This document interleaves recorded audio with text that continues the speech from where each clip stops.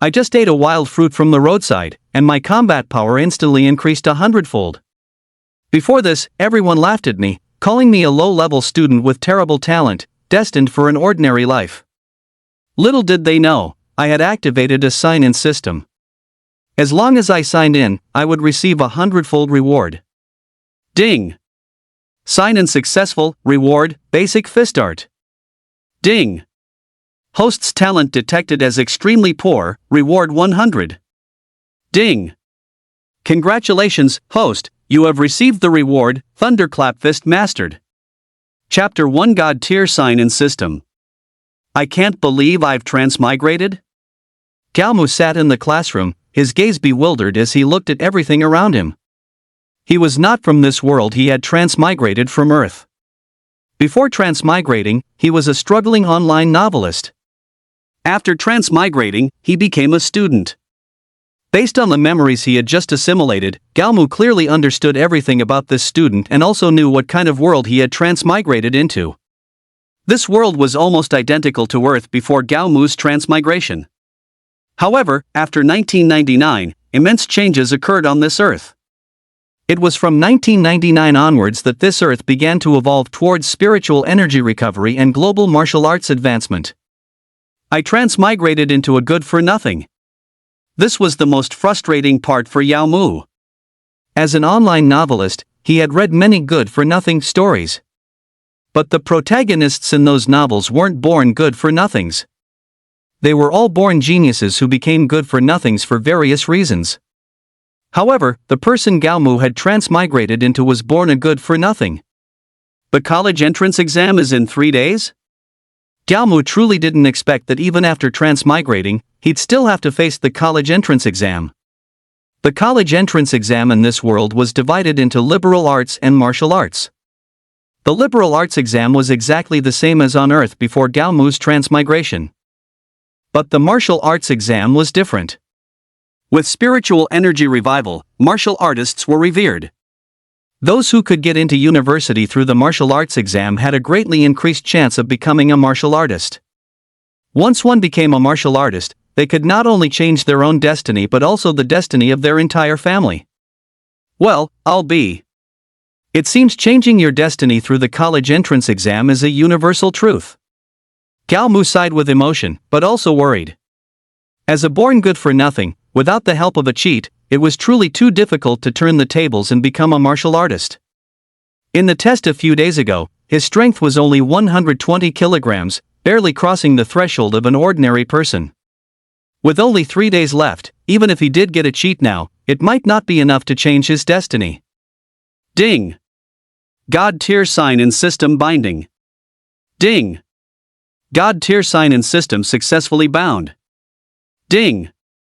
Due to host's talent being detected as good-for-nothing, each sign-in reward 100. Ding! New sign-in location updated. Please proceed to the first middle school of Langya Base City to sign in. The mechanical sound ringing in his mind jolted Gao Mu's somewhat decadent spirit. System. Gao Mu hadn't expected the system to suddenly appear just as he was about to accept the cruel reality. The system's appearance signaled that Gao Mu's path to a comeback was about to begin. Sign in. Ding. Check-in successful. Reward received, body tempering fruit 100. Ding. New check-in location updated. Please proceed to the school's training room to check in. The reward of 100 body tempering fruits filled Gao Mu with delight. Talent for trash, it's truly amazing. Looking at the 100 body tempering fruits in his backpack, Gao Mu chuckled hee hee. It's worth noting that although body tempering fruits are the most common exotic fruits, their individual price of 100,000 makes them unattainable for ordinary families. For an ordinary family like Gao Mu's, the combined income of his parents for a year is less than 100,000. One fruit costs 100,000, so 100 fruits are 10 million. Should I sell these body tempering fruits for money? The temptation of 10 million was truly overwhelming for someone as ordinary as Gao Mu, both before and after his transmigration. Strength is the real power. Gao Mu forcefully suppressed the urge in his heart and mused, once I have strength in the future, 10 million will be nothing. Resisting the temptation, Galmu glanced left and right. Seeing that no one was paying attention to him, he directly took a body-tempering fruit from his backpack and popped it into his mouth. The exotic fruit, upon entering his mouth, instantly turned into a liquid and flowed into Galmu's body. A warm current began to circulate within Galmu's body. Soon, Galmu felt that he was somewhat different. Has my strength increased? Galmu clenched his fist. One more. Galmu furtively threw another body-tempering fruit into his mouth. In just one short hour, Galmu devoured all these exotic fruits worth 10 million. Doesn't taste great. Although exotic fruits can enhance strength, their taste was truly nothing to write home about. I wonder how much my strength has grown now. God tier check-in system. Host, Galmu. Strength, 1,120 kilograms. Realm, Bronze 1 star. Skills, none. Available check-in locations, first middle school training room. The sudden appearance of the system interface made Galmu's eyes widen. I've become a martial artist? Galmu raised his hand and slapped himself. The crisp sound of the slap echoed, and everyone else in the classroom cast strange glances at Galmu. It hurts. Galmu ignored the stares of those around him. After confirming that he wasn't dreaming, a wave of ecstasy surged through him. Martial artists, in this world, were exalted beings. With a global population of 70 billion, only 1 in 100,000 people had the chance to become a martial artist. In other words, Galmu had now surpassed 99% of the world's population. An 18-year-old bronze martial artist, I guess I'm the first of my age group in this Langya-based city now. Galmu was ecstatic. The system's generous sign-in rewards made Galmu's heart stir. If the first sign-in reward is so generous, won't the subsequent rewards be even better? He was already thinking about going to the training room to sign in after school. Time flew by, and soon it was dismissal. Galmu grabbed his pre-packed backpack and was the first to rush out of the classroom. The training room was behind the school. Perhaps because it was after school, the training room door was locked. Uncle. Galmu's eyes were truly sharp. He found the security guard responsible for the training room. Could you open the training room door for me? I left something inside. No.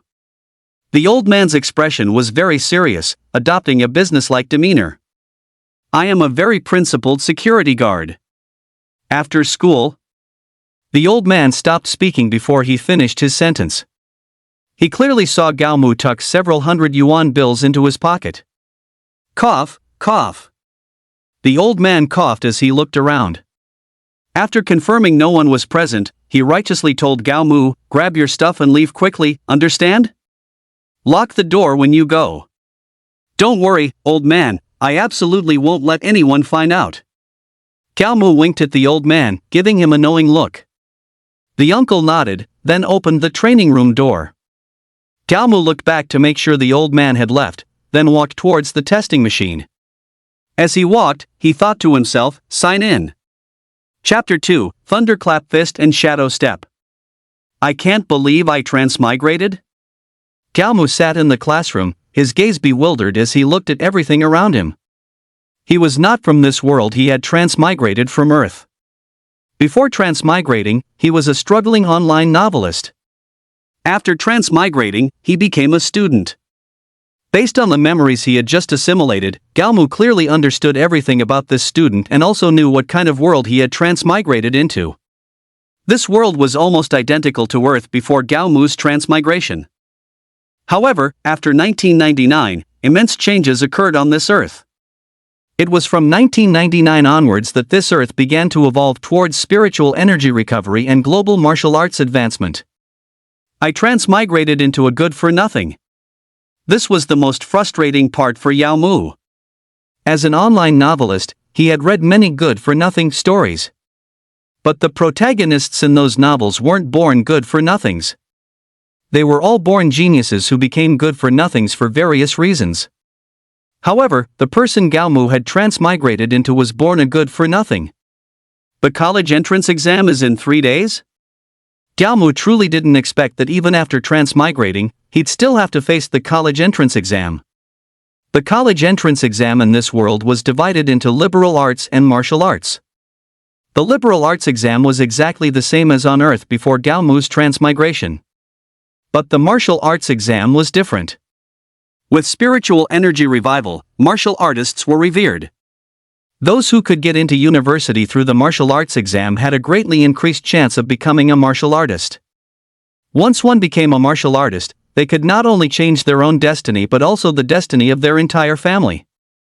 Well, It seems changing your destiny through the college entrance exam is a universal truth. Gao Mu sighed with emotion, but also worried. As a born good-for-nothing, without the help of a cheat, it was truly too difficult to turn the tables and become a martial artist. In the test a few days ago, his strength was only 120 kilograms, barely crossing the threshold of an ordinary person. With only 3 days left, even if he did get a cheat now, it might not be enough to change his destiny. Ding! God tier sign in system binding. Ding! God tier sign in system successfully bound. Ding! Due to host's talent being detected as good for nothing, each sign in reward 100. Ding! New sign in location updated. Please proceed to the first middle school of Langya Base City to sign in. The mechanical sound ringing in his mind jolted Gao Mu's somewhat decadent spirit. System. Gao Mu hadn't expected the system to suddenly appear just as he was about to accept the cruel reality. The system's appearance signaled that Gao Mu's path to a comeback was about to begin. Sign in. Ding. Check-in successful. Reward received, body tempering fruit 100. Ding. New check-in location updated. Please proceed to the school's training room to check in. The reward of 100 body tempering fruits filled Gao Mu with delight. Talent for trash, it's truly amazing. Looking at the 100 body tempering fruits in his backpack, Gao Mu chuckled hee. It's worth noting that although body tempering fruits are the most common exotic fruits, their individual price of 100,000 makes them unattainable for ordinary families. For an ordinary family like Gao Mu's, the combined income of his parents for a year is less than 100,000.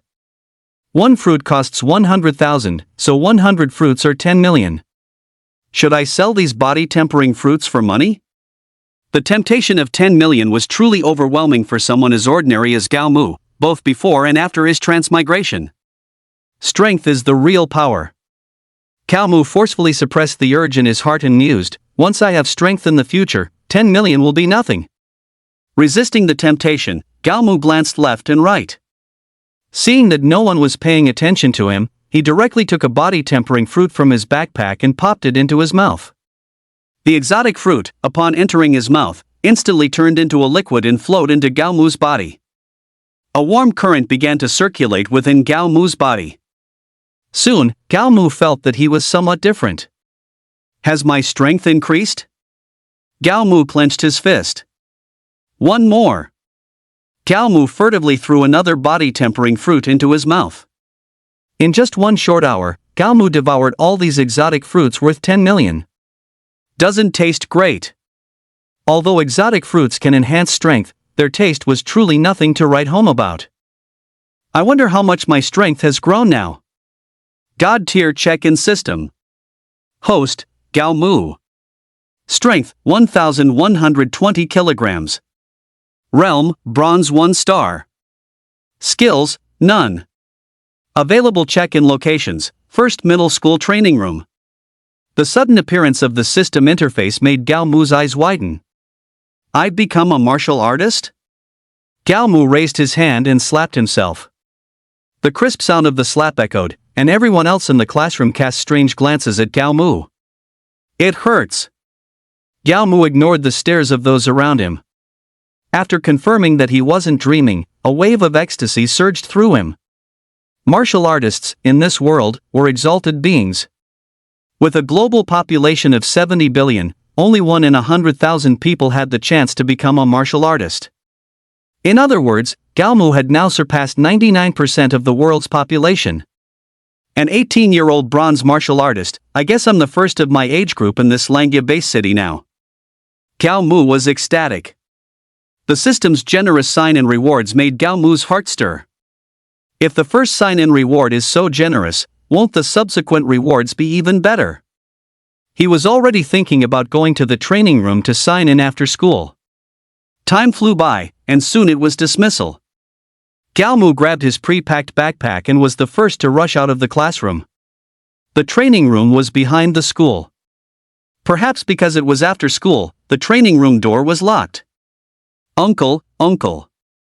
Gao Mu's eyes were truly sharp. He found the security guard responsible for the training room. Could you open the training room door for me? I left something inside. No. The old man's expression was very serious, adopting a businesslike demeanor. I am a very principled security guard. After school? The old man stopped speaking before he finished his sentence. He clearly saw Gao Mu tuck several hundred yuan bills into his pocket. Cough. The old man coughed as he looked around. After confirming no one was present, he righteously told Gao Mu, grab your stuff and leave quickly, understand? Lock the door when you go. Don't worry, old man, I absolutely won't let anyone find out. Gao Mu winked at the old man, giving him a knowing look. The old man nodded, then opened the door to the training room. Gao Mu looked back to make sure the old man had left, then walked towards the testing machine. As he walked, he thought to himself, sign in. Chapter 3 Invitation from Jidao Martial Arts Hall. Ding! Sign in successful. Reward obtained, Basic Fist Techniques 100. Ding! Due to the common uselessness of skill-type rewards, you are hereby rewarded, Thunderclap Fist Mastered. Ding! A new sign-in location has been updated. Please proceed to the Jidao Martial Arts Hall branch to sign in. In this world, skills are divided into 5 stages: beginner, proficient, expert, minor mastery, and mastered. To train a skill to the mastered stage can take anywhere from 3 to 5 years, or even 10 years. Some skills, no matter how much effort is put in, can never reach the mastered stage in a lifetime. Yet, with just one sign-in, Gao Mu achieved a level that others might struggle to reach after 10 years of hard work, or even a lifetime of effort. This system is really awesome. Gao Mu, having received the new skill, did not immediately use it. He sat down before the test, closed his eyes, and began to comprehend the Thunderclap Fist. Thunderclap Fist is an exclusive martial art of the Jidao Martial Arts Hall. Once this fist technique is cultivated to the mastered stage, both the speed and power of punches will be greatly enhanced. After comprehending for a while, Gao Mu slowly opened his eyes. Ha! He stood firm, let out a shout, and punched the testing machine. 1680 kg. Numbers flashed on the testing machine. Looking at the number, Gao Mu gasped. This Thunderclap Fist is too terrifying. Gao Mu's base strength was 1,120 kilograms, and with the Thunderclap Fist, he hit 1,680 kilograms. This means that the mastered Thunderclap Fist increased Gao Mu's punching power by 50%. This 50% increase felt incredibly terrifying to Gao Mu. After a slight hesitation, he punched the testing machine again. This time, he did not use the Thunderclap Fist. 1120 kg. The power displayed this time was exactly the same as the power shown on the system interface. Awesome! Gao Mu roared in a low voice. He went from being a useless person to a bronze martial artist in less than a day. Anyone in his shoes would feel incredibly thrilled by such an event. After testing his strength and new skill, Gao Mu left the training room with satisfaction, not forgetting to lock the door behind him. Xingdu Garden, a certain building. As the principal of First High School, it's not surprising that Xinjun could afford a house here. After all, he himself was also a martial artist. He had just returned home and was about to wash his hands for dinner when his phone rang. He saw the caller ID and frowned. As soon as the call connected, he began to scold, "Haven't I told you a million times not to call me after I get off work?" The person calling was the vice principal of First High School. This vice principal, who was imposing in front of ordinary people, could only take a scolding in front of Xinjun. After Xinjun finished scolding, the vice principal cautiously said, "Someone just used the strength testing machine in the training room." The vice principal hadn't finished speaking when Shinjun interrupted him, very displeased. Haven't I said that no one is allowed into the training room after school? Do you know how expensive that strength testing machine is? What if someone breaks it? Shinjun, being in a high position, really had a knack for lecturing people. The vice principal obviously knew Shinjun's character, and after he finished speaking, quickly added, the number 3 strength testing machine fed 2 data points back to my office. The first data point was 1,680 kilograms, and the second was 1,120 kilograms. Shinjun's scolding words were already at his throat, but upon hearing the vice principal's words, he swallowed them all back. He widened his eyes and said with a shocked expression, "Are you sure?" "I'm sure." The vice principal, at this moment, also gained some confidence. "I've checked carefully, there's no mistake. Wait for me, I'm going back to school right now." Shinjun, who usually refused to go back to school once he was off work, immediately rushed to school without delay. As a principal and also a martial artist, he knew better than anyone what these 2 numbers represented. "Son, how was class today?" In an old residential area in Langya-based city, Gao Mu's mother chatted with Gao Mu, her face full of maternal love.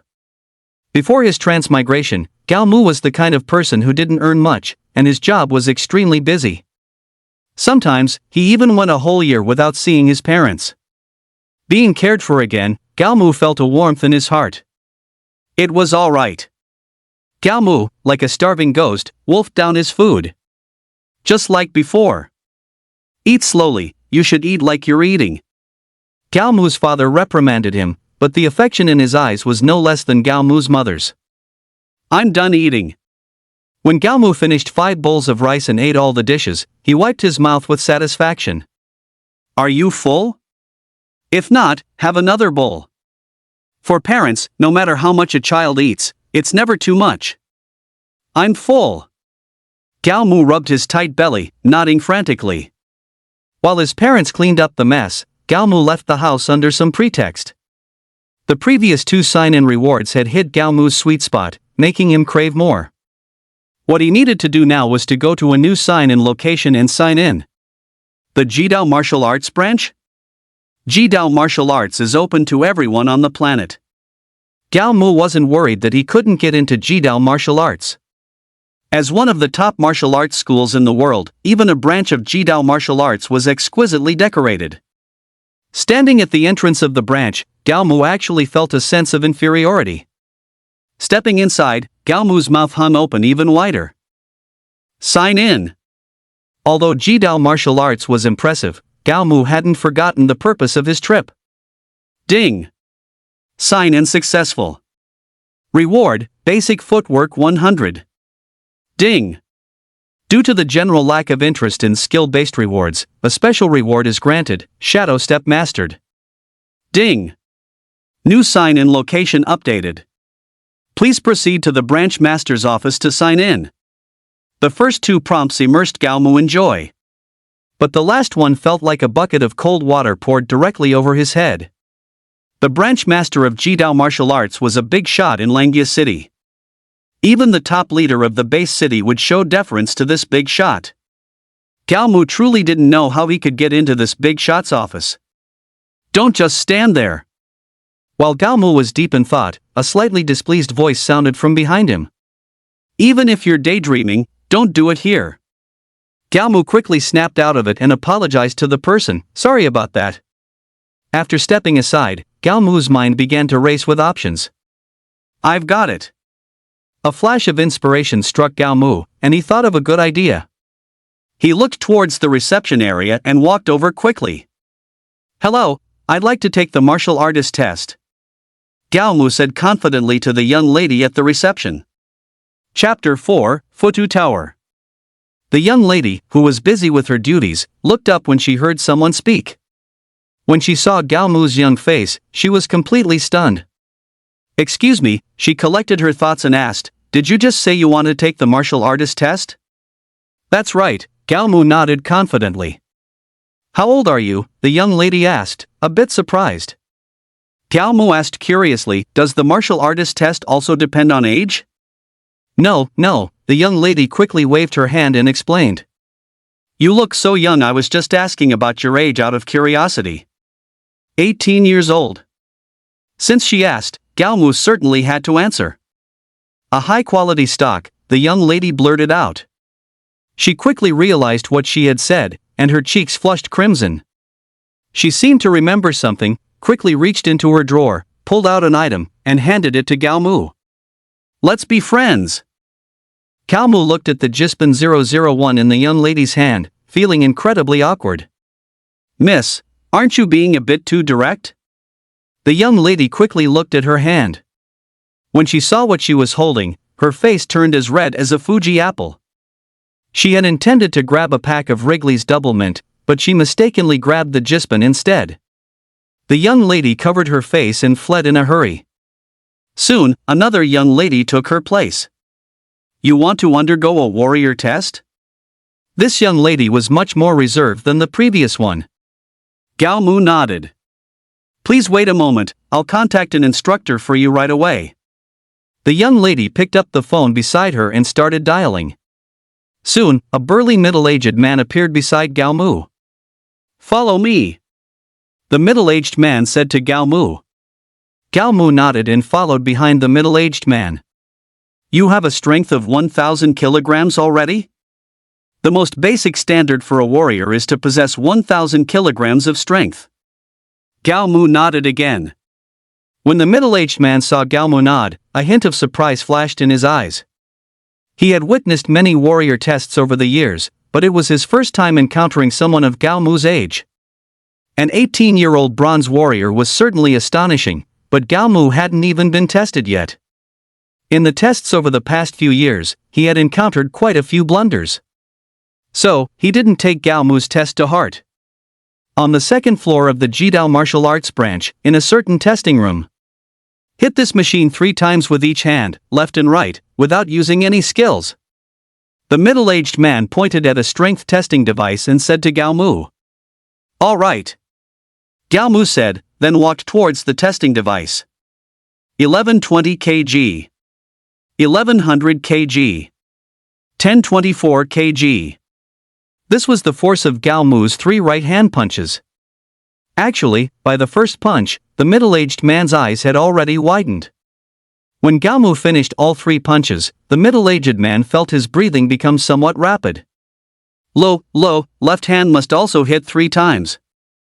Perhaps due to excitement, the middle-aged man stammered as he spoke. 1007. 1002. 1001.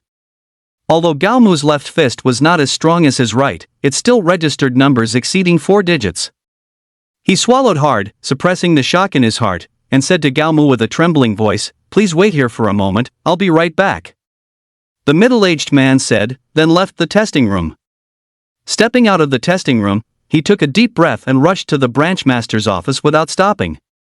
Perhaps due to his internal shock, the middle-aged man actually forgot the rules and barged directly into the master's office without knocking. Sub-curator Lu Tianping was leisurely enjoying his gongfu tea. Seeing his subordinate suddenly burst in, Lu Tianping's brows furrowed tightly, and he shouted, What's the meaning of being so flustered and disheveled? It was only then that the middle-aged man came to his senses. He no longer bothered to apologize and loudly said to Lu Tianping, I just did a martial artist test, and it was a bronze 1-star martial artist. You really haven't seen much of the world. Lu Tianping looked at his subordinate with great dissatisfaction, continuing to scold him. A bronze 1-star martial artist is hardly worth losing your composure over. It seems you don't want your salary this month. No, that's not it. The middle-aged man quickly waved his hands to explain. This bronze 1-star martial artist, he seems to still be a high school student. His age shouldn't exceed 20.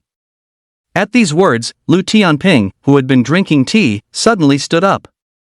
Lu Tianping, usually known for his calm and composed demeanor, could no longer maintain his composure. He quickly walked to the middle-aged man's side, grabbed his shoulders, and excitedly said, shaking him, Take me to see him, quick. For Lu Tianping, as a sub-curator, bronze 1-star martial artists were not uncommon. However, a bronze 1-star martial artist under the age of 20 was extremely rare. From the time he embarked on the path of a martial artist until now, He had only heard of such a thing once or twice. There was even one who was contemporaneous with him. The protagonists of those two instances were now all renowned influential figures. The middle-aged man nodded and led Lu Tianping towards the testing room. Inside the testing room, Gao Mu was boredly playing on his phone. "What's going on?" Gao Mu glanced at the direction of the door and grumbled. "The efficiency of this Jidao Martial Arts Academy is really too low." No sooner had Gao Mu finished grumbling than the door opened. The middle-aged man had returned, and with him was another middle-aged man of similar age. "Let me introduce him." The middle-aged man gestured to Gao Mu. "This is our Jidao Martial Arts Academy sub-curator, Curator Lu Tianping." As soon as Gao Mu heard that this person was Lu Tianping, he quickly stood up. For an influential figure like Lu Tianping, Gao Mu still had to show full respect. "What's your name?" Lu Tianping didn't put on the air of an important figure but asked Gao Mu as if making small talk. "How old are you this year? How many people are in your family?" "My name is Gao Mu, I'm 18 this year, and there are 3 people in my family." Lu Tianping's questions, like he was checking household registration, left Gao Mu momentarily speechless, but since the other person was an influential figure, Gao Mu still answered truthfully. 18 years old. Other information was not important to Lu Tianping, only his age mattered most. When he heard Gao Mu say he was 18, Lu Tianping's eyes widened. It was like an old pervert seeing a woman in white stockings. "Young man."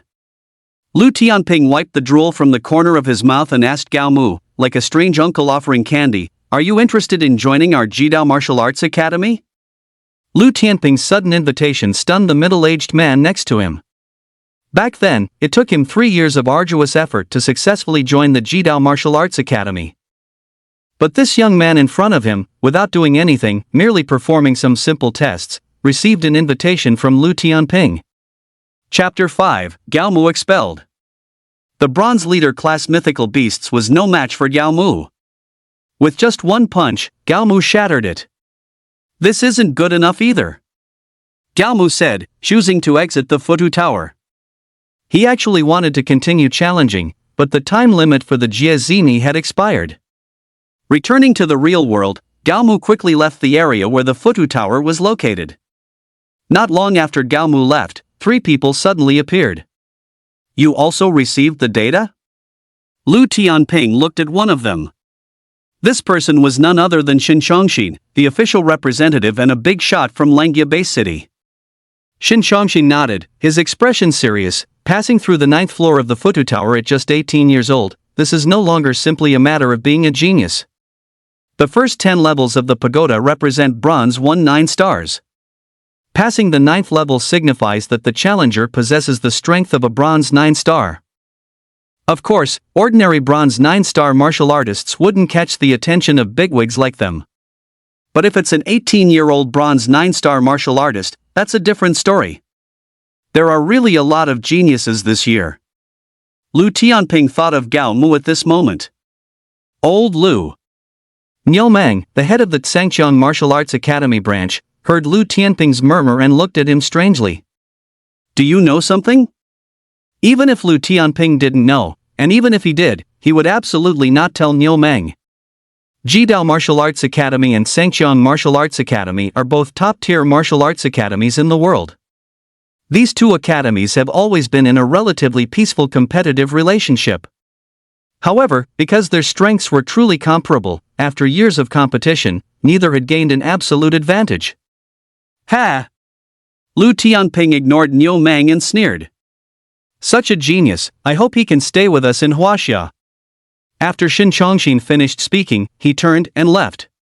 Niu Meng and Lu Tianping exchanged glances and then also departed separately.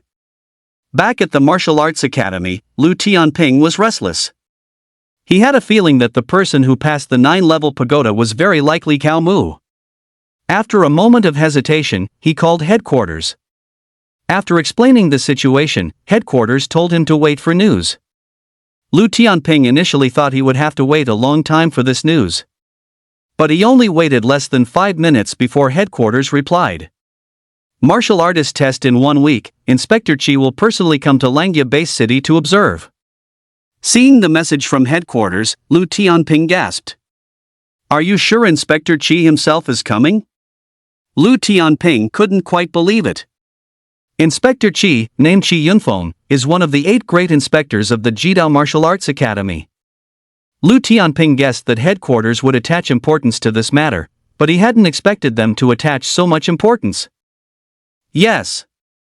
The voice on the other end of the phone was both serious and cold. After hanging up, Lu Tianping still found it hard to accept the reality. He opened the drawer of his desk and pulled out a long-forgotten box of cigarettes. Standing by the window, he lit a cigarette and silently blew out a smoke ring. When Gaomu returned home, it was already night. Sign in. He hadn't forgotten that his new sign-in location was home. Ding. Sign-in successful, reward obtained, heavenly fragrance fruit 100. Ding. New sign-in location updated, please proceed to Linshan Villa to sign in. Heavenly fragrance fruit? Linshan Villa. Gaomu didn't really know what a heavenly fragrance fruit was. But he was very familiar with Linshan Villa. This was a high-end residential area in Langya Base City, and the people living there were all prominent figures. This new sign-in location is a bit troublesome, Gaomu thought to himself as he turned on his computer. He wanted to look up what this heavenly fragrance fruit, which he had just obtained from signing in, actually was. Heavenly fragrance fruit, a rare fruit suitable for bronze martial artists, its strength-enhancing effects vary depending on the consumer's physique. After reading the information about the heavenly fragrance fruit, the corner of Gaomu's mouth curled up, instantly transforming him into a crooked-mouthed dragon king.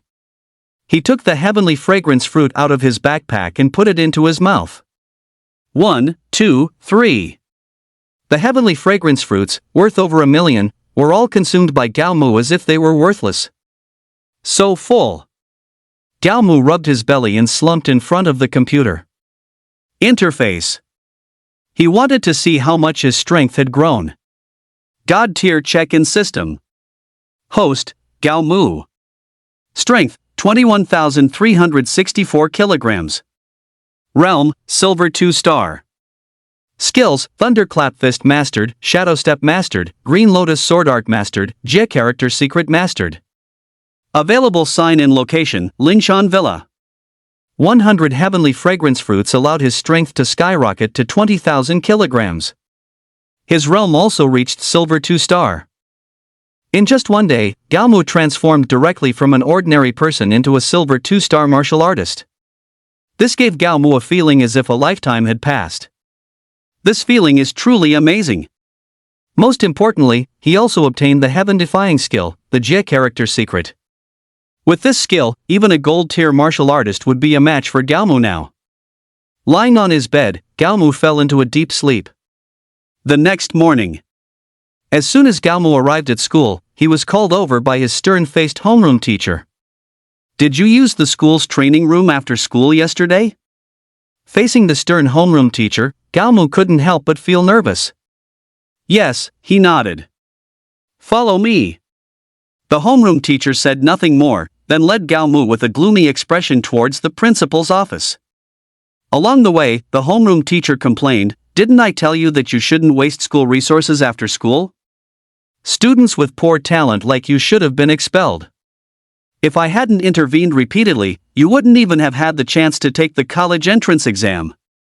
The homeroom teacher's incessant complaints made Gaomu frown. Soon, the two arrived at the principal's office. The homeroom teacher stepped forward and knocked on the door. "Come in." The principal's slightly authoritative voice came from inside the room. The homeroom teacher pushed the door open and entered. Gaomu followed closely behind. Principal. After entering the room, the homeroom teacher spoke first. "I've brought Gaomu to you."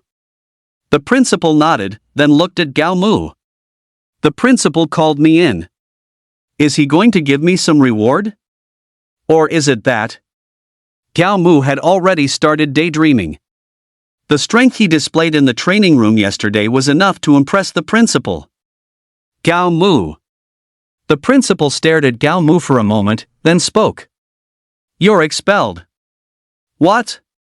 Gao Mu's eyes widened, his face filled with shock. You heard right. The principal completely disregarded Gao Mu's feelings and began his official spiel. After school hours, you use school resources without permission from a school teacher. According to school rules, I have the right to expel you directly. But Gao Mu wanted to offer an explanation. But before he could speak, the door to the principal's office was knocked on again. Chapter 6 Lu Tao. The bronze leader class is kept as it is, as it's a specific term in this context was no match for Gao Mu. With just one punch, Gao Mu shattered it. This isn't good enough either, Gao Mu said, choosing to exit the Futu Tower. He actually wanted to continue challenging, but the time limit for the Jiezini had expired. Returning to the real world, Gao Mu quickly left the area where the Futu Tower was located. Not long after Gao Mu left, 3 people suddenly appeared. You also received the data? Lu Tianping looked at one of them. This person was none other than Shin Chongxin, the official representative and a big shot from Langia Base City. Shin Chongxin nodded, his expression serious, passing through the 9th floor of the Futu Tower at just 18 years old. This is no longer simply a matter of being a genius. The first 10 levels of the pagoda represent bronze 9 stars. Passing the 9th level signifies that the challenger possesses the strength of a bronze 9 star. Of course, ordinary bronze 9-star martial artists wouldn't catch the attention of bigwigs like them. But if it's an 18-year-old bronze 9-star martial artist, that's a different story. There are really a lot of geniuses this year. Lu Tianping thought of Gao Mu at this moment. Old Lu. Niu Meng, the head of the Tsangqiang Martial Arts Academy branch, heard Lu Tianping's murmur and looked at him strangely. Do you know something? Even if Lu Tianping didn't know, and even if he did, he would absolutely not tell Niu Meng. Jidao Martial Arts Academy and Tsangqiang Martial Arts Academy are both top-tier martial arts academies in the world. These 2 academies have always been in a relatively peaceful competitive relationship. However, because their strengths were truly comparable, after years of competition, neither had gained an absolute advantage. Ha! Lu Tianping ignored Niu Meng and sneered. Such a genius, I hope he can stay with us in Huaxia. After Shin Chongxin finished speaking, he turned and left. Niu Meng and Lu Tianping exchanged glances and then also departed separately. Back at the Martial Arts Academy, Lu Tianping was restless. He had a feeling that the person who passed the 9-level pagoda was very likely Gao Mu. After a moment of hesitation, he called headquarters. After explaining the situation, headquarters told him to wait for news. Lu Tianping initially thought he would have to wait a long time for this news. But he only waited less than 5 minutes before headquarters replied. Martial artist test in 1 week, Inspector Qi will personally come to Langia Base City to observe. Seeing the message from headquarters, Lu Tianping gasped. Are you sure Inspector Qi himself is coming? Lu Tianping couldn't quite believe it. Inspector Qi, named Qi Yunfeng, is one of the 8 great inspectors of the Jidao Martial Arts Academy. Lu Tianping guessed that headquarters would attach importance to this matter, but he hadn't expected them to attach so much importance. Yes. The voice on the other end of the phone was both serious and cold. After hanging up, Lu Tianping still found it hard to accept the reality. He opened the drawer of his desk and pulled out a long-forgotten box of cigarettes. Standing by the window, he lit a cigarette and silently blew out a smoke ring. When Gao Mu returned home, it was already night. Sign in. He hadn't forgotten that his new sign-in location was home. Ding. Sign-in successful, reward obtained, Heavenly Fragrance Fruit 100. Ding. New sign-in location updated, please proceed to Linshan Villa to sign in. Heavenly Fragrance Fruit? Linshan Villa. Gao Mu didn't really know what a heavenly fragrance fruit was. But he was very familiar with Linshan Villa. This was a high-end residential area in Langia Base City, and the people living there were all prominent figures. This new sign-in location is a bit troublesome, Gao Mu thought to himself as he turned on his computer. He wanted to look up what this heavenly fragrance fruit, which he had just obtained from signing in, actually was. Heavenly fragrance fruit, a rare fruit suitable for bronze martial artists. Its strength-enhancing effects vary depending on the consumer's physique. After reading the information about the heavenly fragrance fruit, the corner of Gao Mu's mouth curled up, instantly transforming him into a crooked-mouthed dragon king. He took the heavenly fragrance fruit out of his backpack and put it into his mouth. 1, 2, 3. The heavenly fragrance fruits, worth over 1 million, were all consumed by Gao Mu as if they were worthless. So full. Gao Mu rubbed his belly and slumped in front of the computer. Interface. He wanted to see how much his strength had grown. God tier check-in system. Host, Gao Mu. Strength, 21,364 kilograms. Realm, Silver 2-star. Skills, Thunderclap Fist mastered, Shadow Step mastered, Green Lotus Sword Art mastered, Jia Character Secret mastered. Available sign and location, Linshan Villa. 100 heavenly fragrance fruits allowed his strength to skyrocket to 20,000 kilograms. His realm also reached Silver 2-star. In just one day, Gao Mu transformed directly from an ordinary person into a Silver 2-star martial artist. This gave Gao Mu a feeling as if a lifetime had passed. This feeling is truly amazing. Most importantly, he also obtained the heaven-defying skill, the Jia Character Secret. With this skill, even a gold-tier martial artist would be a match for Gao Mu now. Lying on his bed, Gao Mu fell into a deep sleep. The next morning. As soon as Gao Mu arrived at school, he was called over by his stern-faced homeroom teacher. "Did you use the school's training room after school yesterday?" Facing the stern homeroom teacher, Gao Mu couldn't help but feel nervous. "Yes," he nodded. "Follow me." The homeroom teacher said nothing more, then led Gao Mu with a gloomy expression towards the principal's office. Along the way, the homeroom teacher complained, "Didn't I tell you that you shouldn't waste school resources after school? Students with poor talent like you should have been expelled. If I hadn't intervened repeatedly, you wouldn't even have had the chance to take the college entrance exam." The homeroom teacher's incessant complaints made Gao Mu frown. Soon, the two arrived at the principal's office. The homeroom teacher stepped forward and knocked on the door. "Come in." The principal's slightly authoritative voice came from inside the room. The homeroom teacher pushed the door open and entered. Gao Mu followed closely behind. "Principal." After entering the room, the homeroom teacher spoke first. "I've brought Gao Mu to you." The principal nodded, then looked at Gao Mu. "The principal called me in. Is he going to give me some reward? Or is it that?" Gao Mu had already started daydreaming. The strength he displayed in the training room yesterday was enough to impress the principal.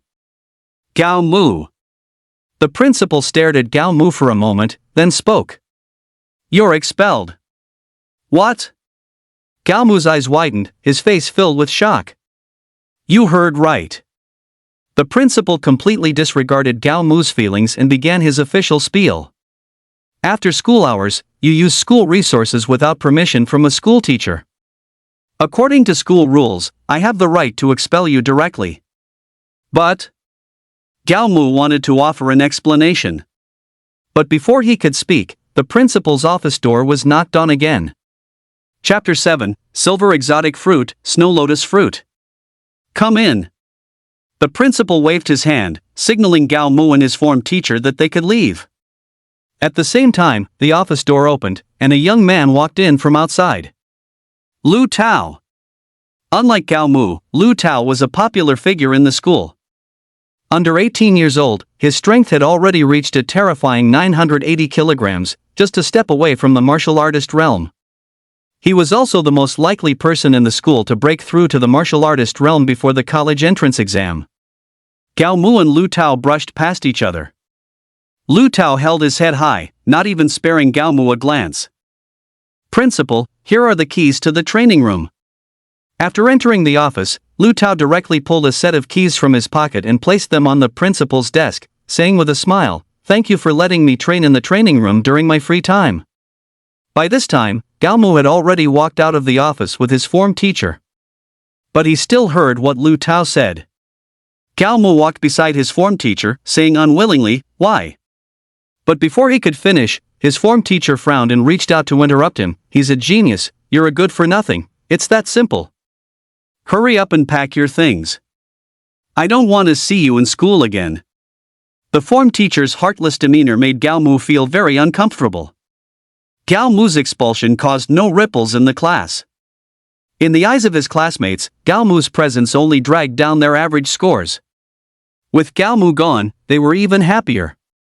Standing at the school gate, Gao Mu, who had lived 2 lives, quickly adjusted his mindset. In this era, the college entrance exam was indeed a path, but not the only one. As a Silver Realm expert, even without the college entrance exam, he still had a bright future. Having understood this, Gao Mu didn't rush home but prepared to go to Linshan Villa for a check-in.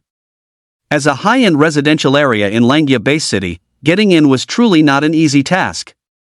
Gao Mu lingered around the community entrance for a long time before finally finding an opportunity. Uncle Lee, Uncle Lee. Gao Mu waved at a small truck that was about to enter the community. The truck driver was slightly startled, then quickly recognized Gao Mu. What are you doing here? I want to go in. Gao Mu pointed at Linshan Villa Estate and quietly said to Uncle Lee. Uncle Lee smiled and nodded, then get in my car. Uncle Lee was a colleague of Gao Mu's father, both worked for a moving company. Sitting in Uncle Lee's car, Gao Mu successfully entered the Linshan Villa Estate. Don't run around, Uncle Lee instructed Gao Mu after dropping him off. The security in this community is very tight. Gao Mu nodded, then thanked Uncle Lee. After getting out of the car, Gao Mu chose to sign in. Ding! Sign in successful. Reward obtained, Indestructible Diamond Divine Skill. Ding! As most skill-type rewards are unintentional, special reward, Indestructible Diamond Divine Skill Mastered. Ding! New sign-in location updated. Please proceed to Villa number 12 in Linshan Villa Estate to sign in. The new sign-in reward made Gao Mu's mouth curve into a wide smile. Having lived 2 lives, he naturally knew what the Indestructible Diamond Divine Skill was. With this skill, won't I be invincible from now on? This skill was a super skill that combined both offense and defense. Villa number 12, right? After his moment of joy, Gao Mu didn't forget his new sign-in location. Following the guidance, he quickly found Villa number 12. Outside Villa number 12, a group of people were moving items from a car into the villa. One of them was Gao Mu's father. Just as Gao Mu was about to step forward and greet his father, he saw Lu Tao suddenly walk out of the villa. Old man, you're moving things too slowly. Can't you hurry up? Lu Tao walked up to Gao Mu's father and immediately started scolding him. Gao Mu's father lowered his head, not arguing, and merely sped up his moving pace. Seeing this scene, Gao Mu felt a pang of sadness in his heart. Bang! Just as Gao Mu was feeling heartbroken, the sound of something shattering suddenly rang out. Gao Mu looked towards his father's direction, only to see him standing dumbfounded, looking as lost as a child who had made a mistake. Slap! Lu Tao walked directly up to Gao Mu's father, raised his hand, and slapped him. The slap was heavy, directly knocking Gao Mu's father to the ground. Can you even do anything right, you f-ing idiot? Do you know how much this thing costs? Even if you sold yourself, you couldn't afford to pay for it. Lu Tao angrily pointed at Gao Mu's father's nose and cursed. Seeing this scene, Gao Mu's anger shot straight to the top of his head. He moved with a gust of wind under his feet, rushing straight towards Lu Tao. Slap! Lu Tao didn't even notice Gao Mu before he was slapped by him. You dared to hit me. Lu Tao, having come to his senses, stared at Gao Mu with a face full of shock. You useless good-for-nothing dared to hit me. After Lu Tao came to his senses, he recognized Gao Mu at a glance. In school, if you want everyone to know you, you only have 2 paths to take. The first path is to be incredibly outstanding, making everyone look up to you.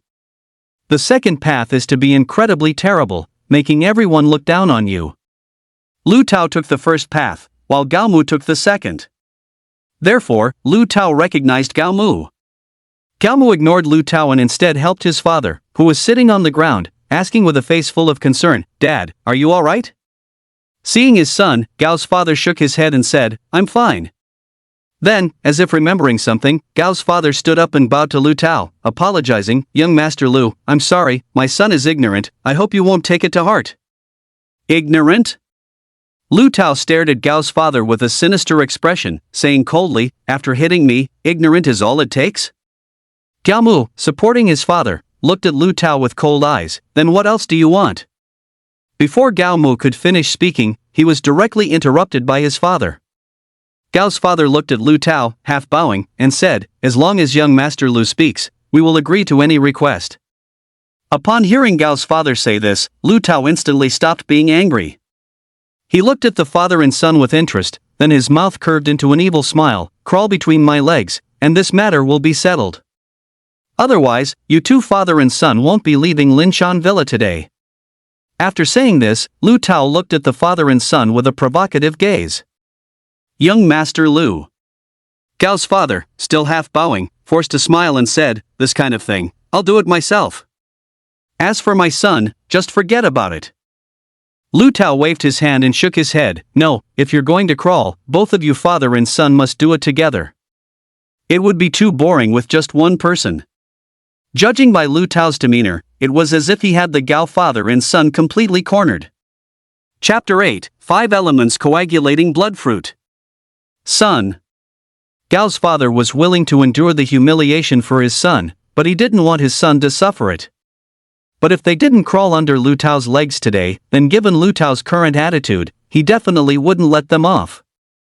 "My family is a martial artist family." Lu Tao saw Gao's father's hesitation and threatened with a chuckle. "You should also be clear about what a martial artist family represents, right?" "I know," Gao's father said with a bitter smile. "Martial artists have privileges in this world. As long as they don't break the law and kill people in a base city. Even if they severely injure an ordinary person, they can pay money to settle the matter." "Dad!"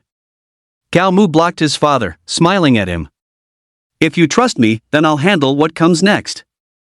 Looking at his son's broad shoulders, Father Gao felt a moment of trance. "When I was little, you protected me. Now that I'm grown up, let me protect you," Gao Mu said softly, without turning his head. "Ha ha ha ha." Gao Mu's heartfelt words were met with Lu Tao's wild mockery. "Playing the loving father-son act with me here? I'll tell you honestly, it's useless." He looked at Gao Mu impatiently, frowning. "Hurry up, my time is precious." Gao Mu turned and nodded to his father, then walked towards Lu Tao. "You talk too much rubbish." As Gao Mu approached Lu Tao, he raised his hand and slapped Lu Tao again. This slap from Gao Mu was very hard, directly knocking out Lu Tao's tooth. The sharp pain from his mouth made Lu Tao lose his mind. "I gave you a chance, but you didn't cherish it. Since that's the case, then don't blame me." Lu Tao, with blood streaming from the corner of his mouth, looked incredibly ferocious. "Where are they? Are they all dead? Get out here, all of you, and kill this bastard for me." Following Lu Tao's furious roar, a group of men in black suits suddenly appeared. If Gao Mu wasn't mistaken, these people should be Lu Tao's bodyguards. Gao Mu could tell that although these people were not martial artists, they were far superior to ordinary people. "Go get him, I'll take responsibility for anything that happens." These people were obedient and all rushed towards Gao Mu.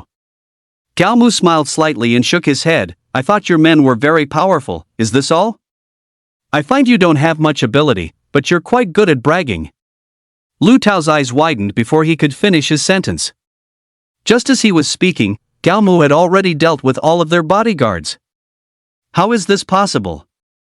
Lu Tao, too shocked, stammered a little. These bodyguards were indeed not martial artists, but their strength was all above 950 kilograms, and they had very rich combat experience. One-on-one, even Lu Tao might not be their match. Yet, such a group of people was quickly dealt with by Gao Mu, which made Lu Tao temporarily unable to accept it. Not only Lu Tao, but Father Gao also found it a bit hard to accept for a moment. "Why don't you come?" Gao Mu, who had easily dealt with the bodyguards, turned his gaze to Lu Tao. Gao Mu's slightly disdainful look made Lu Tao extremely unhappy. But reason told him that he was definitely no match for Gao Mu in a one-on-one fight. "Brother Gao Mu, why are you here?" Just as the two were facing off, Lu Tianping's slightly surprised voice came from not far away. Master Lu. Gao Mu turned and bowed to Lu Tianping. Lu Tianping was a big shot in Langya Bay City, and such an important figure deserved proper respect. Lu Tao's heart immediately rose to his throat when he saw Gao Mu and Lu Tianping greeting each other. What are you doing here? Lu Tianping walked up to Gao Mu, a short distance away, and chatted with him, smiling. Their manner was as if they were old friends who hadn't seen each other in a long time. Just hanging out, Gao Mu said with a smile.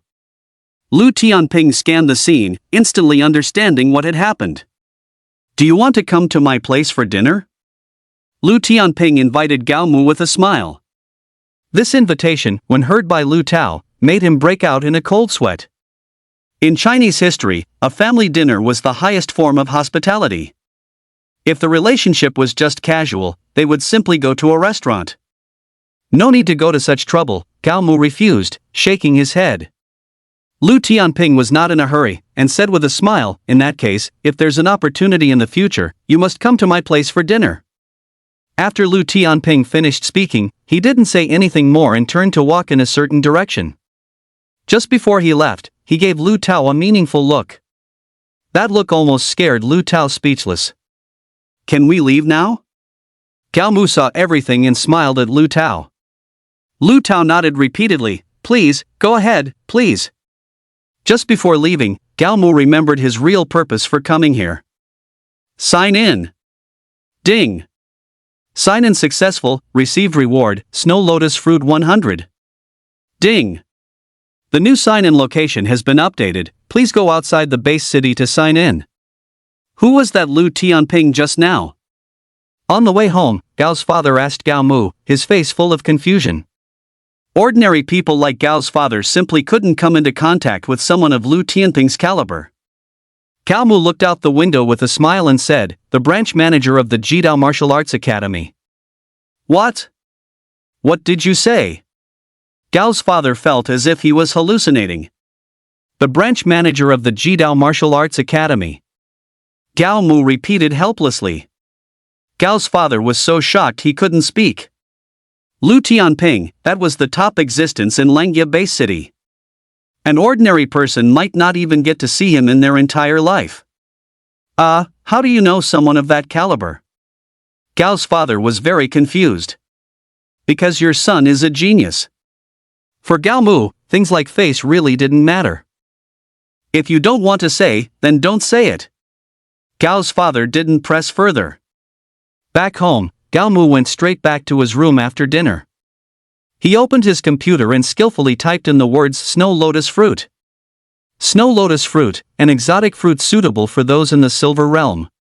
The effects vary depending on the individual's physique. Gao Mu held the pristine, apple-like exotic fruit in his hand, feeling a bit hesitant. One of these fruits costs about 10 million. 100 fruits would be 1 billion. Gao Mu no longer dared to think further. Sell it? Or eat it himself? This was a question worth pondering. What's the use of having more money? In this world, strength is king. After understanding this point, Gao Mu began to feast. 100 snow lotus fruits were devoured by Gao Mu as if they cost nothing. Awesome!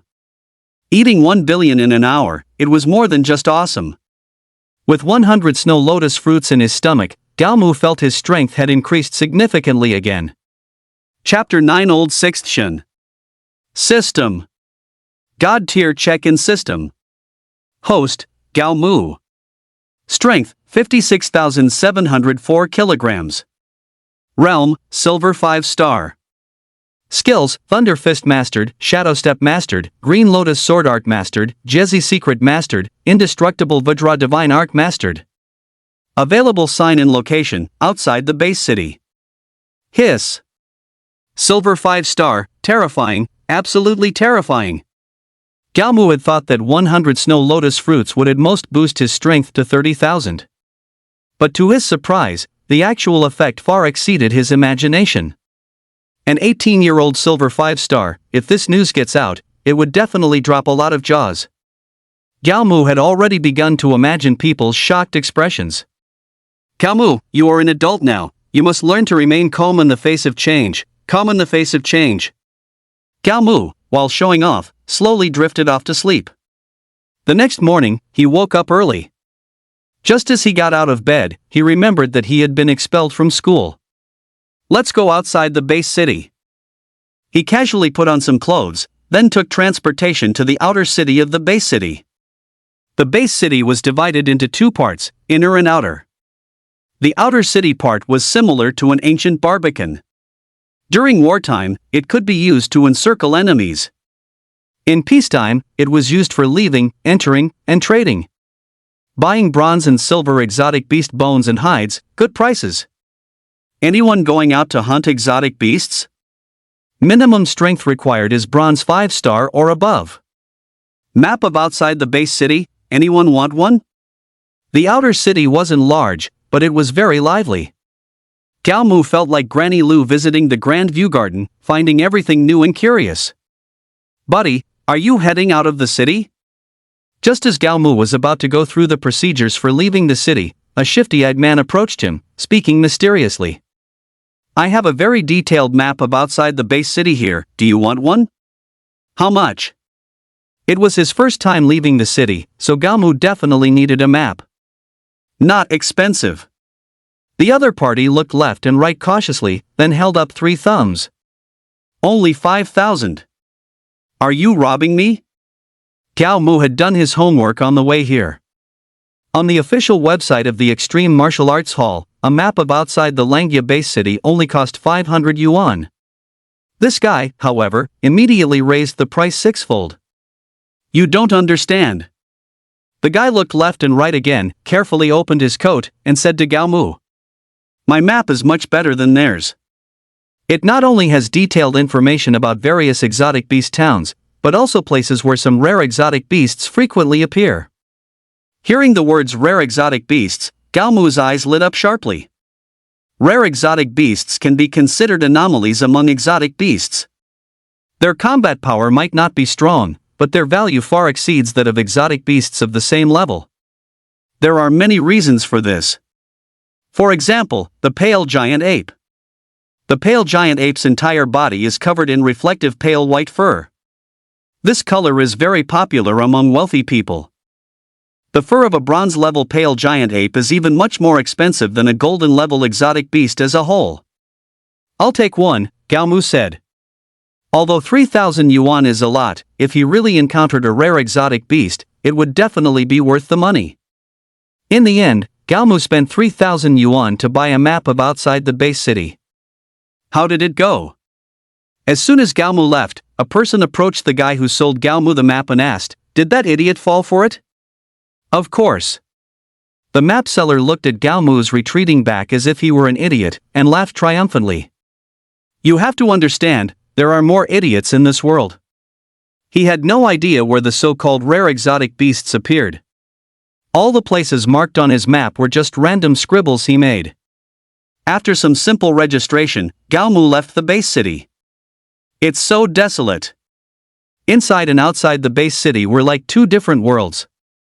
Outside the base city, as far as the eye could see, there were only crumbling walls, dilapidated ruins, and withered vines on old trees. For Mu, who was leaving the city for the first time, in addition to curiosity, there was more panic in his heart. No exotic beasts will suddenly jump out, right? No one will come to kill me, right? After walking a few steps nervously, Mu's emotions gradually calmed down. Sign in. Ding. Sign in successful, reward, 5-element blood coagulating fruit 100. Ding. A new sign-in location has been updated, please proceed to Ningyuan Town to sign in. After signing in, Mu did not choose to leave immediately. Instead, he took out his phone first. He wanted to check the effects of the 5-element blood coagulating fruit while there was still signal.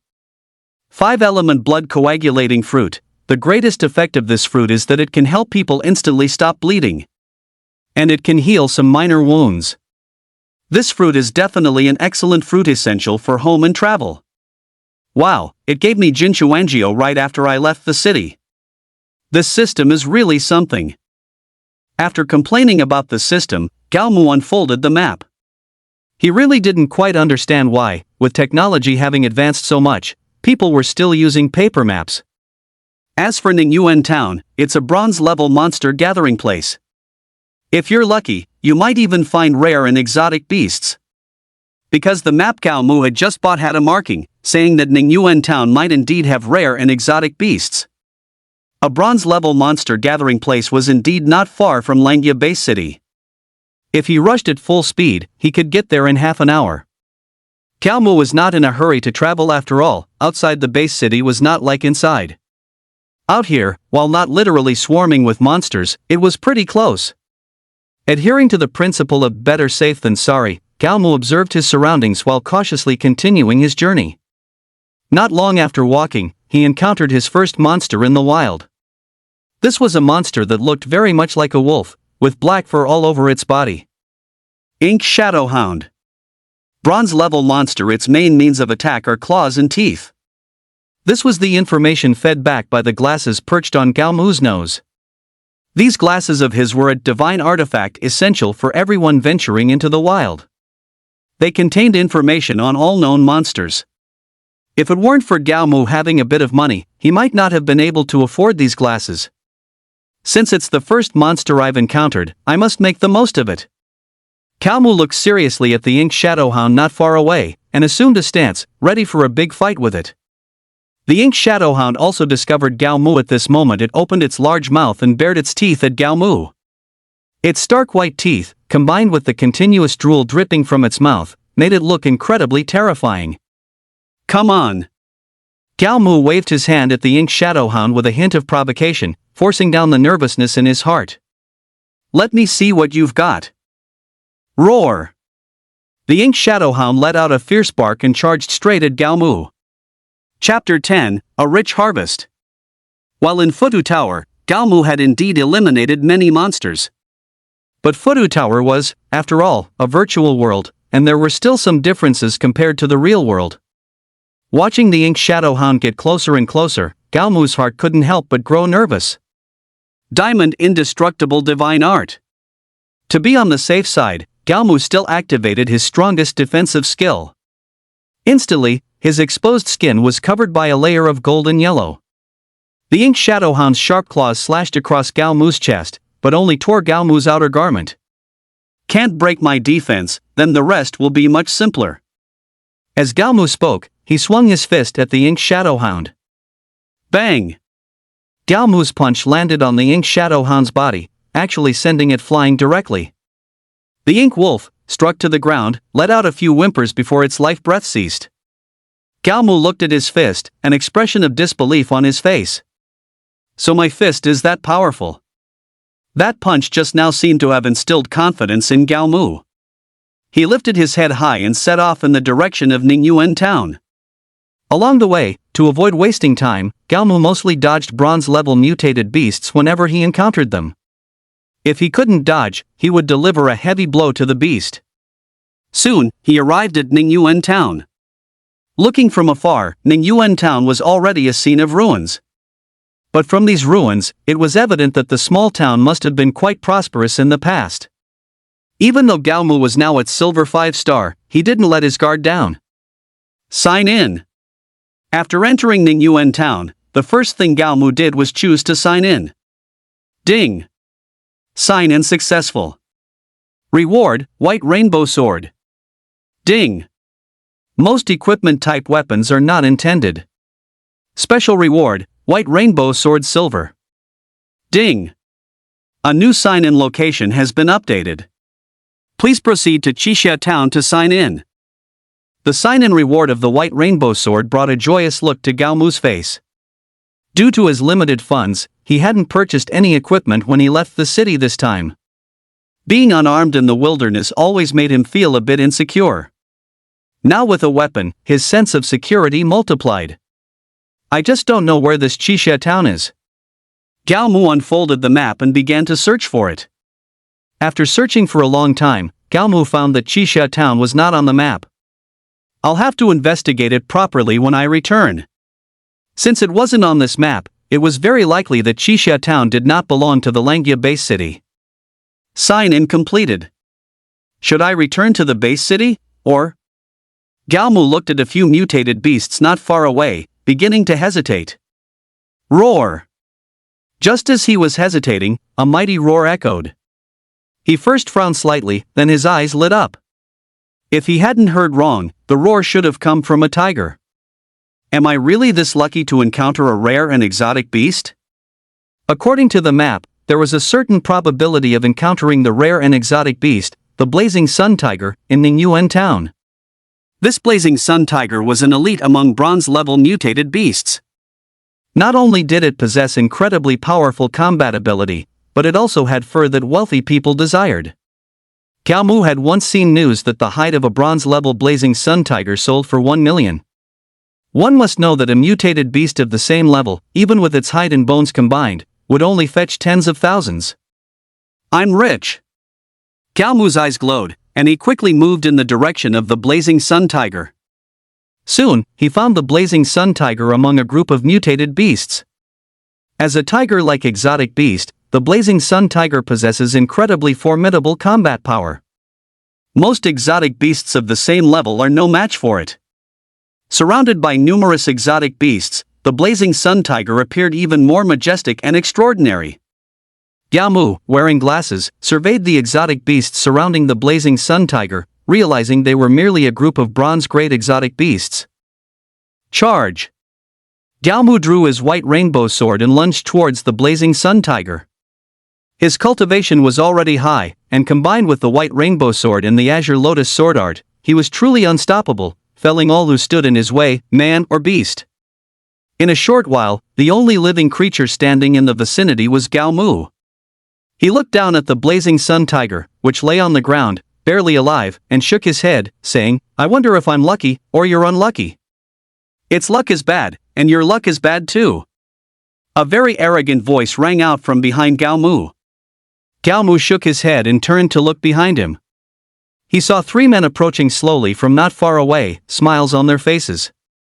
Among the 3, the leader was a scar-faced man with a knife scar on his face. He carried a large saber on his shoulder, and his bare upper body was covered in various scars. Boss, our luck is really good, we actually found a blazing sun tiger that's already dead. TSK, 1 million, we'll get rich if we sell it. We've been searching in the wilderness for so long, and we finally found one. The 2 men behind Scarface had fiery, frighteningly greedy eyes. Are you leaving by yourself? Or shall I send you away? Scarface stopped less than 5 meters from Galmu, then planted the large saber from his shoulder into the ground. The great saber hit the ground, kicking up a cloud of dust. Galmu narrowed his eyes at the 3 men, remaining silent. Theoretically, the laws within the base city also applied outside the base city. However, due to a lack of oversight, the law sometimes didn't work outside the base city. As long as you didn't go too far, the regulators almost always turned a blind eye. This is what I hunted. Galmu gripped the white rainbow sword in his hand and looked at Scarface. Boss. Just as Scarface was about to speak, one of the men next to him poked him and pointed at Galmu's white rainbow sword. A silver-grade equipment, its value isn't low either. After being reminded by his subordinate, Scarface finally noticed the white rainbow sword in Galmu's hand. Excellent, today I, Shinlaolu, am destined to get rich. Upon hearing the name Shinlaolu, Galmu's expression suddenly became interesting. If he remembered correctly, this Shinlaolu was a notorious figure. His cultivation had reached the silver realm, but he didn't want to get rich by hunting exotic beasts. In his opinion, hunting exotic beasts was far less easy and free than hunting martial artists. He and his 2 subordinates roamed the wilderness year-round, acquiring money by hunting rare exotic beasts and martial artists. Because his own cultivation was not low, coupled with his extremely sharp intuition, the base city had sent people to encircle and suppress him many times, but all ended in failure. To prevent him from continuing to harm the warriors of the base city, Langya Base City offered a bounty of 10 million. As long as you bring his head to the base city hall, you can claim the 10 million bounty. Is that so? Galmu's mouth curved upward, and his eyes glinted menacingly. Are you sure you're the one getting rich today, and not me? Chapter 11, A Bright Future. Gao Mu's gaze made old Sixshin realize that something was not quite right. Big brother, let me test his depth first. One of old Sixshin's subordinates drew his saber and charged at Gao Mu. Don't! Old Sixshin tried to stop him, but found it was too late. The subordinate had already rushed right in front of Gao Mu. You're asking for death. Gao Mu sneered, then moved lightly, appearing behind the opponent. The white rainbow sword was unsheathed and directly placed across his throat. Before the opponent could even react, the white rainbow sword directly slit his throat. The subordinate dropped the long saber in his hand, tightly clutching his own throat. His eyes widened, his face full of shock, as if he had encountered something unbelievable. Blood continuously oozed through his hands, and he opened his mouth wanting to say something, but found he couldn't make a sound. Bang! Finally, he heavily crashed to the ground, ending his sinful life. Seeing his subordinate instantly killed by Gao Mu, old Sixshin felt his soul tremble. One must know, this subordinate also had a cultivation of silver 1 star. Even when facing masters above silver 3 star, he still had the power to fight. It was only at this moment that old Sixshin truly realized what kind of being he had provoked. Now it's your turn. Gao Mu, killing for the first time, suppressed the nausea in his heart and turned his gaze to old Sixshin. Retreat! Old Sixshin roared, taking his other subordinate, and quickly fled. But Gao Mu had no intention of letting him off so easily. Gao Mu took off, charging forward quickly. The subordinate's cultivation was not as good as old Sixshin's, so he was much slower. Gao Mu approached, directly piercing the subordinate's chest with a sword, giving him a thorough chill. The terrified old Sixshin didn't even look back at his subordinate's death. He just buried his head and ran madly in one direction. We meet again. Gao Mu's ghostly voice sounded in his ear. Old Sixshin trembled in fear, subconsciously swinging his saber at Gao Mu. Gao Mu's figure flickered, directly dodging into old Sixshin's blind spot. At the same time, his white rainbow sword was less than 3 centimeters away from old Sixshin's throat. Don't kill me! Old Shin stopped in his tracks and knelt before Gao Mu. Why? Gao Mu scrutinized old Shin with interest. I can give you money. Discovering Gao Mu was willing to talk to him, old Shin shouted loudly. No matter how much money you want, I can give it to you. Old Shin knew very well that as long as he was alive, money didn't matter. I don't like money. Gao Mu said, swinging his white rainbow sword. The sword's edge swept past, and old Shin perished. Ugh! After killing old Shin, Gao Mu finally couldn't help but vomit. It took nearly 10 minutes of vomiting before Gao Mu straightened up again. Suppressing the nausea in his heart, he began to clean up the battlefield. This knife isn't high grade, it should be bronze level. The most valuable things are old Shin's head and the blazing sun tiger. As for the backpack, I definitely need it. After cleaning up the battlefield, Gao Mu took a quick inventory. Including old Shin's head, his trip to the wilderness this time yielded over 10 million in gains. No wonder so many people want to be martial artists. It turns out being a martial artist is so profitable. As dusk approached, Gao Mu had no intention of lingering in the wilderness. The wilderness at night was far more terrifying than during the day. The new check-in location wasn't on the map, so he decided to return to the base city to look for clues about the new check-in spot. In the outer city of the base city, the vendor who had previously sold the map to Gao Mu approached him at this moment. Buddy, how was your haul this trip? His approach at this moment was purely to annoy Gao Mu. Seeing the vendor, Gao Mu joyfully clasped his hand and said, I still have to thank you a lot. If it weren't for you, I wouldn't have encountered the blazing sun tiger. When it came to annoying people, Gao Mu was quite skilled. Upon hearing the words blazing sun tiger, the vendor's face turned green. Ahem! After 2 awkward coughs, he smiled and cupped his hands at Gao Mu. Do you want me to help you find a buyer?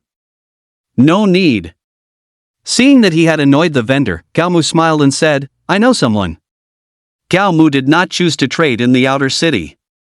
He took transportation directly to Jidao Martial Arts Hall. Oh, young friend Gao Fan, is there something you need me for? Gao Mu's arrival made Lu Tianping very happy. Who is this kid? Why is Curator Lu so happy to see him? I don't know, but I'm sure he's not from Jidao Martial Arts Hall. Even when the base city's top leader came last time, Curator Lu wasn't this enthusiastic. Lu Tianping's enthusiasm for Gao Mu stunned the people around him. Well. Gao Mu stammered. Lu Tianping was a shrewd man. Seeing Gao Mu stammer, he waved his hand and said, "Come to my office with me, it's quiet there." Upon arriving at Lu Tianping's office, Lu Tianping personally brewed a cup of tea for Gao Mu. One must know that even when the head of the base city came last time, it was the secretary who brewed the tea. Speak. Lu Tianping settled himself steadily, picking up a cup of tea and saying, "What do you need me for?" "I'd like you to help me deal with some things." Gao Mu still had the courtesy he should. "What things?" Lu Tianping raised a hand, motioning for Gao Mu to lay them out. Gao Mu directly opened his backpack and took out the blazing sun tiger hide and old Sixshin's head. Put. The tea Lu Tianping had just taken a sip of was immediately spit out. Having been in a high position for many years, it had been a long time since he had lost his composure like this. "Lu Tianping was killed by you?" Lu Tianping didn't even bother to wipe his mouth, stepping forward directly to grab Gao Mu's shoulders, asking very excitedly. Since Gao Mu came to Lu Tianping, it proved that Gao Mu trusted him. He nodded. "He tried to snatch my blazing sun tiger hide, so I killed him." Gao Mu spoke calmly, but in Lu Tianping's ears, it was like a thunderclap. He suppressed the excitement in his heart and asked calmly, "Do you know what cultivation level Lu Tianping was?" Gao Mu shook his head, looking utterly bewildered. Could this kid already be in the silver realm? Lu Tianping was startled by his own thought. "You want to dispose of these things?" Lu Tianping asked Gao Mu with a calm expression. Gao Mu still nodded. 15 million, and they're mine. Lu Tianping was generous, directly taking out his card to trade with Gao Mu. Gao Mu was slightly stunned and said, "The value of these things is only about 13 million. You offering 15 million, isn't that?" His words were cut short by Lu Tianping. "Don't dally, let's complete the transaction quickly." Chapter 12, Rules of the Wild. Inside a private training room at the Extreme Martial Arts Hall. Gao Mu held the white rainbow sword, constantly brandishing it. Lotus blossoms condensed and dispersed. Who? After practicing for about 2 hours, Gao Mu finally stopped. Although the skill rewards from signing in were all at the master level, diligent practice was still needed to use them as if they were an extension of his body. These 2 hours gave Gao Mu a deeper understanding of the Azure Lotus sword technique. After a brief summary, Gao Mu left the Extreme Martial Arts Hall. On his way home, Gao Mu was in a very happy mood. The huge sum of 15 million had lifted him out of poverty overnight. "Once I have money, I must first buy a decent house. A house makes a home. This is DNA ingrained in the bones of Chinese people. The second phase of the martial artist test is in 3 days. I'll think about signing in then." The new sign-in location, Xixia Town, is the closest gathering place for exotic beasts to Langya Base City. The Alliance of the Supreme Tao, the Firmament Martial Arts Academy, and the base city jointly developed this place into an exclusive testing ground for martial artists. Unless it's for a martial artist test, this place is not open to the public. Returning home, Gao Mu's parents sat gravely in the house. "What's wrong?" Gao Mu glanced at his father and asked with a smile. "Why so serious?" "Gao Mu, don't be so flippant." His mother stood up, pointing at him and said, "Were you expelled from school?" This. Gao Mu was caught off guard, unsure how to answer for a moment. "What happened?" his father asked in a low voice. Helpless, Gao Mu recounted everything that had happened in the past few days. "You became a martial artist?" Upon hearing that Gao Mu had become a martial artist, both his father and mother's faces were filled with terror. Unlike other parents who hoped for their child's great success, Gao Mu's parents' greatest wish for him was a peaceful and smooth life. That's why his becoming a martial artist terrified his parents so much. Sigh. After a long silence, his mother sighed, "Since you've already become a martial artist, you must be extra careful when you go out into the wilderness from now on." What was done, and his mother could only accept it. The heavy atmosphere made Gao Mu feel very uncomfortable. Dad, Mom. To break the silence, Gao Mu took out a bank card from his pocket and offered it to them. There's 15 million in this card. How much? His father's eyes widened. It was known that his father's monthly income was only a few thousand yuan. 15 million, I earned it today by hunting mutated beasts. Gao Mu didn't intend to tell them some of the truth. You keep this money. After a brief glance at her son, his mother rose and walked towards the bedroom. Before entering, she turned back and said, use this money to buy some equipment. Your dad and I don't earn much, but it's not yet time to spend your money. After glancing at the bank card, his father nodded at Gao Mu, expressing the same attitude as his mother. Back in his room, the more Gao Mu thought about it, the more uneasy he felt. Is this path of being a martial artist the right one for me, or the wrong one? While contemplating, sleepiness overcame Gao Mu, and he fell into a dream. The next morning, Gao Mu got out of bed. His parents had already gone to work, and Gao Mu didn't plan to go into the wilderness today. Instead, he was going to continue training at the Supreme Tao Martial Arts Academy. 3 days flew by in a flash.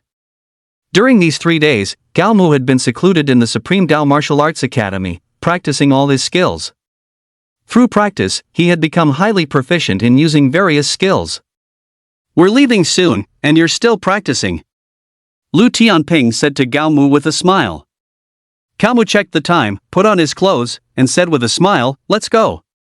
Langia Base City, Langia Square. A group of people were standing in the square, chatting in small groups. Among this group, people of all ages were present. The majority were middle-aged and young adults, while teenagers were the fewest. Shin Chongxin's eyes lit up as he looked at the teenagers in the crowd. For the top leader of this base city, these young people were all symbols of his political achievements. Gao Mu, why are you here? As soon as Gao Mu arrived at the square, Lu Tao recognized him. Seeing Lu Tao, Gao Mu's brows also furrowed. What a small world. Lu Tao walked up to Gao Mu, leaned in and whispered into his ear. During the test later, I'm definitely going to make you regret it. If nothing unexpected happens, you might not even be able to leave Qixia town. After Lu Tao finished his threats, he went off to chat with others. While they were chatting, they occasionally glanced at Gao Mu, as if they were discussing him. Alright everyone, prepare to set off. At this moment, someone shouted. Everyone walked in unison towards a large bus. Not long after the bus left the base city, it stopped.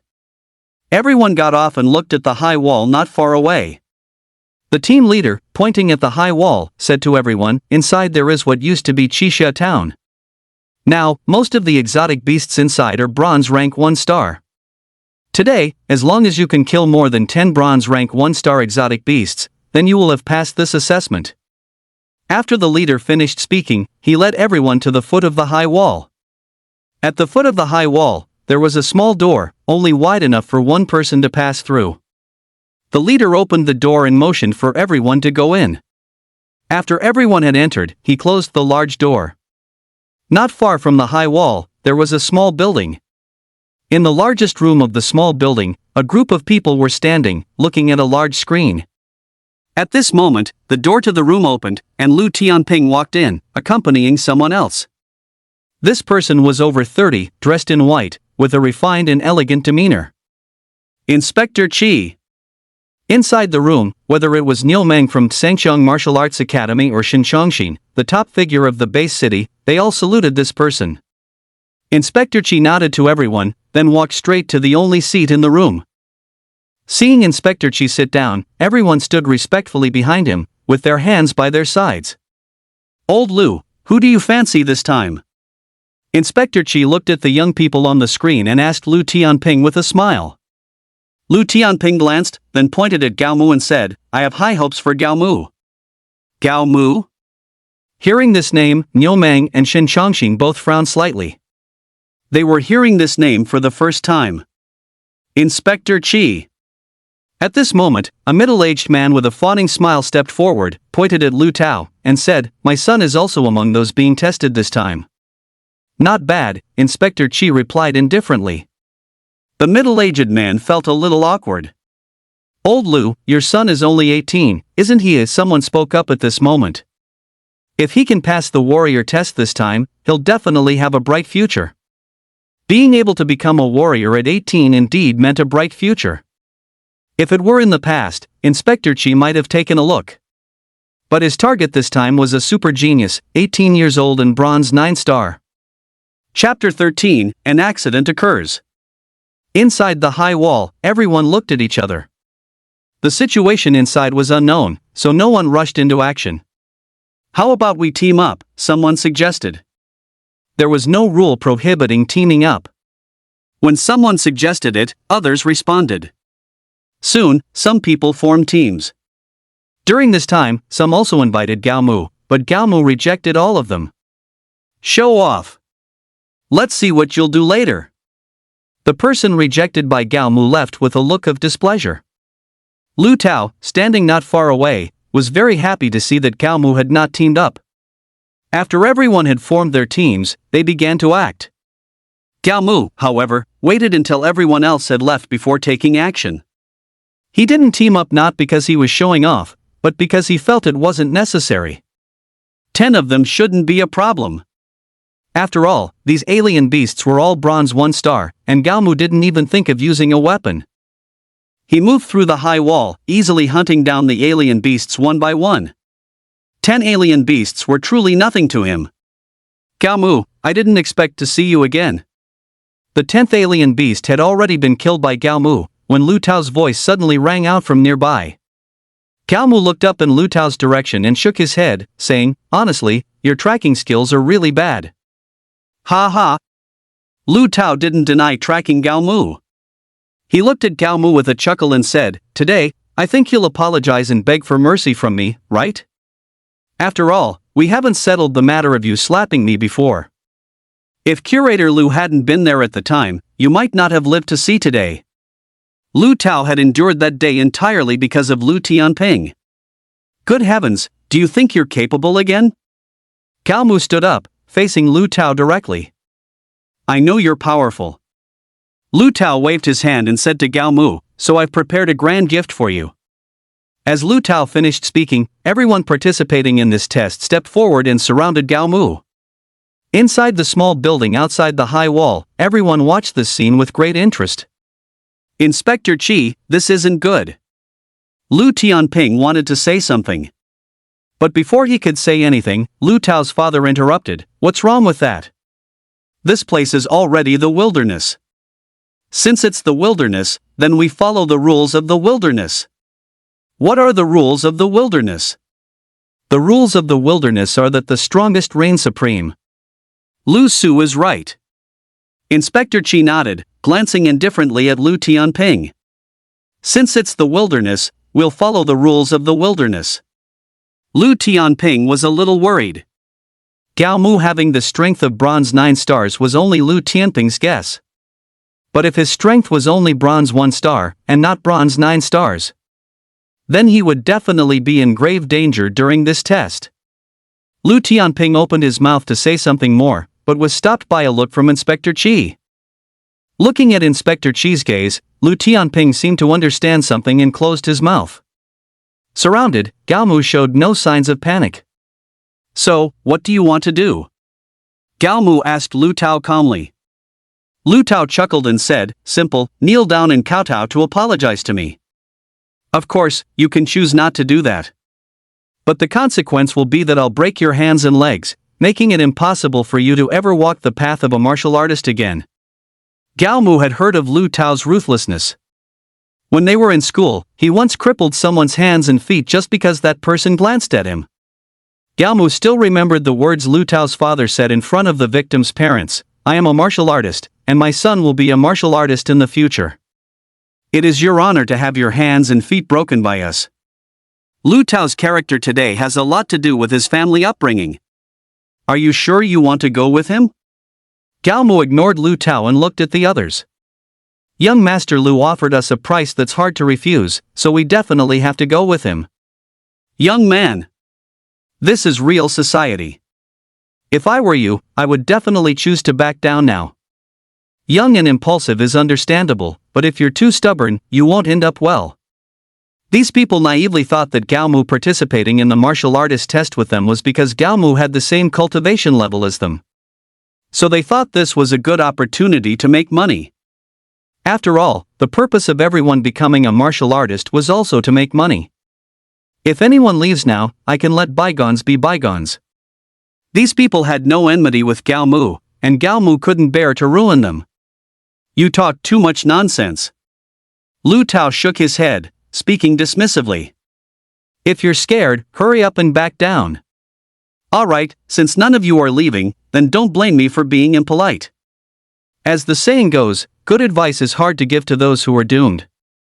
Since they value money over their lives, Gao Mu will grant their wish.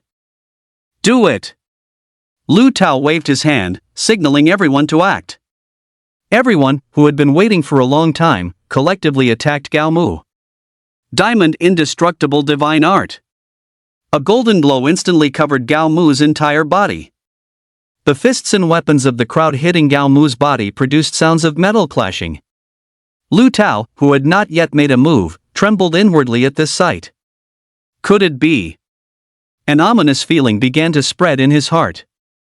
Seeing that their attacks had no effect on Gao Mu, everyone also felt a tightening in their chests. My turn! Gao Mu roared. He swung his fist, directly hitting the person closest to him. Bang! The punch sent the person flying. How is that possible? Gao Mu's punch had exceeded Lu Tao's understanding of strength.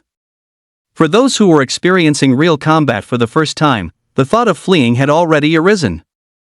But since they had already made their move, Gao Mu certainly wouldn't let them off so easily. His fists flew like dragons, each punch sending a person flying. In just under a minute, all these people were sent flying by Gao Mu. Looking at their miserable state, Lu Tao shivered in fear. Your turn. After dealing with the troublesome people, Gao Mu fixed his gaze on Lu Tao. Inspector Qi, isn't this inappropriate? Inside the small building, Lu Su shouted. What's inappropriate about it? This place is already out in the wild. Since it's out in the wild, we play by the rules of the wild. Lu Tianping retorted Lu Su's words back to him, verbatim. Lu Tianping is right. Inspector Qi also expressed his stance at this moment. Seeing that no one was helping him, Lu Su looked at the others for help. But the others stared intently at the big screen, pretending not to see Lu Su's pleading eyes. Chapter 14, Peerless Prodigy. Brother Gao Mu, how about you spare me? So many people were no match for Gao Mu, so he certainly wouldn't be a match for Gao Mu either. Lu Tao chose to surrender at this moment. Brother? Gao Mu grinned and said, someone like me probably isn't worthy of being your brother, right? Worthy, you are certainly worthy of being my brother. After Lu Tao finished speaking, he quickly shook his head and added, it's me who's not worthy of being your brother. Bro, you're my bro. As long as you let me go, I'll do anything you ask. Thinking of the harsh words he had just spoken, Lu Tao was filled with regret. If he had known Gao Mu was so powerful, he would never have provoked him. Is it too late to say these things now? If begging for mercy and apologies worked, what would be the point of strength? Under Lu Tao's astonished gaze, Gao Mu stepped forward and punched his right arm directly. Ah! Lu Tao let out a pained scream. With that punch, Gao Mu directly broke his right arm. I was wrong, I really know I was wrong. The intense pain made cold sweat break out on Lu Tao's forehead. He didn't choose to resist, but continued to apologize to Gao Mu. Please, spare me. I'll give you money, will that work? 1 million? No, 10 million. As long as you spare me, I'll give you 10 million. To avoid being crippled by Gao Mu, Lu Tao went all out.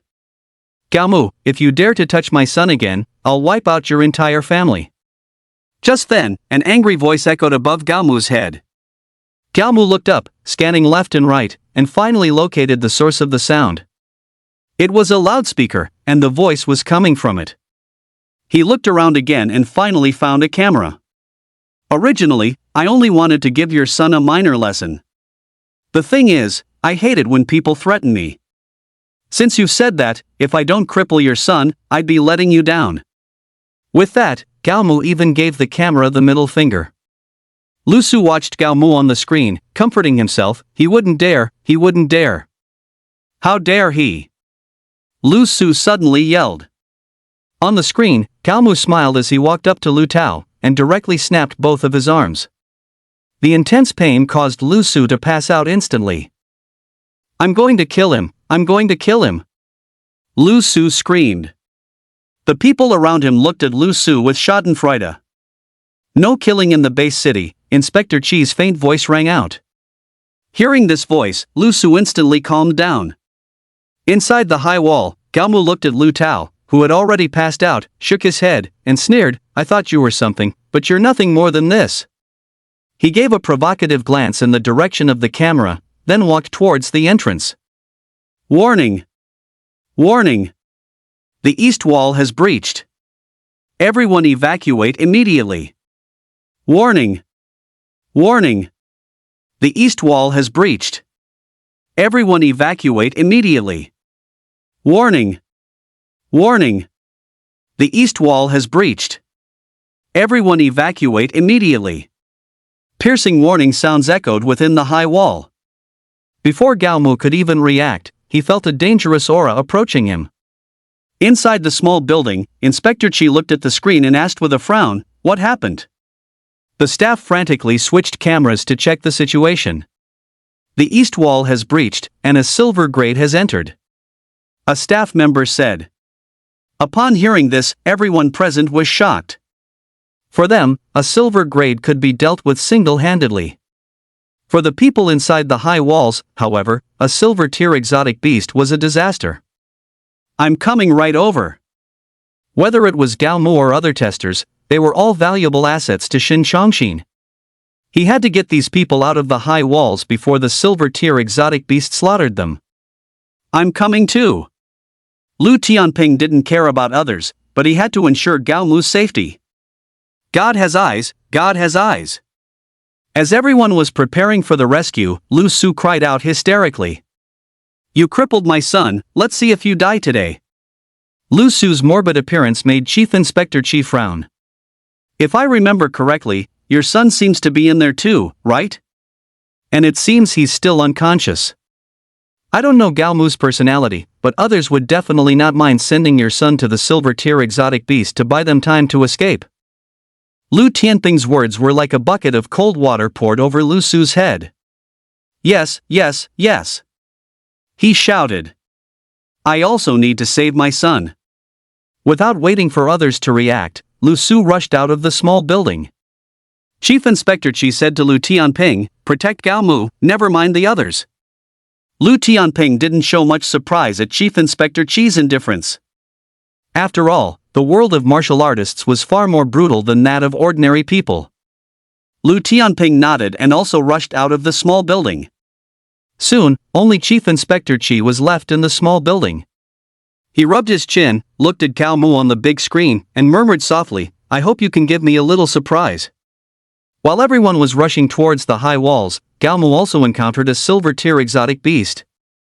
A tiger? Gao Mu wasn't wearing the glasses that could identify exotic beasts, so he could only recognize this exotic beast as a tiger. The tiger's fur was pure white, but amidst the white, there were faint streaks of black. On all fours, it was much taller than an adult human. When it pounces later, I'll slide under it. If all goes well, my knife will slice across its belly, and its intestines will spill all over the ground. Neither side had made any move yet, but Gao Mu had already envisioned the tiger's demise. But the tiger, apparently, had no intention of playing by the rules. Roar! With a furious roar, it sprinted on all fours, charging towards Gao Mu.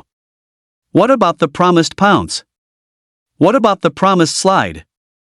Gao Mu complained while clenching his fists. Diamond indestructible divine art. The tiger's strength was unknown, so Gao Mu could only use his strongest defensive skill. The tiger was incredibly fast, and in a blink of an eye, it had already charged close to Gao Mu. It brandished its sharp claws and swiped at Gao Mu. Gao Mu's figure flashed, effortlessly dodging the tiger's claw. This young man is quite something. Both the Jingang Bu Wei divine skill and the Zhuoying Bu surprised Inspector Qi. Seeing its strike miss, the tiger appeared somewhat angered. After roaring at Gao Mu, it charged at him again. This time, Gao Mu did not choose to evade. Instead, he brandished his fist and struck out at the tiger's paw. Chapter 15, Cousin's Admission Banquet. The golden fist collided with the tiger's claw, and the tiger was actually knocked back several stumbling steps. Is that all? After a single punch, Gao Mu already had a clear understanding of the tiger's strength. He stepped forward, rushed in front of the tiger, and raised his fist to strike at its head. Roaring in pain, the tiger retreated continuously. Gao Mu pressed his advantage, every punch landing solidly. After a dozen or so punches, the tiger had already collapsed to the ground, barely breathing. Seeing that the tiger was not completely dead, Gao Mu directly straddled its body and furiously hammered its head. Only after the tiger was completely dead did Gao Mu flip off its body. How is that possible? Lu Tianping, who was the first to arrive, saw the scene before his eyes, his face filled with shock. The others also looked at Gao Mu as if he were a monster. Brother Gao Mu, join our Sangqiang Martial Arts Academy. As long as you join our Sangqiang Martial Arts Academy, no matter what requests you make, we will grant them all. Niumeng was the first to react, and he was also the first to extend an olive branch to Gao Mu. Brother Gao Mu, Lu Tianping said, though a beat behind, as long as you join our Jidao Martial Arts Academy, we will fully dedicate ourselves to cultivating you. Brother Gao Mu, Shin Chongxin also reacted quickly, speaking immediately without even thinking. As long as you join our Hanyue Guard, you can immediately become the leader of Langya Base City. Before Gao Mu's breath had even steadied, he was dazed by their olive branches. Lu Su, standing behind the crowd, remained silent. He clearly understood the strength of this exotic beast, and thus he also clearly understood what it meant for Gao Mu to be able to kill it. Although he is arrogant and aggressive, it doesn't mean he's brainless. If he dared to speak out of turn at this moment, everyone present would absolutely not mind joining forces to eliminate him. What's up? Gao Mu, sitting on the ground, looked at everyone with a bewildered expression. Can you guys let me rest for a bit? Of course. Lu Tianping stepped forward first and said to Gao Mu. Come rest at our Jidao Martial Arts Academy. After all, you often go there. Let's still go to our Azure Sky Martial Arts Academy. Niumeng quickly added. Our Azure Sky Martial Arts Academy has the most comfortable lounge. Let's go to my office instead. I recently bought a new massage chair, it's very comfortable, Shin Chongxin also said. When these three influential figures spoke up, no one else even had the courage to extend an olive branch. After all, my small business and their colossal enterprise are simply incomparable. You should still join our Extreme Martial Arts Hall. At this moment, a light voice sounded. Inspector Qi drifted over to Gao Mu and said, as long as you join our Extreme Martial Arts Hall, your future will definitely be limitless. And I promise you, at every stage, I will arrange the best teachers to instruct you. A world-class martial arts academy is truly different. They not only have money but also influence. What's the big deal? To secure this talent, Niumeng had already disregarded Inspector Qi's status. He stood tall, speaking with great resolve. As long as you join our Firmament Martial Arts Academy, you'll not only have the best teachers but also the best resources. We will prepare resources for you in advance for each stage. Once you reach a new stage, the resources will be delivered directly to you. Not only that, we will also provide you with the best cultivation environment. If your family also wishes to cultivate, we will provide them with the best cultivation resources too. The conditions offered by Niumeng were truly very tempting. Talented martial artists already require an enormous amount of resources for cultivation. As for those without talent who wish to cultivate, the resources needed could potentially be 10 times, or even more, than what a talented individual requires. To acquire the super genius Gao Mu, Firmament Martial Arts Academy was going all out. Logically, someone of Niumeng's rank shouldn't have been able to offer such resources. But he was clever. The moment he saw Tiger, he contacted headquarters and explained the situation. Let me ask you something. Inspector Qi's light voice sounded again. What is your current cultivation level? How many stars in the silver rank? Although Galmu didn't know Inspector Chi's identity, he could sense from how others treated him that this man was of no ordinary status. He stood up, his posture very proper, and said, "Silver 5 star." These people had all more or less guessed at Galmu's cultivation level. But when they heard him admit it himself, they couldn't help but gasp in shock. Silver 5 star, at 18 years old, that's terrifying. A genius? No, a super genius. That's not right either. A peerless prodigy. Only a title like peerless prodigy is worthy of him. I thought I was impressive for breaking through to bronze 3 star at 18. But compared to him, I'm absolute trash.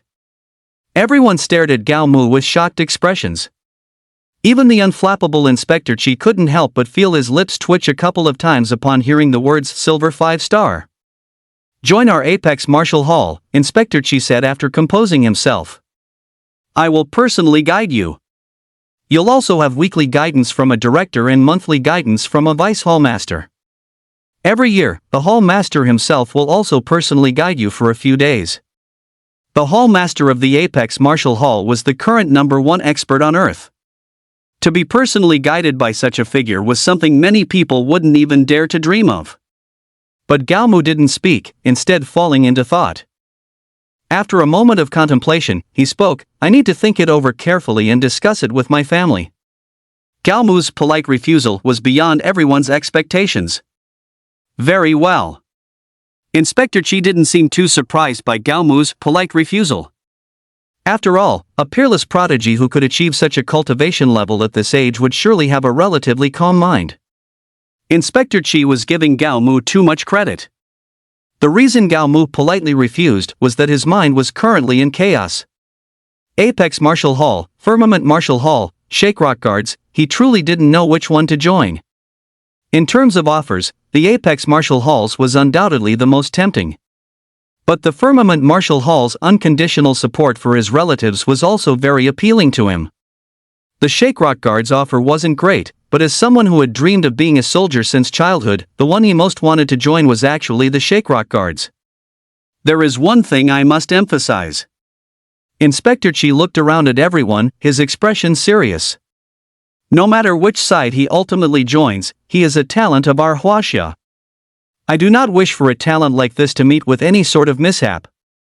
It was less of an emphasis and more of a warning. He was warning those with ulterior motives.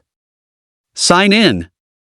1 minute before leaving Qixia town, Galmu remembered that he hadn't checked in yet. Chapter 16, A Trivial Matter. Ding. Check-in successful. Reward obtained, Spirit Void Fruit 100. Ding. New check-in location has been updated. Please proceed to the Huaxing Hotel to check in. The new check-in location left Galmu with a somewhat complicated expression. Huaxing Hotel was one of the best hotels in Lengia Base City. The hotel's prices were extremely high. A single meal could cost an ordinary family's entire annual income. Son. Just as Galmu arrived home, his father appeared before him. Are you going to attend your cousin's school advancement banquet? School advancement banquet? The college entrance exams are over? These past few days, he had been so busy with check-ins and the martial artist assessment that Galmu had forgotten all about the college entrance exams. They are. Galmu's father nodded, a hint of envy in his eyes as he said, "Your cousin got into the Imperial Capital University of Science and Research." The Imperial Capital University of Science and Research? Galmu was a little surprised. The Imperial Capital University of Science and Research was the top research university in all of Huaxia. Most students who graduated from this university would enter the nation's scientific research departments. Some with loftier ambitions would even choose to join one of the 2 great martial arts dojos or the 4 major corporations. Although the income of a research talent was not as high as a martial artist's, it was definitely far beyond that of an ordinary person. Not interested. Galmu really wasn't very interested in this kind of school advancement banquet. Having lived 2 lives, he knew very well that these banquets were nothing more than showing off and bragging. With that kind of free time, he would rather go train at the dojo. Since you're not interested, your mother and I will go. It's our first time at a high-end hotel like Huasheng Hotel. I wonder if the food there is any good. Gao Mu's father mumbled as he walked away. After hearing his father's mumbling, Gao Mu seemed to recall something. He quickly called out to his father, "I'll go with you." Seeing Gao Mu change his mind, his father teased, "Looks like you want to see the world too." Right. Gao Mu rolled his eyes dramatically. With his current income, let alone eating at the Huasheng Hotel, he could even treat the place as his personal cafeteria without any issue. After a quick tidy-up, Gao Mu left with his parents. Gao Mu's mother was still feeling awkward about him becoming a martial artist. The family of 3 hailed a ride to the Huasheng Hotel. As one of the best hotels in Langya Base City, the decor of the Huasheng Hotel was truly impeccable. Whether viewed from the outside or the inside, it exuded a sense of magnificent splendor. "Gao Mu, what are you doing here?" Just as the family of 3 stepped into the Huasheng Hotel, they saw a group of people walking toward them. Seeing this group, Gao Mu felt a headache coming on. Patrol Chief Chi, Dojo Master Lu, Dojo Master Nyo, Mayor Shin. Gao Mu greeted each of them one by one. What a coincidence! Seeing Gao Mu, Inspector Chi greeted him with a warm smile. "Are you here for a meal?" Inspector Chi's attitude towards Gao Mu was like an elder treating a junior in the family. "Yes," Gao Mu nodded and said. "Today is my cousin's celebration banquet for getting into university, so I came to celebrate."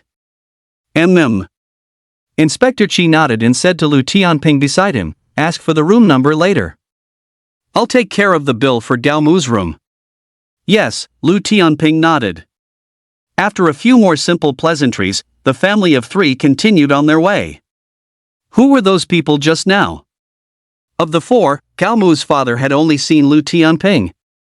Lu Tianping from the Jidao branch, Niu Meng from the Zhangxiang branch, the top official of the base city Xinchangshin, and Inspector Chi from the Jidao main headquarters. Gao Mu introduced the men to his parents. After hearing Gao Mu's introduction, his father and mother were completely stunned. "How do you know so many important people?" In the eyes of ordinary people like them, these figures were all unattainable existences. "It's a long story." Gao Mu thought for a moment, then recounted the day's events. "You're saying, the world's #1 will personally train you?" Gao Mu's mother's eyes widened, her face full of disbelief. Gao Mu raised an eyebrow, nodded, and said, "Isn't your son amazing?" "Amazing, truly amazing." Gao Mu's father gave him a thumbs up. "Amazing my ass." Gao Mu's mother said with a smile, her face filled with pride. "My greatest wish in this life was for you to just be ordinary."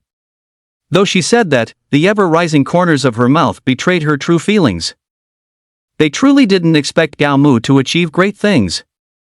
But once their son did achieve great things, they would certainly be proud of him.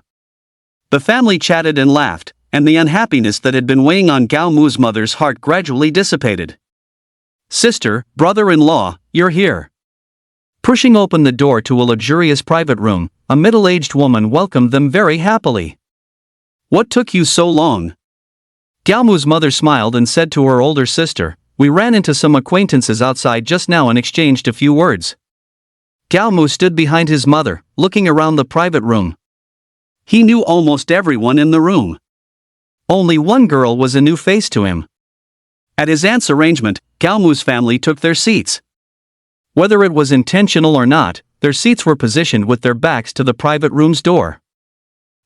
His older cousin Jiang Vida looked at Gao Mu, who was sitting by the door, and said half-jokingly, "We'll have to trouble you when the dishes are served later." "Nonsense, we're all family." Gao Mu waved his hand with a smile, showing he didn't mind at all. The Huasheng Hotel served its dishes quickly. In less than 10 minutes, the table was filled with all sorts of food.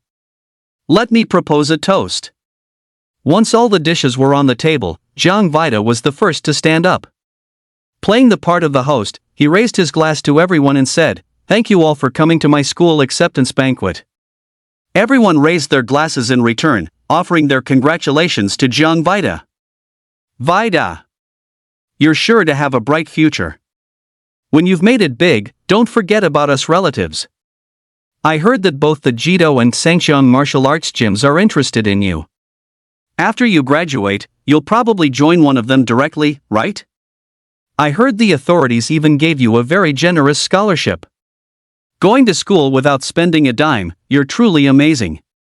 Voices of praise and flattery rose and fell throughout the room. But Gao Mu just kept his head down, focused on eating, and paid no attention to these relatives of his. Son. Gao Mu's father looked at his son, who was engrossed in his meal, and couldn't help but say, "Aren't you going to say a few words?" Gao Mu, in the middle of eating, looked up at his father and said, "So many people have already spoken. It won't make a difference if I don't." It wasn't that Gao Mu was petty, he just really disliked saying flattering things. Gao Mu. Gao Mu didn't plan to speak, but someone wanted him to.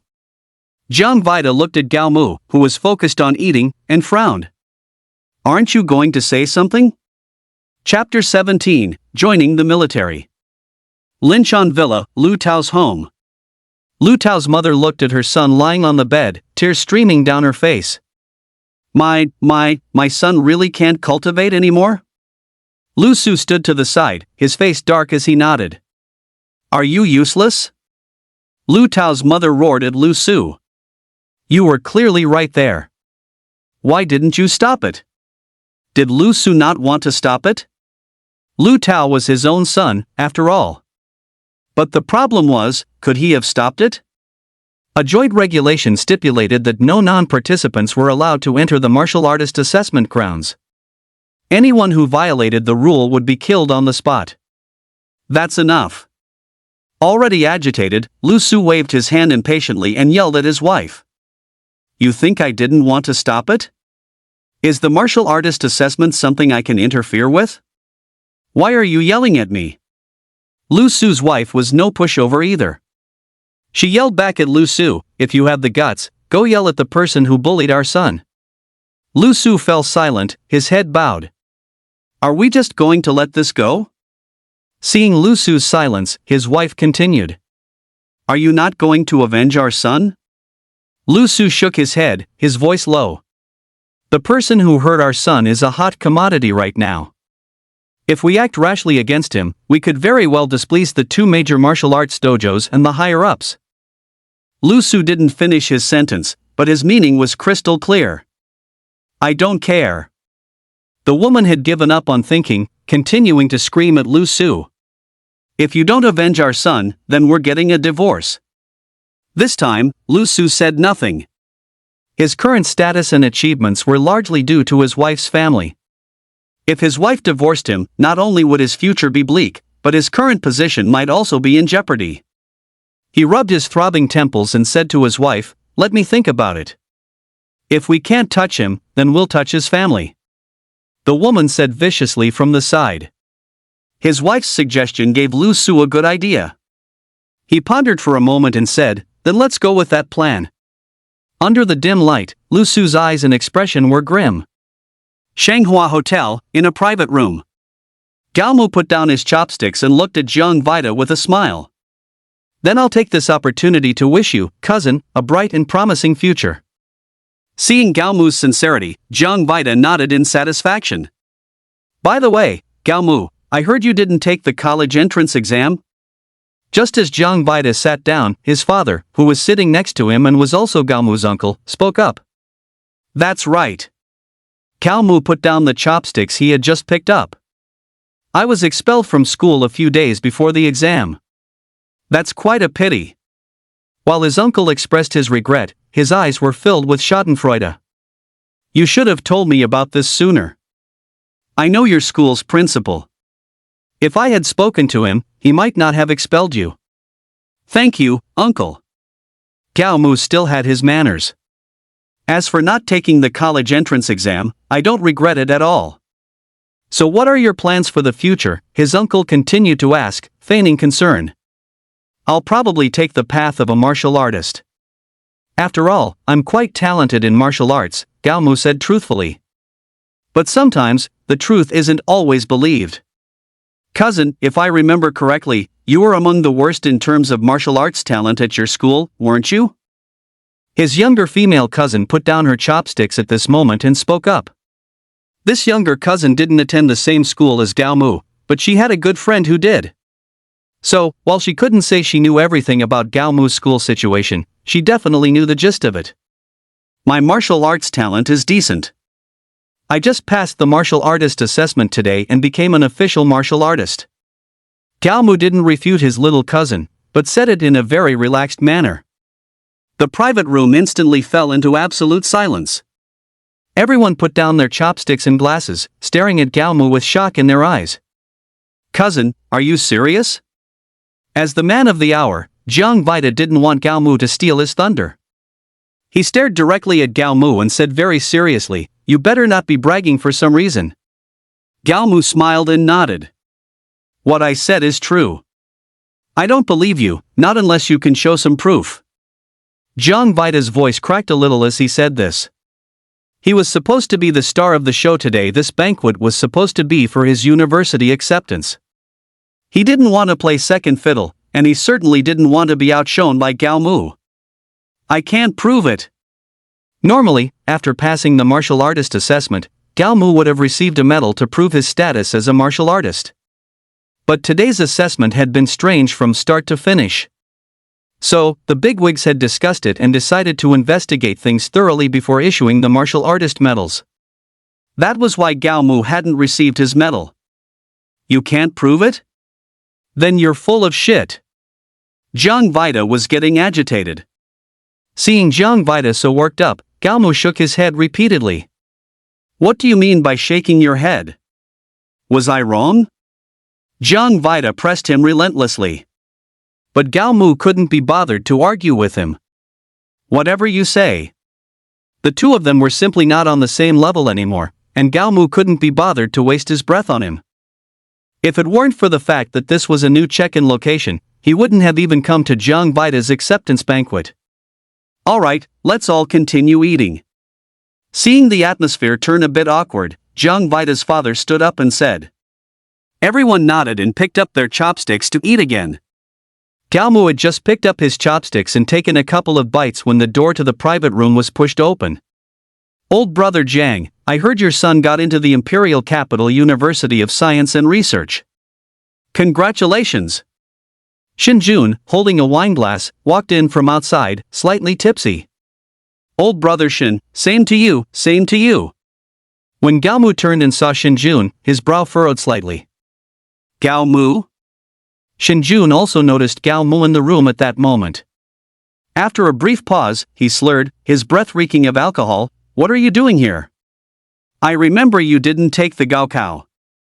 "Old brother Shin, Gao Mu is my sister's son," Gao Mu's uncle said. "Oh, so that's how it is." Shin Jun looked at Gao Mu and said in a very casual tone, "If I had known you were acquainted with my big brother Jiang, I wouldn't have expelled you." Gao Mu's eyes locked onto the tipsy Shin Jun, his gaze filled with fury. Expelled, unable to take the Gaokao. Such a momentous event, enough to change a person's fate, was treated by Shin Jun as if it were a trivial matter. Chapter 18, The Shaking Mountain Guard. After a few light-hearted words, Shin Jun went off to drink and chat happily with Gao Mu's uncle. Watching this scene, Gao Mu gritted his teeth in hatred. Just then, the door to the private room was opened again. A waiter looked in and asked, "Excuse me, is Mr. Gao Mu in this room?" The waiter's appearance drew everyone's attention to him. "I am," Gao Mu stood up and said to the waiter. "Is something the matter?" Hearing Gao Mu's confirmation, the waiter waved his hand and said to the people behind him, "Mr. Gao Mu is in this room." Then, the waiter opened the door to the private room wide. Crates upon crates of priceless liquor were carried into the room by a group of waiters. Lafite from 82. Moutai from 73. Wuliangya from 97. Everyone's eyes widened as they looked at the crates of liquor. Due to the spiritual energy revival, liquor from before 99 had become extremely rare. A single bottle of 97 Wuliangya, for instance, cost over 100,000. A bottle of 82 Lafite reached the astronomical price of several 100,000. Who sent them? Gao Mu remained relatively calm. "Little brother Gao Mu, I did." At this moment, a gruff voice rang out. Niu Meng strode in from outside the door, pointed at the several crates of liquor, and asked Gao Mu, "Are you satisfied?" "Gym Master Nyo, what brings you here?"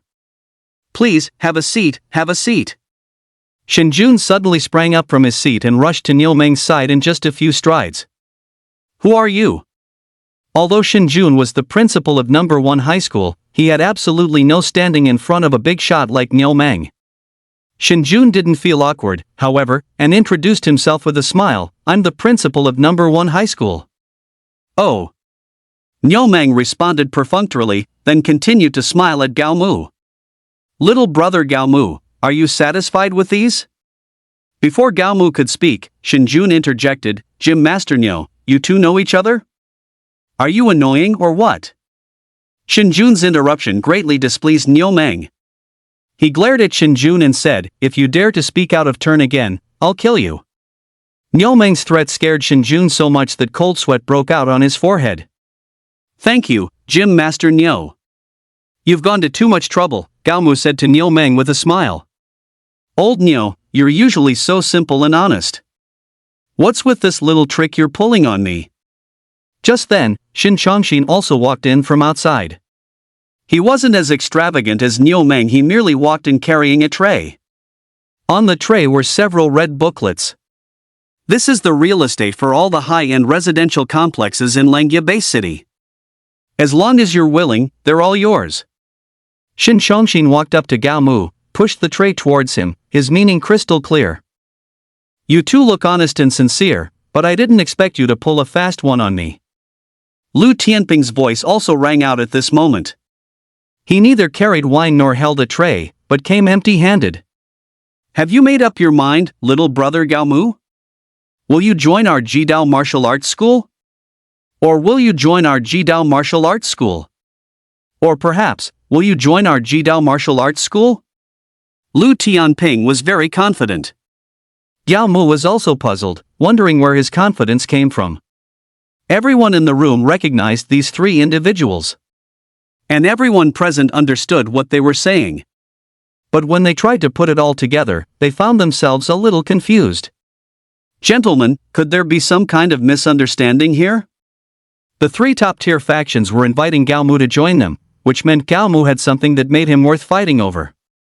But in Shin Jun's memory, Gao Mu was just a good-for-nothing with terrible martial arts talent. "I don't think you have any right to speak here, do you?" Their attitude towards Gao Mu was good because he was a monstrously super-talented genius. But that didn't mean their attitude was good towards everyone.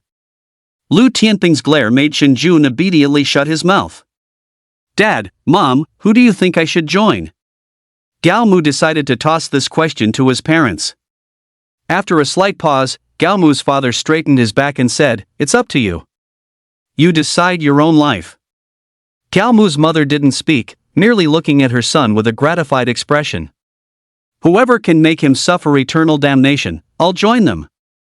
Catching the ping-pong ball his father had thrown, Gao Mu pointed at Shin Jun and spoke. Shin Jun was also stunned. He never expected Gao Mu to say something like this. "Gao Mu, what are you trying to do? Do you know who I am?" Before Shin Jun could finish his sentence, Lu Tianping raised a hand and slapped him, cutting him off. "Interrupting us time and time again, you really think I, Lu Tianping, am easy to bully, don't you?" Having been slapped, Shin Jun dared not speak again and could only shake his head. "Did he offend you?" Shin Chongxin asked. Without hesitation, Gao Mu recounted what had happened earlier. By the time Gao Mu finished, everyone present was wide-eyed. What a display of authority! Shin Chongxin's aura surged as he glared at Shin Jun. "The school's resources belong to the students, yet you, the principal, expelled a student for such a reason." Shin Chongxin's gaze made Shin Jun tremble with fear. Shin Chongxin's next words scared the wits out of Shin Jun completely. Effective immediately, you are hereby removed from your position as the principal of Langya Base City's number 1 high school, and you are permanently banished from Langya Base City. At these words, Shin Jun collapsed to the ground. His face was pale, his expression dazed. Everyone present knew what being permanently exiled from the base city meant. No, no! After snapping back to his senses, Shin Jun fell to his knees before Gao Mu and kowtowed. "Spare me, Don't banish me. Gao Mu watched Shinjun coldly, saying nothing. Brother Gao Mu, are you satisfied? Shin Chongshin asked Gao Mu with a smile. Gao Mu nodded. Men. With a wave of Shin Chongshin's hand, a group of people suddenly rushed into the room and dragged Shinjun away. In that case, shouldn't Brother Gao Mu fulfill his promise? Shin Chongshin looked at Gao Mu with some anticipation. Gao Mu nodded without hesitation. From this day forward, I am a member of the military. As soon as he said this, Lu Tianping and Niu Meng deflated like punctured balloons, their spirits completely gone. Congratulations, old Shin. Niu Meng said irritably. Compared to Niu Meng, Lu Tianping appeared much more magnanimous. Congratulations, old Shin. After congratulating old Shin, he smiled at Gao Mu and said, It's a shame for the Jidao martial arts school that you didn't join us. However, you are still a friend of our school, and a friend of mine, Lu Tianping. Niu Meng and Lu Tianping left the private room one after the other. Zhang Vida watched all of this in a stupor. He finally understood why Gao Mu hadn't bothered to prove himself. It turned out his cousin had already far surpassed him. Chapter 19, I'm going to beat you to a pulp. Why did you end up choosing the military? After learning about the offers from all sides, Gao Mu's father was quite perplexed by his son's decision to join the military. To build a career and achieve great things. The two major martial arts schools were indeed excellent, and their offers were very tempting. But those so-called tempting conditions were only for other people. For someone like Gao Mu, who had a system, it really didn't matter whether he was guided by the so-called world's number one or not. Sigh. Gao Mu's words made his father sigh softly. Jidao Martial Arts School, Lu Tianping's office. Upon learning that Gao Mu had chosen to join the military, Inspector Qi merely sighed in regret, his emotions otherwise showing little fluctuation. Gao Mu was certainly a genius and worth pursuing. But after all, Gao Mu was only a silver 5-star right now. Although we didn't manage to recruit Gao Mu, you still performed meritoriously this time. Inspector Qi wouldn't blame Lu Tianping for failing to secure Gao Mu. He stroked his chin and said to Lu Tianping, I'm not exactly sure what the specific reward will be. But if you no longer wish to be the master of this branch, I can help you with that. Lu Tianping was slightly taken aback upon hearing this, then quickly expressed his gratitude. Thank you, Inspector Qi. Thank you, Inspector Qi. Some warriors become warriors not only because of their powerful martial arts talent but also because they possess an adventurous spirit. As a warrior, Lu Tianping was no exception. Serving as the master of a branch in a base city, a job that seemed cushy to outsiders, was nothing but a tasteless chore to Lu Tianping. He loved adventure, he loved dancing on the edge of a blade, and he loved hovering on the brink of life and death. In his view, that was the life he wanted. The next morning, Gao Mu woke from his slumber. His parents didn't stay home to enjoy a life of leisure just because Gao Mu was rich now. Gao Mu, if you have time today, come to the Heaven Shaking Guard. Gao Mu had just gotten out of bed when he received a call from Shin Chongshin. After hanging up, Gao Mu tidied himself up a bit and left the house. On his way to the Heaven Shaking Guard, he didn't forget to sign in at the Huasheng Hotel. So much had happened yesterday that he had forgotten to sign in. Ding! Sign in successful. Reward, Physical Enhancement Serum Type 100. Ding!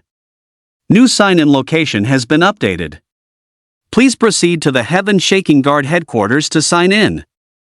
This new sign-in reward brought a colorful expression to Gao Mu's face. He knew about this serum. It was an ultra-powerful serum developed by the Dragon Mountain Group, one of the 4 major corporations. Although this serum couldn't grant power like exotic fruits, it could enhance a person's physical strength. Due to its limited supply, the price for a single vial had already been hyped up to 20 million on the black market. If one vial is 20 million, then 100 vials would be 2 billion. That's an instant takeoff.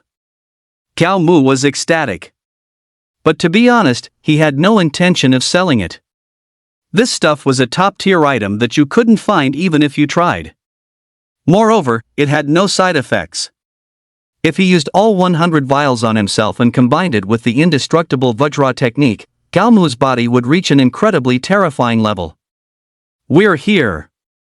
The taxi stopped about 200 meters from the heaven-shaking guard headquarters. We're not there yet, Gao Mu said to the driver, pointing at the headquarters gate. I don't want to die, the driver said, waving his hand at Gao Mu. That place ahead is the heaven-shaking guard's territory. Those guys are all lunatics.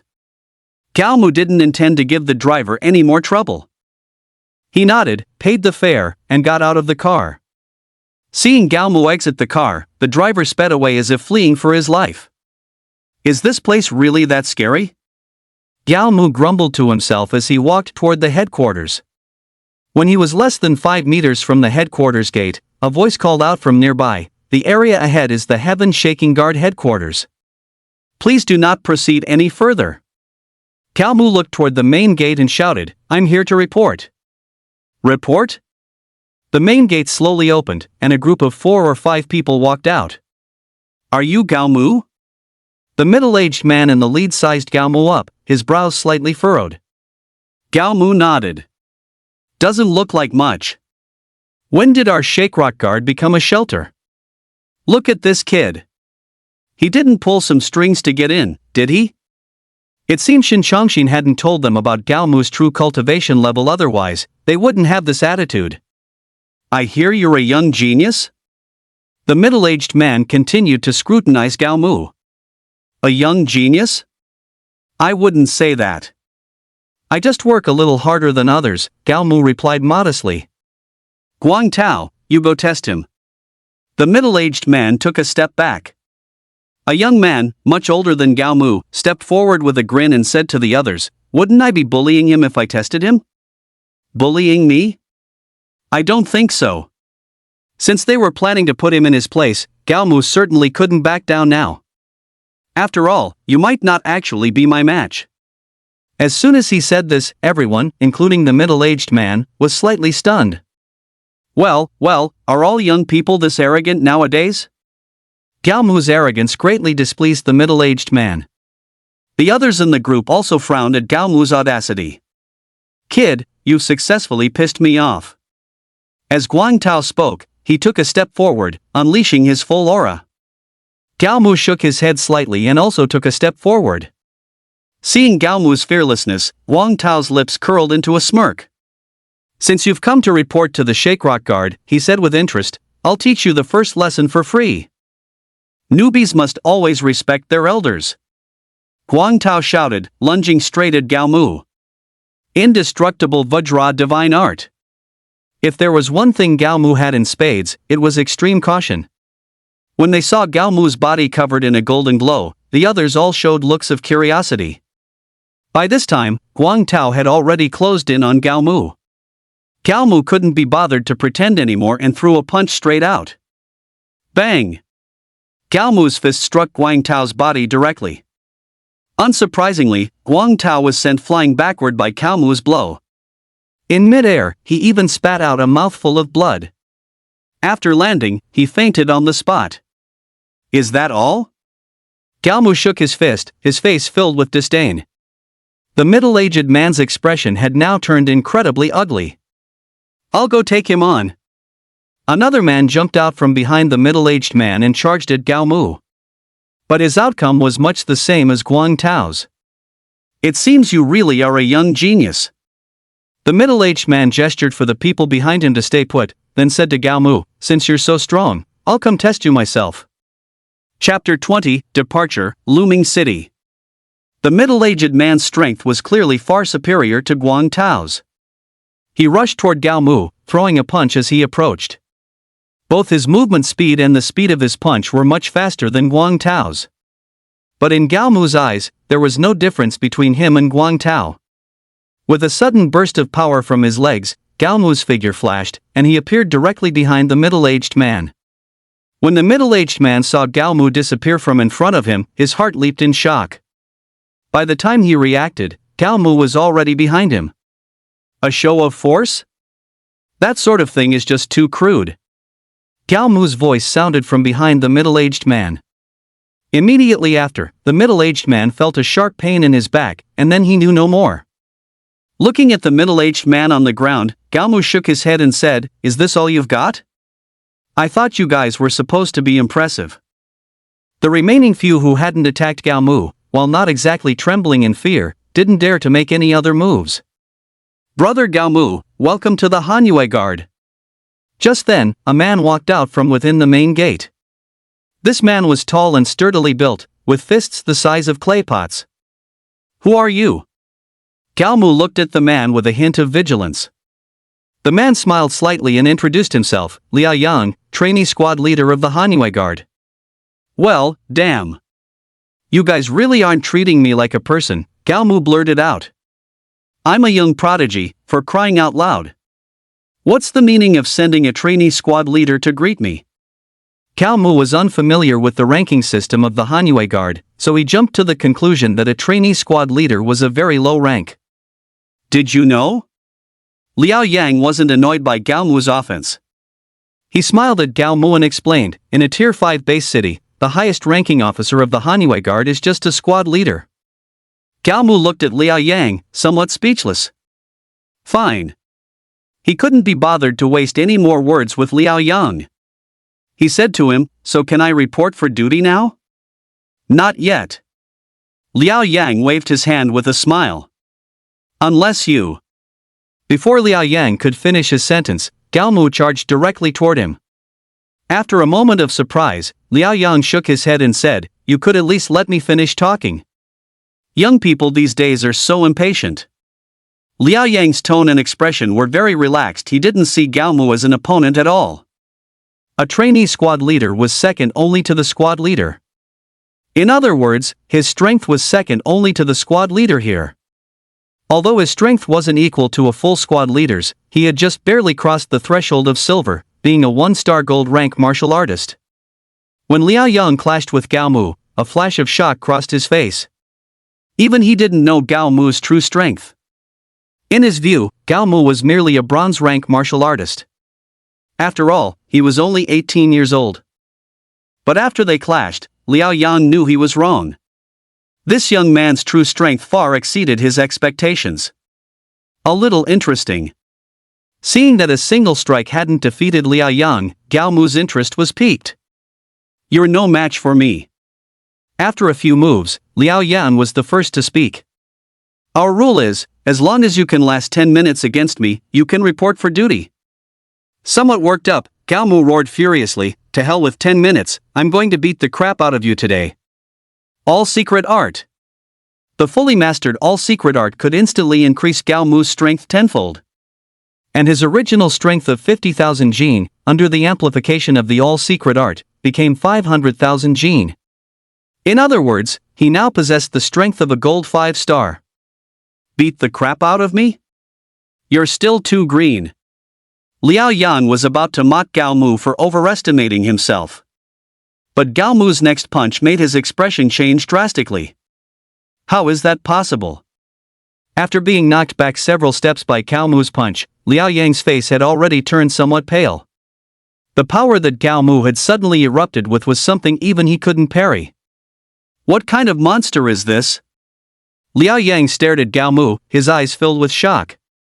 "I surrender." Seeing Gao Mu charge towards him again, Liao Yang yelled. Hearing Liao Yang's yell, Gao Mu stopped in his tracks. After all, they would be seeing each other often in the future, so Gao Mu couldn't make things too ugly. Dispersing the all-secret art and the indestructible body of Vajra, Gao Mu returned to being that seemingly harmless youth. "Follow me." Liao Yang no longer knew what to say. Following behind Liao Yang, Gao Mu walked into the Earthshaker Guard's encampment. Is this the new guy? Why doesn't he look like a young genius? I don't think so either. He's probably just here to get some credentials. Coming to our Earthshaker Guard for credentials, what are these people thinking? After entering the main gate, Gao Mu became the object of everyone's eager discussion. Gao Mu paid no mind to the others' chatter. After walking for about 5 minutes, Gao Mu and Liao Yang arrived in front of a small building. Liao Yang entered the small building first, with Gao Mu following closely behind. Well damn, you guys at the Earthshaker Guard are quite rich. Looking at the luxurious interior of the small building, Gao Mu couldn't help but exclaim in admiration. Liao Yang rolled his eyes at Gao Mu and said nothing, but complained inwardly, "Does this kid have no sense of belonging at all?" The two walked inside the small building for about a minute before finally stopping in front of a pair of double doors. Liao Yang signaled for Gao Mu to wait while he stepped forward and knocked. "Come in." A very authoritative voice came from within the door. Liao Yang opened the door and gestured for Gao Mu to enter. "Aren't you coming in?" Gao Mu asked Liao Yang. Liao Yang shook his head. This was a massive office, a full 500 square meters in area. Just inside the door, Gao Mu saw the training area. And deeper in the office, there was a desk. Behind the desk, Gao Mu could clearly see a middle-aged man with a square face and a serious expression, working. "Are you Gao Mu?" The middle-aged man looked up, sensing Gao Mu's arrival. At the first sight of the man's gaze, Gao Mu felt a chill run down his spine. The eyes of an eagle, the glance of a wolf. This was the only phrase in Gao Mu's vocabulary that seemed to fit the middle-aged man. "I am," Gao Mu nodded. "I heard you're a young prodigy." The middle-aged man leaned back in his chair, sizing up Gao Mu with a scrutinizing gaze. "But I don't see how you're any different from anyone else. If you could see it, what would be the point of my difference?" Since the middle-aged man wanted to act pretentious, Gao Mu decided to play along. Gao Mu's response was somewhat beyond the middle-aged man's expectations. After a brief pause, he smiled and said, "I admire you, young man." With that, he picked up a phone on his desk and ordered, "Take him to get registered. Oh, and remember to assign him to a better squad." Chapter 21, A one-on-one fight with a silver tier strange beast. "What? You're putting a complete rookie in my squad?" Luo Mo was very unhappy with this decision. "Let me tell you, this kid is a real beast." Liao Yang had a good relationship with Luo Mo, so he whispered in his ear. "I estimate this kid's strength is at least silver tier, 5-star or higher." "What?" Luo Mo stared at Liao Yang in utter shock, a pleasant surprise on his face. "Are you serious?" "They say that during this kid's martial artist test, even Inspector Chi from the Jidao Martial Arts School came in person," Liao Yang said mysteriously. Luo Mo knew very well what the status of an inspector from the Jidao Martial Arts School meant. "My good brother." Luo Mo clapped Liao Yang on the shoulder. "You're just giving such a talent directly to me. If my squad wasn't already full, do you think I'd give him to you?" One of the members of Luo Mo's squad had been seriously injured during a hunt in the wild. This had left Luo Mo's squad one man short. "Ha ha ha ha!" Luo Mo burst out laughing. After a simple introduction, Gao Mu and Luo Mo were considered acquainted. "This is Gao Mu, the newest member of our squad," Luo Mo began introducing Gao Mu to the other squad members. "He's new? What's the meaning of putting a newbie in our squad? What about old Mo? Is old Mo just going to retire from now on? I don't want him. He'll only drag our squad down." The squad members were somewhat resistant to Gao Mu joining. Luo Mo frowned. "This is a decision from above. You'll have to accept it, whether you like it or not." Seeing Luo Mo's firm stance, the other members didn't dare say anything more. "Brother Gao Mu." Luo Mo clapped Gao Mu on the shoulder and assured him, "Stick with me, brother, and I guarantee you'll grow fast." Gao Mu had a rather favorable impression of Luo Mo's friendly and forward personality. "I don't like this kid." The other team members gathered together. A thin, handsome young man frowned and spoke to the others. This person's name was Zhang Huai, a more senior member of the team. "I don't like him either," a powerfully built man said with a frown. "So, should we give them a little surprise?" a member with sharp, simian features said with a malicious grin.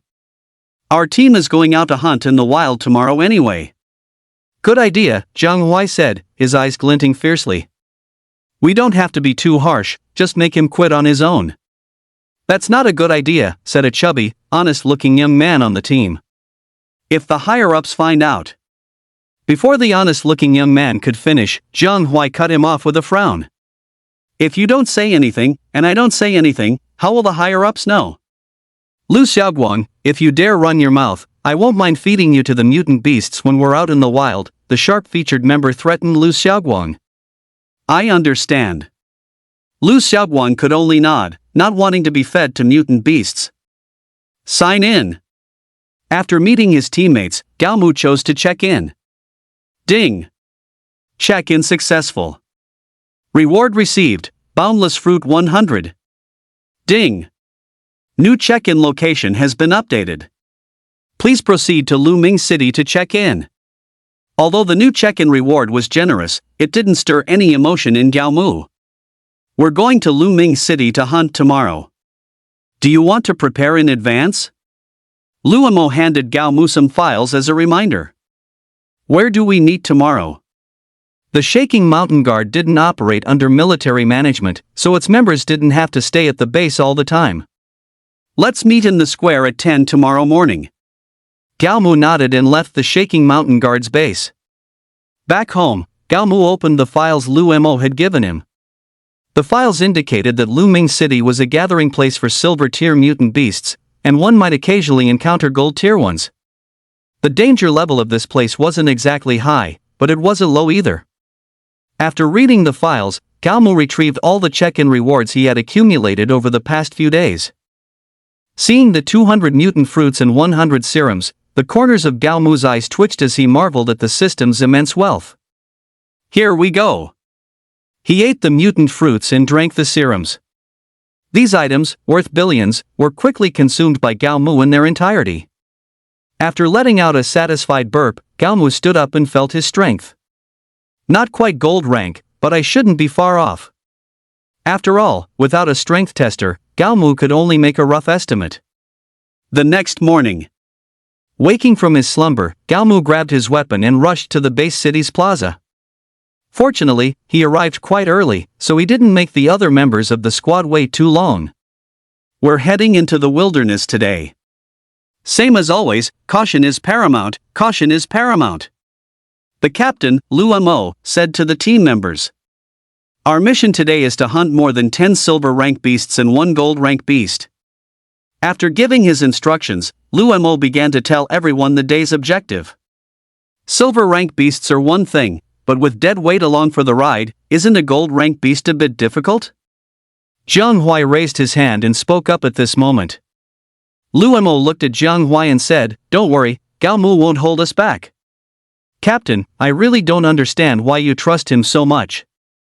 Hao Jian, with his pointy-jawed, monkey-like face, was very dissatisfied with Luomo's trust in Gao Mu.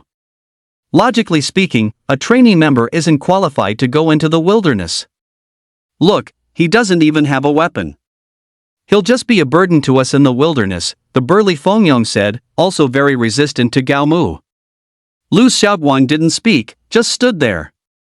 Don't worry. As an outsider, he could understand why his teammates had this attitude towards him. My strength is decent.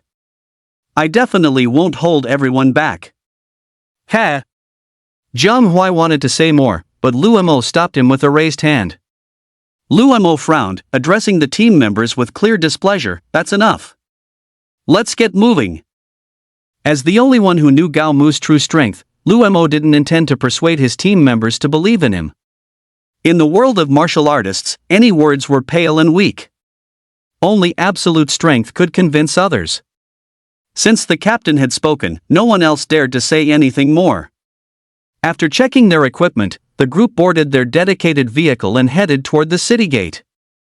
20 minutes later, the vehicle stopped at the city gate. After getting out, the group left the base city through a dedicated channel. This group of people didn't even give the bronze rank beasts in the wilderness a second glance. When it came to bronze tier alien beasts they could spare, the group wasted no time on them. Soon, the squad arrived just outside Luming City. After clearing out a few bronze tier alien beasts, the group began to rest and recuperate, preparing to enter Luming City. Chapter 22, Using an Arrow as a Sword. Luming City, the outskirts. The squad advanced cautiously, afraid of startling a large number of alien beasts and causing a stampede. As a gathering place for silver-tier alien beasts, Luming City not only had a large number of silver-tier beasts but also a fair number of gold-tier ones. Over there.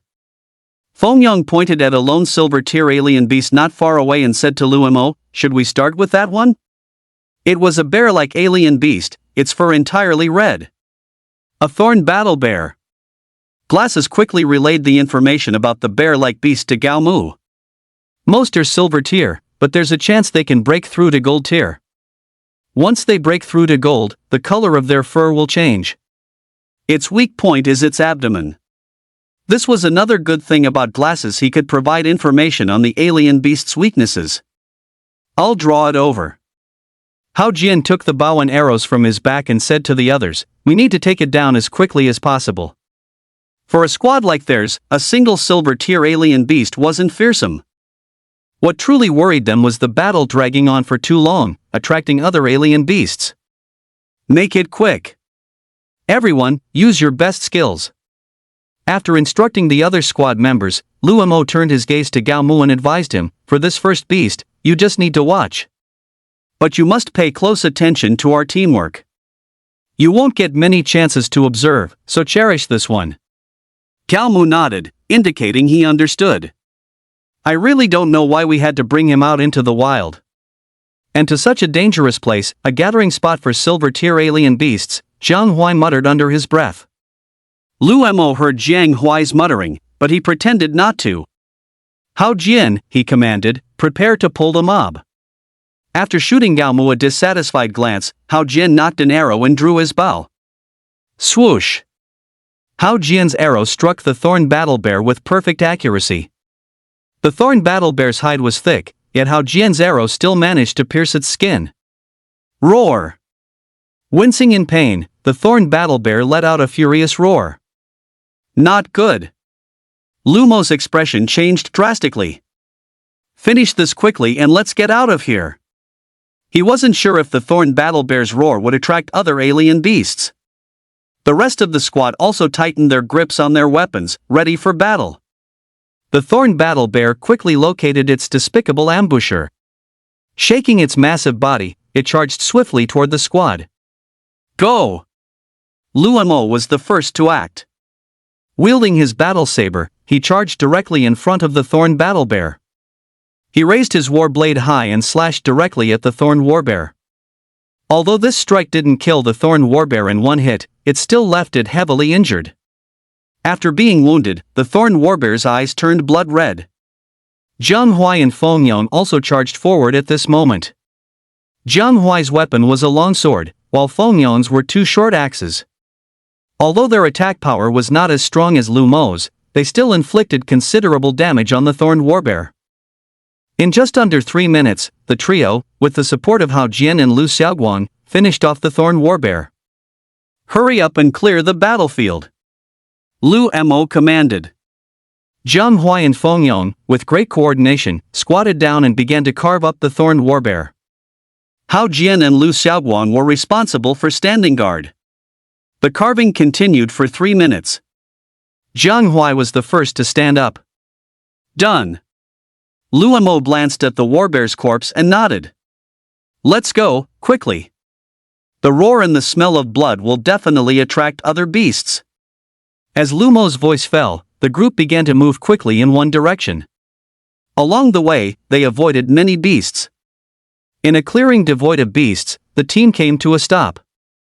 "Captain, I've said it before, this guy is dead weight." As soon as they stopped, Hao Jian began to complain. He pointed at Gao Mu, extremely dissatisfied. "If it weren't for him, it wouldn't have taken us so long." That's right. With Hao Jian speaking up, Feng immediately followed. People like him should just stay in the base city. For this hunt, I assume he won't be getting a share of the money. Jiang Huai was definitely the smartest of the three. He didn't express his dissatisfaction with Gao Mu directly but instead tried to sow discord from another angle. What do you mean? This was Gao Mu's first time hunting beasts with the team, so he didn't understand what Jiang Huai meant. Seeing Gao Mu's confused expression, Jiang Huai explained with a hint of mockery, "When hunting beasts in the wild, whoever contributes the most gets the most generous reward. That thorn warbear just now was worth a total of 1 million. Of that 1 million, the captain takes the largest share, which is 50%. The remaining 50% is divided equally among the four of us. There's no share for you in this. Why? Gao Mu was a little unconvinced. Just because I didn't contribute? You got it. Jiang Huai looked at Gao Mu with a smile. Those who don't contribute don't get a share of the money. Fine. Since you put it that way, I'm joining the fight for the next beast. Gao Mu could feel that Jiang Huai was targeting him. You still can't join. What Gao Mu didn't expect was that Jiang Huai would forbid him from joining the next battle. You have no coordination with us. Your participation won't just fail to help us, it might even hold us back. Of course, if you want to take care of an exotic beast yourself, we wouldn't mind. When Jiang Huai said this, his tone carried a hint of provocation. Since you've put it that way, it would be a real shame if I didn't take on an exotic beast alone. The young and spirited Gao Mu was getting worked up. Seeing Gao Mu take the bait, Jiang Huai smiled faintly. Then I'd like to see just how capable you are. Isn't this just reckless? Although Luomo knew Gao Mu's true cultivation level, he didn't believe Gao Mu had the ability to fight a silver-tier exotic beast alone. This is the wilderness. Captain. Before Luomo could finish, he was deliberately interrupted by Jiang Huai. Since he wants to play the hero, let's just let him. Luomo opened his mouth, wanting to say more, but was cut off by Hao Jian. Young people these days are so arrogant. If we don't teach him a lesson today, who knows what he'll do in the future? Besides, we're right here. Even if he's no match for the exotic beast, we can still step in to help. Luomo didn't finish his sentence, but instead looked at Gao Mu with a questioning gaze. Gao Mu gave a subtle nod. You have a point. Luomo, feigning that he had been convinced, said to Gao Mu, if that's the case, then give it a try. Seeing Luomo agree, the corners of Jiang Huai, Hao Jian, and Feng Yong's mouths turned up, a clear sign of a successful scheme. Chapter 23, You're a real piece of work. I'll help you lure an exotic beast over, Hao Jian said, playing the good guy. No need. Gao Mu waved his hand and drew an arrow directly from his quiver. I didn't bring a weapon, so I'll borrow this for a moment. Gao Mu planned to use the arrow as a sword. With the sword in hand, Gao Mu's aura surged. I wonder if I can defeat a silver 9-star exotic beast right now. Gao Mu, sword in hand, charged toward an exotic beast not far away. Damn, you don't have to be so suicidal. A blood-armored war wolf. Judging by its size, it should be a bronze 9-star. We should probably get ready. The three of them looked on as if watching a show. Luomo, on the other hand, silently gripped his weapon, ready to rush forward and rescue Gao Mu at any moment. After all, Liao Yang had told him that Gao Mu was only a silver 5-star. The blood-armored war wolf was named for its thick, blood-red fur. Besides its incredibly powerful attacks, it also possessed formidable defensive capabilities. Exotic beasts of the same level were generally no match for it. It would take 3 or 4 martial artists of the same level to kill one. Diamond Indestructible Divine Art. Gao Mu used his strongest skills. With the 2 skills stacked, plus the concoction he had used earlier, his current defense could only be described as terrifying. As Gao Mu made his move, the blood-armored war wolf also began to act. A flash of human-like disdain crossed its eyes. Then, with a powerful push from all 4 limbs, it too charged toward Gao Mu. Soon, Gao Mu and the blood-armored war wolf collided. Although Hao Jian's character was questionable, his arrows were not of the silver rank. While not as strong as a sword, they could still serve as an effective attack. With a swing of the arrow, its tip pierced directly into the blood-armored war wolf's body. He broke through its defense? Lu Xiaoguang was astonished. The blood-armored war wolf was an exotic beast renowned for its defense. Yet Gao Mu had pierced its defense with an arrow. How could Lu Xiaoguang not be surprised? But what would truly astound Lu Xiaoguang was yet to come. Having broken through the blood-armored war wolf's defense, Gao Mu now had a measure of its defensive capabilities. With this understanding, Gao Mu would waste no more time. He brandished the arrow in his hand. This strike pierced one of the blood-armored war wolf's eyes. Cao Mu's assault did not stop there. Green Lotus Sword Technique. The arrow in his hand danced, forming a green lotus. Shadow concealing steps. At this moment, Cao Mu's defense, attack, and movement had all reached their peak. As formidable as the blood-armored werewolf was, it was no longer a match for Cao Mu. After a few more stabs, the blood-armored werewolf collapsed to the ground, covered in blood. Is that really a blood-armored werewolf? How did he do that? In front of him, the blood-armored werewolf seems like it's made of paper. Everyone in the team, including Lu Mo, stared with wide eyes. Cao Mu's strength had exceeded their comprehension. Although Lu Mo was already a gold-rank martial artist, even he couldn't have finished off this blood-armored werewolf in such a short time. All right. Cao Mu tossed the arrow back into Hao Jian's quiver and walked toward the group. Brother, you're truly incredible. Lu Mo gave Cao Mu a thumbs up. The attitudes of the other two, aside from Zhang Huai, also changed toward Cao Mu. Hao Jian and Feng Yong had disliked Cao Mu because they thought he would hold them back. But after this battle, Cao Mu had completely won them over. Although Cao Mu had won over the two of them, he had not won over Zhang Huai. Zhang Huai's initial reason for disliking Cao Mu was the same as Hao Jian's and the others. But now, he disliked Cao Mu because Cao Mu had stolen his thunder. Now you see how amazing he is, don't you? Lu Mo observed his team members' reactions and said with a smile. Everyone except Zhang Huai nodded in unison. I'll take 40% of this mutant beast. The rest of you can split what's left. Cao Mu knew that the world of martial artists wasn't just about fighting and killing, it was also about human relationships and social etiquette. Since he had already taken the initiative to show goodwill, the others were happy to accept. And just like that, Cao Mu was accepted by everyone on the team except Zhang Huai. The hunt continued. Cao Mu's coordination with the team was still poor, but because of his formidable power, this lack of coordination was offset by his strength. During a break, Lu Mo was very pleased. Normally, it would take them at least a full day to hunt down these 10 silver-rank mutant beasts. But today, they had completed the task of hunting 10 silver-rank mutant beasts in less than 5 hours. The time taken was reduced by a factor of 4. How could such efficiency not make Lu Mo, the team leader, happy? The only thing left for our hunting mission is the gold-rank mutant beast. The team members, who had just been feeling joyful, saw their expressions turn solemn upon hearing they were to hunt a gold-rank mutant beast. When they cooperated to hunt silver-rank beasts, even if they made a careless mistake, they could make up for it in other ways. But hunting a gold-rank mutant beast allowed for no mistakes whatsoever. Even with a gold-rank martial artist on their team. Let's get a good rest. Lu Mo's mood also grew a little somber. But a mission was a mission, and they had to complete it. After resting for about an hour, once everyone's condition had more or less recovered, Lu Mo was the first to stand up. The others followed Lu Mo and got to their feet as well. Cao Mu could see that they were now very tense. Let's go. After a slight sigh, Lu Mo led the way.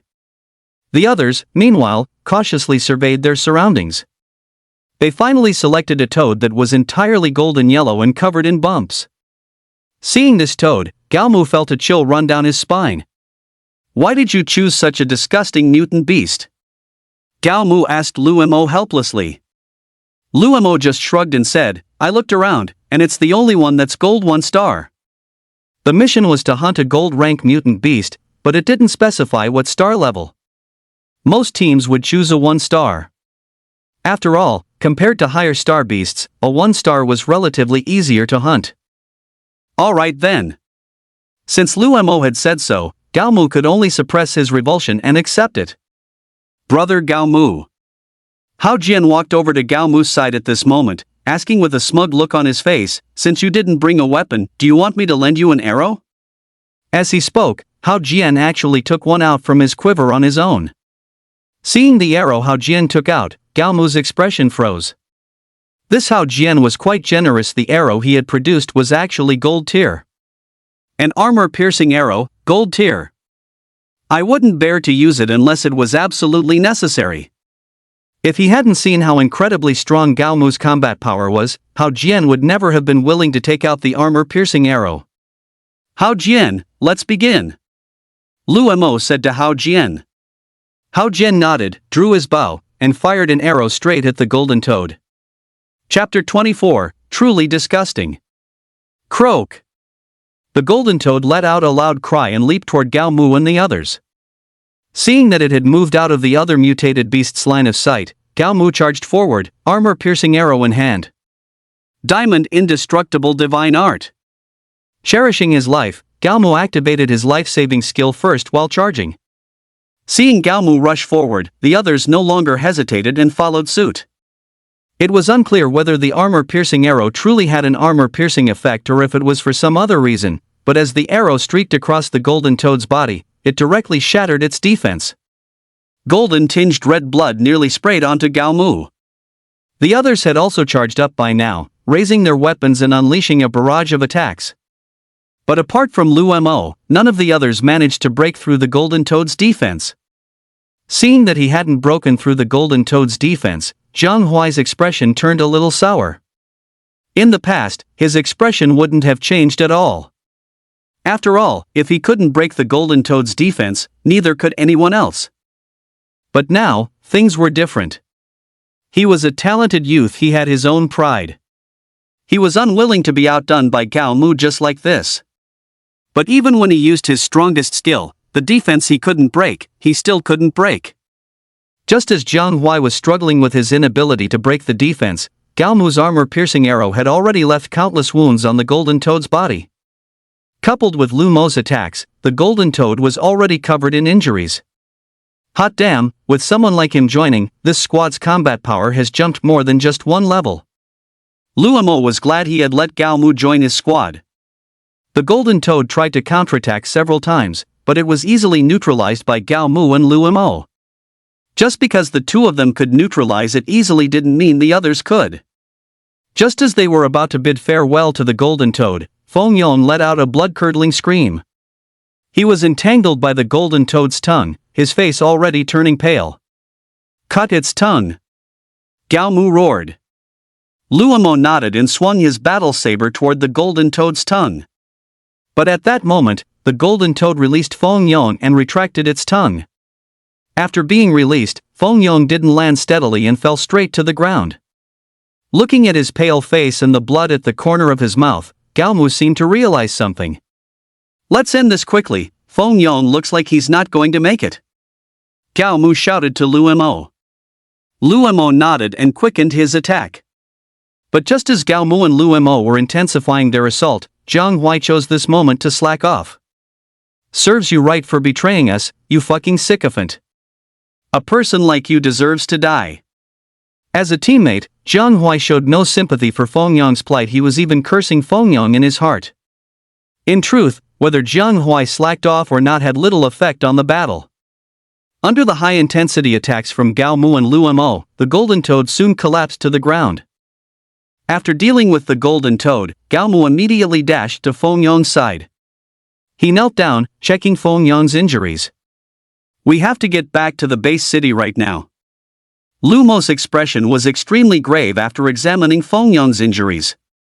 Feng Yong is very seriously injured. If we don't hurry back, he's very likely to die. Feng Yong lay on the ground, unconscious. He had no obvious wounds on his body, even his armor was undamaged. On the surface, Feng Yong seemed fine. But the blood constantly trickling from the corner of his mouth indicated he had severe internal injuries. Even if we go back to the base city now, it's useless.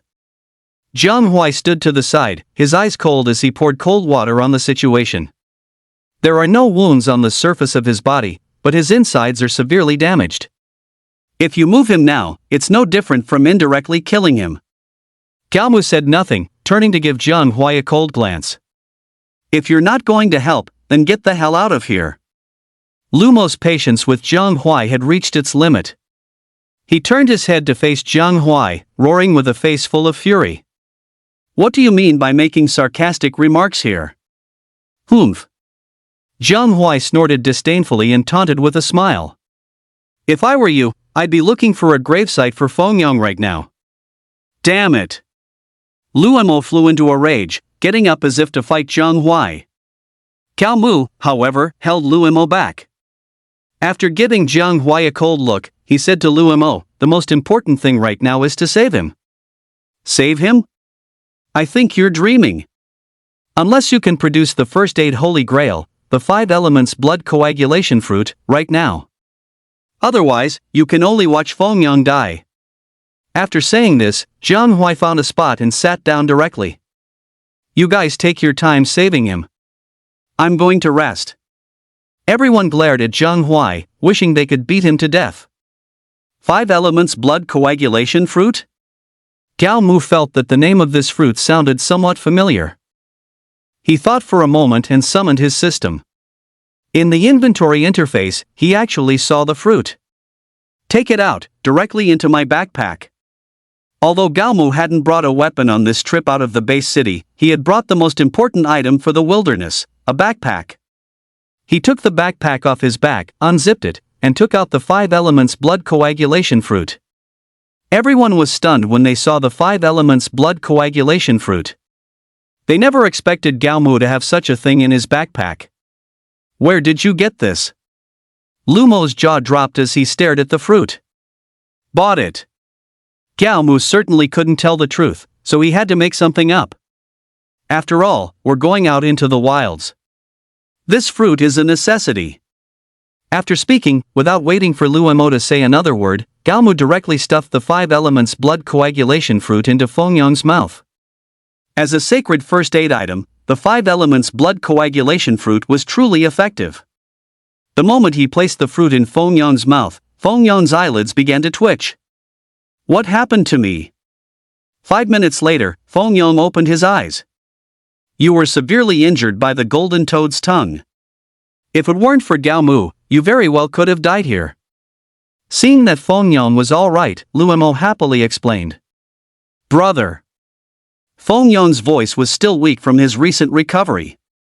He clasped his fists towards Gao Mu.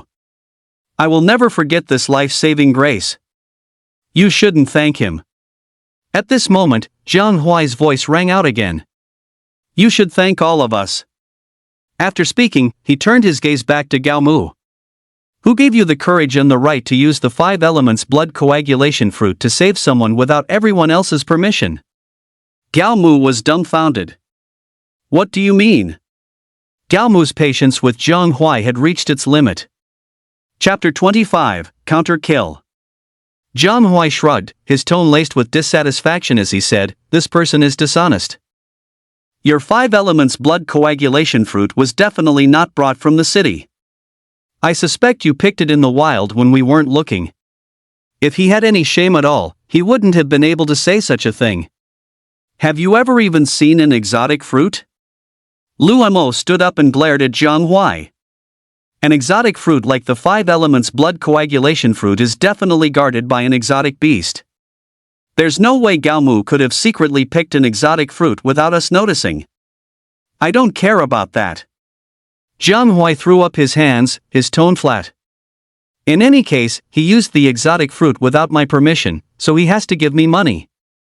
Gao Mu had seen many shameless people, but this was the first time he had ever encountered someone on Jiang Huai's level.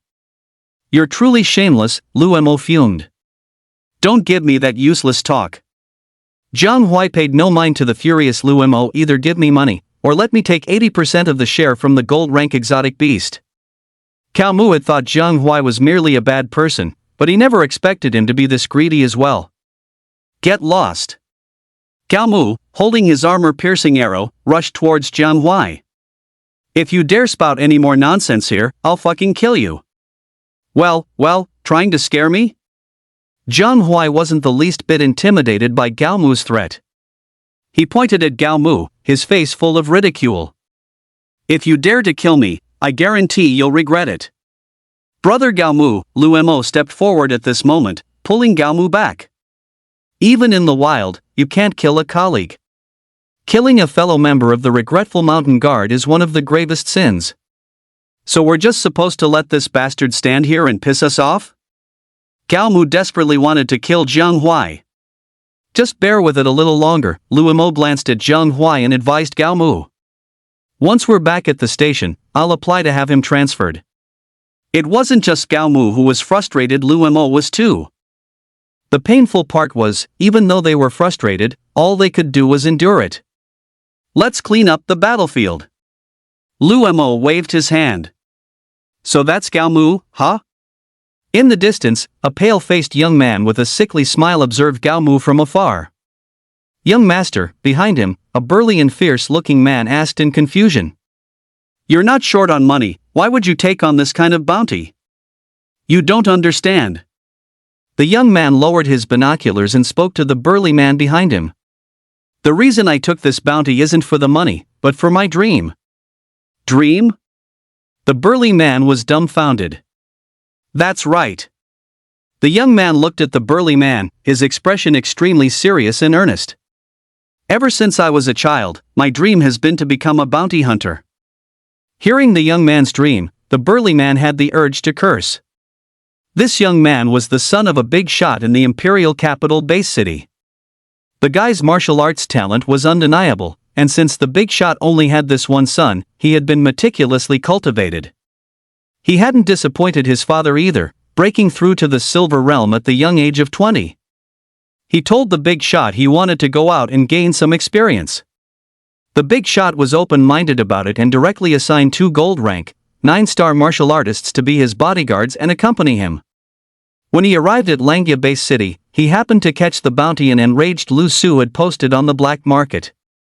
Operating on the principle that he had nothing better to do, he accepted the bounty directly. To him, money and all that was unimportant, what mattered was the thrill of the hunt. All right. After observing for a little while longer, the young man said to his 2 bodyguards, "There's a traitor in their team, and one of them is injured. Let's go up there and wipe them all out." Although his own cultivation was only at silver rank, 1 star, he couldn't help that his 2 bodyguards were both gold rank, 9 star.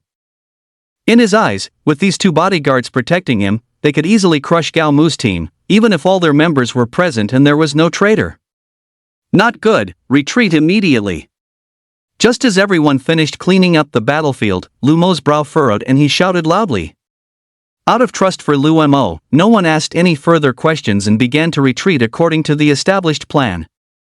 You can't escape. Since the young man wanted to hunt Gao Mu, he surely had a complete plan in place. He and 1 bodyguard gave chase from behind, while another bodyguard was positioned ahead to intercept them. We are from the Mountain Shaking Guard. Who are you? Seeing no way to escape, Luo Mo had no choice but to announce his identity. The name Mountain Shaking Guard made the young man's brow furrow slightly. I only want him. The young man pointed at Gao Mu and waved his hand dismissively at the others. The rest of you can leave now. Since we are comrades, we will surely live and die together. That's right, we are comrades. We live together, and we die together. If you want to touch Gao Mu, you'll have to step over our dead bodies. After Gao Mu's strength had earned everyone's recognition, they had automatically begun to treat him as one of their own brothers. Sometimes, friendship and brotherhood among young men just blossom so inexplicably. Are you guys putting on a play? Before everyone's passionate fervor could fully ignite, Zhang Huai poured a basin of cold water on it. Getting all worked up. How long have you even known each other? Of course, if you insist on dying with him, I won't object. But I absolutely will not die with him. As Zhang Huai spoke, he walked out of the team. Zhang Huai. Luo Mo didn't choose to reprimand Zhang Huai at this moment, but instead stared at him intently and said, "You need to understand that betrayal and murdering a comrade are equally grave offenses." I know, Zhang Huai replied with a completely nonchalant expression, shrugging his shoulders. But if you all die, who will know I betrayed you? When I return alone, I'll make myself look heavily injured. I'll tell everyone we encountered a beast rampage, that all of you died, and I was lucky to escape with my life. By then, I might even become a hero. Seeing Zhang Huai's demeanor, the rest of the team wanted nothing more than to punch him. Alright, so it's just him coming out, right? The young man waved his hand impatiently, then said to the others, "Are you sure you want to live and die with him?" Everyone nodded in unison. King idiots. Zhang Huai stood to the side, cursing under his breath. The group glared angrily at Zhang Huai. Make your move. The young man put his hands behind his back and spoke to his bodyguards. The two bodyguards were momentarily stunned, unable to react for a second. If they remembered correctly, this young master had said he would take care of it himself. What are you still standing there for? I said I would handle it myself, and I meant dealing with Gao Mu. Are you expecting me to deal with the others too? The two bodyguards shook their heads helplessly and were the first to charge toward the team. Chapter 26, The Legendary Water Torture. When you get a chance, run. After sensing the powerful auras of the two bodyguards, Gao Mu spoke very seriously to his teammates. Don't lose your lives over some so-called loyalty. Shut up. Lu Mo, who had always been kind to Gao Mu, suddenly yelled at him. We already said we're brothers. Since we're brothers, we live and die together. How King touching. Zhang Huai stood to the side, continuing his sarcastic remarks. I'm so moved, I'm about to cry. Sigh. Gao Mu didn't know whether to call this group foolish or loyal. If that's the case, then I won't hide my strength anymore. Vajra Body Protection Divine Art. All Secret Art. Gao Mu activated two skills at the same time. In an instant, his cultivation level skyrocketed tenfold.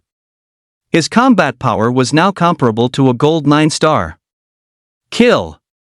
With a furious roar, he charged forward, wielding the armor-piercing arrow. Well, using a broken arrow as a weapon. I have no idea what you're thinking. The young man mocked him while slowly drawing his weapon. Although this young man's cultivation was only silver, his weapon was gold tier. Looking at the armor he wore, it was even diamond tier. Being rich really lets you do whatever you want. A gold tier weapon was worth over $1 million, and a full set of diamond tier armor cost tens of millions. If it were an ordinary martial artist, it would be impossible to have such a set of equipment with only a silver cultivation. As the young man prepared to make his move, the two bodyguards had already rushed in front of the team. They came menacingly but didn't draw their weapons. In other words, they didn't take the team seriously at all. Before that young man charges over, I'll deal with one of them as quickly as possible. You guys figure out a way to hold back the other one, Gao Mu said to the rest of the team with a grave expression. Before the others could react, Gao Mu had already charged toward one of the bodyguards. Your opponent is our young master, not me. Since Gao Mu had already been marked as prey by the young man, the bodyguard didn't dare to use lethal force against him. He extended a palm, intending to push Gao Mu back. But unexpectedly, his palm and Gao Mu's fist collided in mid-air. What was even more surprising was that the bodyguard was actually sent flying by Gao Mu. After sending the bodyguard flying, Gao Mu didn't stop. With wind at his feet, he dashed rapidly in the direction the bodyguard was flying. Before the bodyguard could land, he grabbed his collar and slammed him viciously into the ground. Bang! The earth was instantly smashed, forming a huge, deep crater. The bodyguard in the crater had blood at the corner of his mouth and a face full of shock. As expected of a gold martial artist, your resistance to attacks is truly strong. Gao Mu grumbled to himself as he leaped high into the air, landing hard on the bodyguard's body. Crack! The crisp sound of a bone breaking echoed as the bodyguard spat out a mouthful of blood. Seeing his partner being brutalized by Gao Mu, the other bodyguard quickly turned to help. But just then, Lu Mo and the rest of the team intercepted him, tying him up in a fight. You're next. Gao Mu's cold gaze fell upon the young man. Meeting Gao Mu's eyes, the young man's body trembled involuntarily. There's been a misunderstanding. The young man's current terror was directly proportional to his earlier arrogance. In his estimation, no matter how incredible Gao Mu's talent was, at best, he would only be on par with himself. But now, having truly witnessed it, he realized that Gao Mu's talent had already surpassed the bounds of what was humanly possible. Misunderstanding? What misunderstanding? Gao Mu didn't think there was any misunderstanding here. Seeing Gao Mu's reaction, the young man's mind raced. He threw his weapon to the ground, pointed at it, and said to Gao Mu, "Brother, did you drop this weapon? If you dropped it, you should pick it up quickly, or else someone else will take it." To be honest, Gao Mu was genuinely a little impressed by this young man. To be able to recompose himself and switch roles in such a short amount of time was truly something an ordinary person couldn't do. "The armor you're wearing, it seems." Some things didn't need to be said in full. The young man understood immediately, took off his armor, and threw it on the ground, saying, "That's right, I dropped this armor too." Seeing how quick on the uptake the young man was, Gao Mu smiled. "Die! Die!" Just as Gao Mu was feeling pleased, two immense killing intents surged towards him. Clang! Clang! Two weapons struck Gao Mu simultaneously. One weapon came from the young man, and the other came from Jiang Huai. When Jiang Huai saw that even the gold-level warrior was no match for Gao Mu, a murderous intent towards Gao Mu rose in his heart. But unexpectedly, his life-risking sneak attack failed to cause any harm to Gao Mu. The young man, on the other hand, stared dumbfounded at the broken weapon in his hand. "Just what kind of monster are you?" Gao Mu's powerful attack strength was already terrifying enough. But his defense was actually no weaker than his own attack strength, which made the young man realize he might have just encountered a monster. "I was actually planning not to kill you." Gao Mu didn't answer the young man's question directly, but instead looked at him coldly. "But you chose this moment to launch a sneak attack. You truly deserve to die." Gao Mu's right hand shot out like lightning, directly seizing the young man's throat. With his throat seized, the young man's face turned beet red. "Don't kill me. I can give you money." "I can give you money," the young man yelled frantically, kicking his arms and legs wildly. But Gao Mu shook his head, his eyes icy. "At this point, even if you give me money, you can't buy back your life." As his voice fell, Gao Mu's right hand tightened fiercely, directly crushing the young man's throat.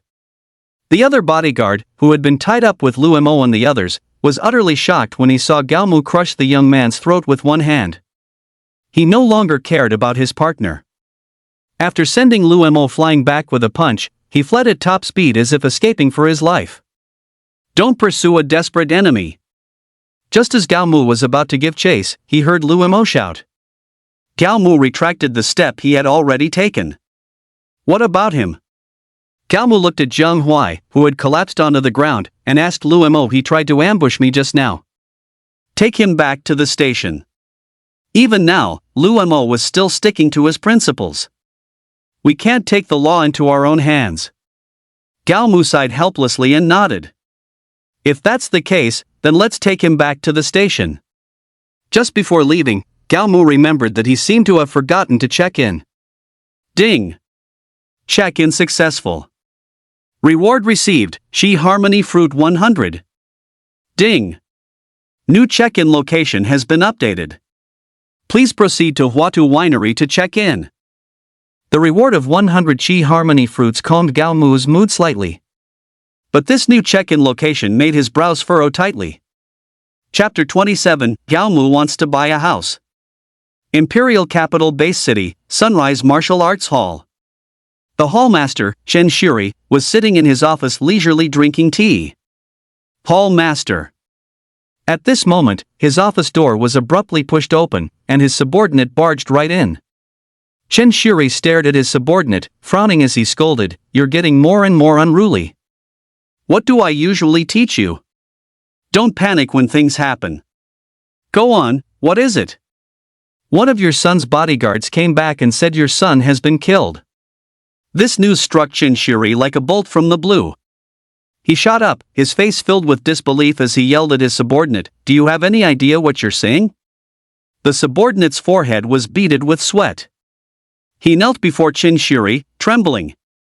"Your son has been killed. Where is his bodyguard?" Chen Shuri asked his subordinate. "Outside." Without another word, Chen Shuri rushed out of his office. Seeing the blood-soaked bodyguard collapsed on the floor, breathing his last, his heart was shrouded in a dark cloud. Your son is dead." After saying this, the bodyguard breathed his last. "Ah!" After clearly hearing the bodyguard's words, Chen Shuri let out a long, skyward roar. Investigate. Investigate for me, he screamed like a madman. I want to know who killed my son. Chen Shuri's son was the apple of his eye, his most precious treasure. He couldn't accept that his own son had been killed. While Chen Shuri's men were investigating, Gao Mu and his squad had also returned to the base city. They first took Feng Yang to the hospital, then escorted Jiang Huai back to the station. To be honest, I'm a genius at our station. The leader definitely won't kill me over something this minor. Jiang Huai was extremely confident. But once he was actually at the station, he realized he was wrong. We won't kill him, the leader said to everyone after learning the whole story. Jiang Huai looked at Gao Mu and the others smugly, saying with great satisfaction, "See? I told you the leader wouldn't kill me." Water torture. After these two words were spoken, Jiang Huai collapsed directly onto the ground. Gao Mu watched as liquid continuously flowed from between his legs. What on earth is water torture? A punishment that could scare a martial artist into wetting himself must be incredibly terrifying. Sigh. Lu Mo sighed softly and explained. The prisoner is locked in a small room, their limbs tied to wooden stakes. The small room is pitch black, so dark you can't see your hand in front of your face, and there's not a single sound. A device is placed above the prisoner's head. This device drips water at irregular intervals until the prisoner dies. After hearing Lu Mo's description, Gao Mu felt a chill run down his spine. That's too terrifying, Gao Mu exclaimed. Lu Mo nodded and said, that's why, in the garrison, the most terrifying thing isn't the death penalty, but water torture. Looking at the already unconscious Jiang Huai, Gao Mu shook his head and said, you reap what you sow. After the group was officially disbanded, Gao Mu went straight home. He didn't need to worry about the division of the alien beast profits. As the captain, Lu Mo was responsible for handling these matters. Once he was done, the money would be directly transferred to Gao Mu's account. When he got home, Gao Mu didn't see his parents. He took out his phone and dialed his mother's number. His mother only said a few words before hastily hanging up. After sitting blankly on the sofa for a while, Gao Mu returned to his bedroom. My strength is still a bit lacking. Everything that had happened today made Gao Mu feel that his strength was still insufficient. He directly took out the Hachi fruit stored in his system and swallowed it whole. System. God tier check-in system. Host, Gao Mu. Strength, 171,365 kilograms. Realm, Gold tier, 1 star. Skills, Thunder Fist Mastered, Shadow Step Mastered, Green Lotus Sword Art Mastered, Jezi Secret Mastered, Indestructible Vajra Divine Arc Mastered. Seeing that his realm had finally broken through to Gold tier, Gao Mu laughed happily. With a Gold tier, 1-star cultivation base, and stacking the Jezi Secret Art on top, I can go straight for Diamond tier, 1 star. With his strength reaching a new level, Gao Mu's confidence grew. Night fell. Gao Mu heard the sound of the door opening. He pushed open his bedroom door and saw his parents returning home, their faces etched with exhaustion. Dad, Mom. Seeing his parents like this, Gao Mu's heart ached. Why don't you two just quit your jobs? It's fine, we're used to it. Gao Mu's mother waved her hand, rejecting his suggestion, and said to him, you went into the wilderness today. How was the harvest? Gao Mu could tell his mother was changing the subject. It was all right. I should have an income of a few million. 1 gold tier alien beast, 10 silver tier alien beasts, plus the young man's weapon and armor. A few million was an understatement. Do martial artists make that much money? Gao Mu's father's eyes widened. He knew martial artists made a lot of money, but he never expected it to be this much. Just lucky. After chatting a bit more with his parents, Gao Mu went back to his room to sleep. The next morning, Gao Mu woke up bright and early. After a quick tidy up, he headed straight for Huatu Winery. Should I buy a car? Gao Mu had actually gotten his driver's license last year. But because his family was short on money, he had never bought a car. Now that he had money, he was considering whether he should get one. As Gao Mu was mulling it over, the taxi pulled up at the entrance of Huatu Winery. After paying, Gao Mu got out of the car. Pushing the door open, Gao Mu's expression froze slightly when he saw the person at the winery's front desk. Xiaoyu, what are you doing here? The person at the front desk was actually an old classmate of Gao Mu's. Xiaoyu was also a little surprised to see Gao Mu. It's winter break, isn't it? I'm out earning some spending money. As far as Gao Mu knew, Xiaoyu's family was very well off. Logically, she shouldn't have needed to work to earn money. Are you here to buy wine? Xiaoyu clearly didn't want to talk much about this with Gao Mu. She smiled at him and said, "Do you want me to give you some recommendations? Aren't you working the front desk?" Gao Mu looked at Xiaoyu curiously. "I'll have my co-worker cover for me." As Xiaoyu spoke, she called over another colleague. Xiaoyu led Gao Mu and began to wander around the winery. At first, Xiaoyu introduced the wines in the winery to Gao Mu. But as they chatted, their conversation shifted to other topics. Imperial Capital University, that's amazing. Gao Mu's eyes widened when he heard that Xiaoyu had gotten into Imperial Capital University. Imperial Capital University was currently the top university in Huaxia, and also a world-renowned institution. This university had not only a martial arts department but also a liberal arts department. I heard you didn't take the college entrance exam. It's truly a shame, Xiaoyu said, expressing her regret over Gao Mu's situation. Chapter 28, Crazy Fishing. A shame? I think it's fine. Gao Mu really didn't feel it was much of a shame at all. Who's that kid? Why is he having such a happy chat with Xiaoyu? Not far away, two men were chatting while holding glasses of red wine. One of them bore a slight resemblance to Xiaoyu. The other was dressed in a suit and tie, his face full of arrogance. Xia Tian looked at Gao Mu, his brow furrowing slightly. I don't know him. He must be one of Xiaoyu's friends. Brother Xia Tian. The young man swirled the wine in his glass and said to Xia Tian, Xiaoyu is destined to be my wife. Isn't it a bit inappropriate for her to be doing this? Of course it is. Xia Tian seemed to be very wary of this young man. He nodded, put down his wineglass, and walked towards Gao Mu and Xiaoyu. Xiaoyu. Xia Tian walked up to the two with a smile on his face.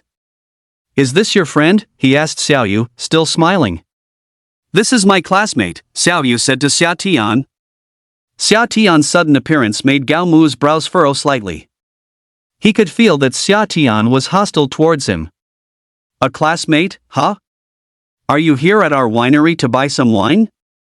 Looking at you, your family probably isn't very well off, right? If there's a wine you like, just tell me. I'll give it to you for free. Xia Tian seemed generous, but his every word was a dig at Gao Mu. No need.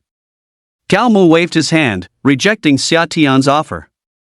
The wine here is indeed not cheap, but I think I can afford it. Brother. Xiaoyu, perhaps sensing Xia Tian's unfriendliness, said to her brother, Gao Mu and I are just classmates. It's best if that's all it is. Xia Tian glared at Xiaoyu and said, his tone carrying a hint of a warning, your statuses are worlds apart. It's good enough to be classmates. Worlds apart? Gao Mu glanced at Xia Tian and retorted sarcastically, what's the matter, is your family royalty? Worlds apart. What era is this? Still talking about status. Gao Mu's words greatly displeased Xia Tian. He frowned and said to Gao Mu, I'm talking to my sister. I hope you won't interrupt. And let me make it clear to you today, my sister is going to marry the son of the head of Langia Base City. If you dare to have any funny ideas about her, you'll probably die a miserable death. Xia Tian's warning caused a fire to gradually rise in Gao Mu's heart. Brother, Xiaoyu said, staring at her brother with an ugly expression.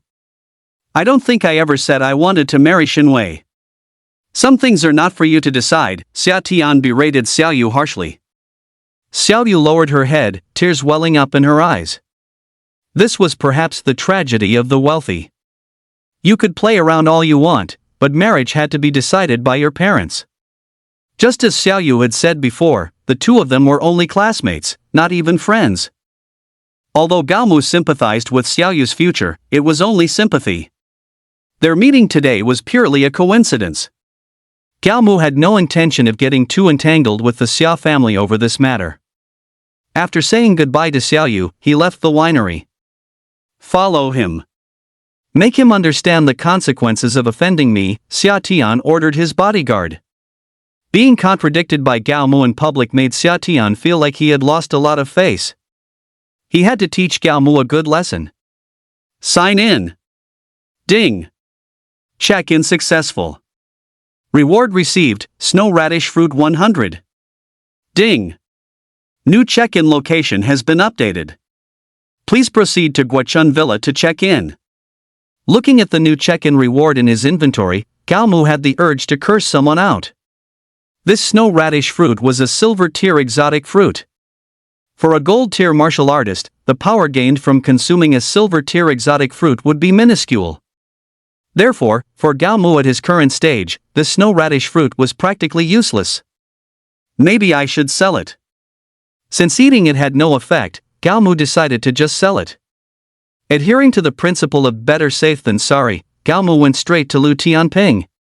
Lu Tianping was very pleasantly surprised by Gao Mu's arrival. He looked at Gao Mu with a smile and teased, "What's this? Have you decided to join our Jidao martial arts hall?" Stop joking, Gao Mu waved his hand and said to Lu Tianping. I got my hands on some good stuff recently, and I was hoping you could help me sell it. Good stuff? Lu Tianping's interest was piqued. Gao Mu didn't hold anything back in front of Lu Tianping. He took off the backpack he was wearing and opened it in front of Lu Tianping. Lu Tianping, who had just been looking relaxed, was stunned speechless, his eyes widening as he saw the contents of the backpack. These are all exotic fruits. Lu Tianping carefully took one out and asked Gao Mu as if he were a thief, "Where did you get so many?" Lu Tianping, who prided himself on having seen the world, was now genuinely bewildered. Silver tier exotic fruits, while not exactly impossible to come by, were still considered quite rare. If these were out in the open, a single one would cause a frantic scramble. But now, Gao Mu's backpack was full of them. How could Lu Tianping not be bewildered? Why didn't you sell them to Xin Chongxin? Lu Tianping wasn't blinded by excitement. Gao Mu's reason was very simple. He looked out the window and said, "I don't trust him." His answer was completely unexpected by Lu Tianping. He has all of China behind him, and when it comes to the interests of the entire nation, an individual's interests are insignificant. Gao Mu didn't say it outright, but his meaning was crystal clear. I understand. Lu Tianping clearly didn't want to continue on this topic. He thought for a moment and nodded. For these things, I'll give you 100 million based on market price. Here's the money, take it. Just like last time, Lu Tianping gave Gao Mu the money first before helping him sell the items. Thanks. Taking the card from Lu Tianping, Gao Mu gave a wave. After leaving the Jidao Martial Arts Hall, Gao Mu headed straight for the sales center of Guochun Villas. The new check-in location was Guochun Villas, and Gao Mu had been planning to buy a house for his parents anyway. Since it was on the way, he decided to take care of everything at once. Boss, where is he going? Not far behind Gao Mu, a group of people was following him from a distance. The leader didn't care where Gao Mu was going. He said to his underlings, "No matter where he goes, we have to complete our mission today." The underlings nodded excitedly. The sales office of Guochun Garden. Sir, are you here to buy a house? The moment Gao Mu stepped into the sales office, a pretty saleswoman greeted him. The belief that a house makes a home is deeply ingrained in the minds of the Chinese people. Even now, in the glorious era of global martial arts, real estate remained one of the most profitable industries. Buying a house. Gao Mu nodded. Chapter 29, He's way more powerful than God. Then allow me to give you an introduction? Upon hearing that Gao Mu was buying a house, the saleswoman's face immediately lit up with a happy smile. We have the standard section, the luxury section, and the villa section. I wonder which one you're interested in. If you'd like a recommendation, I would definitely recommend the villa section. Many martial artists have purchased properties in our villa section. If you're lucky, you might even become neighbors with a martial artist. Being able to live next to a martial artist was a pretty good selling point. The villa section, then. His parents had toiled for half their lives, and Gao Mu wanted to give them the very best. For the villa section, our price is 200,000 per square meter. The smallest size is 300 square meters, and the largest is 500. Gao Mu did a quick calculation. Even the smallest villa would cost 60 million. Fortunately, his wallet was quite thick, so he could afford it. Take me to see the villas. If it's suitable, I can pay today. Gao Mu's forthrightness made the saleswoman even happier. She nodded and led Gao Mu to the rest area. After pouring him a cup of tea, she said respectfully, "Please rest here for a moment." "I'll be right back." Gao Mu nodded and began to relax in the rest area. As expected of one of the most luxurious residential communities in the base city, even the tea here tasted quite good. "What are you doing here?" Just as Gao Mu finished a cup of tea, a very displeased voice sounded. Gao Mu looked up to see a young man staring at him with a disdainful look. After sizing up the young man, Gao Mu realized he didn't seem to know him. "My name is Xinwei, Xia Yu's fiancé," Xinwei introduced himself. Only then did Gao Mu remember that they had mentioned this name while he was chatting with Xia Tian and Xia Yu earlier. "So, what are you trying to say?" Gao Mu could feel an inexplicable hostility from Xinwei. "I'm trying to say, you should stay away from my fiancé." Xinwei sat down directly across from Gao Mu, resting his hands on his legs and staring intently at him. "If you can't, I don't mind showing you what I'm capable of."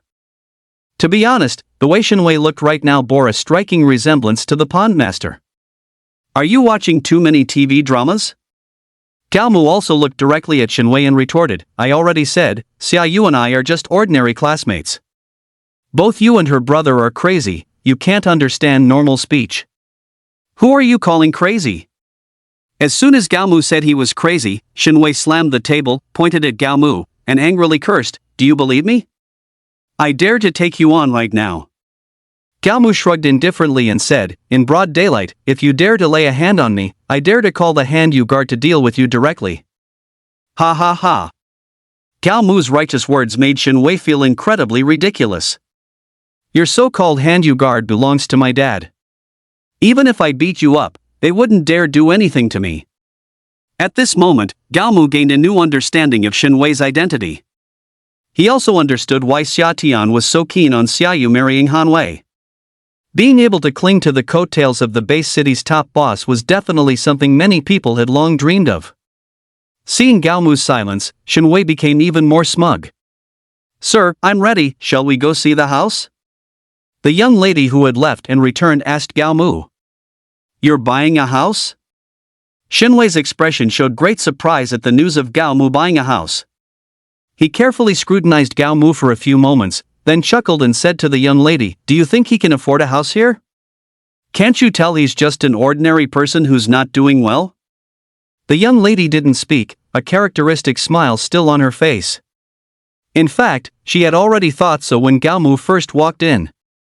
But her profession didn't allow her to act on that assumption. "If I were you, I would go straight to my supervisor right now and have him thrown out of here." To embarrass Gao Mu, Xinwei said directly to the young lady. The young lady still wore her characteristic smile, but her resolve had begun to waver internally. "I really can't afford a house here." Gao Mu had no intention of arguing with Xinwei. His lips curved upwards as a fun plan came to mind. "But I know someone who can afford it." "Not only can he afford it, he'll also give me the house he buys." After saying this, Gao Mu directly pulled out his phone and started the video recording function. "Who's so brain dead? Do you know how expensive houses are here? To spend so much money buying a house and giving it to you, has his brain been kicked by a donkey?" Not only Xinwei, but even the young lady didn't believe Gao Mu's words. After turning off the recording function, Gao Mu said, "Maybe I'm a genius. The other party gave me a house to get me to join his faction." "A genius?" Xinwei had already started to take the bait. He looked at Gao Mu with disdain, his tone very mocking. "Unless someone is blind, no one would ever think you're a genius. Gao Mu was frantically fishing, and Xinwei was frantically taking the bait.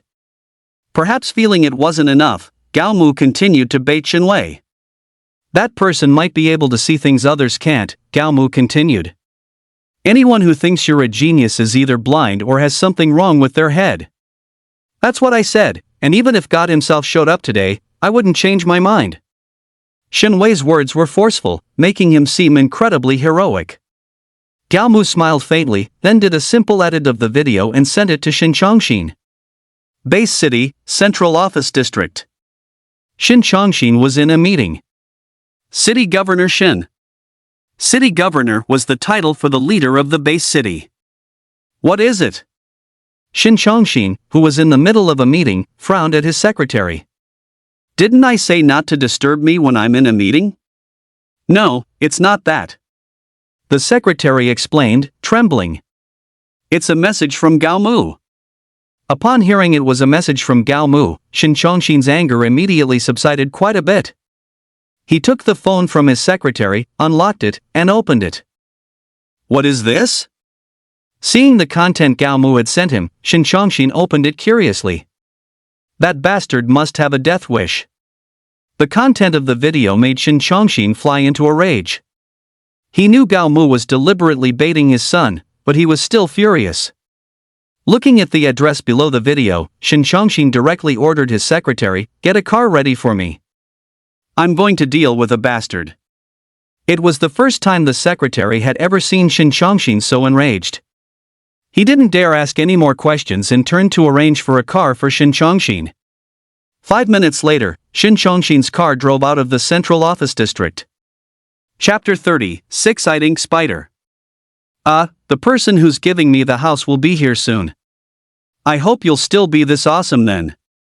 Gao Mu looked at Xinwei with a half-smile.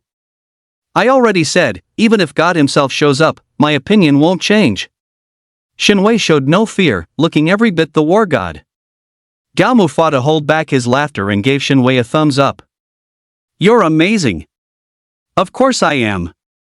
Xinwei thought Gao Mu was about to yield. Just as Xinwei was preparing to continue taunting Gao Mu, the doors of the sales office opened. Xin Chongxin strode in aggressively from outside. Dad! Seeing his own father in this place, Xinwei was a little surprised. He went to greet him, asking as he usually would, "What are you doing here?" Xin Chongxin ignored Xinwei, instead raising his hand and slapping him across the face. The slap was heavy, completely stunning Xinwei. "Why did you hit me?" Xinwei had no idea why his father had suddenly struck him. "Because there's something wrong with my head," Xin Chongxin said, raising his hand and slapping Xinwei again. "Dad!" Xinwei felt wronged. He truly didn't remember ever saying his father was mentally ill. Although he wasn't exactly a model of filial piety, he wouldn't badmouth his own father behind his back. FCKU. Xin Chongxin, completely disregarding his status, gave Xinwei a thorough beating. As he hit him, he cursed, "Didn't you say I was blind? Didn't you say I was mentally ill? Didn't you say that you'd think so even if God himself showed up?" Xinwei might have been a bit dense, but he managed to piece some things together from his father's words. He turned to look at Gao Mu and roared, "You set me up." "Not really," Gao Mu said with a shrug, looking completely unconcerned. "I just call this getting what you deserve." "I was wrong, Dad." Xinwei shot a glare at Gao Mu before starting to beg his father for mercy. "I didn't know the person he was talking about was you. If I'd known, I would never have said that." Under Xin Chongxin's relentless assault, Xinwei scrambled to get away. Once the onlookers found out Xin Chongxin's identity, no one dared to step forward and intervene. Putting aside the fact that Xin Chongxin was the city governor, even if he weren't, this was ultimately their family affair. After 10 minutes of beating, Xin Chongxin was finally tired. His secretary, with great perception, found him a chair to sit and rest in and brought him a cup of hot tea. Xin Chongxin crossed his legs, sipped his tea, and scolded Xinwei, "Have you learned your lesson?" Beaten black and blue by Xin Chongxin, Xinwei nodded with a face full of grievance. "Apologize to Gao Mu," Xin Chongxin said with a grim expression. Xinwei looked at Gao Mu, his eyes filled with rage. Slap! Shin Chongqing didn't coddle him, raising his hand and smacking him on the back of the head. Shinwei stared at his father, completely bewildered. He had been beaten into a stupor. Apologize. Do you not understand? Shin Chongqing said coldly. Shinwei's body trembled slightly. He reluctantly walked up to Gao Mu and, with great sincerity, gave him a deep bow, saying, "Everything that happened before was my fault. I hope you can forgive me." Shinwei had genuinely been beaten into submission. His apology was a picture of sincerity. He's just a kid who doesn't know any better. Please forgive him, Shin Chongqing said to Gao Mu with a smile. Gao Mu nodded. Seeing Gao Mu nod, Shin Chongqing smiled and said, "Let's go. Pick a house, the higher-ups will pay for it." Standing to the side, Shinwei still felt a little indignant. But after hearing his father's words clearly, an indescribable feeling welled up inside him. Since someone else was paying, Gao Mu would definitely pick an expensive one. In the end, he chose an ultra-luxurious villa with an area of 500 square meters. When it was time to pay, he could tell that Shin Chongqing was pained by the cost. "Dad," Shinwei asked his father on the way home, completely puzzled, "why do you treat him so differently?" Shin Chongqing had long since figured out how to answer his son's question. "Do you know that in this world, there's a type of person called a child of destiny?" Shin Chongqing lit a cigarette and slowly said to his son. "These people are born with immense luck. No matter what they do, they can achieve the best." "You're saying?" Shinwei couldn't believe Gao Mu was a person of immense luck. "The last time I saw him, his cultivation was at Silver V. When I saw him again today, I could clearly feel that his power had grown much stronger. I suspect he has already broken through to the gold realm." Shin Chongqing's words made Shinwei's jaw drop, his face filled with shock. As Shin Chongqing's son, he had heard many legends about geniuses. But Gao Mu's story was something Shinwei found hard to accept. 18 years old, a gold-rank martial artist? Shinwei simply couldn't put these two keywords together. Taken individually, neither of these terms would be overly surprising. But when put together, they were truly astonishing. "So, now you know why I see him in a different light, right?" Shin Chongqing looked at his son. Shinwei nodded mechanically. His father hadn't said much, but the amount of information was enormous, making it a bit difficult for him to process all at once. After his son had more or less digested the information, Shin Chongqing continued, "If you don't dislike him, then do your best to become his friend. But if you do dislike him, then stay as far away from him as possible." Shinwei might be a bit simple-minded, but he was very good at analyzing pros and cons. "You're saying his future accomplishments?" Shinwei looked at his father. Shin Chongqing smiled slightly. "Compared to mine, they will only be greater, not lesser." "I understand." Shinwei lowered his head and thought for a moment before looking up again. Seeing the change in his son's eyes, Shin Chongqing smiled. After returning home, Gao Mu didn't plan on telling his parents about the villa. He was preparing to give his parents a surprise when the time was right. The days passed one by one. Just as Gao Mu was getting bored staying in the base city, a call came from Luomo. "Brother Gao Mu." Luomo's tone on the phone was extremely polite. "Do you have time today? This month's new missions are out. Let's meet up and discuss them." "I have time, Captain." Since the man's attitude was so friendly, Gao Mu certainly couldn't be unfriendly in return. "Just tell me the place, and I'll be there soon." Gao Mu's attitude pleased Luomo greatly. "Guochun Villa Estate then. Give me a call when you arrive." After hanging up, Gao Mu couldn't help but marvel, this captain is quite wealthy, to be able to afford a house in Guochun Villa Estate. After tidying up a bit, Gao Mu hailed a taxi and headed for Guochun Villa Estate. Chapter 31, A Night in the Wilderness. Luomo held Gao Mu in high regard. Knowing Gao Mu was coming, he actually waited at the gate with his team members. "Captain." Gao Mu was truly surprised that his captain was so considerate. After getting out of the car, he strode over to Luomo. "What are you doing?" "You're the strongest combatant on our team. It's only right that we wait for you," Lu Xiaoguang, standing behind, said half-jokingly. The others all nodded in agreement, indicating that Lu Xiaoguang was right. After a brief chat at the gate, the group walked into Guochun Villa. Captain. Gao Mu stood in front of Lu Mo's villa and said with a smile, "I didn't expect you to be so rich." Lu Mo just smiled and scratched his head, saying, "I was just lucky." Joking around, the group entered Lu Mo's villa. Perhaps related to Lu Mo's personality, his villa was decorated in a very simple and elegant style. Everyone sat in the living room as servants brought tea, drinks, and alcohol.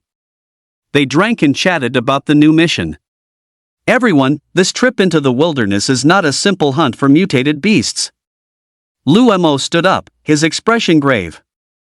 The others also shed their relaxed expressions and listened intently. "The mission from above is for us to hunt at least 5 gold-tier mutated beasts." The new mission made everyone present gasp. Gao Mu hadn't expected them to be given such a mission either. One had to know that, apart from Lu Mo and Gao Mu, everyone on their team was a silver-tier warrior. A silver-tier warrior against a gold-tier mutated beast meant certain death. Why would they give us a mission like this?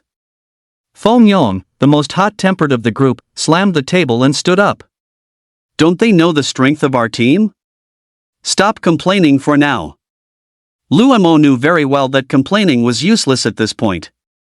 He composed his thoughts and asked Gao Mu, "If the two of us team up, can we kill a gold-tier mutated beast in a short amount of time?" After a moment of thought, Gao Mu smiled at Lu Mo and said, "Absolutely no problem." Gao Mu's confidence gave Lu Mo a boost of his own. Lu Mo himself didn't understand why he trusted Gao Mu so much. "In that case, let's prepare well tonight. We'll gather at the plaza tomorrow at noon." The group stayed at Lu Mo's villa until evening before heading home. Before leaving, Gao Mu didn't forget to check in. Ding! Check-in successful. Reward received, Frostflower Sword. Ding! New check-in location has been updated. Please proceed to Huanyu City to check in. After returning home, Gao Mu took out the Frostflower Sword. A gold-tier longsword. Compared to the mutated fruit, the value of a gold-tier longsword was indeed not high. But it still saved Gao Mu a large sum of money. When he woke up in the morning, Gao Mu saw that his parents had already left for work before he stepped out of the house. To avoid worrying his parents, he didn't tell them he was going into the wilderness. "Well, look at you, Mr. Moneybags." Feng Yong teased, looking at Gao Mu's Frostflower Sword. "That sword couldn't have been cheap." "It's all right." Gao Mu replied with a humble smile. Leaving the base city, the group headed straight for Sanger City. Sanger City was a gathering place for silver rank beasts, but occasionally, gold rank beasts would appear as well. With their team's current composition, a gathering place for silver rank beasts was already their limit. Proceeding with caution, the team arrived at the outskirts of Sanger City 5 hours later. Gazing at Sanger City in the distance, Gao Mu couldn't help but sigh. This city must have been magnificent in its day, right? After clearing the alien beasts on the outskirts, the group began to rest and regroup. It's 3 in the afternoon.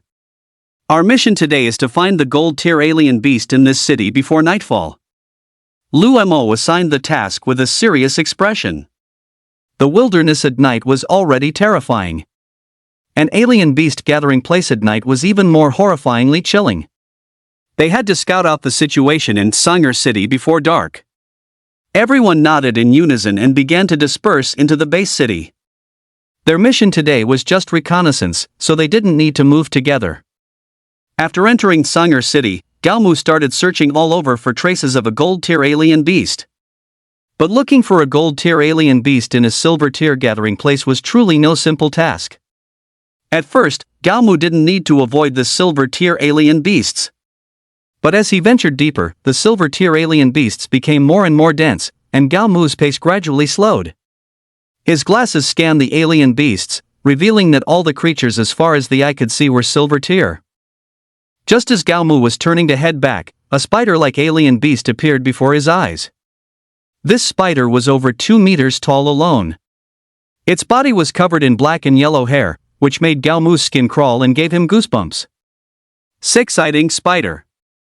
Evolved from a bird-eating tarantula, the stickiness of its web is unmatched by any other spider. 2 eyes signify bronze tier, 4 eyes silver tier, and 6 eyes gold tier. If its height exceeds 2 meters, it possesses at least the strength of a gold tier, 3 star. The information fed back to Gao Mu from his glasses made him frown slightly. Its cultivation level is at least gold tier, 3 star. Gao Mu silently calculated. Without activating the Jia word secret, he really might not be a match for the 6-eyed ink spider. Should I find another one? Gao Mu wasn't opposed to taking on a gold tier alien beast one-on-one. But this beast was a gold tier, 3 star, after all, while Gao Mu was currently only a gold tier, 1 star. Just as Gao Mu was hesitating, the 6-eyed ink spider actually discovered him. While Gao Mu was still thinking, it shot a wad of silk directly in his direction. Shadow concealing steps. The moment Gao Mu spotted the silk, he activated the shadow obscuring step. Too close. Barely dodging the silk attack, Gao Mu wiped the cold sweat from his forehead. If it weren't for the shadow obscuring step, Gao Mu would have been entangled by the silk, 100%. Once entangled, Gao Mu would have surely become a meal for the 6-eyed ink spider. Since the 6-eyed ink spider had already discovered him, Gao Mu no longer planned to flee. He drew the frostflower sword from his back, activated the shadow obscuring step, and charged toward the 6-eyed ink spider. Seeing Gao Mu charging towards it, the 6-eyed ink spider spat out another mouthful of silk. The green-glowing spider silk grazed past Gao Mu.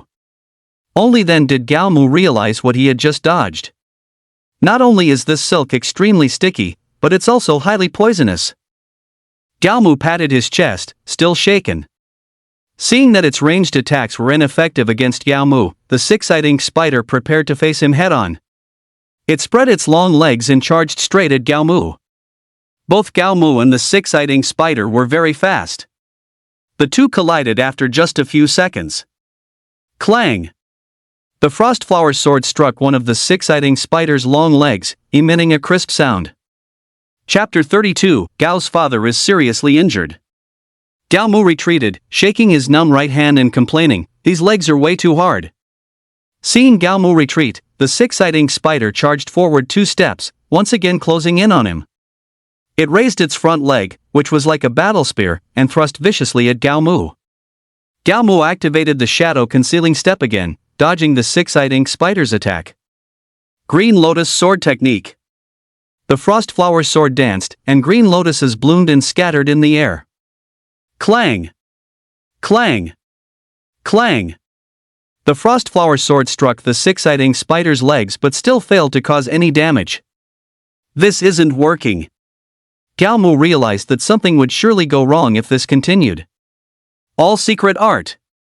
Gao Mu activated the All Secret, and his combat power skyrocketed tenfold. His gold 1-star cultivation instantly soared to diamond 1 star. The gold 3-star 6-eyed ink spider was no match for the diamond 1-star Gao Mu. After a few slashes, Gao Mu had cut off all of the 6-eyed ink spider's legs. After severing all its legs, Gao Mu did not stop his attack. The frostflower sword moved again. Without its long legs as weapons, the 6-eyed ink spider was like a lamb to the slaughter. With just a few sword strikes, Gao Mu took the 6-eyed ink spider's life. Looking at the 6-eyed ink spider collapsed on the ground, Gao Mu breathed a sigh of relief. However, he did not let his guard down. He went to the 6-eyed ink spider's head and directly split its skull open with his sword. Forcing back his nausea, he picked out a transparent substance the size of a baby's fist from its brain matter. This substance was the 6-eyed ink spider's core. Once an exotic beast reached the gold realm, a core would form inside its brain. The core's function was somewhat like a battery. It provides energy for the exotic beast during battle. Gao Mu placed the core into his backpack, glanced around, and then quickly fled the battlefield. Outside Sanger City, the group that had scouted the city was gathered together, eating and chatting. "You don't think something happened to Gao Mu, do you?" Lu Xiaoguang asked Captain Lu Mo, looking in the direction Gao Mu had left. "Should we go take a look?" Lu Mo checked the time, then said after a moment's thought, "If he's not back by 5 o'clock, we'll go in and find him."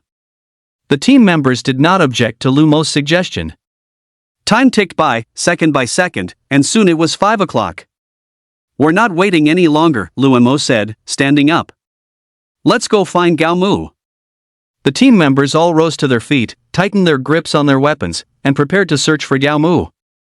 No need to look, Gao Mu said, feeling a warmth in his heart as he witnessed the scene. I'm back. What took you so long? Did you run into trouble? Luemo asked with concern. The other team members also looked at Gao Mu with worried expressions. Gao Mu just smiled and shook his head. I definitely ran into trouble, but I also took care of it. As he spoke, under the astonished gazes of the crowd, Gao Mu opened his backpack and took out the core of the six-eyed ink spider. When the crowd saw the core Gao Mu produced, their eyes all widened in shock. You killed a gold-tier exotic beast by yourself? Luemo found it incredible. He knew Gao Mu was strong, but he never imagined he was this strong. I ran into it, Gao Mu said, certainly not one to pass up an opportunity to show off. So I dealt with it. Watching Gao Mu's blatant showing off, the others all rolled their eyes at him. Captain, Gao Mu said, walking up to Luemo with a smile and holding out the core. You can handle this. No way. To his surprise, Luemo waved a hand dismissively, his expression serious. You killed this exotic beast, so the core should belong to you. Unlike randomly formed wilderness exploration teams, the Hanwei Guard squads had very clear rules regarding the distribution of benefits. If an exotic beast was killed with the help of others, even if Gao Mu didn't want to, he would have to share the profits with his teammates. This was true even if his teammates had only done simple tasks, like providing cover. However, if a beast was killed by a single person with no teammates around, then there was no need to share the profits. We still haven't settled the matter of the 5 elements blood coagulation fruit from last time. No matter what you say, we can't take a share of this core. Since Gao Mu had provided the 5 elements blood coagulation fruit for the team, according to the rules, the other members were supposed to pay him. The primary beneficiary would take 70% of the 5 elements blood coagulation fruit's value, while the remaining members would take the other 30%. The purpose of this rule in the Regret Mountain Guard was to foster greater unity among the squads below. All right. Gao Mu couldn't be bothered to argue with Luemo over this. He waved his hand dismissively. We'll sort it out in detail when we get back. Luemo nodded. After they finished eating, Luemo began to assign the night watch duties. Gao Mu, along with Lu Xiaoguang and Feng Yong, would take the first half of the night. As for the second half, Luemo and Hao Jian would take over. Sitting before the bonfire, Gao Mu stared blankly into the flames. Gao Mu.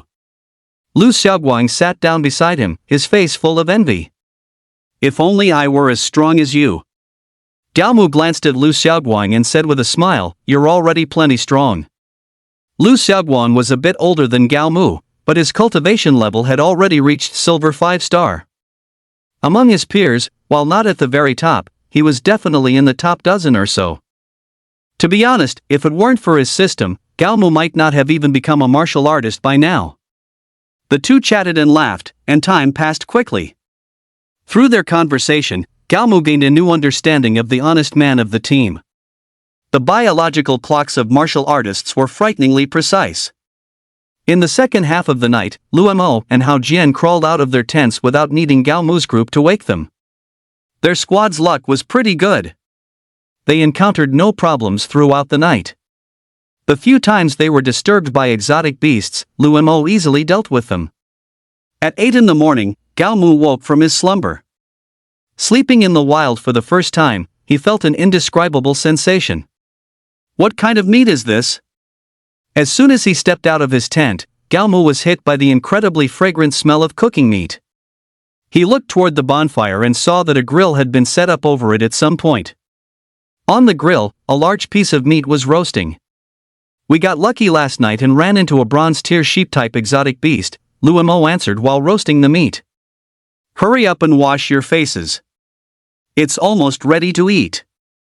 The three who had just woken up instantly perked up at the thought of roasted mutton. It's not just mutton.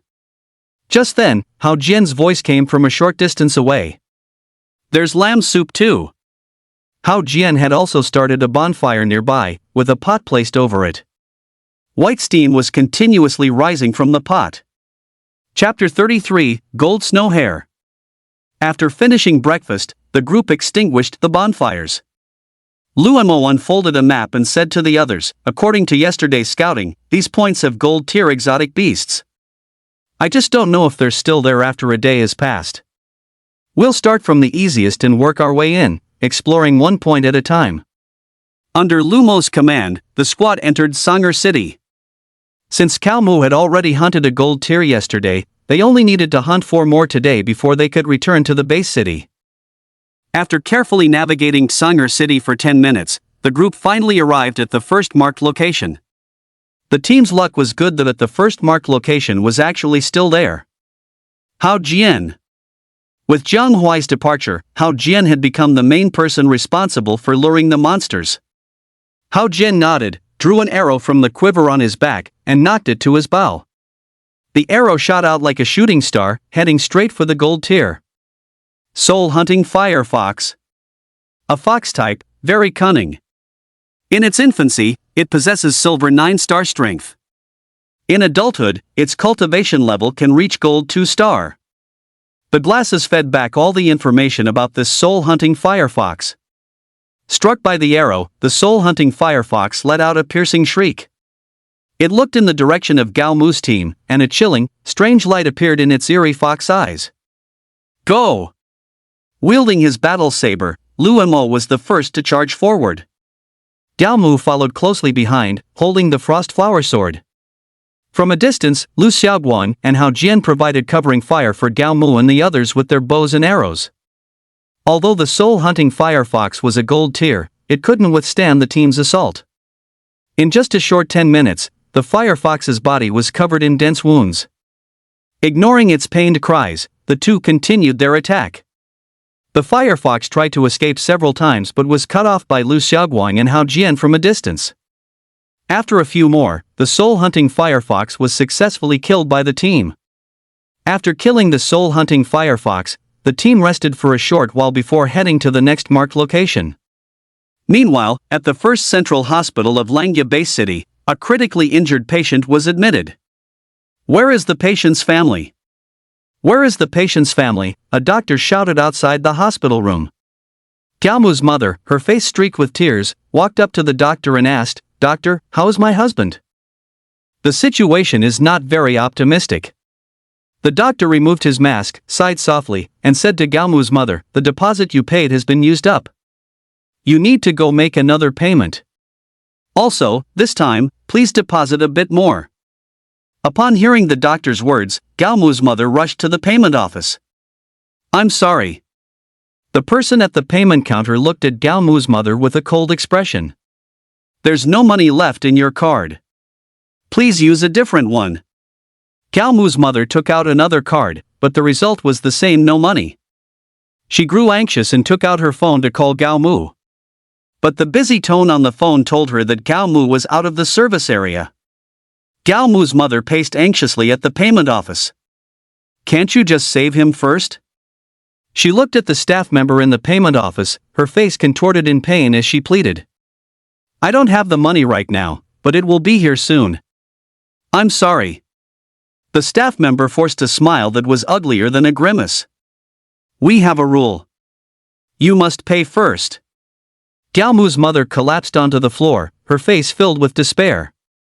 She now somewhat regretted not taking the card her son had offered her before. That's right. At that moment, a flash of inspiration struck her. She then took out her phone and dialed a number. "Director Lu, I'm Gaomu's mother. My husband is in the hospital now, could you come?" Before Gaomu's mother could finish speaking, the call was abruptly disconnected.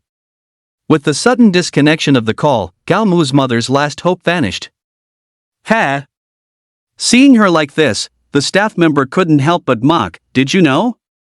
There's only one illness in this world, and that's poverty." The staff member hadn't finished her sentence when she was suddenly slapped across the face. "Get lost." A man in a suit and leather shoes glared at the staff member and cursed, "If I see you in this hospital again, I'll send you straight to the morgue." The staff member clearly recognized the man. Faced with the man's angry tirade, she didn't even have the courage to talk back. You must be Gao Mu's mother, right? After cursing out the staff member, the man said to her, I'm a director on this hospital's board. I'll arrange for the best doctors for your husband right away. The reason Lu Tianping had hung up on Gao Mu's mother wasn't that he didn't want to help, but because he needed to contact people. Perhaps because a board director was supervising, the surgery proceeded very quickly. He's out of danger now. The doctor walked out of the operating room and said to Gao Mu's mother. Hearing that he was out of danger, Gao Mu's mother finally breathed a sigh of relief. Not only did the director arrange for the best doctors to perform the surgery on Gao's father, but he also arranged for the best hospital room and special nursing care. Not long after the surgery was finished, Lu Tianping also rushed to the hospital. How is Gao Mu's father? Lu Tianping asked with an anxious look on his face. Director Lu. The board director walked up to Lu Tianping with a fawning expression and said in a sycophantic tone, he's already out of danger. That's good. Hearing he was out of danger, Lu Tianping let out a breath of relief. His relationship with Gao Mu was actually somewhat special. Initially, Lu Tianping had only wanted to recruit Gao Mu into the Jidao Martial Arts Hall and make him a member. But after a long period of interaction, Lu Tianping discovered that he and Gao Mu had many similarities. Their many exchanges and conversations had also made the two of them friends. After settling Gao's father and mother, Lu Tianping's expression had turned completely cold. He looked at the coldness in Gao's father's hands, and rage erupted from his eyes. He roared at the person beside him, investigate. I want to know who injured Gao Mu's father. Yes. The person by his side acknowledged the order and turned to leave. After the person left, Lu Tianping dialed Shin Chongxin's number. Shin Chongxin on the other end of the line was also infuriated upon hearing the news. How dare you touch our people? I'd like to see who gave you the courage. Two of the three giants were already furious. What did you say? Lu Su sat at home, trembling as he listened to the voice on his phone. You're saying the entire base city is on lockdown? The Jidao Dojo and the city guard have already sent people to investigate this? Lu Su was the mastermind behind the hospitalization of Gao's father's father. His previous actions had all failed to harm Gao Mu, which made him realize that Gao Mu was not an easy target. Since Gao Mu was difficult to deal with, he had no choice but to change his approach. But he never expected that this change in direction would stir up such a huge mess. Lu Su panicked. He was utterly panicked. Hurry up and pack. We're leaving the base city today, Lu Su yelled at his wife. But just then, he noticed bright lights flashing outside his villa. Chapter 34, Return to the Base City. Members of the Hanyu Guard and the Jidao Dojo broke down the door. Lu Tianping and Shin Chongxin were personally leading the teams, leaving Lu Su without even the courage to resist. Take everyone in this house away. Lu Tianping's face was as cold as ice. Without a word, the people from the Jidao Dojo seized Lu Su and his wife. Lu Tao, who was recuperating on the second floor, was also found. Hand these people over to us, the Hanyu Guard, Shin Chongxin said to Lu Tianping. Unexpectedly, his words were met with Lu Tianping's scorn. If I were you, I'd be thinking about how to explain this to Gao Mu right now. At these words, Shin Chongxin felt a chill run down his spine. If this matter wasn't handled well today, it could easily disappoint Gao Mu. While they might not care about a single martial artist, if the situation continued to escalate, the consequences would be severe. Shin Chongxin wiped the cold sweat from his forehead and said to Lu Tianping, that's exactly why you must hand them over to me. I not only need to give Gao Mu an explanation, but I also need to give an explanation to the other members of the Hanyu Guard. In the end, Shin Chongxin took Lu Su's family away. After visiting a few marked locations, their mission was complete. We're going to be rich this time, Feng Yong said excitedly. They had hunted a total of 5 gold-tier mutated beasts. Based on the market price, each of them could earn over 1 million at least. As the team's main attacker, Gao Mu's earnings would be even higher than theirs. By the way, Gao Mu said to Lu Mo, looking at the map before they headed back to the base city. You guys go back first. I still have something to take care of. Gao Mu had come to the wilderness this time not only to complete the squad's mission but also to check in at Huanyu City. Fortunately, Huanyu City was not far from here. Before nightfall, Gao Mu could not only complete the check-in but also return to the base city safely. All right. Luo Mo didn't press further. He knew that everyone had their secrets. People like Gao Mu definitely have secrets. Since Gao Mu didn't want to say, Luo Mo very tacitly didn't press him. Rushing all the way, Gao Mu finally arrived in Huanyu City 5 hours later. Huanyu City was a gathering place for golden beasts. After observing the periphery for a while, Gao Mu stealthily snuck in. Sign in. Ding. Sign in successful, reward obtained, thorn armor gold. Ding. New sign-in location has been updated. Please proceed to Huanyu City's downtown area to sign in. Looking at the thorn armor in his hand, which resembled a soft golden silk armor, Gao Mu suppressed the urge to complain. If I had known this reward was defensive gear, I wouldn't have come. A gold-tier armor, while valuable, didn't hold much appeal for Gao Mu at the moment. Thorn armor, gold. An armor made from the hide of a thorn warbear. The armor is not only light but can also reflect attacks. Good heavens! Gao Mu exclaimed, seeing the description of the thorn armor. It can reflect attacks? The diamond indestructible divine skill, combined with this armor, is simply a match made in heaven. The diamond indestructible divine skill can increase defense. And the thorn armor can reflect attacks. The two combined are practically invincible. The new sign-in location is the city center. I should retreat first. After all, this was a gathering place for golden beasts, and Gao Mu's strength was currently insufficient. Heading to the city center of Huanyu City rashly at this time would be no different from seeking death. Just as Gao Mu was about to turn and leave, a golden gleam caught his eye. He frowned tightly and looked towards the source of the golden light. What is this? Not far away, a rabbit with blood-red eyes was staring at Gao Mu. What was strange was that the rabbit was sparkling golden all over. In other words, the golden light Gao Mu had seen earlier was emanating from this rabbit. The rabbit's size was similar to that of rabbits Gao Mu had seen in his previous life. Apart from its golden color, it was just an ordinary rabbit. Golden blood velvet rabbit. This is an extremely rare exotic beast. It possesses neither strong offensive power nor strong defensive power. However, it has incredibly acute perception. The golden blood velvet rabbit is definitely an anomaly among exotic beasts. But it is the most beloved exotic beast in the human world. When exploring in the wild, if you bring one of these, you won't have to worry about anyone launching a surprise attack. If I remember correctly, this rabbit seems to be very valuable. Gao Mu wasn't greedy for money, but no one ever complained about having too much money. Most importantly, this golden blood velvet rabbit was right in front of him. If he just let it go, it would be like throwing money into the sea. The golden snow velvet rabbit seemed to have sensed something. Its blood-red eyes stared intently at Gao Mu for a moment before it leaped toward the depths of Huanyu City. Although it wasn't large, its speed was incredibly fast. In just the blink of an eye, it disappeared from Gao Mu's sight. Gao Mu hurriedly gave chase. Fortunately, Gao Mu's speed was also fast, and he quickly found the golden snow velvet rabbit's trail again. He hastily swung his frostflower sword, slashing at it. But the golden snow velvet rabbit seemed to have a sixth sense, effortlessly dodging Gao Mu's attack. The snow velvet rabbit ran, and Gao Mu chased. Unconsciously, Gao Mu arrived at the SZ district of Huanyu City. Looking at the fleeing snow velvet rabbit in the distance, a trace of hesitation arose in Gao Mu's heart.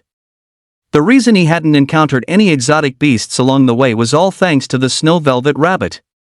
If he lost the snow velvet rabbit in the SZ district of Huanyu City, he could forget about ever leaving. Hesitation will only lead to defeat. Gao Mu gritted his teeth and continued the pursuit. On the trail, he didn't forget to check in. Sign in. Ding.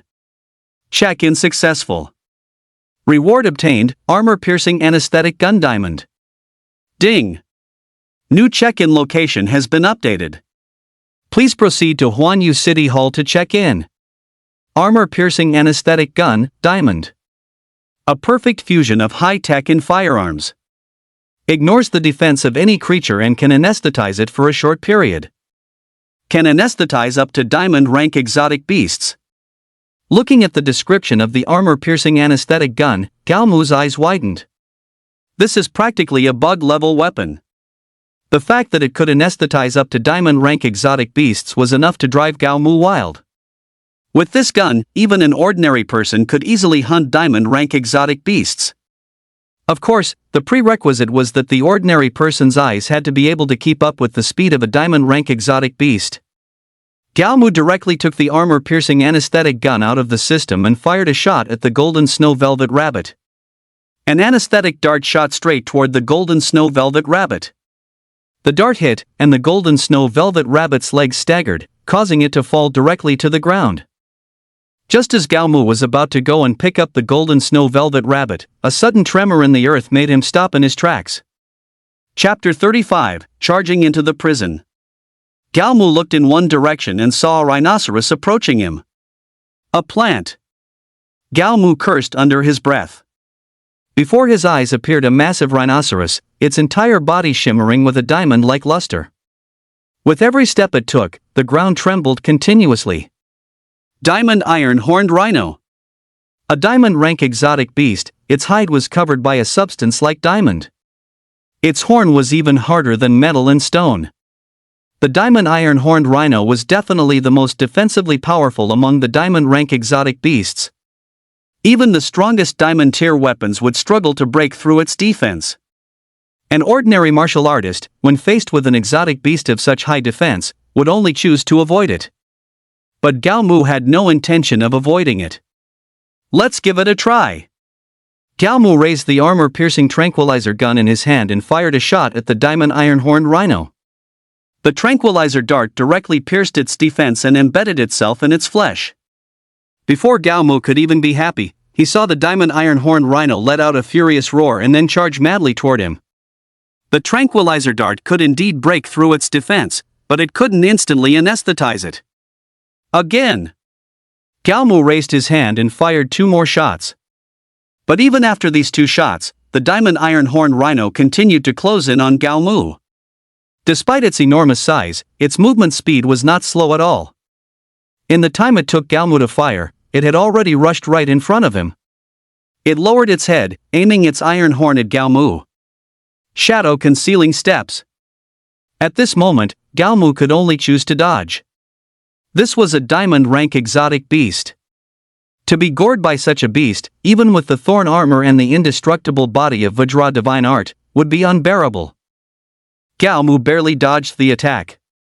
But the diamond iron-horned rhino had no intention of letting Galmu off so easily. It raised its front legs high and stomped down towards Galmu. Helpless, Galmu could only activate the shadow concealing steps again to evade its attack. While dodging its attacks, Galmu didn't forget to put another shot into it. Several tens of minutes later. Galmu could no longer remember how many shots he had fired, yet the diamond iron-horned rhino still stood tall. What's going on?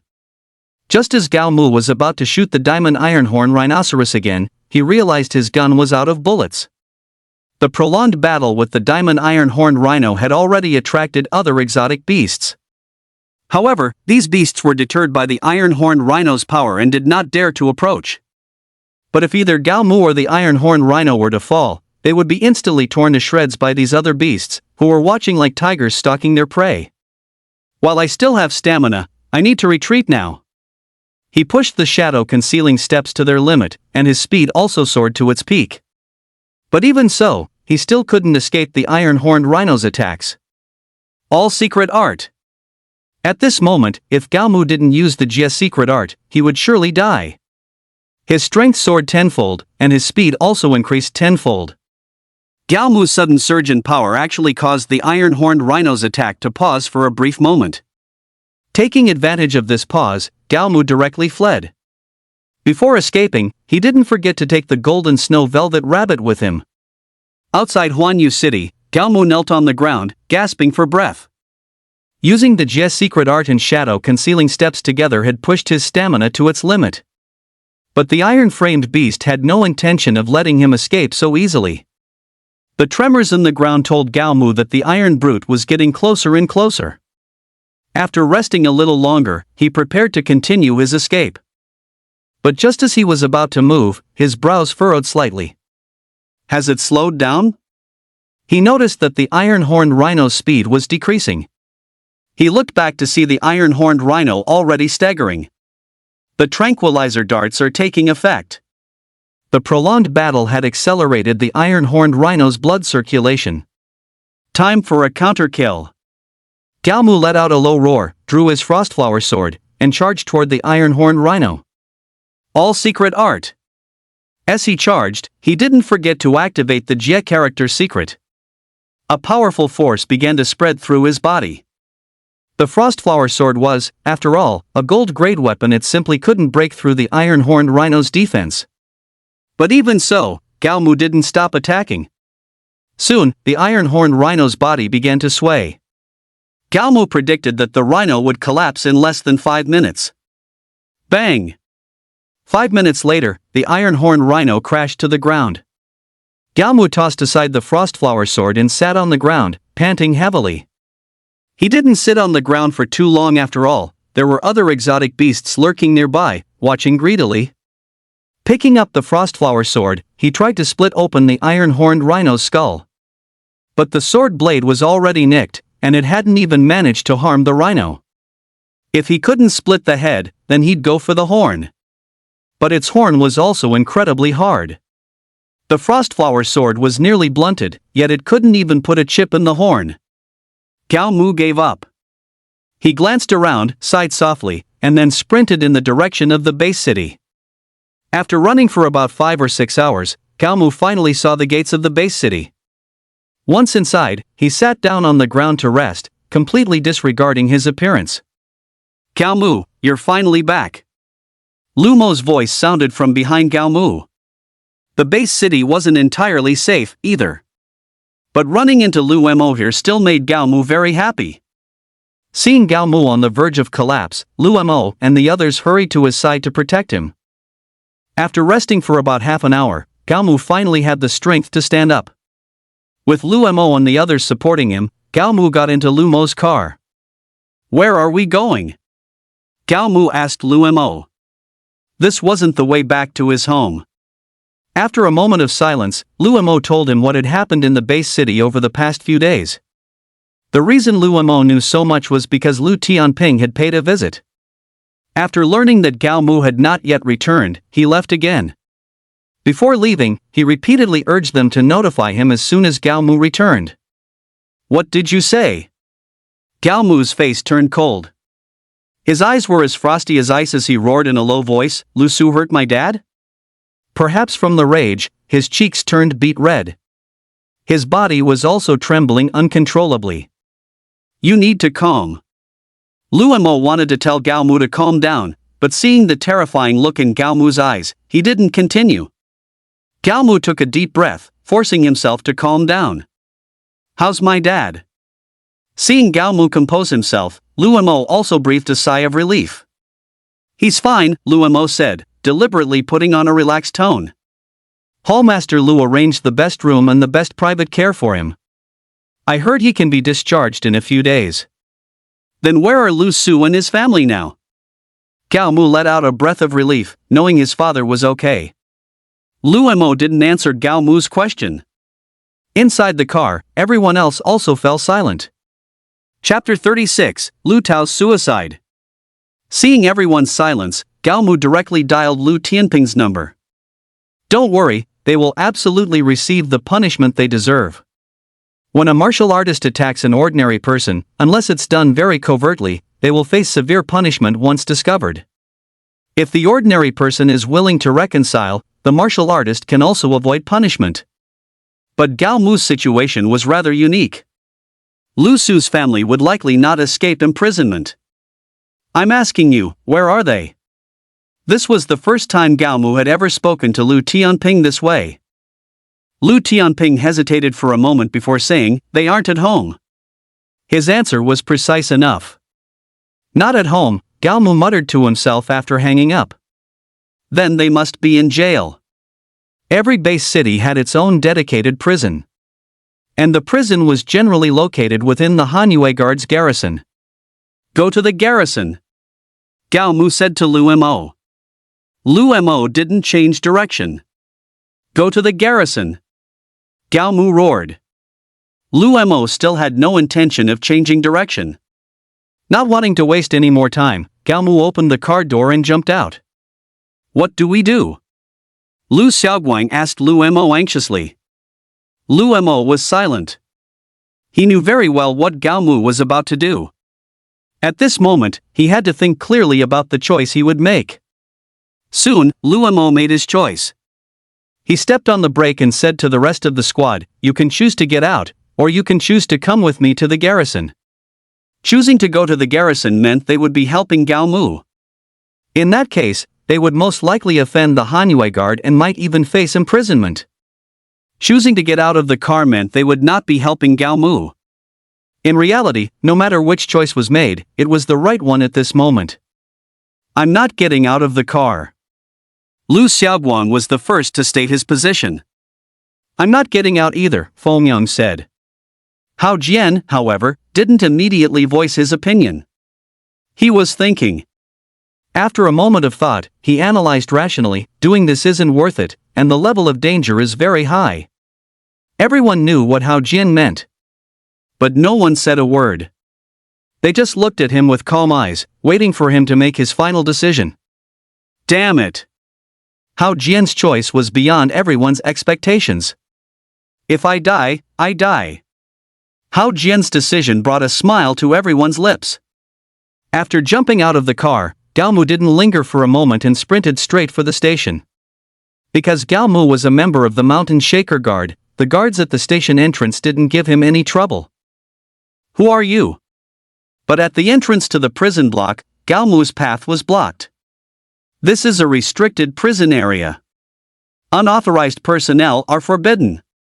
As one of the most important places in the base city, the prison was guarded by martial artists who were at least at the silver level. I need to get in, Gao Mu roared. Who do you think you are? Gao Mu's roar didn't faze the other man. He looked at Gao Mu with cold eyes and warned sternly, I suggest you leave here immediately. Otherwise, the consequences won't be something you can bear. The prison operated as a self-contained system within the Mountain Shaker Guard. Even if Gao Mu was a super genius in the Mountain Shaker Guard, the prison staff had no obligation to pay him any mind. I'll say it one last time, I need to get in. Gao Mu's hand was already reaching for the Frostflower sword. The other man's hand also moved towards his weapon. You're courting death. With a furious roar, Gao Mu drew the Frostflower sword and charged forward. A gold-level martial artist. The aura emanating from Gao Mu made the guard's eyes widen. Are gold-level martial artists terrifying? Of course, they are. But what's even more terrifying than a gold-level martial artist is a gold-level martial artist who was less than 20 years old. This guard was only a silver-level martial artist. He was no match for Gao Mu at all. In just a single exchange, the guard was disarmed and thrown to the ground. Gao Mu had no intention of killing him and walked straight past the guard into the prison block. Seeing Gao Mu enter the prison, the guard let out a deep breath, then took out his walkie-talkie to report the situation. Gao Mu had just entered the prison when he was blocked by a human wall. I advise you to just go back obediently. The leader was the warden of this prison, a 9-star gold-level martial artist. Gao Mu looked at the warden and said coldly, if I were you, I absolutely wouldn't be blocking the way. Too bad you're not me. The warden stared at Gao Mu with indifferent eyes, his voice chilling. You need to understand, even if I were to kill you right now, my superiors wouldn't hold me accountable. The warden was warning Gao Mu not to do anything rash. If you turn back right now, I can pretend none of this ever happened. A golden-level martial artist under the age of 20 was something that had never been seen before on the entire planet. The warden didn't want to hurt Gao Mu. It wasn't because he feared punishment, but because he didn't want to destroy such a supreme genius. Gao Mu, however, had no intention of backing down. I won't make a move, but you have to let me see Lu Su and his family. Gao Mu made a compromise at this point. No. The warden didn't even have to think about it, directly refusing Gao Mu's request. First, your clearance level is not high enough to enter the cells and face the prisoners directly. Second, you are a member of the victim's family. According to regulations, the victim's family is not allowed to see the prisoner before the verdict is announced. The warden's words, no matter how he put it, all meant he wouldn't let Gao Mu see Lu Su. In that case, don't blame me for what happens next. Gao Mu had little physical strength left, but he still possessed the power to fight a 9-star golden level warrior. Prepare to engage. Seeing Gao Mu's resolute attitude, the warden wasted no more words and drew his weapon. When you attack later, you can injure him, but you must not kill him, understand? The warden secretly transmitted to his men. These men were sharper than the last, of course. They understood the warden's meaning, nodding one after another to show they had no problem with it. Do it! Seeing his side was ready, the warden was the first to charge toward Gao Mu. All secret art. Diamond indestructible divine art. Although Gao Mu didn't sense any killing intent from them. Just to be safe, he still activated his strongest defensive skill. With the Jia secret activated, Gao Mu's strength instantly multiplied tenfold. Sensing Gao Mu's powerful aura, the warden's heart leaped in shock. What kind of skill is this? How can it make his strength skyrocket so much in an instant? Just a moment ago, the warden had sensed that Gao Mu's strength was only at the 1-star golden level. But now, he found he couldn't see through Gao Mu's strength at all. Above me? 1-star diamond? Fear welled up in the warden's heart. A 20-year-old diamond-level martial artist was terrifying to even contemplate, even when considering Earth's most glorious era. Both Gao Mu and the warden were incredibly fast. In the blink of an eye, they collided. Chapter 37, The Supervisory Systems Inquiry. Wielding such immense power for the first time, Gao Mu felt a bit uncomfortable. His first clash with the warden ended with both of them being pushed back. The prison guards who witnessed this scene all felt a chill run down their spines. Gao Mu's strength was beyond their expectations. Is this what a young genius is like? So terrifying. The warden is a 9-star golden level martial artist, yet this genius boy can fight him to a draw. That's just too frightening. I feel as if I'm witnessing a new star, slowly rising. The jail warden listened to the guard's words, a bitter taste in his mouth. On the surface, it appeared that he and Gao Mu had fought to a standstill. But in reality, that collision had made the web of his hand go numb. If he hadn't deflected some of Gao Mu's force, the web of his hand might have even split open. Again! Gao Mu roared, advancing once more with the frostflower sword in hand. The jail warden gave a bitter smile and met the advance with his long spear. He was the only one who knew the bitterness he felt. Boss, please hurry up and get here. If you don't come soon, I'm going to be utterly humiliated today. The jail warden's only hope now was that Shin Chongxin would arrive quickly to save him. With Gao Mu's current combat strength, only the big three of Langia Base City could subdue him. Having adapted to his power, Gao Mu pressed his advantage relentlessly. The Azure Lotus sword technique bloomed into lotus flowers, causing the jail warden to complain endlessly in his heart. What kind of sword technique is this? Why have I never seen it before? This jail warden wasn't old, only 30. He too had achieved fame at a young age. He too was a young genius. But comparing his own genius to Gao Mu's, it felt as if an impassable chasm separated them. Gao Mu's attacks grew progressively fiercer. The jail warden's defense began to be riddled with openings. Gao Mu found an opportunity and thrust his sword toward the jail warden's throat. When the long sword was still a centimeter from the jail warden's throat, the frostflower sword stopped. The fear of death made the worldly jail warden's breathing quicken. He desperately wanted to swallow, but he didn't dare. He was afraid his bobbing Adam's apple would touch Gao Mu's frostflower sword. Do you want to continue? Gao Mu asked coldly. No, I don't. The jail warden shook his head. If Gao Mu had even the slightest killing intent right now, his life would be taken in an instant. Drop your weapon. A martial artist without a weapon is like a tiger without its teeth. Though extremely reluctant, the jail warden tossed his weapon to the ground. Seeing that even their warden was no match for Gao Mu, the guards knew that rushing forward would only lead to a bad end. So, they too threw their weapons to the ground. Seeing that the prison guards no longer blocked his path, Gao Mu retracted the frostflower sword and walked deeper into the prison. According to the information Gao Mu had found, a prisoner like Lu Su should be held in the Heaven Tier cells. Arriving at the Heaven Tier cells, Gao Mu saw Lu Su's family. Lu Tao, who had been injured by Gao Mu before, still hadn't fully recovered from his wounds. He huddled miserably in a corner of the cell, the heroic spirit from before long gone from his eyes. "What are you doing here?" Lu Su's emotions were relatively stable. He stared venomously at Gao Mu, hissing in a low voice. "If it weren't for you, my family wouldn't have fallen to this point." Lu Su's bastard logic left Gao Mu dumbfounded. "First, it was your son who hit my dad first. Second, it was your son who tried to set me up during the martial artist assessment.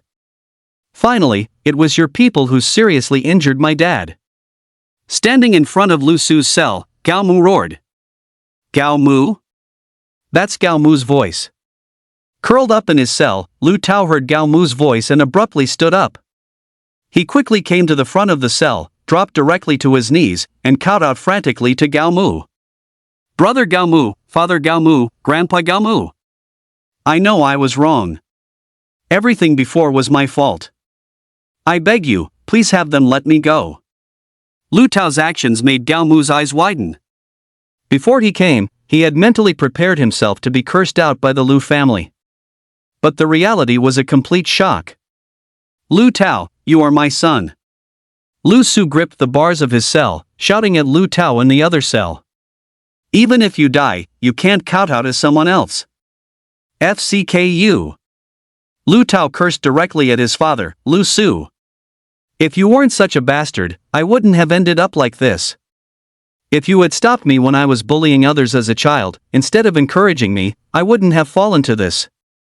Lu Su bore much of the credit for Lu Tao's personality. After hearing Lu Tao's words, Lu Su was completely stunned. He never expected that the son he had raised for so many years would say such things to him. What a touching scene of fatherly love and filial piety. "It's so touching I could die." Gao Mu said nothing, just quietly watching the father and son go at it. This confrontation between father and son lasted for a full 10 minutes. "That's enough." Gao Mu had grown tired of watching. He waved his hand impatiently and said, "I'm not interested in your family affairs. I just want to know, regarding my father being seriously injured and hospitalized, which one of you is going to take responsibility?" He will. Lu Tao pointed at his own biological father and shouted at Gao Mu. "I knew nothing about what happened to your father." Seeing his son's nearly crazed state, Lu Su was completely disappointed in him. "I did it." Lu Su knew someone had to take the blame. "I'll take sole responsibility for this matter." "Someone get over here," Gao Mu yelled to the guards behind him. A guard came forward, trembling. "Move him to another cell," Gao Mu said to the guard, pointing at Lu Tao. After all, this is the final journey of life. Family must be by one side. The moment Lu Tao heard this, he completely lost his mind. No, I don't want to be in the same cell as that bastard." Lu Tao was very clear that if he were truly in the same cell as Lu Su would very likely beat him to death. "Since you don't want me to live, I might as well die here." Lu Tao cast a resentful glance at Gao Mu, then turned his head and slammed it into the cell wall. Bang! Although his head didn't burst open, blood still flowed out. Lu Tao, who was under 18 years old, ended his life just like that. "My son!" Lu Tao's mother fainted directly upon seeing this scene. "I'm your father!" Lu Su cried out, tears streaming down his face, towards his son's direction. "How could I possibly hurt you?" Gao Mu watched the scene with a touch of emotion. "Gao Mu, your guts are getting bigger and bigger." Just then, Shin Chongshin's voice, cold and tinged with anger, echoed from behind Gao Mu. Gao Mu's forced entry into the cell had made him extremely angry. Chapter 38, The Franxian Way. Shin Chongxin's office. Gao Mu and Shin Chongxin sat opposite each other. The hot tea in front of them had grown slightly cold due to the passage of time. Tell me, how do you plan to handle this matter? Shin Chongxin was in a difficult position. If he were to punish Gao Mu for this incident, Gao Mu would undoubtedly feel deeply disheartened. If Gao Mu lost his temper then and directly left Hanyue Guard, it might directly benefit the Extreme Martial Arts Hall.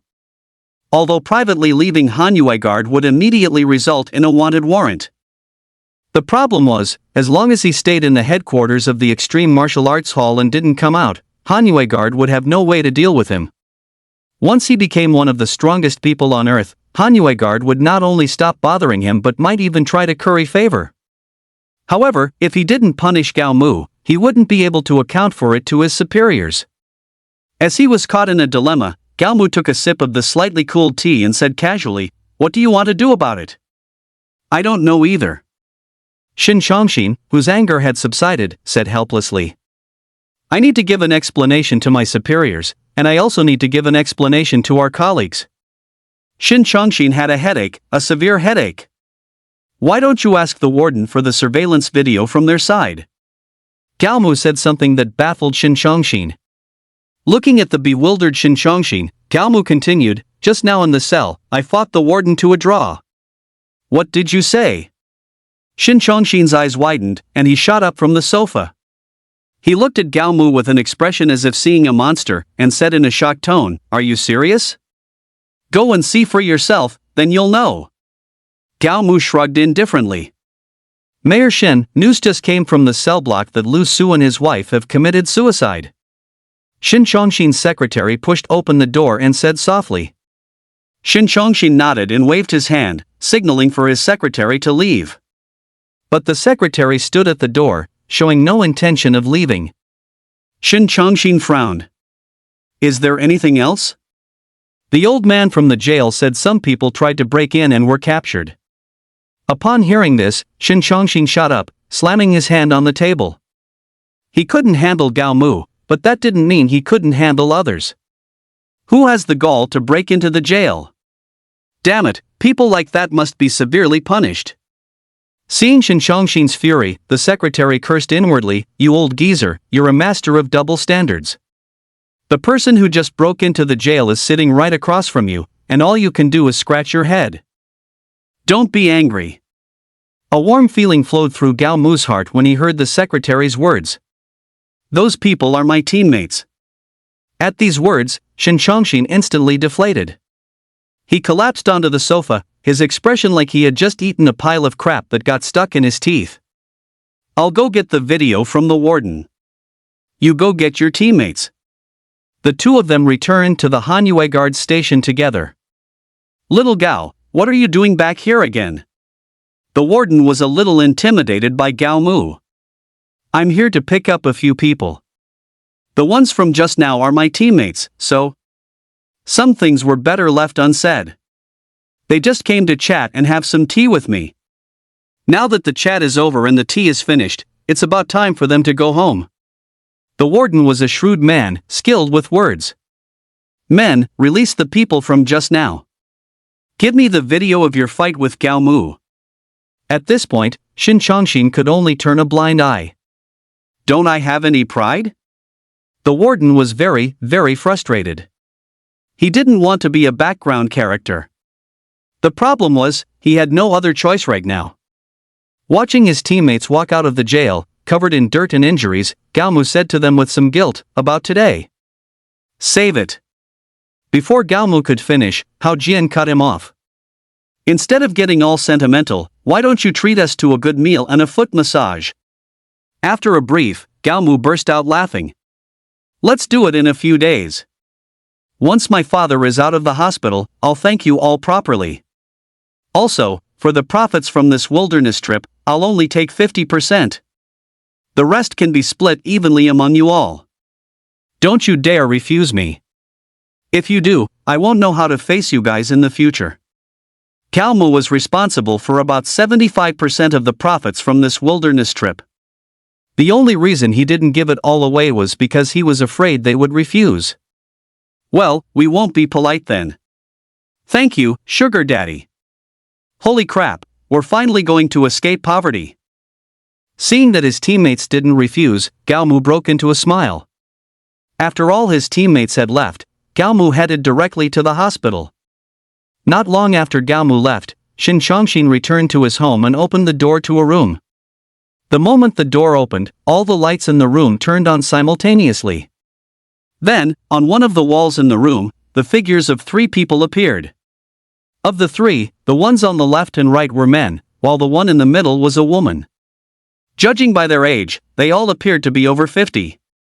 Shin Chongqing, you must explain to me exactly what happened, the man on the left said, his expression extremely serious and his tone aggressive. If you can't explain this clearly, we won't hesitate to send you to prison, the man on the right added. After they finished speaking, Shin Chongqing slowly recounted the events of the past few days. Breaking our rules for such a trivial matter? This kid cannot be kept, the woman in the middle declared. Shin Chongqing stared intently at the woman in the middle and said coldly, if you won't keep him, there are places that will. If he were to go to the Jidao martial arts school right now, they would absolutely offer him the best terms. They might even dispatch 2 top-tier experts to be Gaomu's personal bodyguards. He was clearly warning the woman not to act recklessly. Are you talking to me? The woman detected the warning in Shin Chongqing's tone. What's your status? How dare you speak to me like that? Shin Chongqing, I think you really do want to go to prison. The one who wants to go to prison is you. Shin Chongqing wasn't the least bit afraid of the woman. His eyes were cold as he retorted sharply, you're only from the inspection system, not my direct superior. Don't speak to me in a tone you'd use to reprimand a subordinate. The inspection system, like the prison system, was an independent entity. Shen Chongqing. Just as the woman was about to go mad with anger, a new voice rang out. You've handled this matter very well. On a wall in the room, another figure appeared. The owner of this figure was a man who looked to be around the same age as Shin Chongqing. However, his status was far higher than Shin Chongqing's. Chapter 39, The Contest Between Humble Braggers. Shi Fi. Shi Fi. Shi Fi. Seeing this man, the 3 didn't dare to be disrespectful and saluted in unison. A chief's position in the military was equivalent to an inspector's position in the Jidao martial arts school. I've already spoken with your boss about this matter. You don't need to involve yourselves in this anymore, Shifi said to the 3 in a calm tone. The woman wanted to say something more, but was stopped by a look from the 2 men. Yes. The 3 responded in unison and then ended the video call. Damn it. Seeing the 3 hang up the video call, Shin Chongqing couldn't help but curse under his breath. Those bastards from the inspection department are still the same. All right. Shifi chuckled and chided, don't act all aggrieved after getting what you wanted. If you hadn't sent me this video, I wouldn't have gone to their boss. But honestly, this young man truly shocked me. Who wasn't? Shin Chongqing was considered one of Chief Ye's trusted subordinates, so his tone was very relaxed when speaking with him. Do you know how I felt after watching that video? I felt like another supreme expert was about to appear on Earth.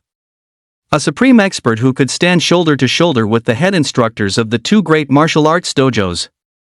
Shin Chongqing's words were very exaggerated. The head instructor of the Jidao martial arts dojo was the number 1 person in the world. The head instructor of the Tsangqiang martial arts dojo was the number 2 person in the world. Never mind standing shoulder to shoulder with them, just being able to meet their gaze was something many people could only dream of. What you said is a bit of an exaggeration, but I have the same feeling. Chief Yi strongly agreed with Shin Chongqing's point of view. Alright, let's leave it at that for this kid. As for the punishment announcement, just write verbal warning. A verbal warning was the most perfunctory form of punishment. No problem, Shin Chongqing said with a smile. In the hospital, Gaomu sat by his father's bedside. Dad. On the way over, Gaomu had made up his mind to make his parents stop working and move to the Guichun Villa complex. No matter what you say this time, you must move to Guichun Villa. And you can't go to work anymore. After all that had happened, Gao Mu understood one thing. If he couldn't make his parents into powerful experts, then he should have them live in a place where powerful experts lived.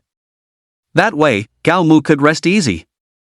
Gao Mu had thought his parents would still insist on their own ideas, but to his surprise, as soon as he made the request, they eagerly agreed. In fact, they had discussed this issue before Gao Mu arrived. Gao Mu's father, who had been severely beaten and injured, also realized that Gao Mu would have more and more enemies in the future. Since they couldn't help their son, the only thing they could do was not cause him any trouble. Shin Chongqing returned home and sat dazedly on the living room sofa. Shinwei quickly came over and asked, "Dad, what's wrong? What happened today was no secret anyway." So, Shin Chongqing simply told his son everything. Shinwei was no brain-dead second-generation official. On the contrary, he was a quick thinker. As he listened to his father's account, his own ideas began to form in his mind. "Where are you going?" After Shin Chongqing finished his story, he saw his son get up and walk toward the door, and quickly asked, "It's so late, are you still going out to have fun?" "I'm not going out to have fun," Shinwei said to his father as he put on his shoes. "I'm heading to Gao Mu's villa now.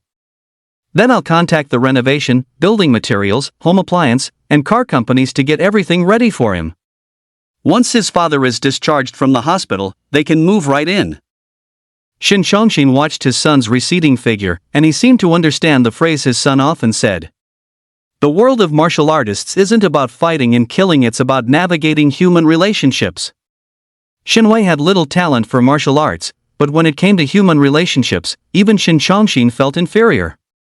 Although Gao Mu's father was seriously injured, he was discharged quickly thanks to the meticulous care he received at the hospital. "Let's just take a taxi straight to Guochun Villa," Gao Mu said, supporting his father.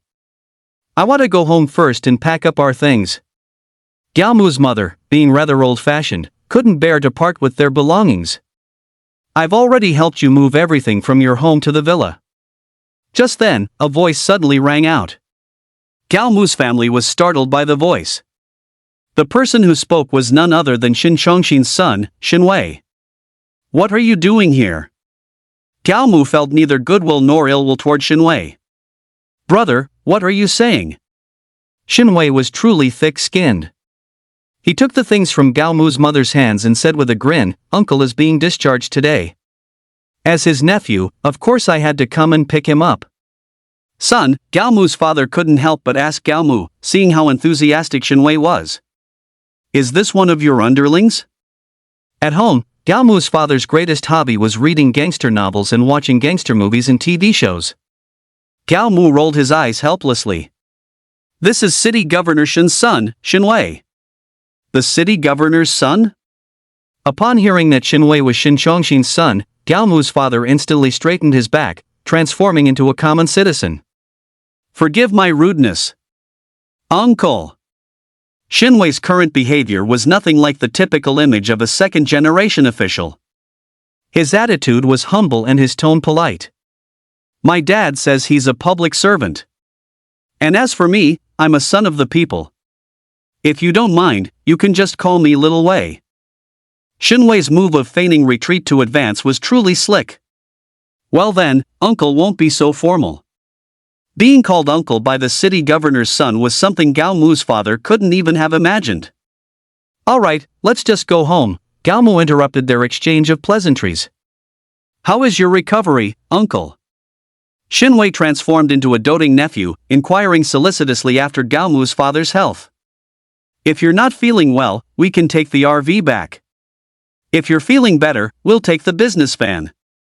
Of course, if you want to experience some speed, we can take the sports car." To be fair, Shinwei was truly well prepared this time. "Anything is fine, anything." Gao's father and mother were beaming with joy. Seeing his parents so happy, Gao Mu chose not to spoil their mood at this moment.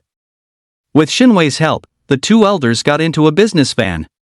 Just as Shinwei was about to get in the car, Gao Mu pulled him back and asked with a hint of vigilance, "What exactly are you trying to do?"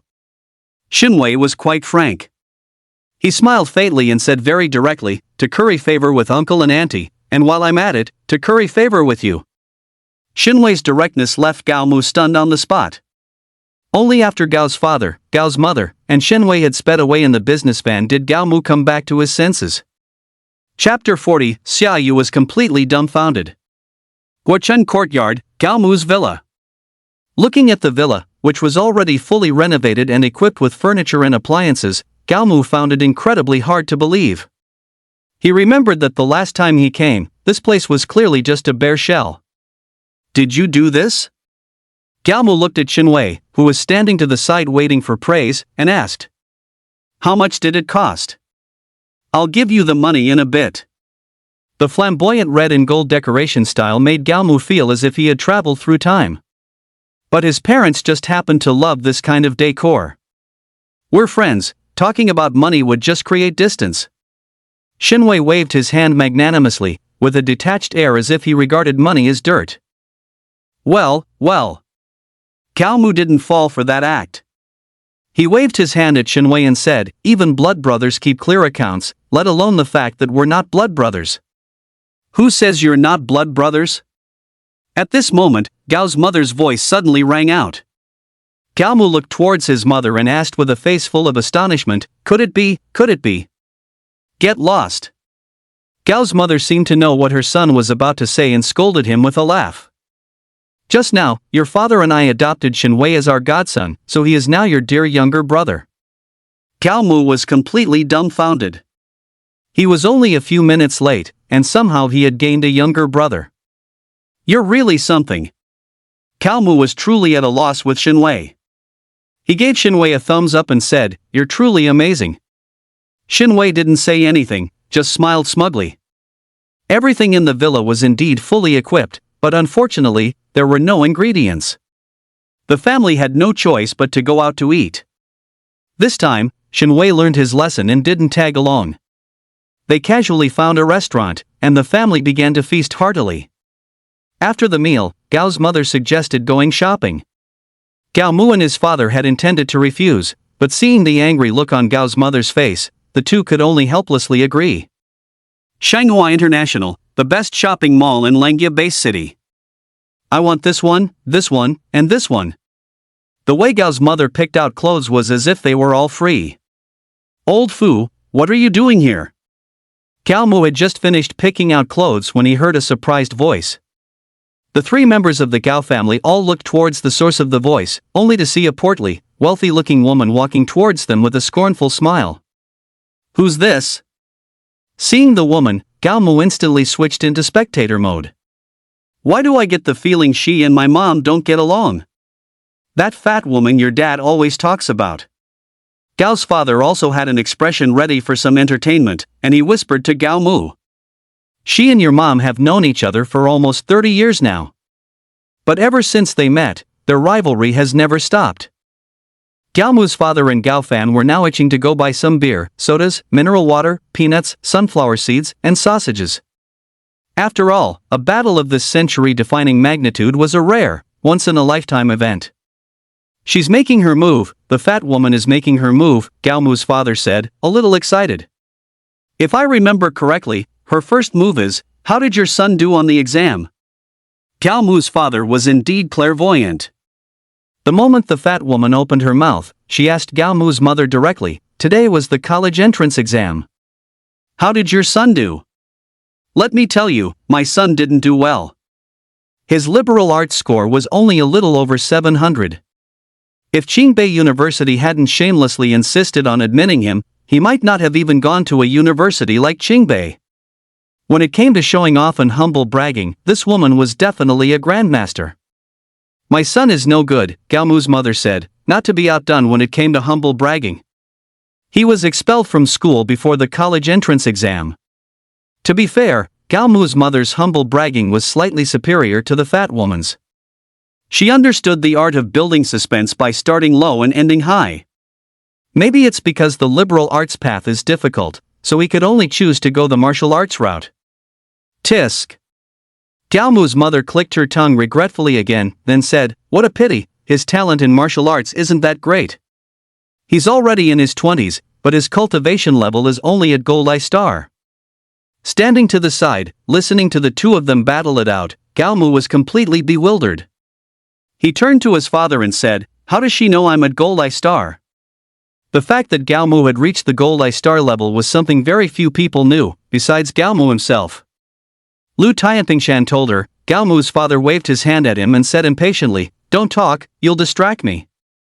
Gao Mu quickly chose to shut up and continue watching the drama. "I don't believe you. You must be bragging." Although this fat woman was an ordinary person, she was quite knowledgeable about the levels of martial artists. She had also heard how formidable a gold-level martial artist in their 20s could be.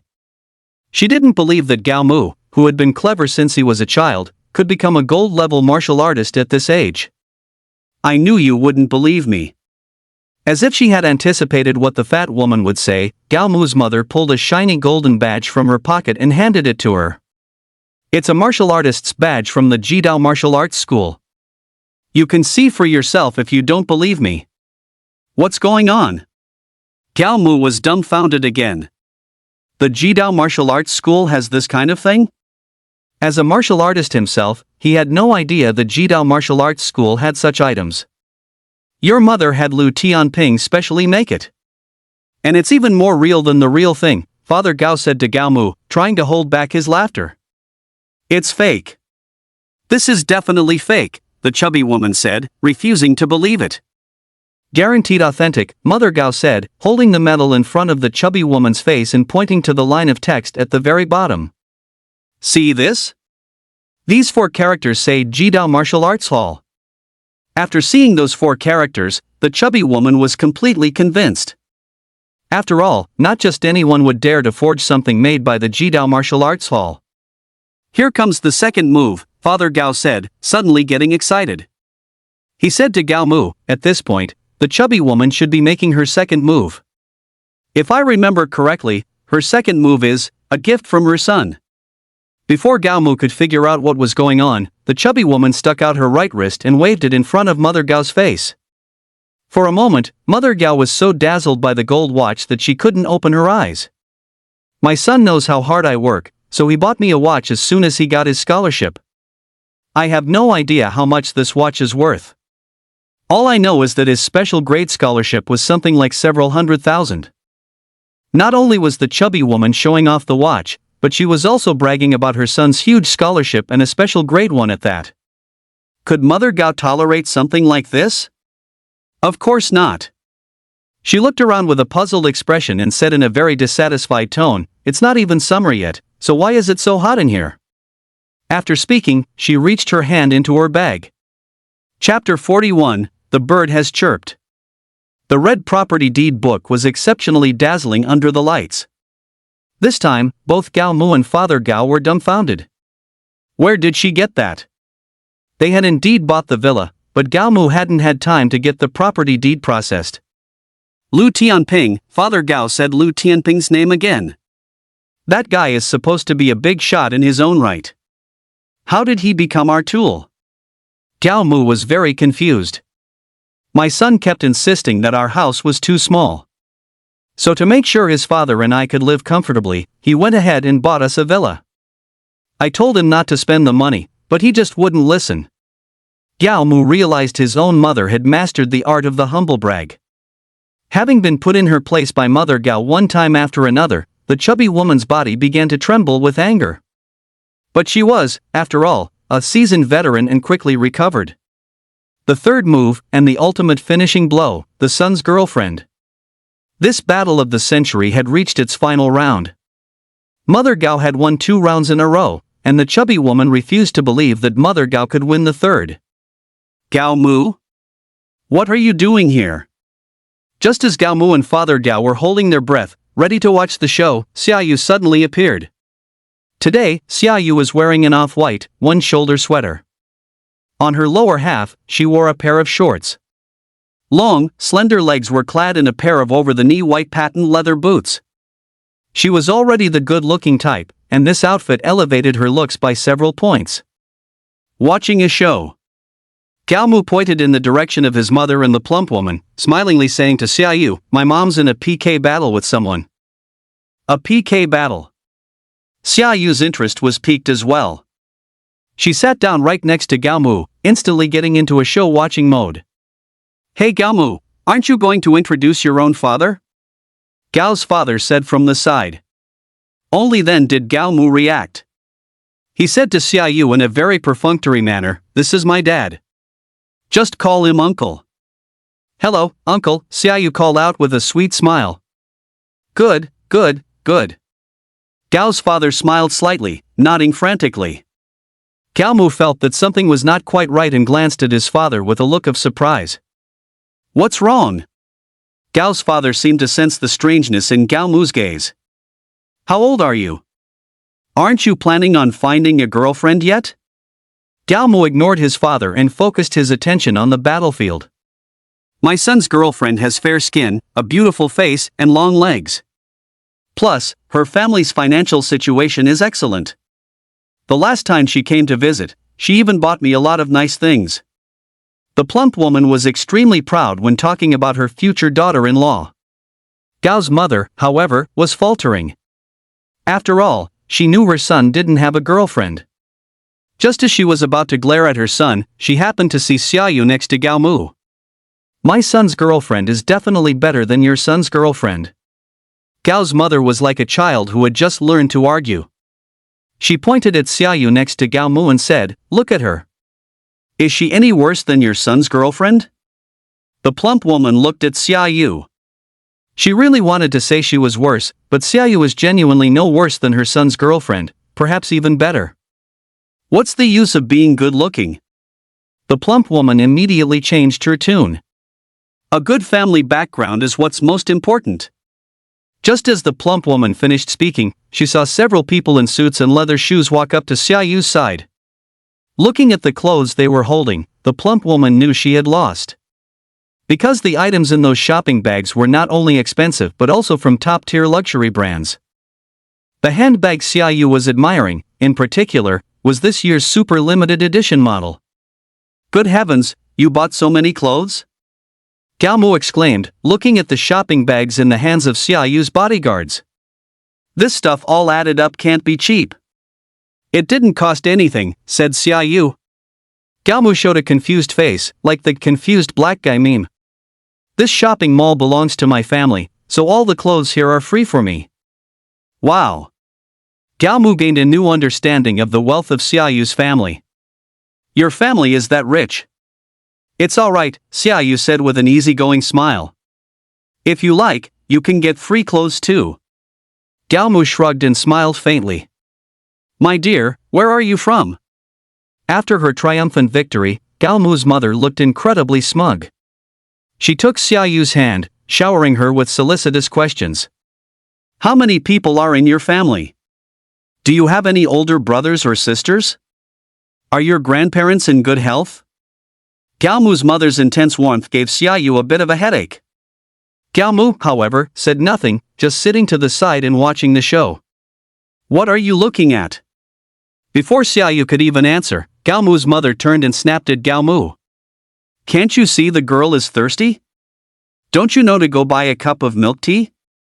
You clueless, straight guy. Gao Mu was dumbfounded. Never in his wildest dreams did he imagine that one day his own mother would call him a clueless, straight guy. You still have the nerve to laugh. Seeing Gao Mu's father snickering on the side, Gao Mu's mother went on a full-blown tirade. He can't see that the girl is thirsty, but can't you see that I'm thirsty? Gao Mu's father and Gao Mu quickly got up and rushed towards a milk tea shop. Before leaving, Gao Mu gave Xiaoyu a "you're on your own" look. At first, Xiaoyu didn't understand the meaning of that look, but when it took Gao Mu an hour to buy a cup of milk tea, she finally had an epiphany. Gao Mu's mother was an incredibly talkative person. From poetry and songs to the philosophy of life. From ancient to modern, from China to the rest of the world, to stocks and funds. Xiaoyu prided herself on being well-educated and worldly. But even so, she was left dizzy and overwhelmed by the conversation with Gao Mu's mother. How'd the chat go? An hour later, Gao Mu returned, carrying 2 cups of milk tea and sauntering back with a straw dangling from his mouth. For the past hour, he and his old man had just been sitting in the milk tea shop, watching girls. Auntie is really quite talkative, Xiaoyu said with an awkward, wry smile.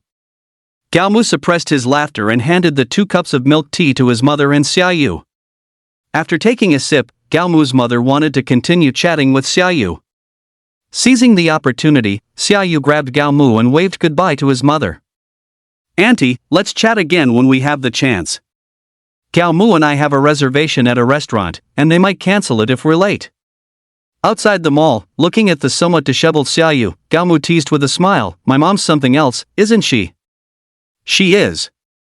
Xiaoyu had a look of utter shock on her face, only recovering after taking a sip of her milk tea. "Auntie is truly something else. What are you in the mood to eat?" The sky was gradually darkening. It was dinner time. As the man, Gaomu naturally had to take the initiative and extend an invitation. Xiaoyu hesitated for a moment before saying, "How about Japanese food? I know a really good Japanese restaurant nearby." Gaomu nodded in agreement. Chapter 42, The Enforcers. Good grief, we have to wait in line. Seeing the crowd of people waiting outside the Japanese restaurant, Gaomu felt his scalp tingle. This is the best Japanese restaurant in our base city.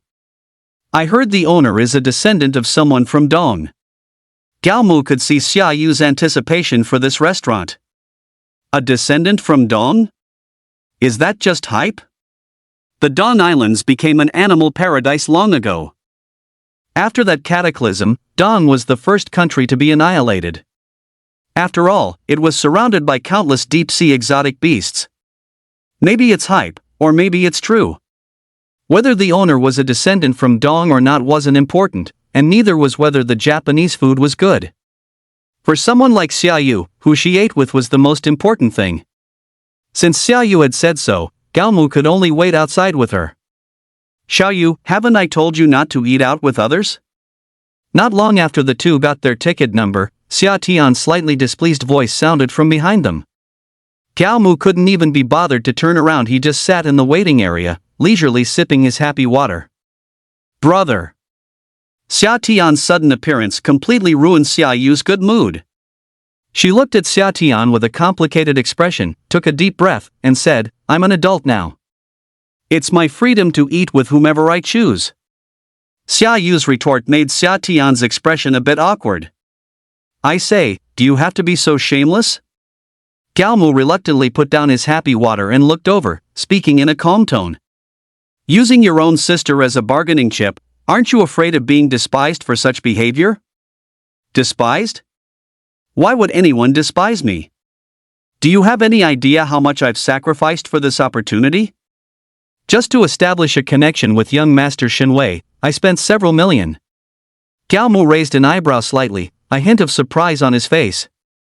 He hadn't expected a connection with Shinwei to be so valuable. "You should have said so earlier." Gaomu spoke to Xia Tian in a very relaxed tone. "Give me that money, and I'll have you and Shinwei become sworn brothers directly." Shinwei was now his dear little brother. His dear little brother probably wouldn't refuse to become sworn brothers with someone else, right? If you're just some poor kid, don't make empty boasts. Gaomu's taunt didn't anger Xia Tian. In Xia Tian's eyes, getting angry with someone of this status was simply lowering himself. In our world, you are nothing but an ant. When an ant boasts, it doesn't make people angry, it just makes them find it laughable. Xia Tian's arrogant, condescending attitude was extremely irritating. But the Gaomu of today was not the same as before. He looked at Xia Tian with a smile, shook his head, and said in a calm tone, "Are you trying to act all high and mighty in front of me? You just got lucky, born into a reasonably good family.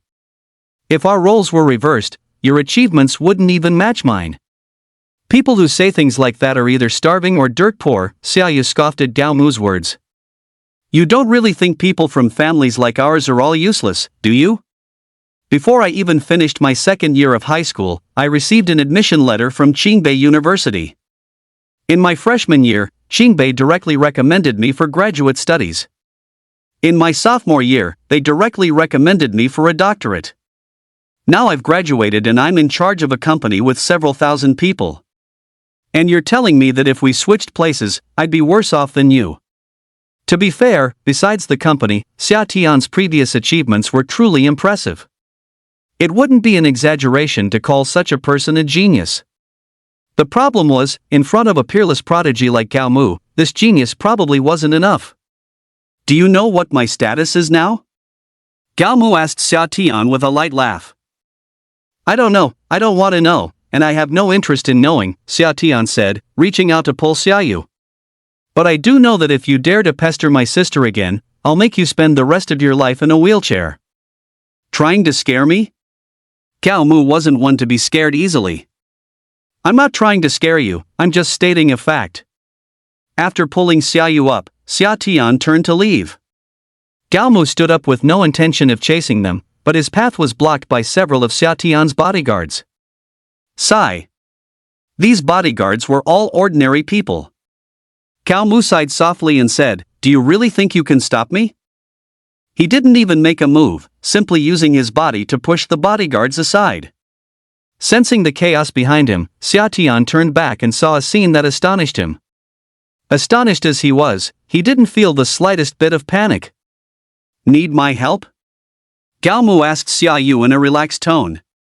Xia Yu hesitated for a moment, then looked at Gao Mu with pitiful eyes and said, "I want to eat sushi. If you treat, I'll help you." Gao Mu and Xia Yu's conversation, as if no one else was around, ignited a spark of anger in Xia Tian's heart. Okay, Xia Yu nodded. Seeing Xia Yu nod, Gao Mu walked straight up to Xia Tian and said, "If you don't want to get hurt, I'd advise you to let her go." His tone was calm, without a trace of anger. "I refuse to believe you'd dare to touch me today." In broad daylight, and in a base city no less. Xia Tian didn't believe Gao Mu would dare to lay a hand on him here. So, should I hit him or not? Gao Mu asked for Xia Yu's opinion. Xia Yu thought for a moment and shook her head. No matter how wrong Xia Tian was, he was still her biological brother. Xia Yu couldn't let Gao Mu hit her own brother, at least not openly. "All right," Gao Mu said upon seeing her shake her head. "I won't hit you, but I will kick you." Gao Mu adjusted his strength to 1% and kicked Xia Tian squarely in the crotch. Chirp! Gao Mu seemed to hear the sorrowful cry of a bird. Xia Tian immediately let go of Xia Yu's hand and clutched his groin with both hands, his face contorted in pain. "You're too ruthless." Xia Yu covered her mouth, giving the impression that she couldn't believe Gao Mu would do such a thing. If he hadn't seen the corners of her eyebrows already curved with laughter, perhaps he would have thought so too. What's wrong? What happened here? Not long after Xia Tian fell to the ground, a voice rang out. At the sound of this voice, the crowd of onlookers automatically parted to form a path. Several people in uniform were seen walking through the crowd and approaching Gao Mu's group of 3. A fight? Seeing Xia Tian on the ground, one of them frowned and spoke. "Daring to fight in the base city, you've got some nerve." As he spoke, he turned his gaze to Gao Mu. When his eyes swept past Xia Yu, a flash of astonishment appeared in them. "Did you make the first move?" the uniformed man asked with a very serious expression, as if he were a strict law enforcer. Gao Mu nodded, indicating that he had indeed struck first. "Then take him away." Seeing Gao Mu's admission, the uniformed man waved his hand. "Come with us and explain the situation." Chapter 43, This is my brother. "It's true I struck first, but the fault is not mine," Gao Mu said to the leader. "That has nothing to do with me." The leader waved his hand, his attitude exceptionally firm. "According to the base city's regulations, you must come back with us for questioning. Of course, if you refuse or resist, we can also use less than peaceful methods." Gao Mu's lack of cooperation did not surprise the leader. He had been a law enforcer for some years and had encountered all sorts of people. If you cooperated, they would simply take you away. If you didn't cooperate, they didn't mind using some violent means. After all, they were all martial artists. For a martial artist to deal with an ordinary person, it was a sure thing. "Are you sure you won't cooperate?" The law enforcers were already showing eager expressions. The moment Gao Mu refused to cooperate again, they would swarm him and capture him. "It's not that I won't cooperate." Gao Mu didn't want to clash with the law enforcers, but he also didn't want to be taken away by them. "How about this? I'll make a phone call." Gao Mu took out his phone, preparing to call Shin Chongshin and ask him to step in and help resolve the current trouble. But the law enforcers had no intention of letting Gao Mu make a call. The leading law enforcer strode forward and snatched the phone directly from Gao Mu's hand. "I advise you to behave yourself." Snatching Gao Mu's phone, the law enforcement officer smashed it violently on the ground and warned Gao Mu viciously. "It's useless to call anyone at this point." Gao Mu frowned at the law enforcement officer's brutality and savagery. Having already stood up, Xia Tian pointed at Gao Mu and shouted to the law enforcement officers, "Sirs, you must make this guy face justice." "All right." The lead officer waved his hand at him and said in a rather perfunctory tone, "We will handle this impartially. My sister's boyfriend is Shin Wei." To make the law enforcement officers take him seriously, Xia Tian directly dropped Shin Wei's name. Unlike the surrounding onlookers, they, of course, knew who Shin Wei was. If Xia Tian's sister was Shin Wei's girlfriend, then Xia Tian was Shin Wei's brother-in-law. By that logic, Xia Tian was practically family to Shin Chongshin. The leaders of the law enforcement officers were all subordinates of City Guardian Shen. "Well now, why didn't you say so earlier?" The leader of the law enforcement officers quickly ran to Xia Tian's side, helping him up. "Since you are young Master Shen's brother-in-law, that makes us brothers." "Brothers," the lead officer, a master of opportunism, waved his hand and commanded, "Arrest that kid for me." The law enforcement officers were already impatient. Following their leader's order, they all rushed towards Gao Mu in unison. "I don't want to fight you." Fighting with law enforcement officers within the base city was not a wise decision. "It's not us you're fighting, so I advise you to surrender without a struggle. It's been a while since I've gotten some action. I'm going to make this one count. Don't any of you get in my way later. I'm definitely going to make this kid suffer." Having been idle for several months, they were now like a pack of ravenous wolves. They stared at Gao Mu with bloodshot eyes, as if they wanted to swallow him whole. Seeing them like this, Gao Mu knew that there was absolutely no possibility of resolving this matter peacefully today. Since that was the case, Gao Mu decided to just let loose. The law enforcement officers had already rushed up close to Gao Mu. He let out a furious roar. "Get lost!" Although it wasn't a lion's roar, it still frightened the officers enough to stop in their tracks. "You have a lot of time on your hands, do you?" Seeing his subordinates frozen, the lead officer was very displeased. "I'm starving. Hurry up and deal with him so we can go back and eat." The law enforcement officers came back to their senses and moved again. "Since you're so eager to die, I'll grant your wish." Gao Mu roared furiously and threw a punch. Although these few law enforcement officers were all martial artists, almost all of them were black iron martial artists. In front of Gao Mu, a gold eye star, they were no different from small children. One punch, one man. In the blink of an eye, they were all on the ground, groaning softly. Seeing this, the lead law enforcer felt no fear. In fact, he even felt a surge of anger. Gao Mu's actions were a clear challenge to the authority of the law enforcement officers. "You're dead," the lead law enforcer roared. "Today, not even the Jade Emperor himself can save you." As he spoke, he pressed the button on his walkie-talkie. When the news broke that someone had attacked law enforcement officers, the department exploded into chaos. Does this guy have a death wish? Daring to attack law enforcers? Hang in there, brother. We're on our way. We're going to get our weapons now. Hold on for a bit. In a restaurant not far from the Japanese eatery, Shin Wei was having a meal with a middle-aged man. The middle-aged man had an eager look on his face, clearly trying to curry favor with Shin Wei. "Young Master Shin, someone is bullying your brother-in-law. Should we go take a look?" the middle-aged man suddenly asked mid-meal. "Brother-in-law?" Shin Wei was slightly taken aback, then laughed and cursed, "I don't even have a girlfriend, where would I get at?" Shin Wei was mid-sentence when he suddenly realized something was amiss. He quickly stood up and asked the middle-aged man with a nervous expression, "What's my brother-in-law's surname?" The middle-aged man thought for a moment and said, "I hear it's Xia." Shin Wei slammed his hand on the table and shot to his feet. Damn it, something big is about to happen.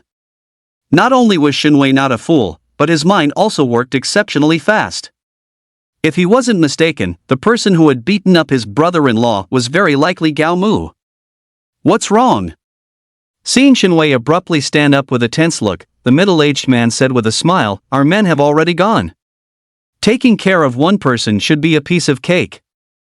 "You don't know shit," Shenwei cursed, disregarding his status. "The person who beat my brother-in-law is a gold-rank martial artist. Do you have any gold-rank martial artists among your men?" At these words, his eyes widened. "A gold-rank martial artist? You're not joking, are you?" He was well aware of the skill level of the group under his command. They might seem formidable, but in front of a gold-rank martial artist, they were nothing. An 18-year-old gold-rank martial artist. You figure it out. Shenwei had long lost his appetite. He grabbed his coat and bolted out of the restaurant. Only after Shenwei had left did the middle-aged man come to his senses. Once he did, he felt his back was already soaked in a cold sweat. "Nobody fucking move. Wait for me to get there. Wait for me." The enforcers, who had been closing in on Gao Mu, all halted upon hearing these words. Chapter 44, Azure Shadow Wind Wolf. Seeing the enforcers stop, Xia Tian shouted frantically from the side, "What's wrong? Why has everyone stopped moving?" The original lead enforcer explained to Xia Tian with a smile, "Our boss is coming. This kid is dead for sure." "Brother!" Xia Yu said with great worry upon hearing this. "Maybe. You'd better not say another word." Xia Tian shot Xia Yu a glare and warned in a low voice. "He dared to touch someone from our Xia family, so I'll make him pay the price." Xia Yu wanted to say something, wanted to help Gao Mu. But she powerlessly found that there was nothing she could do right now. "What the hell are you all doing?" The first to arrive was Shenwei. Seeing the enforcers surrounding Gao Mu, he roared, "Get out of the way, now!" Some of these enforcers had met Shenwei before. Seeing young Master Shen give the order, they quickly cleared a path for him. "Brother Shen, you're here." The moment young Master Shen arrived, Xia Tian scurried over like a lackey. His face was full of fawning servility, like a slave. He pointed at Gao Mu and said to young Master Shen, "He looks down on you." Slap. Before Xia Tian could finish his sentence, he was rewarded with a slap from young Master Shen. Clutching his face, Xia Tian couldn't understand why Shenwei had hit him. "This is my fucking brother." Shenwei's words stunned Xia Tian. Not only was Xia Tian stunned, but even the crowd of law enforcers was dumbfounded. They never expected that the person they had surrounded for so long was actually young Master Shen's older brother. However, they were also quite relieved that they hadn't laid a hand on Gao Mu. "What's going on?" Xia Yu's face was filled with confusion. Shenwei couldn't be bothered to explain. He waved a hand at the law enforcers and said, "You can all go now." The law enforcers looked at each other, caught in a dilemma. The one in the worst position was the initial lead enforcer. Shenwei's words, "This is my fucking brother," struck him like a bolt from the blue. What in the world is going on? He wanted to kill someone. He wanted to kill Xia Tian. "Everyone, disperse." The ultimate leader of the law enforcers appeared. The middle-aged man walked over with a somewhat unsteady gait and said to the assembled enforcers, "No one was in the wrong for what happened today." Hearing this, the enforcers breathed a collective sigh of relief. The law enforcers left. Shenwei stared at Xia Tian with icy eyes, waiting for his explanation. "This is all a misunderstanding," Xia Tian said, a bitter taste in his mouth. But Shenwei was not at all satisfied with this explanation. "Brother." He turned to Gao Mu, his tone warm and enthusiastic as he asked, "How do you think we should handle this?" Shenwei's words made Xia Tian tremble in fear. "Let it go." For Xia Yu's sake, Gao Mu didn't want to make things difficult for Xia Tian. When Xia Tian heard Gao Mu say to let it go, he felt as if he had received a royal pardon. Just let it go like that? Shenwei was baffled by Gao Mu's decision. If it were him, he would definitely make Xia Tian pay the price. "If an ant bit you one day, what would you do?" Gao Mu asked Shinwei a rather philosophical question. Shinwei hesitated for a moment before answering, "I'd crush it." Wrong. Gao Mu shook his head with a light chuckle. If an ant bit you, you wouldn't even feel it. What happened today was of no consequence to me. Should I really destroy him over it? Gao Mu's words sent Shinwei into deep thought. Are you saying he's not even worthy of your punishment? This was the conclusion Shinwei reached after pondering. Gao Mu found that Shinwei's mind worked remarkably fast. He nodded, indicating that was exactly what he meant. Xia Tian left, his emotions a tangled mess. The person he had tried so desperately to flatter and please had become the underling of the man he looked down on.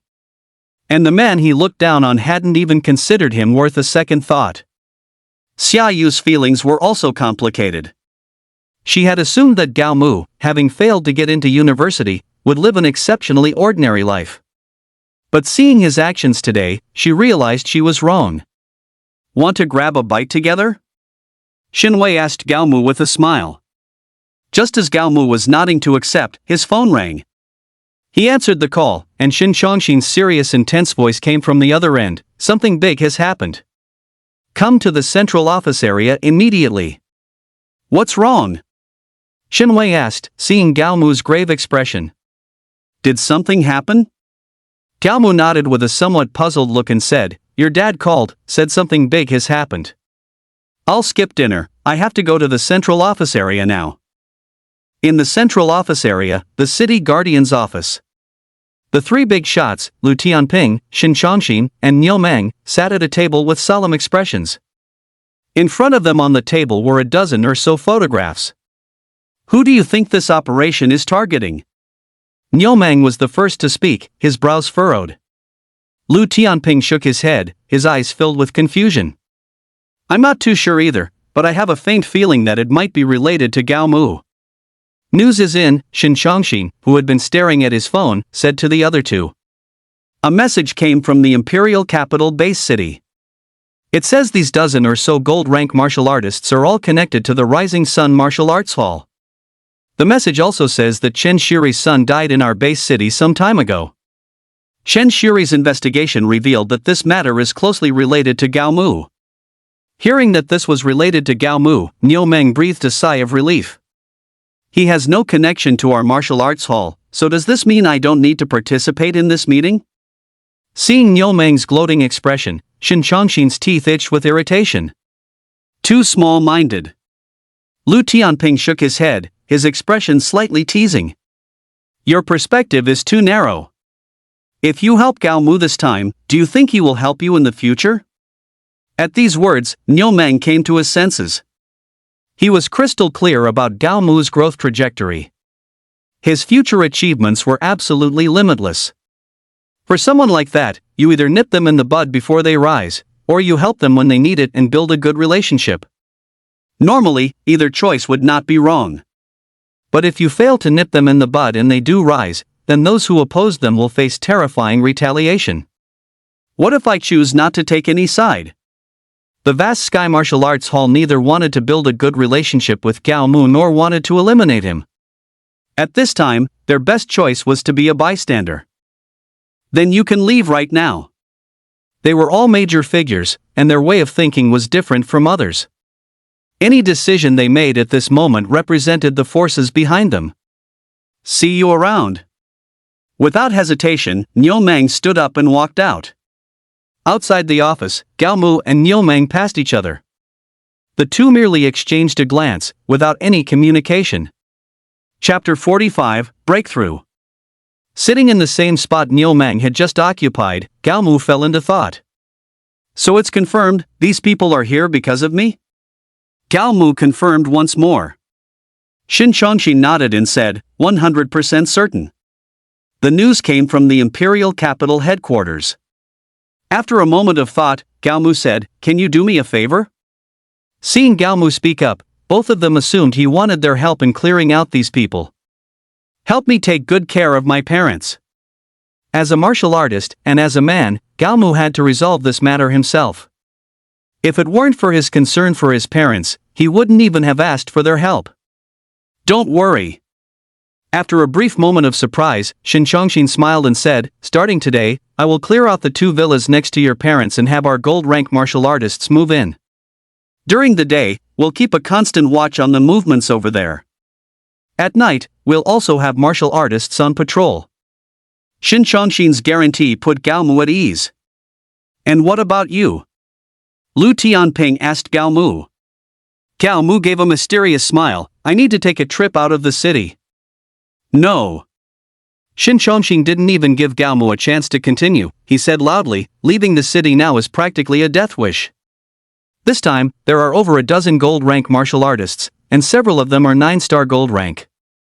You are indeed very strong, but you are definitely no match for these people." Gao Mu hadn't expected Shin Chongshin to be so agitated. Whether it was because he was considering the interests of the shaking mountain guard or genuinely concerned for Gao Mu, his agitation still touched Gao Mu. "Since they dared to come, I'll make sure they never go back." Gao Mu stood up, full of dominance. Shin Chongshin wanted to say more, but was interrupted by a look from Lu Tianping. After saying this, Gao Mu got up and left. "Why did you let him leave the base city?" Shin Chongshin believed that only by staying within the base city could Gao Mu receive the best protection. "You can protect him for a while, but can you protect him for a lifetime?" Lu Tianping looked at Shin Chongshin and said, "He has the talent to instantly kill anyone, but this talent is a joke until it's realized. While a martial artist's training is important, the most crucial part is the life and death struggle. Only through life and death struggles can he improve more quickly." Was Shin Chongshin unaware of these principles? The only reason he hadn't thought of them was simply due to a different way of thinking about the problem. Leaving the central office area, Gao Mu went straight home. Seeing that his parents were not yet asleep, Gao Mu started chatting with them. When Gao Mu told them not to go out recently, his mother and father nodded in agreement without even asking why. Perhaps the previous incident had cast a shadow over their hearts. After a bit more small talk, Gao Mu went back to his room to sleep. The next morning, Gao Mu, fully geared up, left the base city directly. Not long after Gao Mu left the base city, a dozen or so gold-level martial artists also made their move. 10 of them followed Gao Mu out of the base city, while the remaining few stayed behind to keep an eye on his parents. The reason Gao Mu was so insistent on leaving the base city was not only to split their forces but also because he needed to hurry to Universe City's municipal hall to check in. He had never checked in at this location, so he couldn't obtain a new check-in spot. After leaving the base city, Gao Mu sped all the way toward Universe City. With Shadow Step fully activated, Gao Mu's speed was truly beyond what an ordinary gold-rank martial artist could hope to catch. Universe City was quite a distance from the base city. Even with Gao Mu traveling at full speed, it still took him several hours to arrive. After a short rest on the outskirts of Universe City, he began to move stealthily. What's going on? After much effort to sneak near the city hall shown on the map, Gao Mu was stunned by the scene before him. Outside the city hall was a sizable plaza, and coiled within it were over a dozen colossal exotic beasts. The feedback from his glasses indicated that these exotic beasts were all gold rank, 9-star. Even with the all-secret, I might not be a match for so many exotic beasts. After analyzing the situation, Gao Mu felt an immense headache coming on. If he tried to sneak past, he would definitely be discovered by the beasts. But if he didn't go, the group of people behind him would also be difficult to deal with. Just as Gao Mu was hesitating, he heard the sounds of fighting from behind. He knew that the group was already very close. I'll risk it. Gao Mu gritted his teeth, gripped his Frost Blossom sword, and charged forward. All secret art. His power instantly increased tenfold. Green Lotus Sword Technique. The green lotuses gathered and scattered, frost flowers dancing in the air. In an instant, a gold rank, 9-star exotic beast was slain by Gao Mu. Roar! Roar! Roar! The other exotic beasts had now noticed Gao Mu, and all let out furious roars. After slaying one gold rank, 9-star exotic beast, Gao Mu didn't stop. He pressed forward, his Frost Blossom sword a blur of motion. In the blink of an eye, several more gold rank, 9-star exotic beasts were cut down by Gao Mu.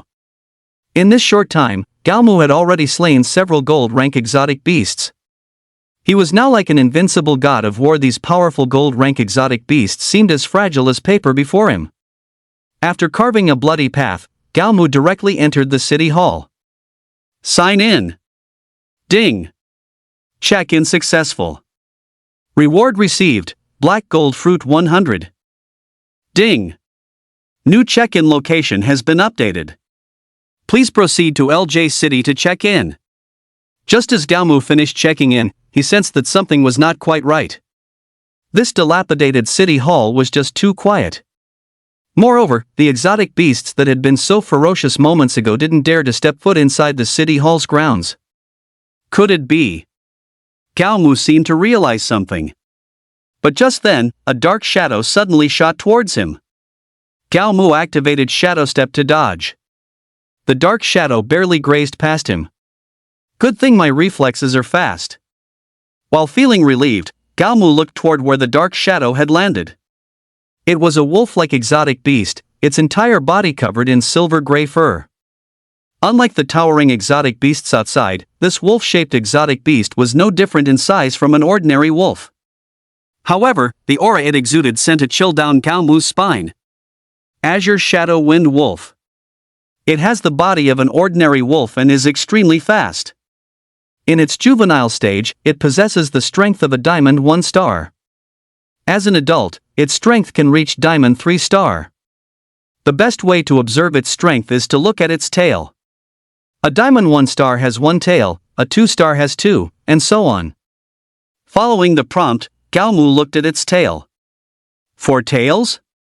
What the hell am I supposed to do? Galmu wanted to run. This Azure Shadow Wind Wolf possessed the strength of a diamond 4 star. Even if Galmu activated the all-secret technique, he might not be its match. That's right. Just then, Galmu seemed to have thought of something, and his eyes lit up.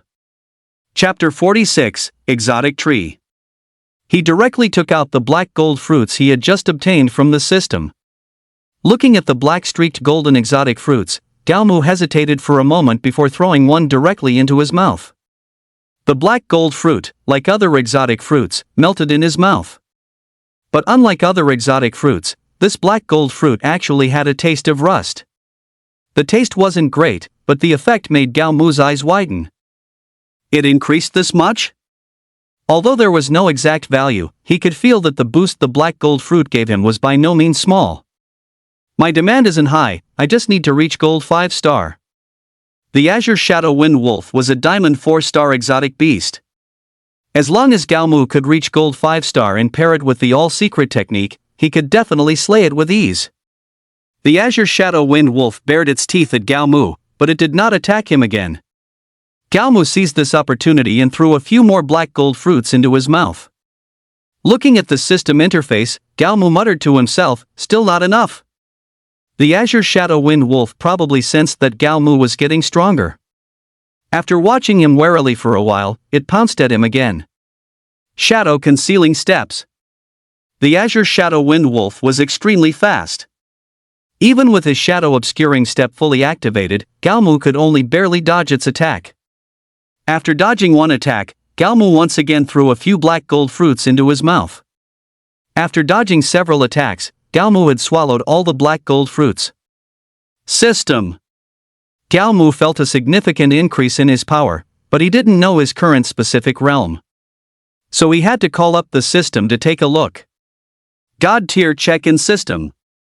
Host, Galmu. Strength, 500,000 kilograms.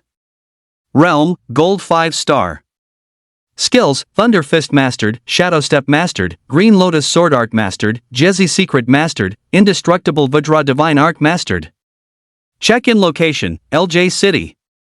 The black gold fruits did not disappoint him. After swallowing all 100 of them, his strength broke through to gold 5 star. With the power of a gold 5 star, Galmu now had the strength to fight the Azure Shadow Wind Wolf. All Secret Art. With the GS secret activated, Galmu's cultivation level soared directly to Diamond 5 star. Just then, the Azure Shadow Wind Wolf attacked him again. This time, however, he didn't choose to dodge. Instead, he met the attack head-on, holding the Frostflower sword. Green Lotus Sword Technique. The green lotus bloomed and scattered, its sword intent rising and falling. The Azure Shadow Wind Wolf was certainly powerful, but it was no longer a match for Gao Mu. With multiple skills stacked, Gao Mu's combat power was explosive. After a few rounds, the Azure Shadow Wind Wolf was already covered in wounds. Just as Gao Mu was preparing to deliver the final blow, the group of people who had been tracking him entered the city hall. "We've struck it rich. That's a four-tailed Azure Shadow Wind Wolf. Well, they're both badly injured. Looks like we're about to clean up. When luck comes knocking, there's no stopping it." A head worth tens of millions, plus a four-tailed Azure Shadow Wind Wolf. This trip wasn't a waste. The group of pursuers naively thought that both Gao Mu and the Azure Shadow Wind Wolf were already in their grasp. But they didn't know that the so-called mutual injury was nothing more than their own wishful thinking. Roar! Just as they were preparing to reap the spoils of battle, the Azure Shadow Wind Wolf suddenly let out a howl. Everyone looked in its direction. They saw its eyes were blood red, and its whole body was trembling. Oh no, someone seemed to realize something and shouted in terror. "This Azure Shadow Wind Wolf is about to break through." As his voice fell, the crowd watched in horror as a tail slowly began to grow from behind the Azure Shadow Wind Wolf's rump. Diamond 5-star. Even Gao Mu hadn't expected the Azure Shadow Wind Wolf to break through at this moment. This is trouble, Gao Mu muttered to himself. The main reason he had been able to suppress the Azure Shadow Wind Wolf was that, with the help of the Jie secret, Gao Mu was 1 star higher than it. But now that the Azure Shadow Wind Wolf had broken through, it meant their cultivation realms were on the same level. Although it was covered in wounds, that didn't mean it had no fighting strength left. Retreat! The various gold-rank martial artists who had pursued Gao Mu realized the situation was dire and prepared to retreat. Arriving had been easy, but leaving wouldn't be so simple. The Azure Shadow Wind Wolf leaped forward, directly blocking their escape route. Gao Mu, on the other hand, stood in a corner, preparing to be a spectator. Although there were gold 9-star experts among them, in front of the Azure Shadow Wind Wolf, these so-called experts were like paper tigers. With one swipe of its claw for each, the gold-rank martial artists fell one after another. Looking at the corpses on the ground, Gao Mu's face was expressionless, and his heart was unstirred. This was the world of adults. Everyone had to pay the price for their choices. After the Azure Shadow Wind Wolf finished them off, it turned its gaze to Gao Mu. It couldn't speak, but its eyes told Gao Mu, "Now, the fight is between us." Gao Mu brandished the Frostflower sword in his hand and, without wasting any words, charged directly at the Pale Shadow Wind Wolf. The Pale Shadow Wind Wolf pushed off with its hind legs and lunged at Gao Mu as well. Gao Mu discovered that after breaking through, the Pale Shadow Wind Wolf's speed, defense, and attack had all significantly improved. A moment ago, his sword could pierce its skin, but now it couldn't. "You broke through at just the right time." If it had broken through a few minutes later, Gao Mu would have likely already slaughtered it. Roar! It growled low at Gao Mu, as if responding to him. Gao Mu smiled faintly. "But even if we're evenly matched now, you're still no opponent for me." It was a known fact that if an otherworldly beast and a human were at the same realm and star level, it would take 5 or 6 humans to be a match for the beast. The reason Gao Mu dared to be so boastful was that he had a magic weapon. When he was hunting the diamond iron horned rhino, he had used up all the bullets for his armor-piercing anesthesia gun. While in the base city, he wanted to replenish his ammunition, but after searching many shops, he couldn't find any bullets for it. He had accidentally placed the armor-piercing anesthesia gun and a core together, and to his surprise, he discovered that the core was being absorbed by the anesthesia gun. And after the absorption, the anesthesia gun's ammunition was refilled. This discovery was like opening the door to a new world for Gao Mu.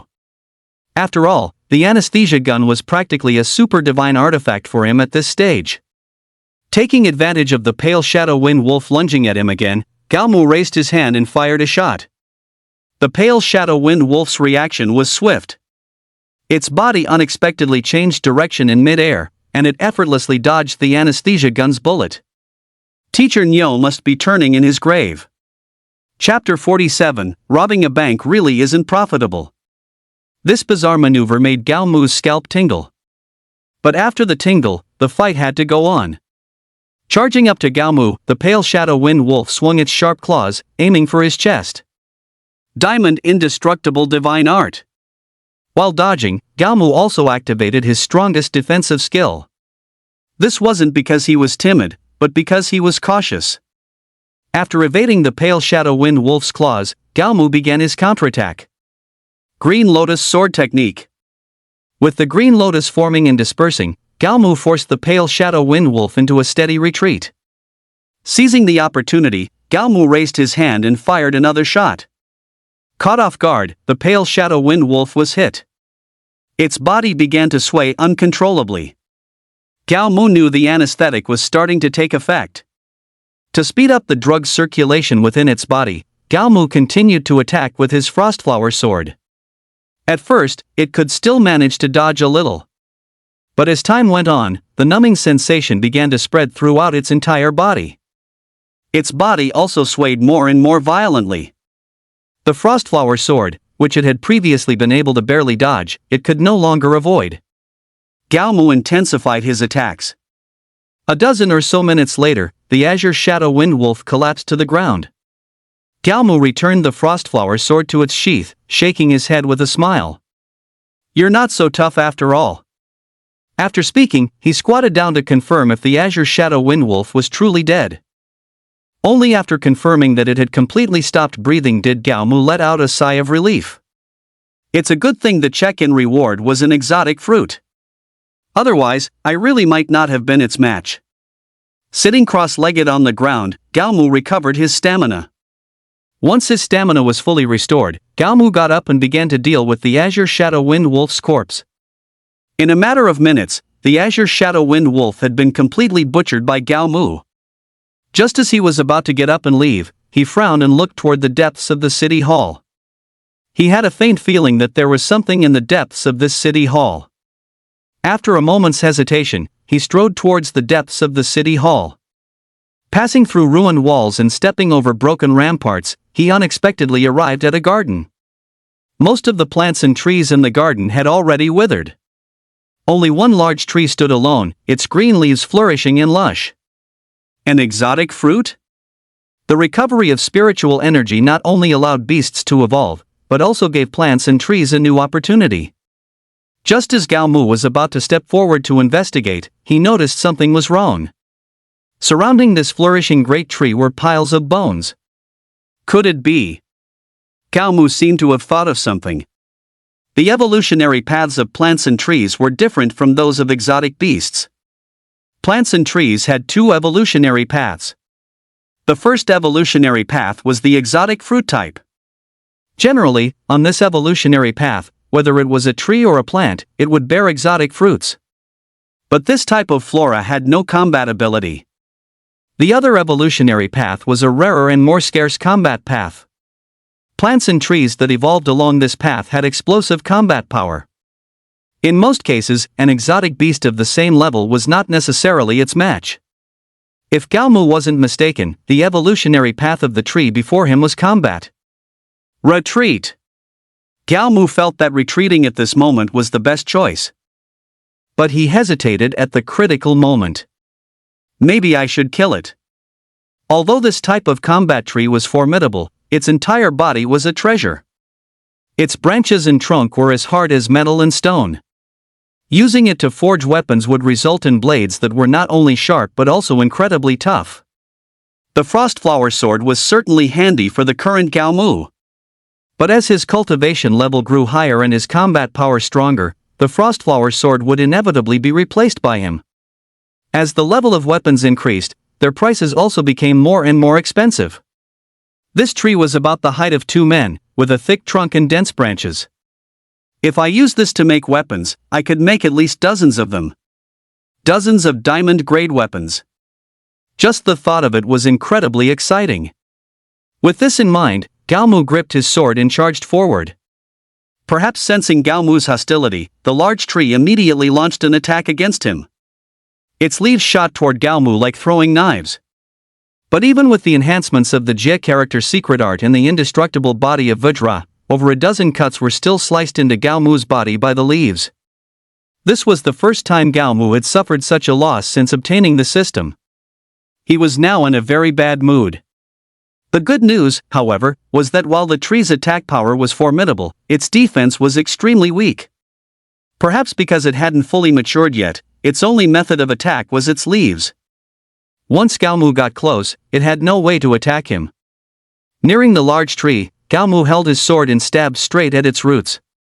As the frostflower sword was pulled out, the large tree trembled noticeably. Gao Mu could clearly feel the life force of the tree draining away. The frostflower sword stabbed again. Blood gushed from the ground like a fountain. In the blink of an eye, the earth beneath the large tree turned blood red. A few more stabs. The tree's life force had completely vanished. Seeing that the tree was dead, Gao Mu performed a move akin to uprooting a weeping willow. The entire tree was pulled straight out of the ground by Gao Mu. I'm rich. Gao Mu's eyes were filled with dollar signs. He hoisted the large tree onto his shoulder and began moving toward the base city. Carrying the large tree on his shoulder slowed his movement speed considerably. After several hours, he was still very far from the base city. At his usual speed, he would have already been back in the base city by now. Seeing the sky grow darker, Gao Mu set the large tree aside and prepared to rest. Hey, buddy, is that a variant tree you've got there? Just as Gao Mu sat down, a voice called out from not far away. Several people were walking toward Gao Mu with smiles on their faces. Variant tree was another name for combat-type plants and trees. What do you want? Gao Mu's eyes watched them warily. In the wild, the dangers weren't just the beasts, but other humans as well. That's a nice variant tree you have. Sell it to us. We'll give you a very reasonable price, one of them said. This man was tall and strongly built, with a large blade strapped to his back. How much? If they really offered a reasonable price, Gao Mu wouldn't mind selling it to them. How about this much? The man held up 5 fingers. 500 million? Deal. That price could indeed be considered reasonable. The strong man shook his head when he heard Gao Mu say 500 million and said, 5 million. Good heavens, robbing a bank doesn't even make this much money. Gao Mu knew the value of this exotic tree. The strong man's offer was directly 100 times lower. It's true, this pays better than robbing a bank. The burly man shook his head nonchalantly, smiling as he spoke. You can choose to sell it to us for 5 million, or you can choose not to. Chapter 48, The Base City's Sky Has Changed. Gao Mu knew the burly man hadn't finished speaking, so he didn't say a word, waiting for what would come next. But if you don't sell it to us, then we'll just take it by force. The burly man was very confident about robbing him outright. There were 5 or 6 men on their side. Even if Gao Mu was at the same cultivation level as them, they were still confident they could rob him. Then bring it on. Gao Mu took a stance, preparing to fight the burly man and his group. The burly man and his companions didn't hesitate, drawing their weapons and preparing for battle. Brothers, I haven't killed anyone in a while. Let me have the final blow. It doesn't matter who does it. What matters is how we split this variant tree. Hey, let's discuss that after we kill him. In the eyes of the burly man and his group, Gao Mu was already a dead man. And the variant tree was as good as theirs. All secret art. Diamond indestructible divine art. Gao Mu's combat power instantly soared tenfold. From the very beginning, the battle was completely one-sided. Gao Mu was terrifyingly powerful, exceptionally strong. In just 1 minute, he had killed 2 of the burly man's men. The burly man's group, who had been full of confidence and had thought nothing of Gao Mu just moments ago, were now filled with shock. It was only then that they truly realized they seemed to have provoked someone they shouldn't have. Seeing that the tide had turned and was irreversible, the burly man decisively knelt on the ground and began kowtowing fiercely to Gao Mu. The remaining few were also pragmatic men. Seeing their leader do this, they too knelt and kowtowed. We know we were wrong. We shouldn't have provoked you. Please, we beg you, spare us. We're bastards, we know we were wrong. You are a man of great magnanimity. Please just let us go as if we were a fart in the wind. The fear of death made them forget their earlier arrogance. Gao Mu didn't speak, only observing them with a look of amusement. Their fates had actually been sealed the moment they decided to attack. Seeing Gao Mu's silence, the men continued to beg for mercy. After enjoying their pleas for a moment, Gao Mu swung his frostflower sword. The blade flashed, and the burly man and his group all fell into pools of their own blood. Gao Mu opened their backpacks, searching for his spoils of war. Broke asses. But after searching through everything, Gao Mu found that there wasn't a single valuable item in their backpacks. He, Tue. Gao Mu hoisted the variant tree onto his shoulder, preparing to find a new place to rest. The rest of the night passed peacefully.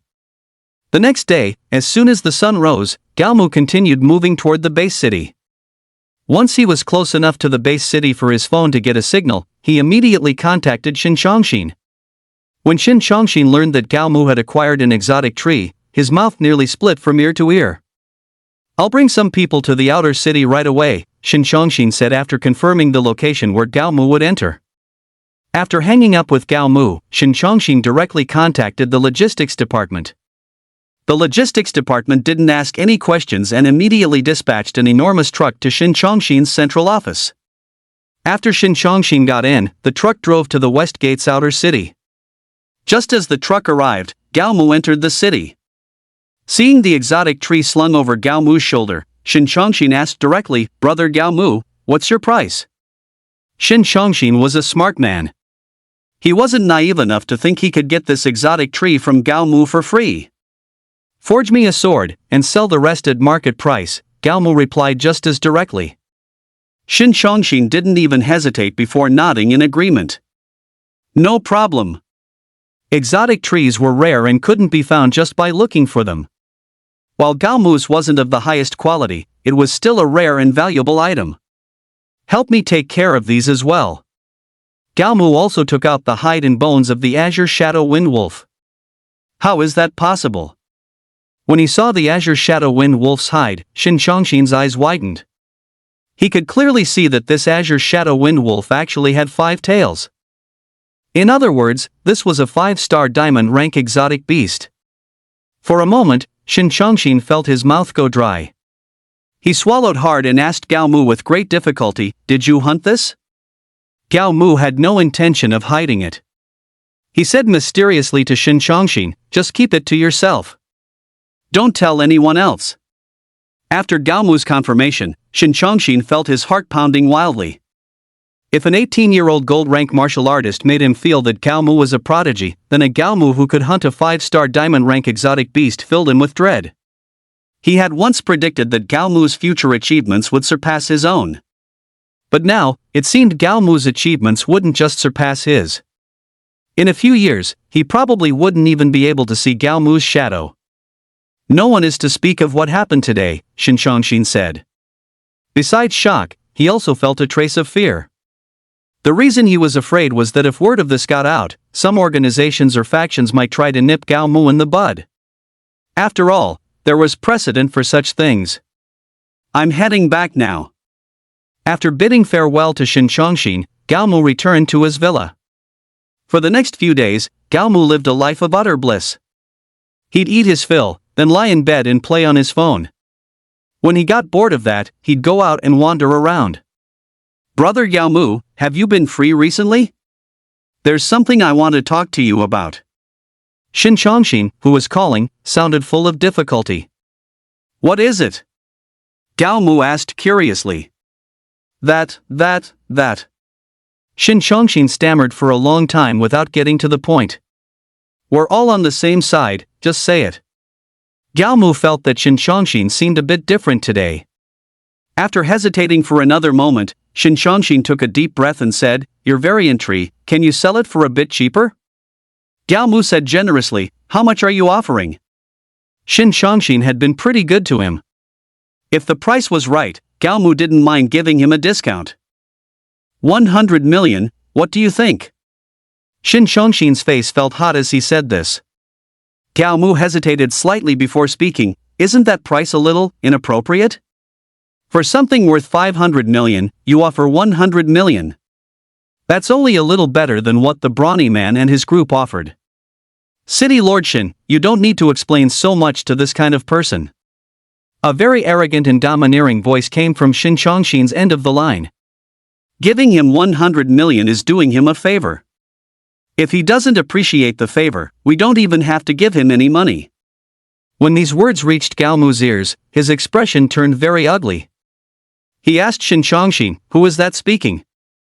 Not only was this person's attitude arrogant, but his tone was also extremely obnoxious. Sigh. Shin Chongshin sighed softly. Let's talk about this matter again later. Chapter 49, Zhanlan's Scheme. The call ended, and Gao Mu frowned slightly. He could tell that Shin Chongshin had offered the price of 100 million out of helplessness. Who is this person?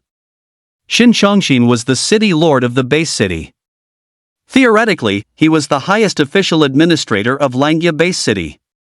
But the person who just spoke seemed to have a status and position even higher than Shin Chongshin's. The next morning, Gao Mu climbed out of bed. Looking at the bright sunshine outside, he decided to do something meaningful today. But just as he was about to head out, he happened to run into Lu Tianping walking towards him. Boss Lu. Gao Mu, as usual, joked with Lu Tianping with a smile. What brings you here to see me today? Lu Tianping, however, had his brows tightly furrowed and was in no mood to joke with Gao Mu. The sky over Langya base city is about to change, Lu Tianping lamented. Gao Mu asked with a smile, no matter how the sky changes, aren't you still the branch master? This is different. Lu Tianping glanced left and right, then sighed softly and said, let's go, we'll find a place to talk in detail. September tea house, private room. Gao Mu and Lu Tianping sat facing each other. What's going on? All the way here, all Gao Mu heard was Lu Tianping sighing. Don't you know yet? Lu Tianping looked at Gao Mu in surprise. You guys are getting a new boss. A new boss? Gao Mu was a bit taken aback. What's going on? Gao Mu's direct superior was Shin Chongshin. As the head of Langya base city, Shin Chongshin could be described as diligent and conscientious. He hadn't achieved any great merits, but he hadn't made any mistakes either. Shin Chongshin was rewarded by the higher-ups for recruiting you into the Hanwha Guard. So, the officials have decided to transfer him to be the city lord somewhere else. Actually, this decision was made right after you joined the Hanwha Guard. But since Shin Chongshin's cultivation level hadn't broken through, it was put on hold. I don't know what kind of good stuff Shin Chongshin has been eating these past few days, but his cultivation level broke through directly to the King Realm. He has 1 week to complete the handover. As Lu Tianping spoke, his tone and expression were somewhat uncomfortable. After all, he had cooperated with Shin Chongshin for so many years. A unique understanding had formed between the two of them. This sudden change of city lord meant that all his previous work was for nothing. But this doesn't have anything to do with me, does it? Theoretically, this matter shouldn't affect Gao Mu in any way.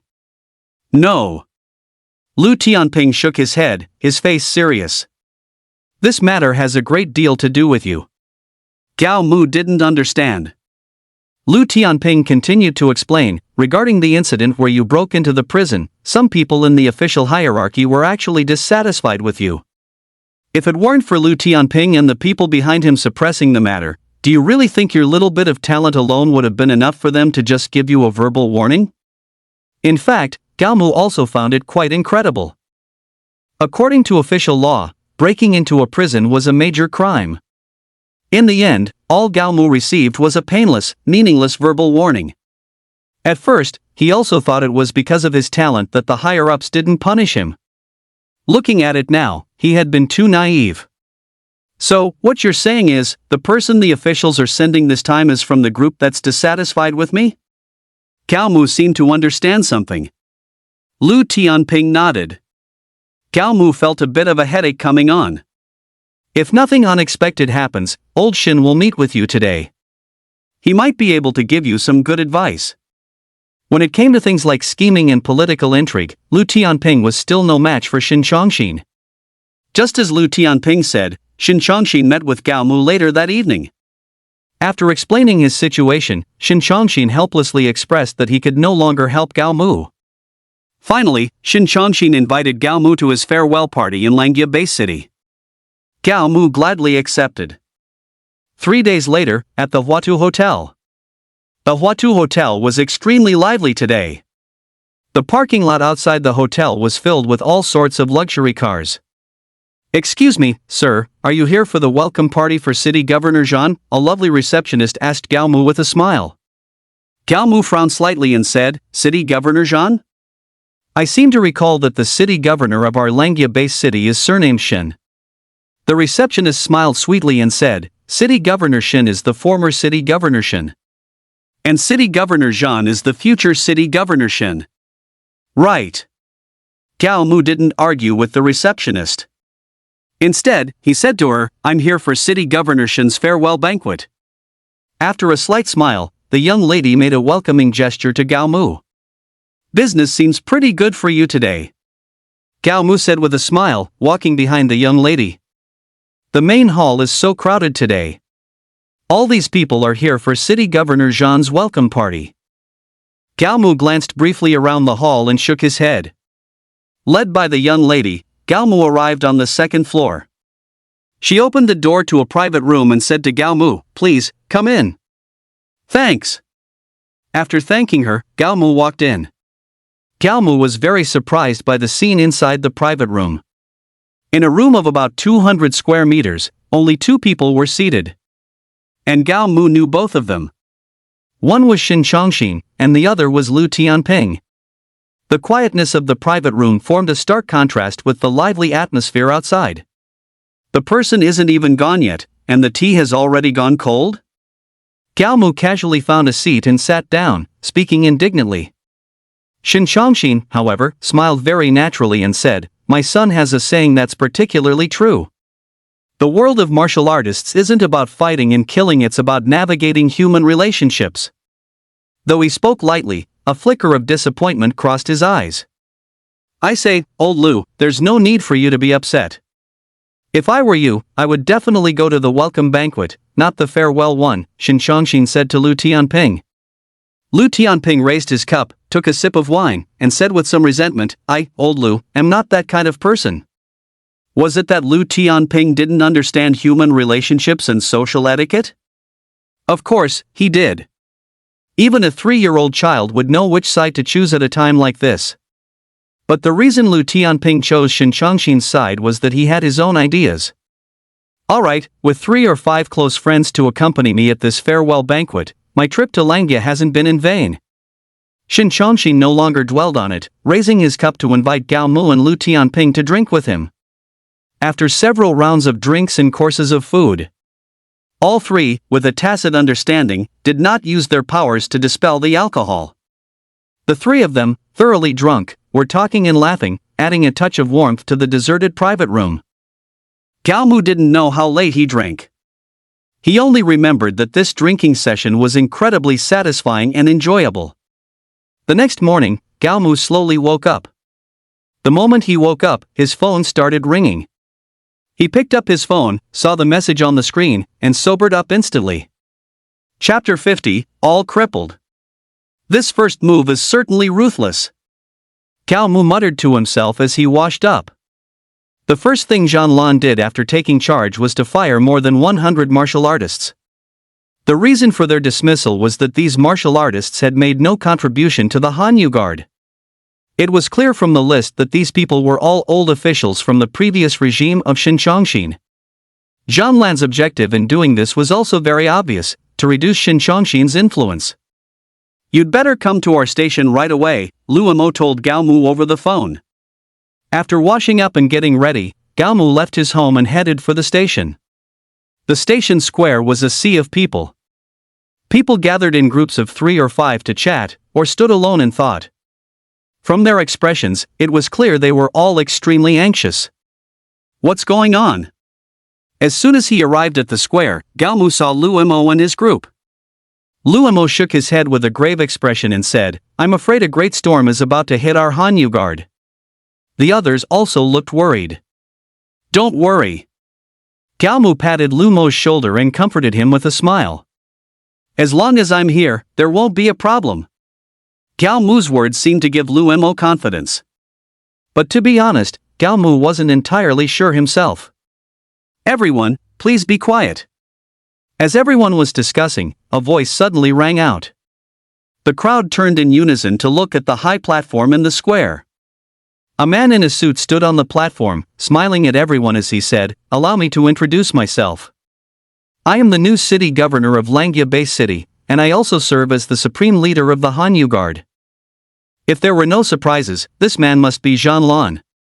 As soon as Jean Lan finished speaking, thunderous applause erupted from below the stage. Jean Lan greatly enjoyed the enthusiastic applause. After savoring it for 5 minutes, he spoke again, "Although today is the first day of my term, I must also thank someone. This person is Gao Mu." As soon as these words were spoken, everyone's gaze focused on Gao Mu. Gao Mu, however, said nothing, merely frowning at Jean Lan. He had a feeling that this praise from Jean Lan was not a good thing for him. "Don't be fooled by the short time Gao Mu has been with our Hanyu Guard. He has made an outstanding contribution to us. A few days ago, he selflessly handed over an alien tree to our Hanyu Guard. This will be of extremely significant help in strengthening our Hanyu Guard." Gao Mu finally understood why Jean Lan was praising him in front of so many people. This guy clearly wanted to get his alien tree for free. If Gao Mu had a good relationship with him, getting it for free would be one thing. The problem was, the two didn't even know each other. Moreover, Gao Mu could sense a deep hostility from Jean Lan towards him. He knew Gao Mu would surely refuse, so he brought it up in front of everyone. Jean Lan naively thought that this would force Gao Mu to accept it as a foregone conclusion. But Gao Mu, after all, was Gao Mu. If he gave in so easily, then all his efforts would have been for nothing. He pushed through the crowd and slowly walked toward the high platform. Seeing Gao Mu walking toward the high platform, a flicker of disdain crossed Jean Lan's azure eyes. At the same time, he shot Gao Mu a provocative, challenging glance. Gao Mu quickened his pace, pushing through the crowd, and soon arrived at the high platform. "If I recall correctly, I don't believe I ever said I would hand over the variant tree to you for free." Gao Mu's voice was loud, clear enough for everyone in the square to hear. At these words, the people in the square were stunned, and so was Jean Lan. Besides forcing Gao Mu's hand in front of so many people, he had also wanted to morally pressure him. But he never expected that Gao Mu would refuse to give him face in front of so many people. "Gao Mu, you'd better think carefully about what you're saying," Jean Lan threatened in a cold voice. Of course, Gao Mu knew exactly what he was saying. He turned to look at Jean Lan and said coldly, "If I were you, I would never be so foolish." Being insulted by Gao Mu in front of so many people, Jean Lan found it hard to maintain his composure. "I'm warning you, if you dare to speak so insolently again, don't blame me for getting rough with you." Jean Lan was furious. But Gao Mu didn't care about his anger in the slightest. "Right now, you either give me my variant tree, or you give me the money." "So, everything you said before was a lie?" Jean Lan prepared to morally pressure Gao Mu again. Gao Mu replied coldly, "First, I entrusted City Guardianship with handling this variant tree for me.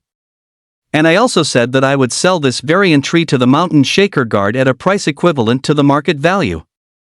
"Sell?" Upon hearing the word sell, Jean Lan acted as if he had found leverage against Gao Mu. He declared with a righteous expression, "The Mountain Shaker Guard cultivated you, yet you sell what you've obtained to them. Do you think that's appropriate?" To be honest, Jean Lan's skill at moral grandstanding was truly top tier. If it were anyone else in this situation, they would have no choice but to reluctantly accept. "First, the Mountain Shaker Guard did not cultivate me in any way. I achieved my current realm and star level entirely through my own efforts. Second, what's so inappropriate about a fair trade?" Hearing this, Jean Lan put on a look of utter grief. He turned to the crowd and began his performance. "As a key individual being cultivated by the Langya Mountain Shaker Guard, aren't you afraid of chilling City Guardianship's heart by saying such things? If Gao Mu had an S card, he would definitely give one to Zhan Lan. Zhan Lan was right, Gao Mu was indeed a key individual being cultivated by the Langya Mountain Shaker Guard. But the plan for Gao Mu's cultivation had been dead on arrival before it even began. The reason was simple: Gao Mu's realm advancement was just too fast. Well now, whatever you say goes? I could say I'm your father. Does saying it make it so? Gao Mu had really thrown caution to the wind, his words sparing no feelings. His words made Zhan Lan want to explode. But with so many people watching, he had to maintain his facade, no matter what. Gao Mu, are you trying to defect? At a loss for words, Zhan Lan went straight for a heavy accusation. The crowd below watched the showdown between Gao Mu and Zhan Lan, unsure of what to do. Defect? Not quite. But if you don't hand over my mutant tree today, I'll show you what I'm capable of. Gao Mu absolutely would not let this matter slide today. You can try. A corner of Zhan Lan's mouth lifted, his expression and gaze filled with contempt. The mutant tree is in my office, but I bet you don't dare to go get it. Chapter 51, Slaying a Diamond Martial Artist. After saying this, Zhan Lan shot Gao Mu a provocative look. While Gao Mu confronted Zhan Lan in the air, Lu Imo quietly took out his phone and sent 2 words to the squad's group chat. Well? In their squad's code, well, meant are we doing this or not? 1. 1. 1. The other squad members all typed a 1, meaning do it. After seeing everyone's reply, Lu Mo's hand quietly moved toward his weapon. But just then, another message appeared in the group chat. You guys stay out of it. This is my own business. The message was from Gao Mu. He knew full well what kind of storm he would stir up if he snatched the mutant tree from Zhan Lan's office today. With his strength and realm, he could more than handle the fallout. But he didn't want his teammates to be dragged into it. To make sure his squad members didn't get any funny ideas, Gao Mu added in the group chat, if you dare to make a move, don't blame me for disowning you as brothers. These 2 messages left the squad members at a loss. Lu Imo didn't reply in the group chat, but instead nodded to the others standing not far away. They understood Lu Mo's meaning and nodded back. Standing on the stage, Gao Mu noticed his squad members below reaching for their weapons and realized things were about to get serious.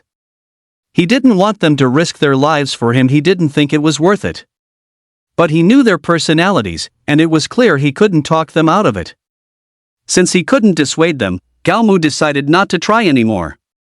He sighed softly and thought to himself, worst case, I'll take them with me and join the Jidao Martial Arts Hall. For now, that seemed like the best backup plan. What's wrong? Why aren't you saying anything?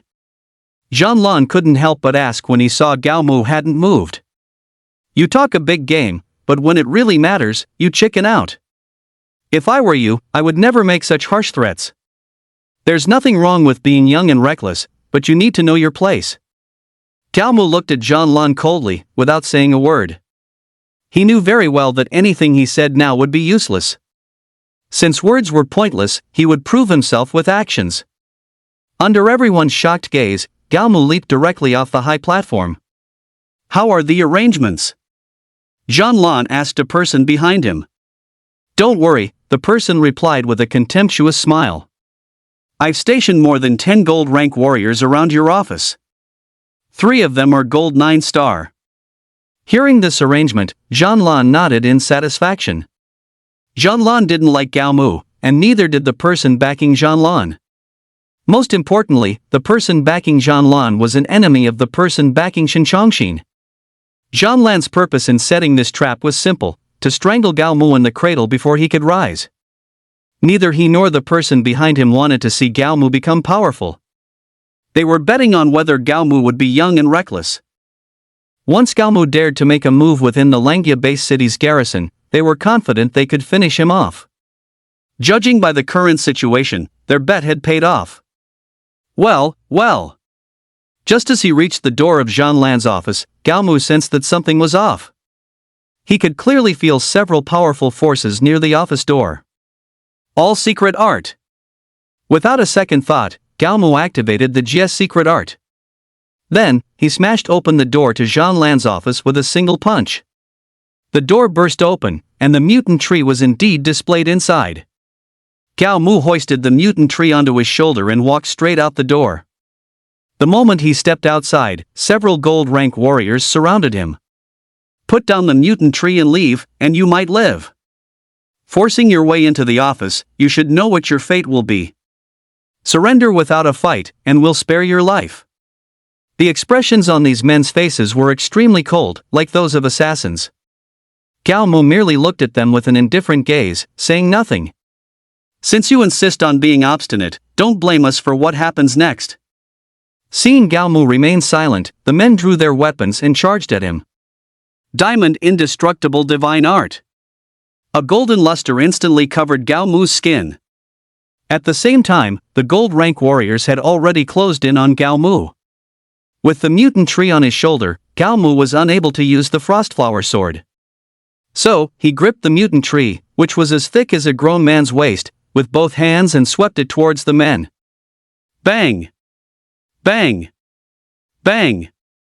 Several gold-tier martial artists were sent flying by Gao Mu's sweep. After landing, they coughed up blood. They were utterly shocked that Gao Mu possessed such formidable strength.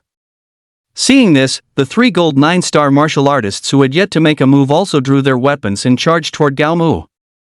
However, their fate was the same as the few gold-tier martial artists before them. Did you know? Adults must pay the price for their actions. Gao Mu's words left them baffled. But Gao Mu's next move made them understand the meaning behind his words. Holding the variant tree, he went one by one and crippled the hands and feet of these gold-tier martial artists. Gao Mu's expression was exceptionally cold as he looked at the gold-tier martial artists writhing and wailing in agony on the ground. Besides pain, what filled the hearts of these gold-tier martial artists was mostly despair and regret. They regretted provoking Gao Mu, and despaired that they could no longer be martial artists. With advanced technology, bone repair wasn't a major issue. However, there was a prerequisite: you had to have money. Of course, if you wanted to restore shattered bones to their original state, you also needed to supplement the treatment with variant fruits. They could afford the cost of bone repair. But they couldn't afford the cost of variant fruits. They weren't naive enough to think that Zhang Lan would help them.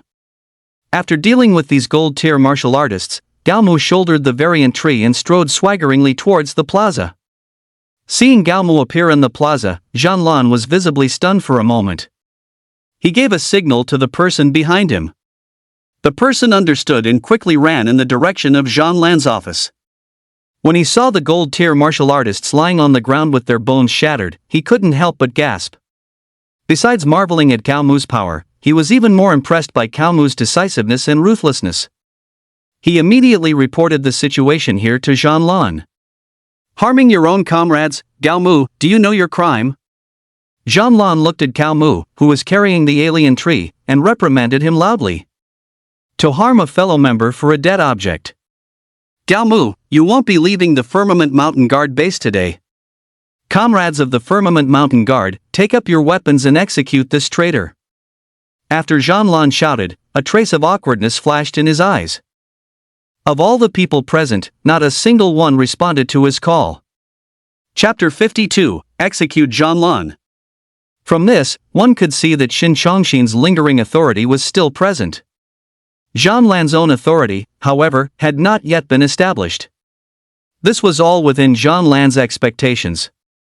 After the awkward moment, he continued to shout, "Today, whoever can slay this traitor will get to keep the traitor's possession." Since authority couldn't suppress them, Zhang Lan resorted to tempting them with benefits. Not only that, but the person who slays the traitor will be promoted directly without an assessment. The promotion conditions for the Firmament Mountain Guard required not only reaching the corresponding realm but also having a certain amount of contribution points. After all, upon promotion, one would not only gain corresponding power but also receive a greater share of resources. As the saying goes, once the eyes turn red, the heart is sure to turn black. Looking at the pairs of blood-red eyes around him, he knew that if he wanted to leave the station today, he would have to pay a price. "I'm not waiting for you guys, I'm going in." A man with red eyes was seen charging towards Gao Mu. Looking at this somewhat familiar face, Gao Mu felt an indescribable emotion in his heart. Just moments ago, this man had been chatting amicably with him. This person's attack seemed to be the horn sounding the start of an all-out assault. The Firmament Mountain guards present drew their weapons one after another and charged at Gao Mu. Jean Lan, standing on the high platform, saw this scene and revealed a satisfied smile. You see, as long as there's a bone, the dogs will charge forward without a second thought.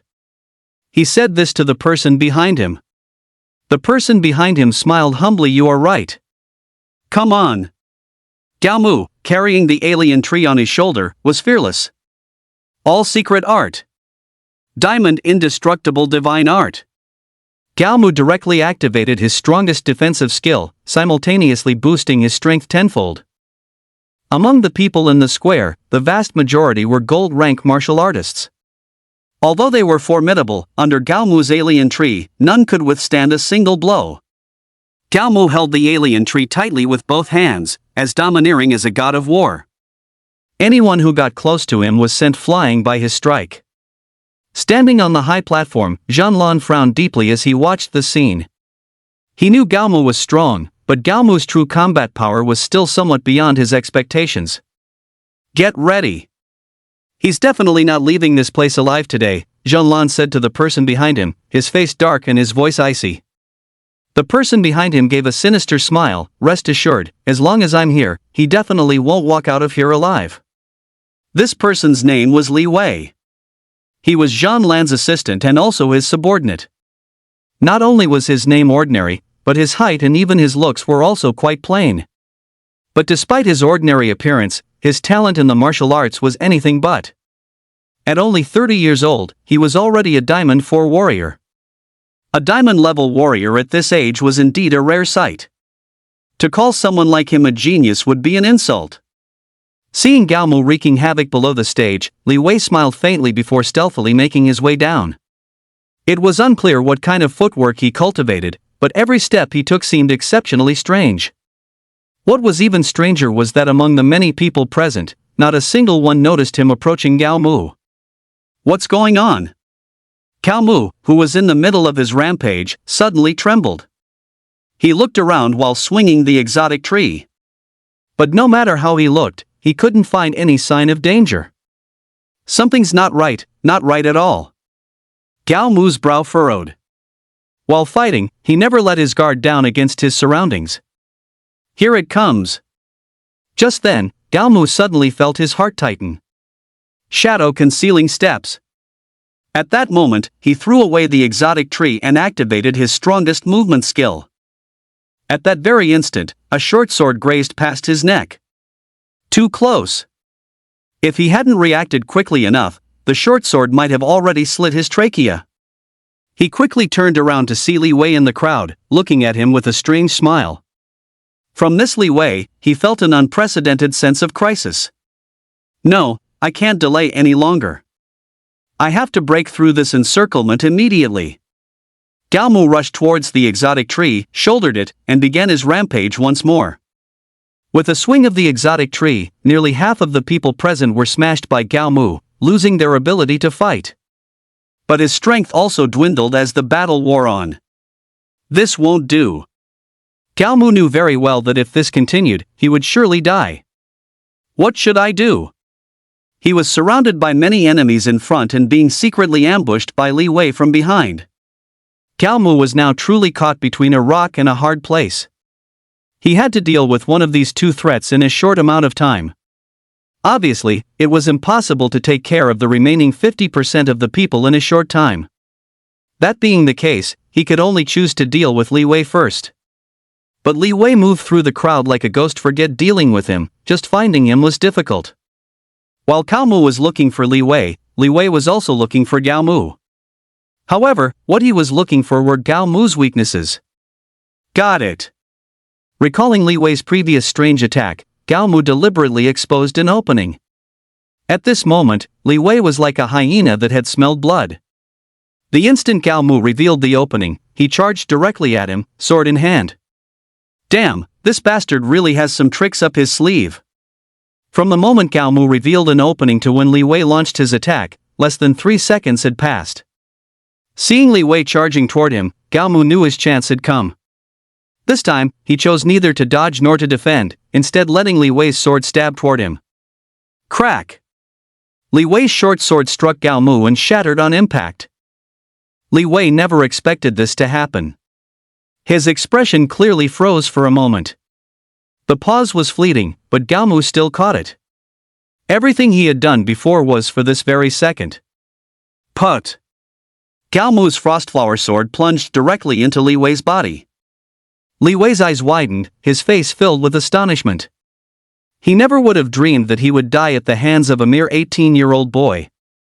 But even more surprised was Zhan Lan.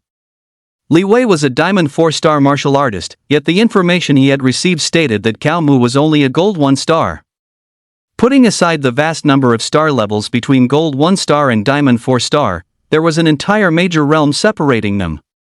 But even so, Gao Mu had managed to defeat and kill Li Wei, punching far above his weight.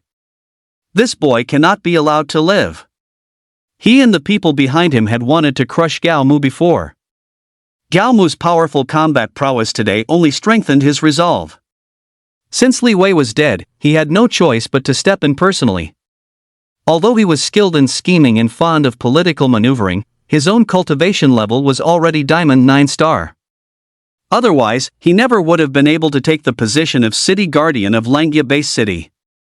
Chapter 53, Brothers of the Jidao Martial Arts Hall. Bring it on! Who's afraid of whom? Even with Zhan Lan personally entering the fray, Gao Mu remained fearless. The members of the Shaking Mountain Guard ceased their attacks at this moment, clearing a space for the battle. Gao Mu, holding the Frostflower sword, faced off against Zhan Lan, who wielded a battle saber. As a Diamond 9-star, Zhan Lan unleashed his full aura, which was utterly terrifying. Gao Mu watched him with cold eyes, tightening his grip on the Frostflower sword in his hand. The best defense is a good offense. This time, he didn't wait passively but chose to attack first. Green Lotus Sword Technique. As the green lotuses materialized and dissipated, Gao Mu had already charged up to Zhan Lan. Zhan Lan, however, just sneered. You don't really think you're a match for me, do you? Wielding his battle saber, Zhan Lan contemptuously blocked Gao Mu's attack. Gao Mu's assault was relentless, like a surging river. But Zhan Lan's defense was impenetrable, like a wall of bronze and iron. As one attacked and the other defended, the spectators watched with wide eyes. No one would have thought that the 18-year-old Gao Mu possessed such formidable combat strength. And no one would have thought that under Gao Mu's onslaught, City Guardian Zhan Lan would be forced onto the defensive. I'm done playing with you. After a few rounds, Zhan Lan shook his head, bored. Although Gao Mu's strength was shocking, he still shook his head and said, "You are not my match." As he shook his head, he began to counterattack. His attacks were wide and powerful, and after a few rounds, the force of the blows had already made Gao Mu's hands numb. It's still not enough. Facing a Diamond 9-star warrior with his Diamond 5-star strength, Gao Mu was struggling immensely. He knew that if this dragged on, he would very likely be trapped in the encampment. Seizing an opportunity, he swung the Frostflower sword in his hand, deflecting Zhan Lan's combat knife, and prepared to escape. But as if he had anticipated Gao Mu's move, Zhan Lan blocked his path in an instant. If I were you, I would surrender right now. You have no chance left, Zhan Lan said, brandishing his combat knife and looking down on Gao Mu with contempt. Gao Mu also knew that he couldn't escape. Since he couldn't escape, Gao Mu had no choice but to continue fighting Zhan Lan. Looks like I'll have to use the tranquilizer gun. As his strongest hidden card at this stage, Gao Mu had never used the tranquilizer gun. He knew that if he didn't use it today, his fate would be absolutely tragic. He raised his sword and charged at Zhan Lan once more. Zhan Lan shook his head and said, "I already told you, you're not my match. If you surrender now, I might show you some mercy and let you live. But if you persist in this folly, then..." Before Zhan Lan could finish speaking, Gao Mu was already upon him. This time, Zhan Lan held nothing back. His wide, sweeping saber techniques forced Gao Mu into a constant retreat. Just as it seemed Gao Mu was about to be defeated, he stealthily summoned the tranquilizer gun from his system. He pulled the trigger, and a tranquilizer dart shot straight at Zhan Lan. A hidden weapon? You don't really think a hidden weapon would work on me? Before Jean-Lan could finish his sentence, he felt his head grow dizzy. His eyes widened as he asked Gao Mu, "What did you do to me?" Gao Mu didn't speak, only offered a cold smile. Seeing that Jean-Lan had lost his ability to fight, Gao Mu didn't hesitate. He lunged forward and thrust his sword at his throat. And just like that, the city lord, who had only just taken office, was slain by Gao Mu. The vast garrison square fell into an eerie silence. People's jaws dropped, unwilling to accept what had just happened before their eyes. After slaying Jean-Lan, Gao Mu shouldered the mutated tree and left the regretful mountain guard garrison without a backward glance. It was half an hour after Gao Mu left that people finally snapped out of their shock. "Quick, inform the higher-ups. The new city lord has been killed in action. My god, the sky is about to change over Langia Base City. I don't know why, but I feel like I'm having trouble breathing right now." Lu Mo and the others, who never had a chance to act, looked at each other in dismay. They saw shock in each other's eyes, but they also read fear. Gao Mu was truly too strong, so strong that he terrified ordinary people like them. As the saying goes, good news never leaves the house, while bad news travels 1,000 miles. The news of Gao Mu slaying the city lord spread across the entire land of Hua in a single night, like a spring breeze. When Lu Tianping learned of this, he went to find Gao Mu directly. "What do you plan to do next?" Lu Tianping's expression was more serious than ever before. Gao Mu sat at home, leisurely sipping tea, and shook his head. "I can only hope they like me more than Jean-Lan. Regardless of whether they like you or not, a prison sentence is unavoidable for you. Killing a city lord was a major offense. No matter how much the higher-ups liked Gao Mu, or how astounded they were by his cultivation level, they would not let him off easily. I need you to do me a favor." Gao Mu wasn't worried about himself. His biggest concern right now was his parents. "While I'm away, I hope you can help take care of my parents." Lu Tianping agreed immediately without even thinking. "As long as I'm alive, I can guarantee your parents' safety." "Thank you." Gao Mu raised his teacup to express his gratitude to Lu Tianping. After taking a sip of tea, Lu Tianping realized something and anxiously asked Gao Mu, "You'll be away? Where are you going?" "To the wilderness," Gao Mu said nonchalantly. If a diamond-level Gao Mu can't make them change their minds, then what about a king-level Gao Mu? At these words, Lu Tianping was slightly stunned. Although Gao Mu said it casually, Lu Tianping could still hear the domineering air unique to Gao Mu in his words. "So, you're going to the wilderness to train?" Training in the wilderness was the fastest way to improve oneself. If an ordinary person's romance was moonlit strolls and a life of luxury, then a martial artist's romance was the life and death struggle, a dance on the edge of a blade. Yes. Fighting in the wilderness didn't hold much appeal for Gao Mu. What truly tempted him was the system's check-ins and the rewards they brought. After talking with Lu Tianping a bit more, Gao Mu left the base city. The moment Gao Mu left the base city, Lu Tianping brought his parents to the Jidao Martial Arts School. At the same time, an official government train pulled into the base city's station. The train doors opened, and a broad-shouldered, powerfully built man with an intimidating gaze stepped off. He scanned his surroundings and said to the attendant behind him, "Go directly to the Ironclad Guard's garrison." At the Ironclad Guard garrison, Jun, who looked at Jean-Lan's body and vowed in a cold voice, "Brother, I've come this time to avenge you for sure." With a wave of his hand, he had someone take Jean-Lan's body to be cremated. He then instructed his attendant, "Immediately investigate the whereabouts of Gao Mu and his relatives for me." "Yes." The attendant cupped his fists and departed. Chapter 54, Lishan Yellow Ox. Outside the base city, Gao Mu sped along his journey. The distance from LJ City to Langia Base City was immense. At Gao Mu's current level, it would take him a very long time to get there. Traveling at full speed, he finally arrived at LJ City before nightfall.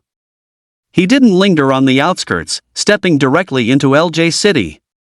For him right now, time was extremely precious. He had to cherish every single minute and second. Sign in. Ding. Check-in successful. Reward received, word of travel secret major accomplishment. Ding. New check-in location has been updated. Please proceed to the depths of LJ City to check in. Setting aside the new check-in location for a moment, the reward from this check-in alone made Galmu ecstatic. The word of travel secret, like the word of all secret, was one of the 9 secrets. The word of all secret could increase Galmu's strength tenfold, while the word of travel secret could push his speed to the absolute limit. Eventually, it could even be used to stop time. This word of travel secret gave Galmu another life-saving tool. After familiarizing himself with the word of travel secret, he looked towards the depths of LJ City. LJ City was still a gathering place for gold-tier mutated beasts. However, unlike Huanyu City before, the mutated beasts gathered in LJ City were at least gold tier 6 or 7 star. Gold tier 9 star beasts were a common sight. Diamond tier mutated beasts, while not numerous, were definitely present. The danger level of LJ City was far higher than that of Huanyu City. Gotta risk it for the biscuit. The new check-in location was in the depths of LJ City, which meant Galmu had to go there. Brother Galmu? Just as Galmu was preparing to head into the depths of LJ City, a slightly surprised voice sounded from not far away. Galmu frowned as he turned around. Encountering people in the wild was not a good thing. It was a 5-person team. The team's composition was very well-rounded, with both melee and ranged fighters. The leader was a middle-aged man. From their attire, it was clear they were likely from the Jidao Martial Hall. And you are?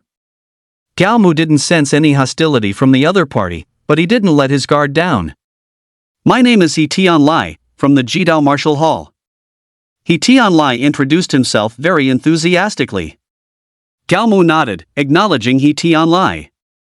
He Tian Lai didn't get angry at Galmu's rudeness. He smiled and said to Galmu, Branch Master Lu told everyone at the Jidao Martial Hall that if they see you in the wild, they must tell you something. What is it? Galmu asked He Tian Lai. The government has sent a new city guardian. This new city guardian is Zhan Lan's younger brother, named Zhan Hu. Unlike Zhan Lan, this guy is not only meticulous but also possesses exceptional combat strength. At 50 years old, he already possesses the strength of a Diamond 9 star. The most terrifying thing is that he once challenged a King 1-star martial artist. Although he was ultimately defeated, he managed to hold out for over an hour. Upon hearing this, Galmu was greatly astonished. A Diamond 9-star being unable to defeat a King 1-star was nothing unusual. But for Zhan Hu to last an hour against a King-level martial artist was definitely a rare feat.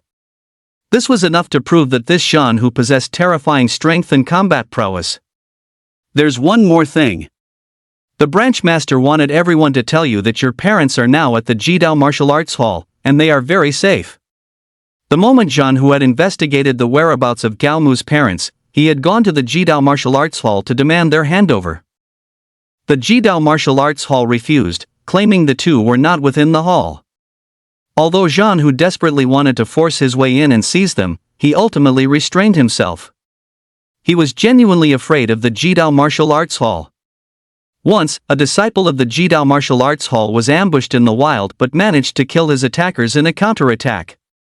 The attackers' parents were both high-ranking government officials, so they demanded an explanation from the Jidao Martial Arts Hall. If things had followed the normal procedure, the Jidao Martial Arts Hall wouldn't have done much to them. But they were a bit too arrogant. Before the Jidao Martial Arts Hall had even finished its investigation, they forcibly took the disciple away and killed him. This incident completely enraged the Jidao Martial Arts Hall. The headmaster directly confronted the government, demanding they hand over the couple. The government, of course, refused. Furious, the headmaster, along with his vice-masters, stormed the government headquarters, forcing them to surrender the couple. Under pressure, the government handed over the couple. The couple's fate was naturally extremely tragic. From then on, the first of the government's 10 great principles was changed to state that no one was to offend the Jidao Martial Arts Hall or force their way into it. It was from that time that the Jidao Martial Arts Hall's dominance and protectiveness of its own became widely known. Thank you. This information was extremely important to the current Gao Mu. He clasped his fists at He Tian Lai to express his gratitude. He Tianlai waved his hand and said, "We're all brothers here, no need to be so formal." Brothers? Gao Mu was a bit confused, not understanding where He Tianlai's brothers came from. Seeing the confusion in Gao Mu's eyes, He Tianlai explained with a smile, "Branch Master Lu said you are his brother. Since you're his brother, you're also a brother to us at the Jidao Martial Arts Hall." As soon as these words were spoken, Gao Mu felt a warmth spread through his heart. With such a major incident happening to Gao Mu, most people would normally avoid him at all costs. But not only did Lu Tianping not avoid him, he protected Gao Mu's parents in the Jidao Martial Arts Hall and publicly declared his relationship with Gao Mu. "The green mountains will not change, the clear waters will flow forever, we'll meet again if fate allows." He Tianlai cupped his hands at Gao Mu and left with his team. The moment He Tianlai's squad left, Gao Mu headed directly for the depths of LJ City. "Captain, why didn't we kill him?" Zhan Hu had posted an extremely high bounty in the black market of Langya Base City for Gao Mu's head. This price was enough to tempt even a diamond-level martial artist. "Kill him, my ass." He Tianlai directly slapped one of his squad members across the face and pointed at his nose as he cursed, "Money is only money if you have a life to earn it and a life to spend it." Zhan Lan was a Diamond 9-star martial artist, yet he was ultimately slain by Gao Mu. Do you really think the 5 of us would be any match for him? And let me tell you straight, Branch Master Lu's brother is our Jidao Martial Arts School's brother too. If you dare to have any wicked thoughts about our brother, don't blame me for being ruthless with you. He Tianlai's first sentence was a statement of fact. His second sentence was a warning to his squad members, telling them not to entertain any wicked thoughts. Entering LJ City, Gao Mu activated his Xing secret art to its full extent. With his absolute speed, even a gold 9-star strange beast could only see his afterimage. Soon, Gao Mu arrived in the depths of LJ City. Just as he was about to check in, a massive roar caught his attention. Chapter 55, The Quelling Chaos Art. After leaving Longjing City, Gao Mu first found a relatively safe place to recover his stamina. Once his stamina was mostly restored, he began to enjoy the wind shadow fruits. Eating strange fruits like a meal is also a pretty good choice. Gao Mu traveled light, carrying nothing but necessities. And these necessities did not include food. Unlike the other strange fruits he had eaten before, eating too many of these wind shadow fruits actually gave him a feeling of fullness. After downing several dozen, he actually felt his stomach was a bit bloated. He stood up and stretched his body a bit. System. God tier check-in system. Host, Gao Mu. Strength, 787,075 kilograms. Realm, Gold 7-star. Skills, Rushing Thunder Fist Mastery, Shadow Concealing Step Mastery, Green Lotus Sword Technique Mastery, Jia Secret Art Mastery, Indestructible Diamond Body Divine Art Mastery, Xing Secret Art Mastery. Available check-in location, Tuofeng City. Seeing his realm had reached Gold 7-star, Gao Mu was overjoyed. He felt the effects of the wind shadow fruits were good, but he hadn't expected them to be this good. After the feeling of fullness subsided, he didn't rush to eat more wind shadow fruits. First, he needed to consolidate his current power. Second, the wind shadow fruits were a good source of food for him, so he'd save them for emergencies. He stood up, looked around, and began searching for a place to rest for the night. As mentioned before, the wilderness at night is extremely dangerous. If one couldn't find a suitable resting spot, it was highly likely they would be eaten by a strange beast during the night. It was also possible they could be ambushed and killed by other martial artists. After searching for about half an hour, Gao Mu found an old, dilapidated residential complex. Most of the buildings in the complex had already collapsed. Only a very small portion of the buildings remained standing, but even those were on the verge of collapse. Gao Mu didn't choose to stay in one of the standing buildings after all, it was too dangerous. He simply found a spot with a wall, leaned against it, and went to sleep in his clothes. Are you all useless? Is it that hard to find someone in the wilderness? My grandfather spent so much money hiring you, just to let you freeload? Just as Gao Mu drifted off to sleep, he heard a voice. He quickly opened his eyes and looked warily in the direction of the sound. Miss, a helpless voice said. The wilderness is vast. It's really not easy to find a single person out here. Besides my ass, the young woman's voice was not only shrewish but also extremely rude. I don't want to hear excuses from you useless trash. I'll give you 5 more hours. If you still can't find it, you know what will happen. After the young woman finished speaking, Galmu heard a rustling sound. If he wasn't mistaken, the group was setting up tents. What are they looking for? Yao Mu was very curious about what they were searching for. However, he had no intention of investigating further. As an adult, he knew very well that too much curiosity was not a good thing. While the group hadn't discovered him, Galmu quietly moved to a different location. Meanwhile, in their tent, an old man suddenly opened his eyes the moment Galmu moved. Elder Yi, what's wrong? The girl's attitude toward this old man was markedly different from her attitude toward the others. Yi Tongming stared at a corner of the tent and said with a hint of uncertainty, "I just sensed that there might be someone nearby. But when I just checked, it seemed like no one was there. Could it be that I'm being overly suspicious?" Yi Tongming spoke casually, but the girl took it very seriously. Expand the patrol area and have everyone stay on high alert. Encountering people in the wilderness could be far more terrifying than encountering mutated beasts. Yes. The girl's subordinate clasped his fist and walked out of the tent. The night passed uneventfully in the blink of an eye. After waking up, Galmu first ate a wind shadow fruit to satisfy his hunger. Then, following the map, he headed toward Tuafeng City. The girl's subordinates had searched all night but still couldn't find her sword. Upon hearing the news, the girl chose to give up. Sigh, she let out a small sigh, speaking like a little adult. Perhaps it's just not meant to be. If that's the case, let's head to Tuafeng City. The girl's purpose for coming to the wilderness this time was to find the materials to craft her own set of armor. Of course, this was just her nominal purpose. Her real goal was to have some fun in the wild and, while she was at it, search for materials to craft her own armor. As the only girl in the family, even though the elders knew her true intentions, they didn't try to stop her. They simply dispatched a 9-star diamond martial artist to protect her and hired a group of gold martial artists for her to command. According to the map, Hump City was a gathering place for gold-level exotic beasts. However, it was somewhat different from Dragon Well City.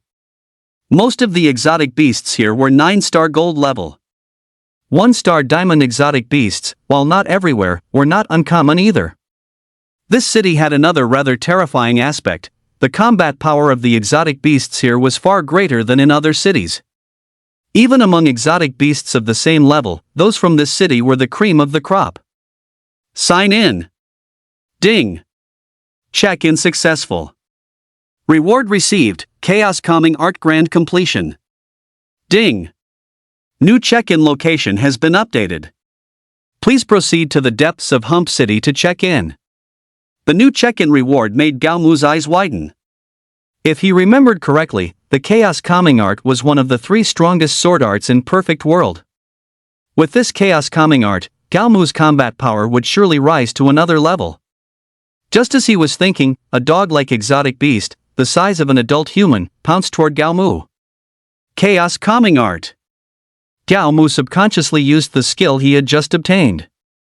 Sword intent filled the air, and killing intent ran rampant. With just a single strike, Galmu, who was only at the 7-star gold cultivation level, slew a 9-star gold exotic beast. What was most terrifying was that the exotic beast's body was covered in dense wounds, as if it had been slashed dozens of times. This Chaos Calming Art is way too strong.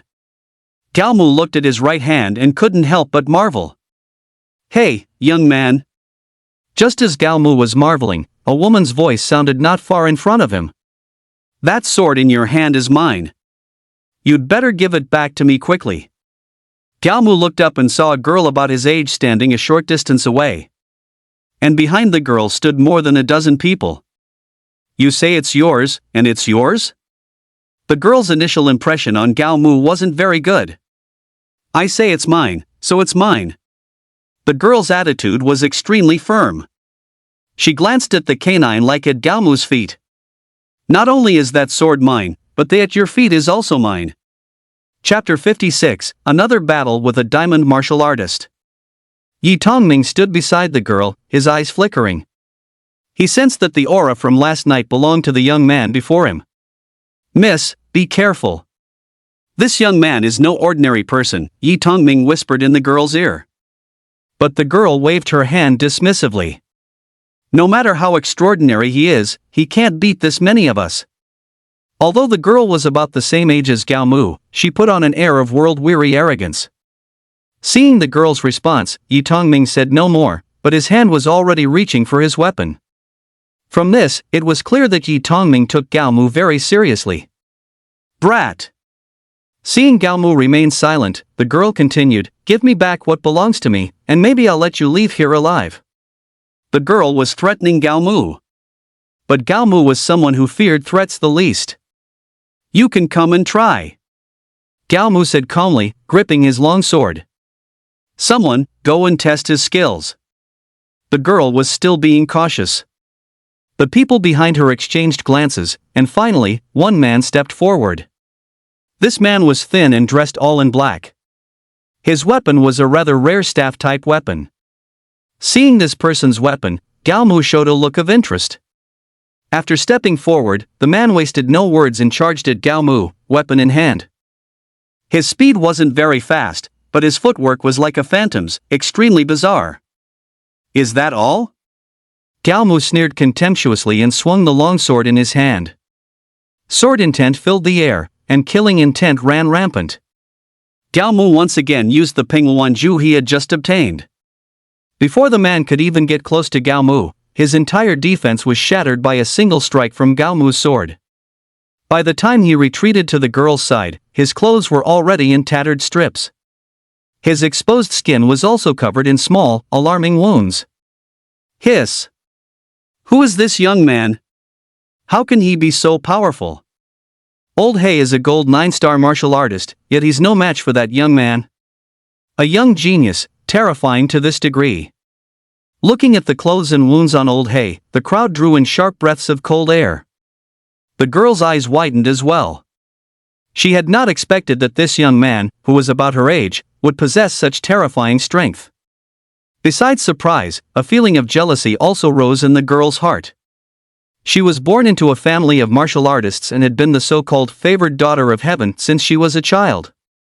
Having broken through to the gold realm at only 16, she would be considered a top talent even in the world's most elite base cities. But in front of this young man, she felt an unprecedented sense of defeat. "I was careless.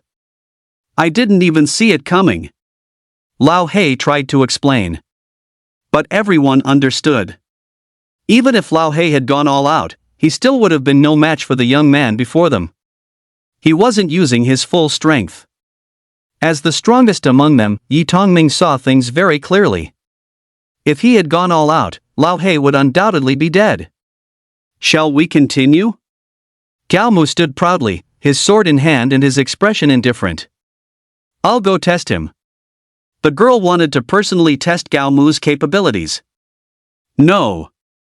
But before the girl could move, Yi Tongming stopped her. His expression was more serious than ever before.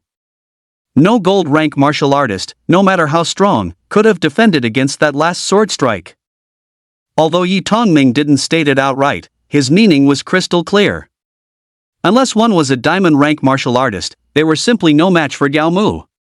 "Then what do we do?" the girl asked Yi Tongming. Yi Tongming hesitated for a moment before saying, "I'll test him myself." As he spoke, Yi Tongming stepped forward. His weapon was also a rather rare type, a guandao. "Young friend, how about we both go all out, regardless of life or death?" Yi Tongming's expression was very serious. "All right." Gao Mu nodded. He could feel the aura of a true expert radiating from Yi Tongming. Yi Tongming swung the guandao in his hand and charged straight at Gao Mu. His speed wasn't fast, nor was his footwork erratic. Yet, an indescribable sense of crisis welled up in Gao Mu's heart. Diamond indestructible divine art. To be cautious, he used his strongest defensive skill. A golden luster instantly covered Gao Mu's entire body.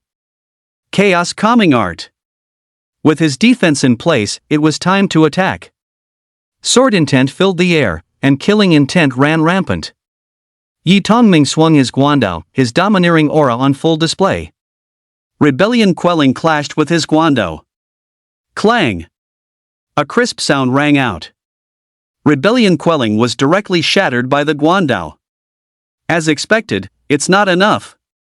This strike from Gao Mu was just a simple test. The result was within his expectations. After shattering rebellion quelling, Yi Tongming continued to press forward.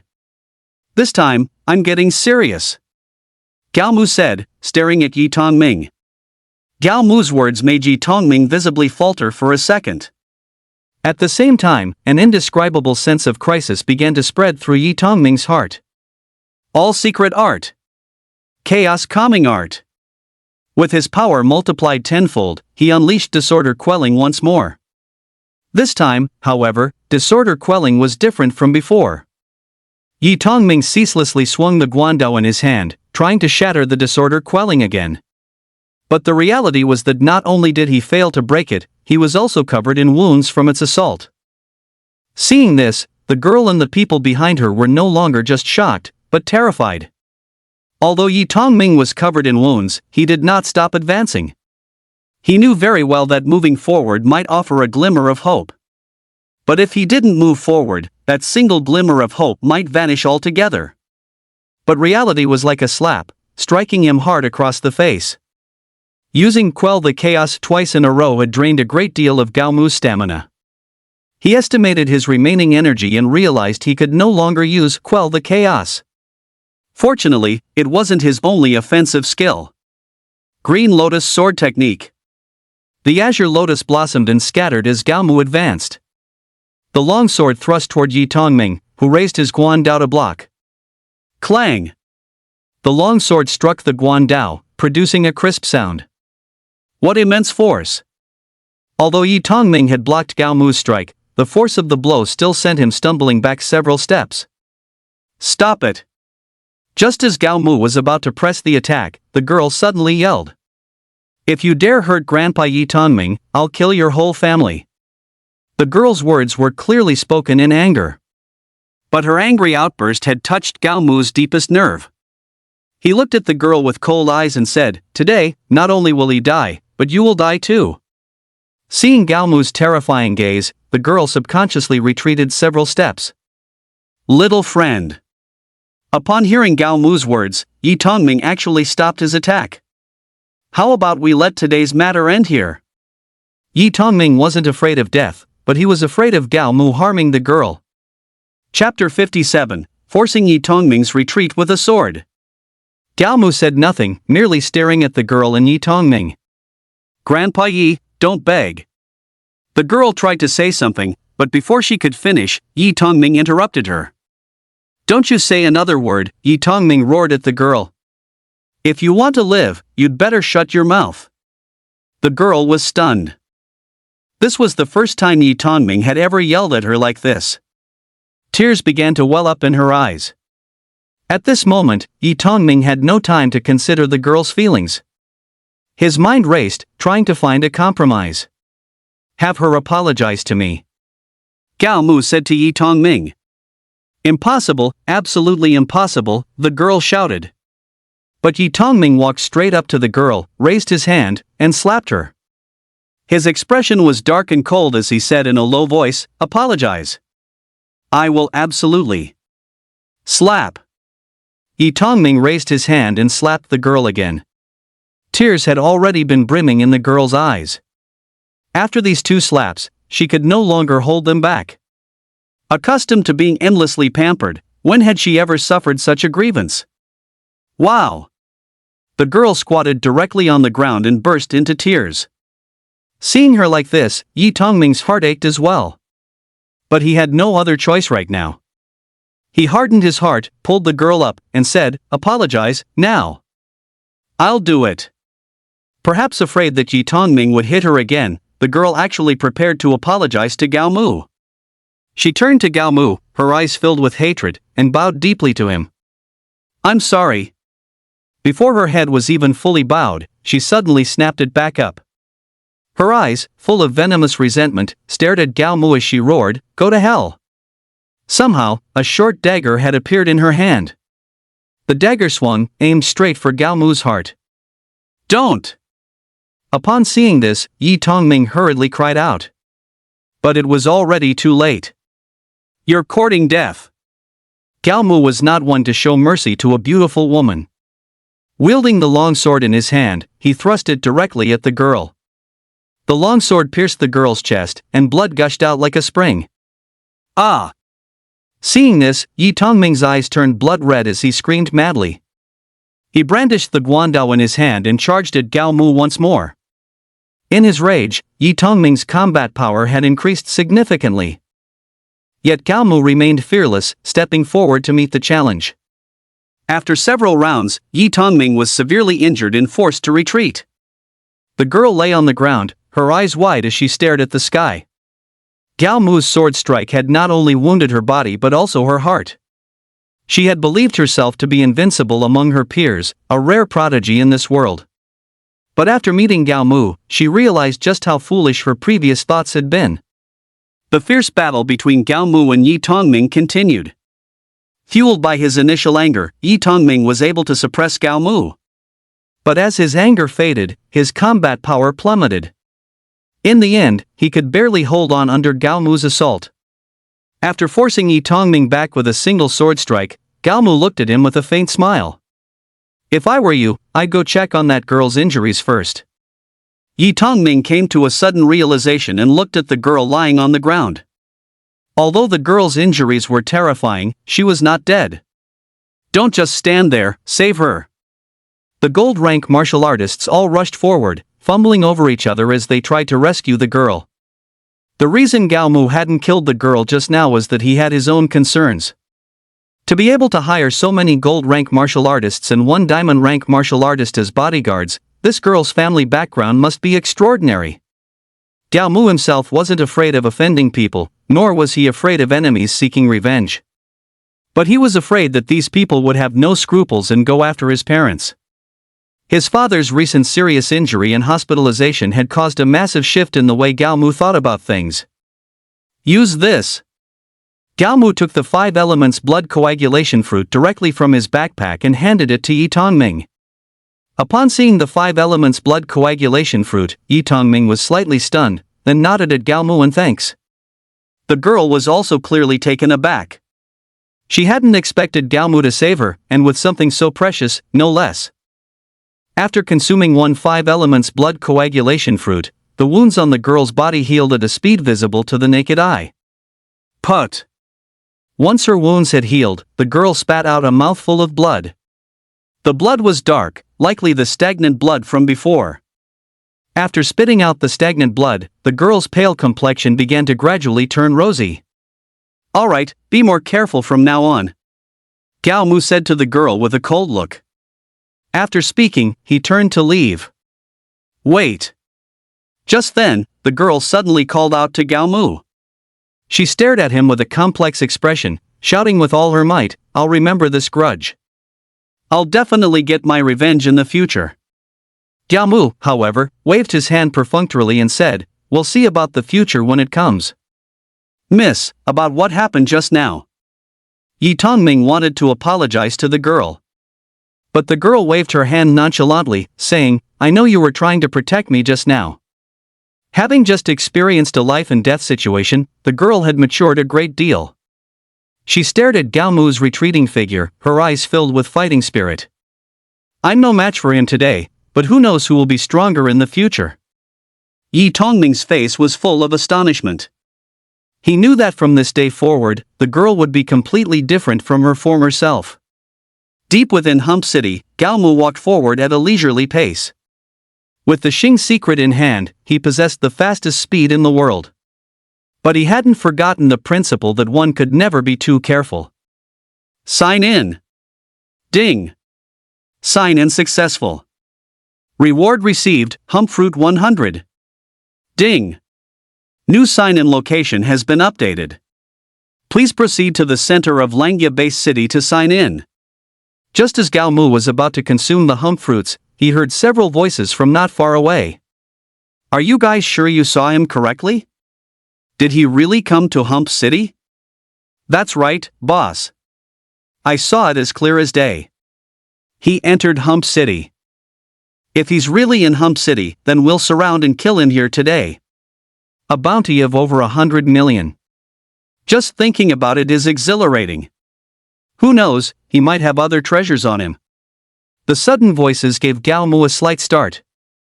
If he heard correctly, this group of people was here for him. He quickly concealed his figure and crept toward the source of the voices. Soon, he neared the source of the sound. Hiding in a nearby concealed spot, he secretly observed the group. It was a team of 20 people. Are these gold 9-star martial artists? The team's composition was very strong. With Gao Mu's current strength, even if he pushed the Xing secret and the Jie secret to their limits, he would only be able to escape from them. Hump fruits? Thinking of the exotic fruits he had just received from signing in, Gao Mu smiled. Perhaps, there's no need for me to face them head-on. A very strange smile appeared at the corners of Gao Mu's mouth.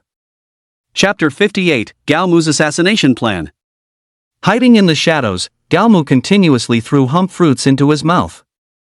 The 100 hump fruits were swallowed by Gao Mu as if they were free. System. God tier check-in system.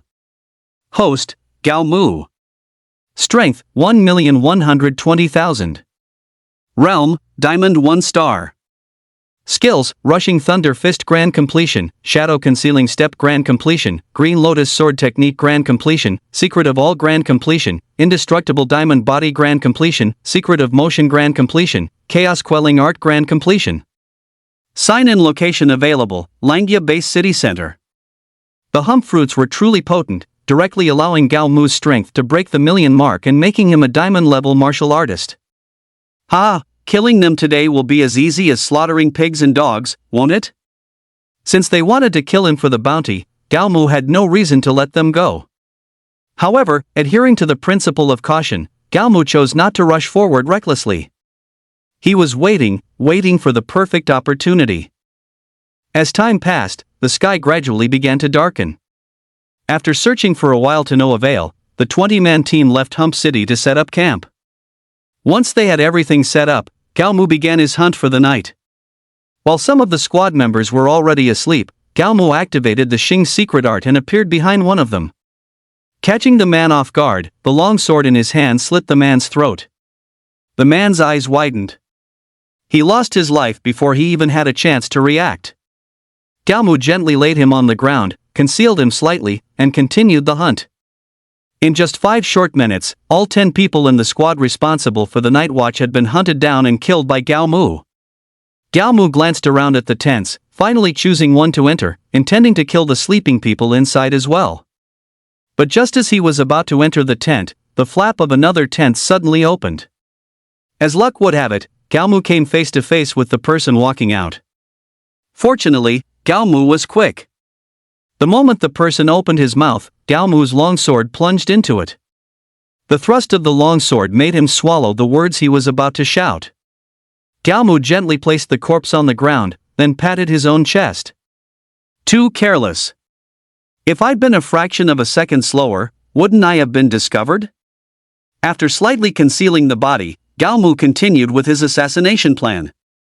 However, when there were fewer than 5 people left in the camp, Gao Mu's assassination plan failed. It was unclear whether it was a coincidence or if fate was deliberately making things difficult for Gao Mu. As Gao Mu was assassinating the 15th person, a squad member discovered a body and alerted his teammates. Since the assassination plan could no longer continue, Gao Mu had no choice but to reveal himself and face them head-on. "Captain, they're all dead," a skinny man said, his body trembling and his voice quivering. "Except for the 5 of us, everyone else had their throats slit with a single sword strike." The captain's face was terrifyingly grim. "Who did this?" "Show yourself," the captain roared. The night was silent, no one answered. "Back to back, stay alert," the captain ordered the remaining 4. The other 4 nodded and pressed their backs together. The back-to-back formation brought them a considerable sense of security. Clink. Just as they were on full alert, a small stone suddenly came flying at them. Their bodies were already tense, and the appearance of the small stone startled them so much that they trembled all over. Watching them shiver in fear, Gao Mu, hidden in the shadows, found it quite amusing. He also suddenly understood why some people say that the unknown is the most terrifying thing. They didn't know if their attacker was a human or an exotic beast. If they knew their ambusher was Gao Mu, they would surely have charged forward without hesitation to fight him. Clink! Gao Mu threw another small stone. The one with the worst mental fortitude in the small team had already started swinging his weapon with his eyes closed. As he swung, he screamed like a madman, "I'll hack you to death! I'll hack you to death!" The person next to him tried to stop him, but was almost struck in the process. Time ticked by minute, second by second. Gao Mu had already lost count of how many pebbles he had thrown. Even the most mentally resolute of the five had been tormented by Gao Mu to the point where his eyes were unfocused and his expression was dazed. He looked up at the sky, then down at the time. There was still about an hour until dawn. He wasn't in a hurry. He could clearly sense that these five were on the verge of collapse. Time ticked by minute, second by second. In the blink of an eye, there were less than 20 minutes left until dawn. Just hold on a little longer, it's almost dawn. It'll be fine once the sun is up. We won't have to be so careful then.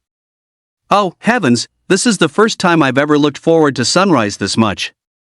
Even at this point, they still suspected that the creature attacking them was a mutated beast, not a human. This suspicion was entirely due to the habits of mutated beasts. It's time. When hope is nearest, vigilance is at its lowest. Their physical and mental stamina had reached their limits. Some of them were already starting to sway on their feet. Taking advantage of a gap as one of them swayed, Gao Mu directly activated the Xing character secret and appeared behind the five of them. Surprise! Gao Mu's voice rang out from within their encirclement. The sudden voice scared the five of them out of their wits. All five stumbled a step forward in unison, then turned to look at Gao Mu with terrified eyes. "Who are you?" one of the five roared at Gao Mu. Gao Mu looked at him and smiled faintly. "You came to kill me, yet you ask who I am. Isn't that a bit ridiculous?" With those words, everything that had happened last night suddenly made sense. "What do you want?" The captain stared at Gao Mu, his face full of vigilance. "Have you been reading too many novels?"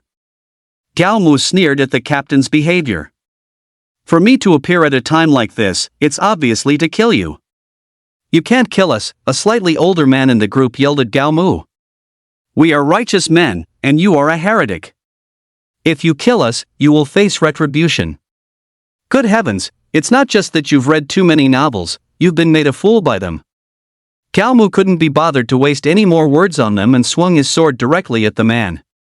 Under normal circumstances, he could have truly blocked Gao Mu's strike. But the Night of Torment had drained a great deal of his stamina. This strike, let alone blocking it, he didn't even have the thought to dodge. A single slash to the throat. Of the 20-man team, only 4 now remained. "Come at me together." The captain knew that attacking together at this moment might be their last chance. "You guys rest for a bit. I'll take care of this kid." Just as the 4 were rubbing their hands together, preparing to advance, a cold, sinister voice suddenly rang out. Chapter 59, The Bizarre Pseudo-Lifeform. Gao Mu followed the sound and saw a black-robed figure standing in the distance. This person was completely covered by a black robe, their appearance obscured. They exuded a bizarre and chilling aura. If a normal person were to encounter this individual in the dead of night, they would surely be scared to death. "Who are you?" Gao Mu asked softly. "Not important." The black-robed person's voice was still icy, sending a chill down the spine. "You only need to know that I'm here to take your life." After speaking, the black-robed figure fully unleashed their aura. "This aura, it's at least diamond tier. We're saved." Gao Mu will die today, Gao Mu will die. I'm definitely going to dance on his corpse today. In their eyes, this black-robed person could easily kill Gao Mu.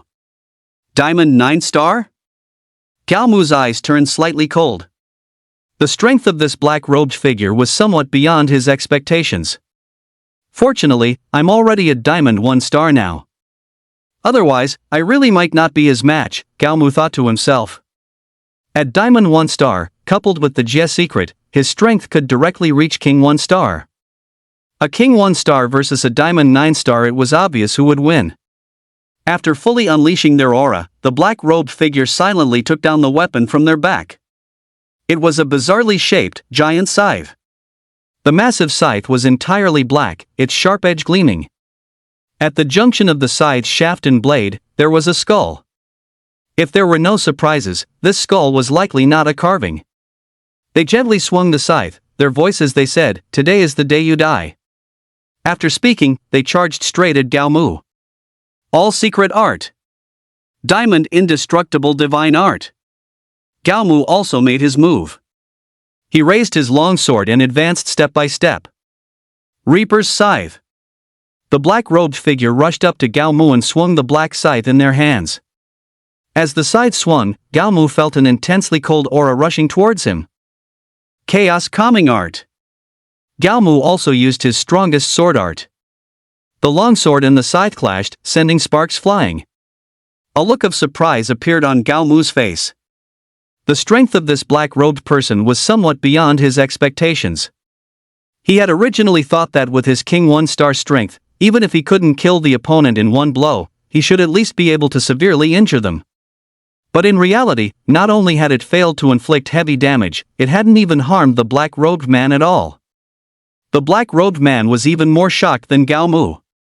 As far as he knew, Gao Mu's cultivation level was at most diamond tier. His strongest attack, the Reaper's Scythe, should have been able to instantly kill his opponent with a single strike. Yet, not only did his strike fail to kill Gao Mu, but Gao Mu's counterattack had even put him on the defensive. Chaos Calming Art. This was Gao Mu's strongest offensive skill at his current stage. Using it repeatedly would consume a massive amount of stamina, but Gao Mu had no other choice right now. Seeing Gao Mu's sword chi coming at him again, the black-robed man could only swing his scythe to defend.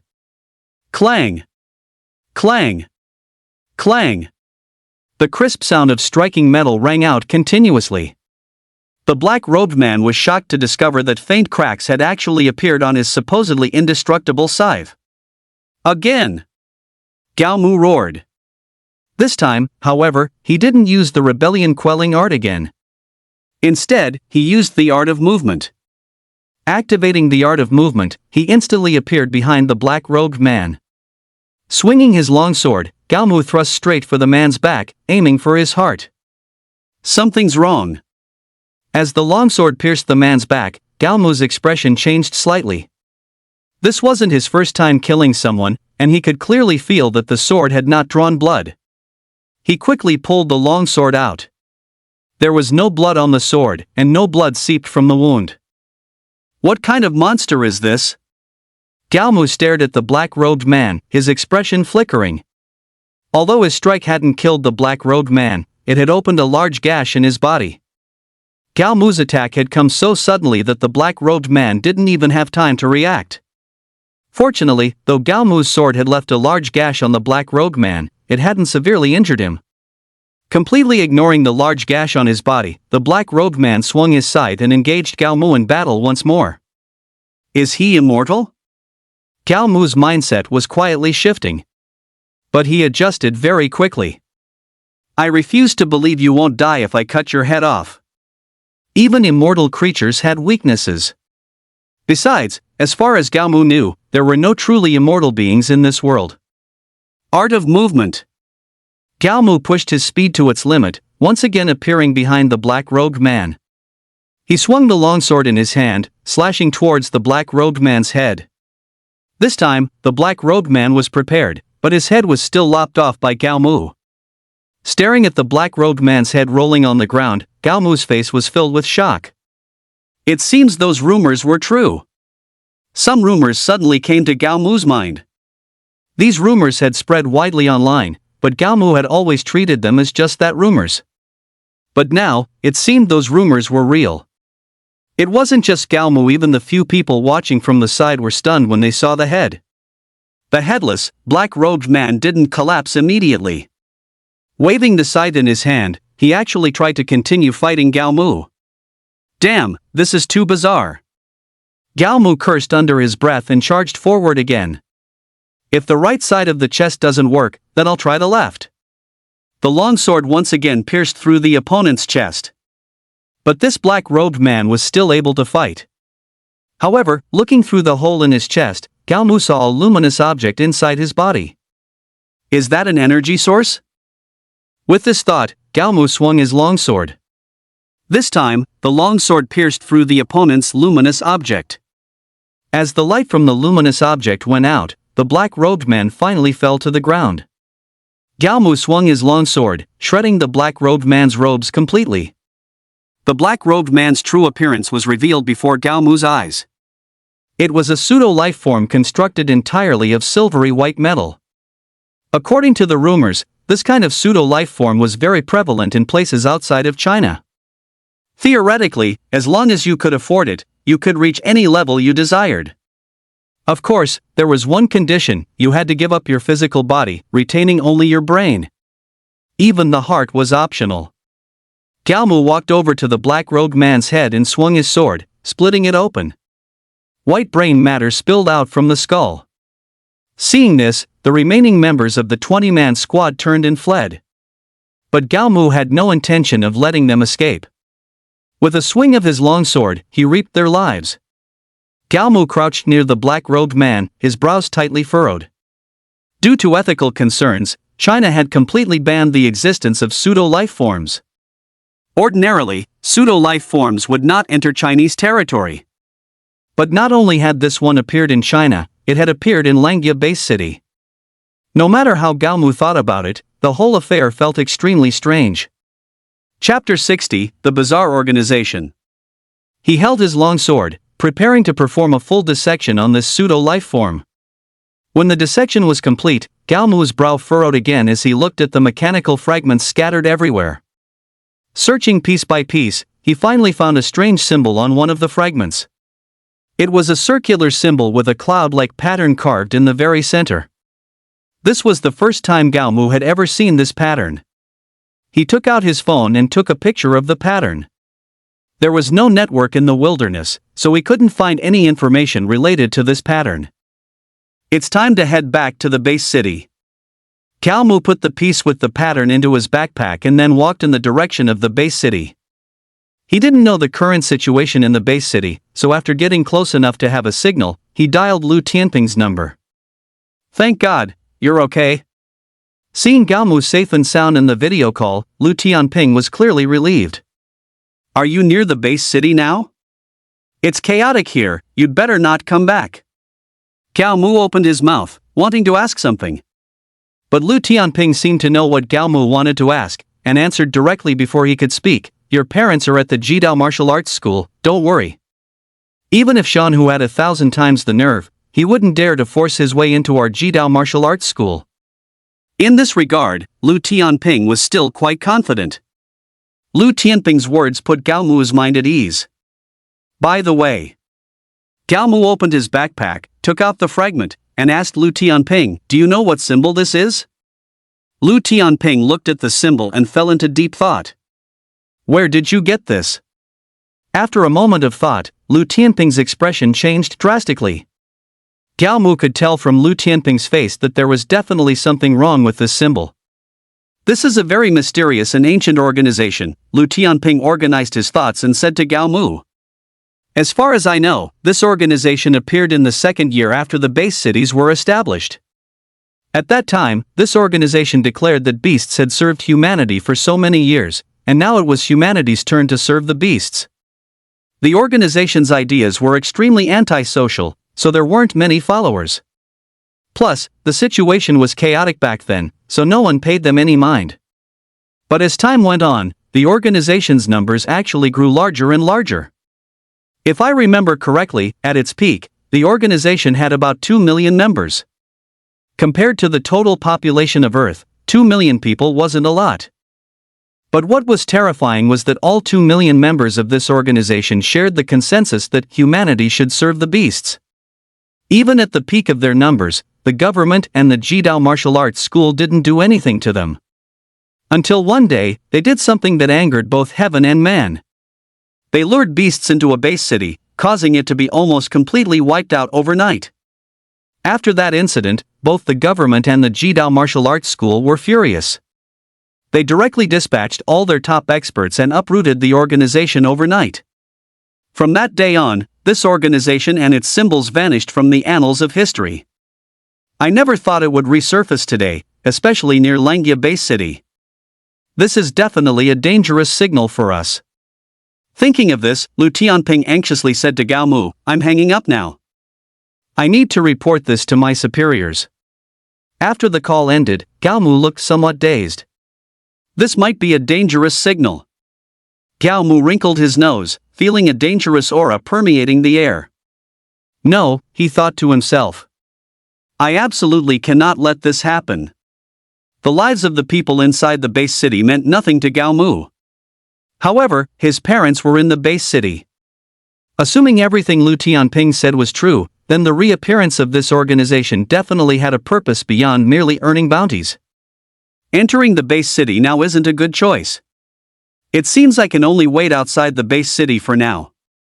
If Gao Mu were to enter the base city at this moment, he would undoubtedly have a major battle with the Hanyu guards. Regardless of who won or lost this battle, it would weaken the base city's core strength. This mysterious organization was hidden in the shadows, ready to strike at any moment. If they were to repeat their previous tactic of luring exotic beasts into the city, Langia Base City could also be completely massacred. Therefore, the best option now was to wait for that organization to launch its attack. Everyone start preparing now. As soon as someone leaves Langia Base City, our people will follow. Once their cultivation realm is confirmed, directly send their location and realm. In a secluded, dilapidated hall not far from Gao Mu, a group of people were gathered for a meeting. Their appearance was identical to that of the black-robed figures Gao Mu had encountered before. Yes. Yes. Yes. Several black-robed figures stood up and left. The remaining black-robed figure let out a strange hee-hee-hee laugh while looking at the holographic tablet in their hand. Humans should serve exotic beasts. It was true in the past, it is true now, and it will be true in the future. Time passed minute by minute, day by day, for 1, 2, 3 days. Gao Mu stood guard at the city gate, his bored eyes somewhat unfocused. Fortunately, there was a signal nearby, otherwise, Gao Mu would surely have died of boredom. Gao Mu. Just as Gao Mu was utterly bored from waiting, Lu Tianping's call came in again. There's something not so good I want to tell you. At Lu Tianping's words, Gao Mu immediately tensed up. The death rate of martial artists recently has been unusually high. I'm afraid that organization has already started preparing for their operation. Gao Mu said nothing, waiting for Lu Tianping to continue. Normally, the mortality rate for martial artists is around 10%. But from the time you discovered the black-robed man until now, the mortality rate has surged to a terrifying 50%. Although martial artists enjoy a life on the edge, dancing on an ice blade, none of them actually like dying. They typically only choose to hunt strange beasts in gathering grounds where the beasts are of a similar realm and star level to their own. Unless they are exceptionally skilled masters, no one would choose to challenge strange beasts above their level. That's why the mortality rate generally stays between 10% and 15%. This sudden spike in the mortality rate made Lu Tianping realize something was wrong. Have you reported this to headquarters? What did they say? Gao Mu asked Lu Tianping. Lu Tianping nodded and said, I've already notified headquarters.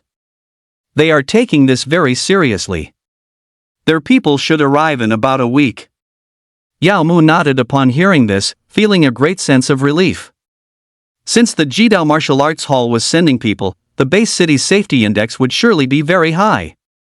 But just then, the call between Gao Mu and Lu Tianping was suddenly disconnected.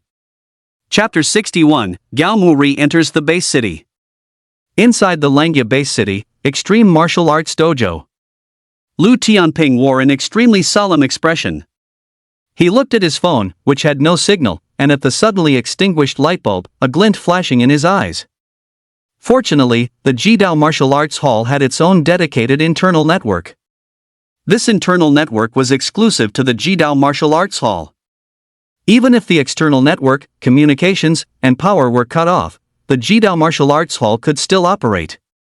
He picked up the phone beside him and shouted, "All personnel within the Jidao Martial Arts Hall, enter Level 1 alert status."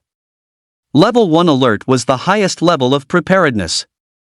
Since the founding of the Jidao Martial Arts Hall, even in the lowest tier base cities, this level of alert had never been declared. After a brief moment of confusion, everyone in the Jidao Martial Arts Hall displayed immense professionalism. They picked up their weapons and all gathered on the first floor of the Jidao Martial Arts Hall. Lu Tianping glanced at the time and nodded with great satisfaction.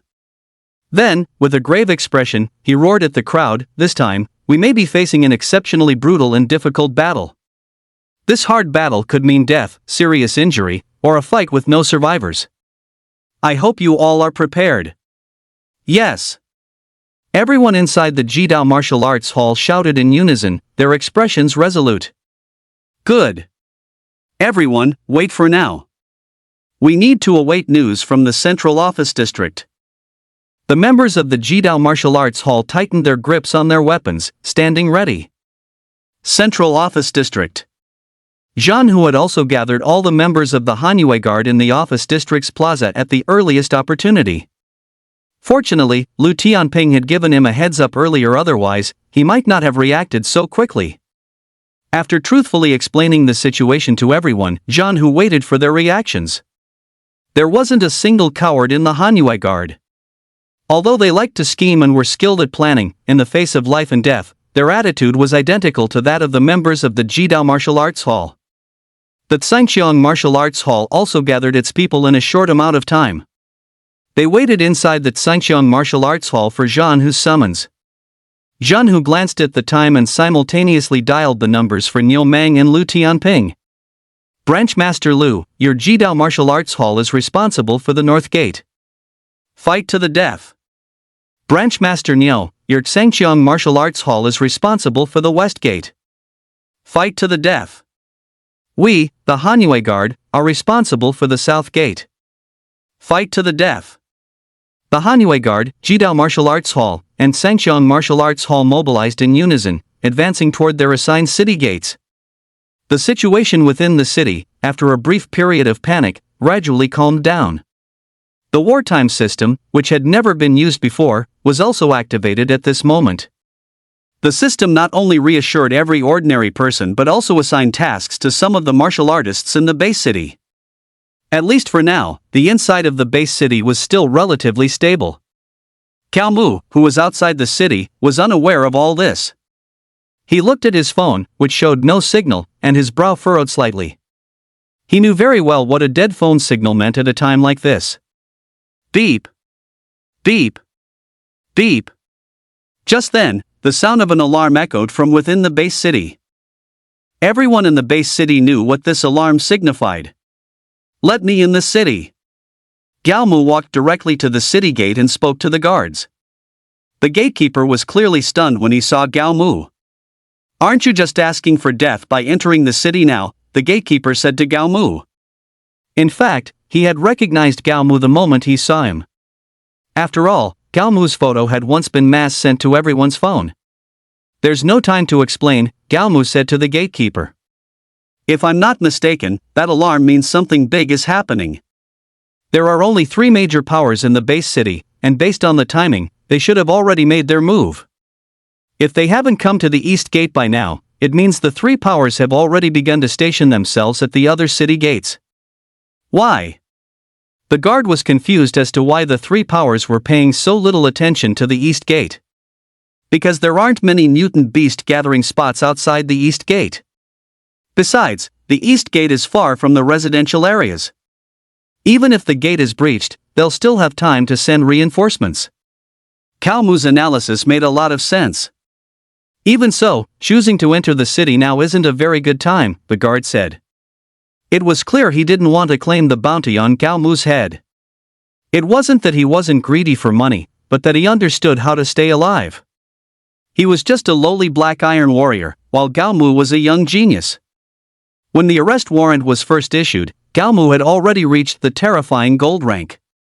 Even if Gao Mu hadn't broken through since then, he was definitely no match for him. The situation at the East Gate may be special, but that doesn't mean mutant beasts won't appear. I don't care about Zhanhu, and I don't care about the Hanwei Guard. I just want to protect this city and the people I want to protect. Gao Mu spoke with righteous grandeur, but in reality, he just wanted to protect his parents. His words deeply moved the gatekeeper. Then come in.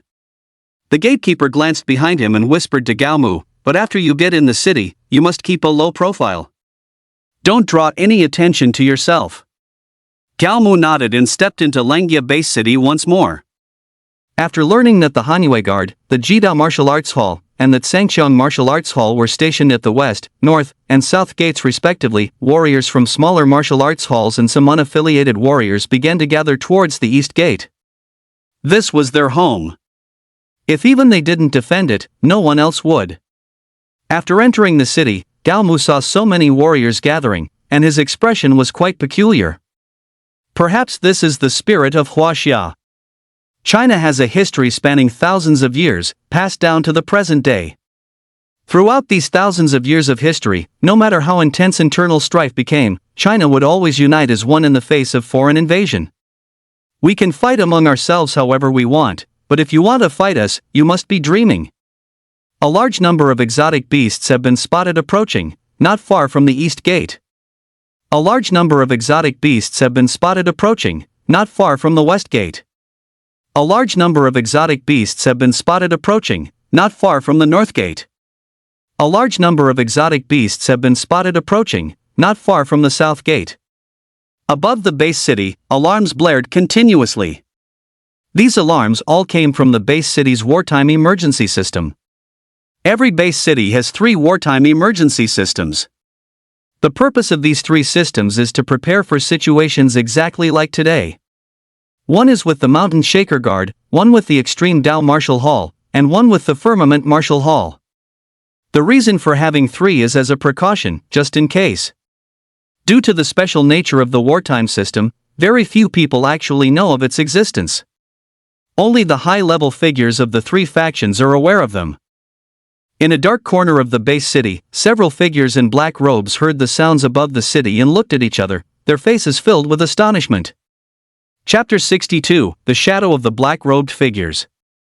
Visually, the exotic beast horde is less than 1 kilometer from our east gate. The person on the city wall responsible for observation shouted through a megaphone. The expressions of the martial artists, who had been filled with righteous indignation and fervor just a moment ago, changed somewhat upon hearing this. Negative emotions such as apprehension, unease, curiosity, and fear began to spread among the martial artists. They had no organization and no one to lead them. So at this moment, there was no one to motivate them, to shout some rousing words to ignite the passion within their hearts. Brothers! Since no one else would step forward, Gao Mu, who possessed a system cheat, stepped up at this time. He wasn't someone who loved the spotlight. If someone else had stepped forward at this moment, he would have absolutely supported and followed them. But the problem was, no one was willing to be the one to stick their neck out. Since no one was willing, Gao Mu would do it himself. The exotic beasts are already very close. What we need to do now is not to be afraid or terrified. We should now grip our weapons tightly and protect our home. Gao Mu's words were shouted with passion, but not a single person responded. Who do you think you are, daring to order us around? Yeah, you're just a kid. Who gave you the courage? Give it a rest, kid.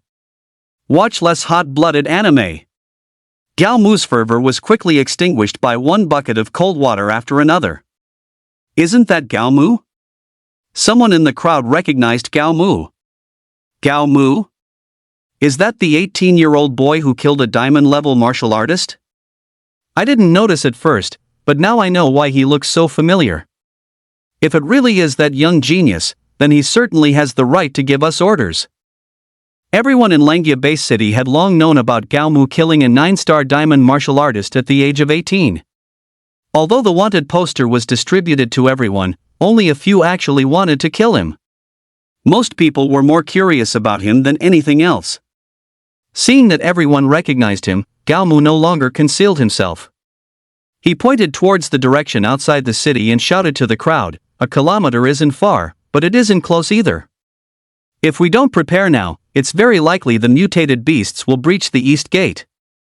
Once the east gate is breached," he said, pointing towards the city's interior, "our families, friends, and loved ones will likely be slaughtered by the mutated beasts. The only thing we can do now is take up our weapons and defend our homes and families." Gao Mu's words were cheesy, but they ignited the fighting spirit in everyone's heart. Roar! Roar! Roar! All the warriors at the east gate raised their weapons high and roared. Having ignited the crowd's fighting spirit, Gao Mu smiled slightly and tightened his grip on his weapon. The gatekeeper who had let Gao Mu in earlier broke out in a cold sweat when Gao Mu revealed himself. However, upon seeing the current scene, he let out a visible sigh of relief. Perhaps this is the personal charisma of the strong. After speaking, he looked at the person standing on the city wall, observing. "How is it?" The person on the city wall observed intently. Less than 200 meters away, but the horde of mutated beasts has stopped. This strange development reached Gao Mu's ears. Gao Mu said nothing, instead frowning in thought.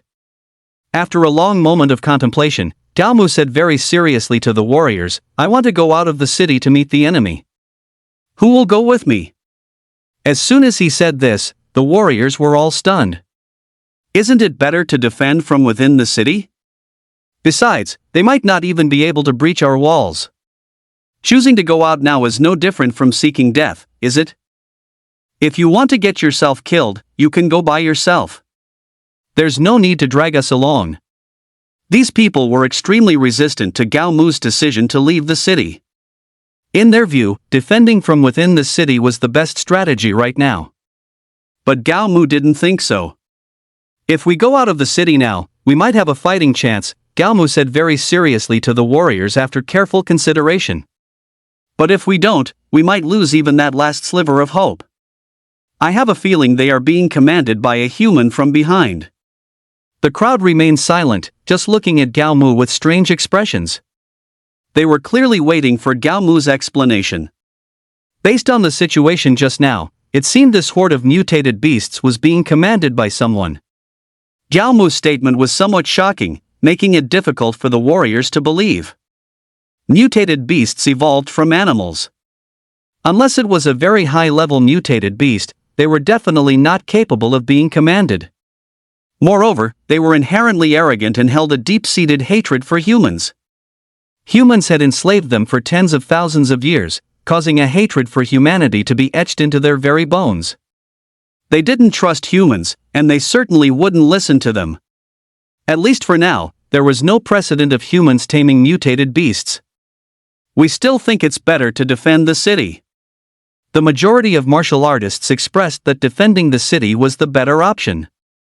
Only a small minority trusted Gao Mu and were willing to leave the city with him. "Follow me. When we clean up the battlefield, regardless of how high-grade the cores are, everyone who leaves the city will get an equal share." Shouting slogans and rousing passions was useless. At critical moments, the most effective tool was the allure of profit. As soon as he said this, those who didn't want to leave the city began to waver. "What's the status of the mutated beasts?" Gao Mu asked the observer on the city wall. After a moment of careful observation, the observer replied, "Still no movement, but at the very back of the beast pack, I saw several humanoid figures in black robes." Unable to confirm whether they were mutated beasts or humans, the observer simply called them humanoid creatures. It really is them. Figures from that organization had truly appeared in this beast siege. "We may not have much time." Gao Mu looked at the still hesitant martial artists. "I'll give you all 10 more minutes to consider. If you've all made up your minds, we'll start preparing." 10 minutes passed in a flash. Under Gao Mu's enticement, the number of people willing to leave the city had indeed increased significantly. But faced with the sea-like tide of mutated beasts outside, this number of people was clearly not enough. "Who has a vehicle?" At this moment, Gao Mu seemed to have thought of something and quickly asked.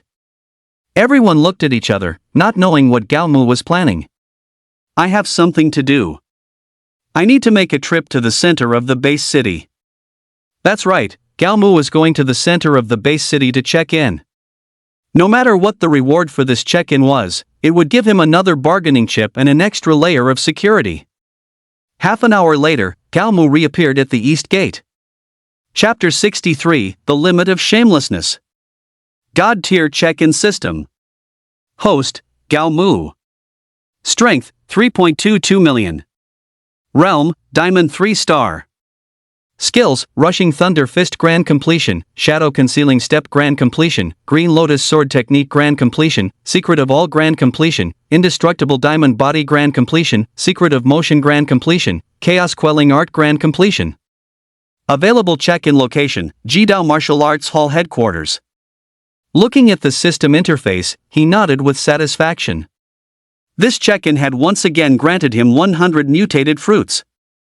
And these 100 fruits had raised his power from Diamond 1-star to Diamond 3-star.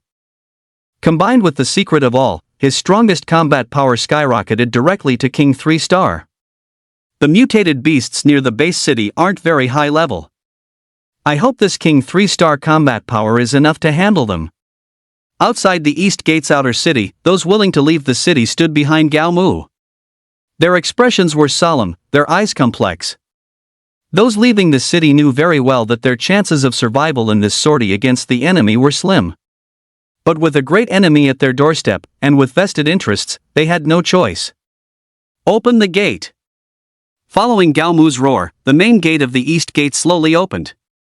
Although the alien beasts were a kilometer away from the East Gate, their massive bodies were clearly visible from the gateway.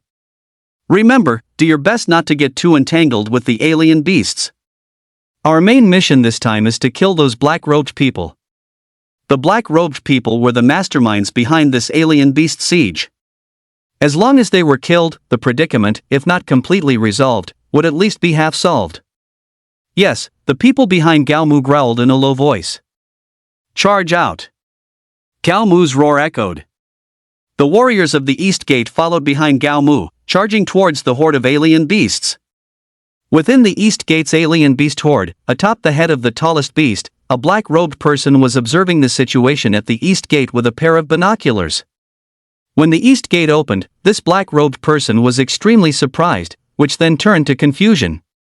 When he saw Gao Mu leading the warriors charging out from the gate, his confusion turned to disdain. In this world, there's always a group of people who don't know the meaning of death. Number 73, he said, placing a hand on his ear and lightly pressing a button to give the order. Take a group of alien beasts and kill every last one of those fools who don't know their place. Number 73 let out an excited cry, then led a group of incredibly fast mutated beasts charging toward Gao Mu. Ha ha ha, I'm going to kill to my heart's content today. It's been a long time since I've killed any humans. Number 73 was very excited. The sudden appearance of number 73 in the beast horde disrupted Gao Mu's team's rhythm. His eyes narrowed slightly, then he commanded, "You handle the beasts, I'll deal with the black-robed man." The people in the team didn't speak, just nodded in agreement. Soon, number 73 and Gao Mu clashed. Diamond 3-star? You really underestimate me. In Langya Base City, Diamond 3-star definitely belonged to the first tier. Number 73's excitement was clearly due to knowing this. However, he didn't expect that the first enemy he encountered would be Gao Mu. You're Gao Mu, right? I heard you're a young prodigy. I'm very interested in fighting you. Number 73 became even more excited upon seeing Gao Mu. Gao Mu was not at all surprised that number 73 could call out his name. Since they dared to target Langya Base City, they must have made complete preparations. They must have also collected most of the intelligence within the city. Gao Mu wasn't boasting, but at this stage, he was definitely a celebrity in the base city. Who are you? Gao Mu held his sword and stared at number 73.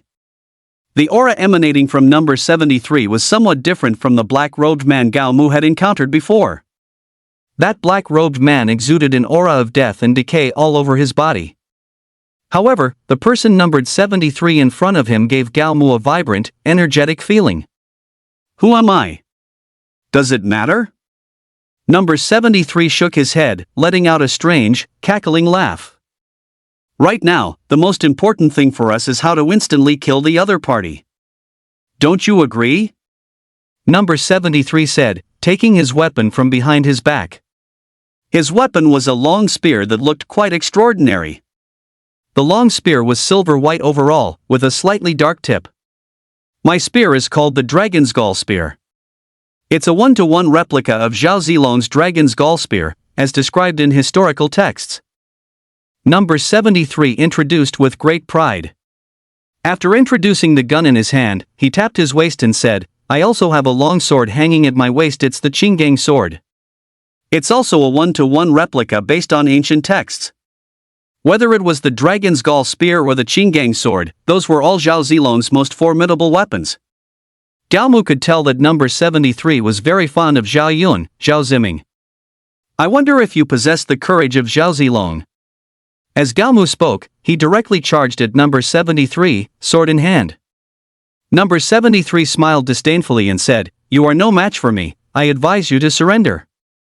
Despite saying so, number 73 still gripped the Dragon's Gall Spear tightly, waiting for Gao Mu's arrival, ready for a serious fight.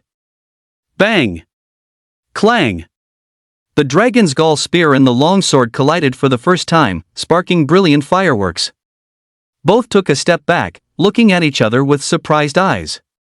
Good, your strength is somewhat beyond my expectations. Number 73 seemed to admire Gao Mu. He nodded and praised, At your age, it's not easy to possess such a realm. I don't want to hurt you, why don't you join us? Gao Mu scoffed at number 73's persuasion to surrender. The previous clash had given Gao Mu an understanding of number 73's strength. Although number 73 had the aura of a diamond 3-star, his true strength was only that of a diamond 1-star. Even without relying on the Jie character secret, Gao Mu could still easily cut him down. Are you talking a bit too much nonsense? Gao Mu looked at number 73 with cold eyes, saying mockingly, Don't you know that villains die from talking too much? I am not a villain. Gao Mu's words did not anger number 73. He said with a smile in his tone, People like me should be considered righteous. Good heavens, you really have no shame at all. Number 73's shamelessness somewhat exceeded Gao Mu's expectations. Leading exotic beasts to slaughter one's own race, and still claiming to be righteous. Stop. Number 73 seemed very repulsed by the mention of his own race in Gao Mu's words. He said with disgust in his tone, Firstly, I am not of the same race as you. Secondly, don't associate me with that filthy race, because it makes me feel extremely sick. Gao Mu had thought that disowning one's ancestors was already the limit for humans. But unexpectedly, there were people who would disown their own race. Chapter 64, terrifyingly so. To me, the human race is filthy and shameful. They pride themselves as the spirits of all things, yet they enslave other species. What is the difference between such behavior and that of uncultured beasts? Number 73's remarks turned Gao Mu's worldview upside down. His statement was very similar to the rhetoric of dog lovers. Humans evolved into the pinnacle of all beings over hundreds of thousands, even millions of years. During this time, our ancestors resisted natural disasters and overcame man-made calamities, gradually evolving from the weakest creatures to the most powerful. But now you're telling me that this world is equal? By what right? Because you're out of your mind, or because your head is bigger than everyone else's? The fundamental reason humans could evolve into the pinnacle of all beings is that they ultimately triumphed in the natural order. If any other creature had become the pinnacle of all beings, then humanity would only be fit for enslavement. This is the law of nature. Everything you're saying is nonsense. Gao Mu's words agitated number 73 greatly. He pointed at Gao Mu and shouted, It's precisely because of self-important humans like you that the awakened beasts have become the biggest winners in the spirit chi resurgence. In my opinion, whether it's humans or, they are all equal. Gao Mu genuinely couldn't be bothered to argue with him anymore. After all, their worldviews were fundamentally misaligned. Arguing forcefully wouldn't lead to any resolution. Since that's the case, then let's just fight. Waving the long sword in his hand, Gao Mu charged at number 73 again. I was careless just now, but this time, I won't let you. Number 73 spoke with great confidence in his tone. Chaos calming art. Gao Mu didn't want to waste any more time with him and directly used his strongest skill at the current stage. Sword energy appeared, tearing number 73's black robe into smithereens. Looking at number 73's true form beneath the black robe, Gao Mu shook his head. Indeed, a true descendant who has forgotten their roots. Like the black-robed figures he had encountered before, number 73's body beneath the black robe was also composed of machinery. Our bodies, hair, and skin are received from our parents. How can we mutilate ourselves? Gao Mu wasn't a traditional person, but transforming one's body into a machine was something he still found somewhat unacceptable. You talk too much nonsense. The black robe was torn to shreds by Gao Mu's sword, as if number 73's dignity had been trampled underfoot. His mechanical face showed an expression symbolizing anger. Today, I'm going to kill you. I'm going to tear you limb from limb. I'll cover my body with your skin. Number 73's voice also became somewhat morbid at this moment. Alright, I won't give you any more chances. All secret art. Chaos calming art. A tenfold stacking of strength directly pushed Gao Mu's realm to king level 3 stars. The strongest skill was also activated after the strength accumulation was complete. In an instant, sword energy flew directly towards number 73. Number 73 initially wanted to raise his dragon gallbladder spear to block. However, with just a single clash, the sword energy generated by the pacifying chaos art shattered the dragon gallbladder spear into pieces. After being shattered into pieces, the pacifying chaos art continued to advance. Seeing the dragon-scaled spear shattered on the ground, number 73 felt a dagger twisting in his heart. Left with no choice, he can only draw the azure-edged sword from his waist for defense. However, the azure-edged sword's fate was no better than that of the dragon-scaled spear. With both weapons in fragments, number 73 seemed to realize something. He had intended to dodge Gao Mu's pacifying chaos slash, but he found himself with nowhere to hide. Enveloped by the sword energy, number 73 was instantly cut into several pieces. Why are you so strong?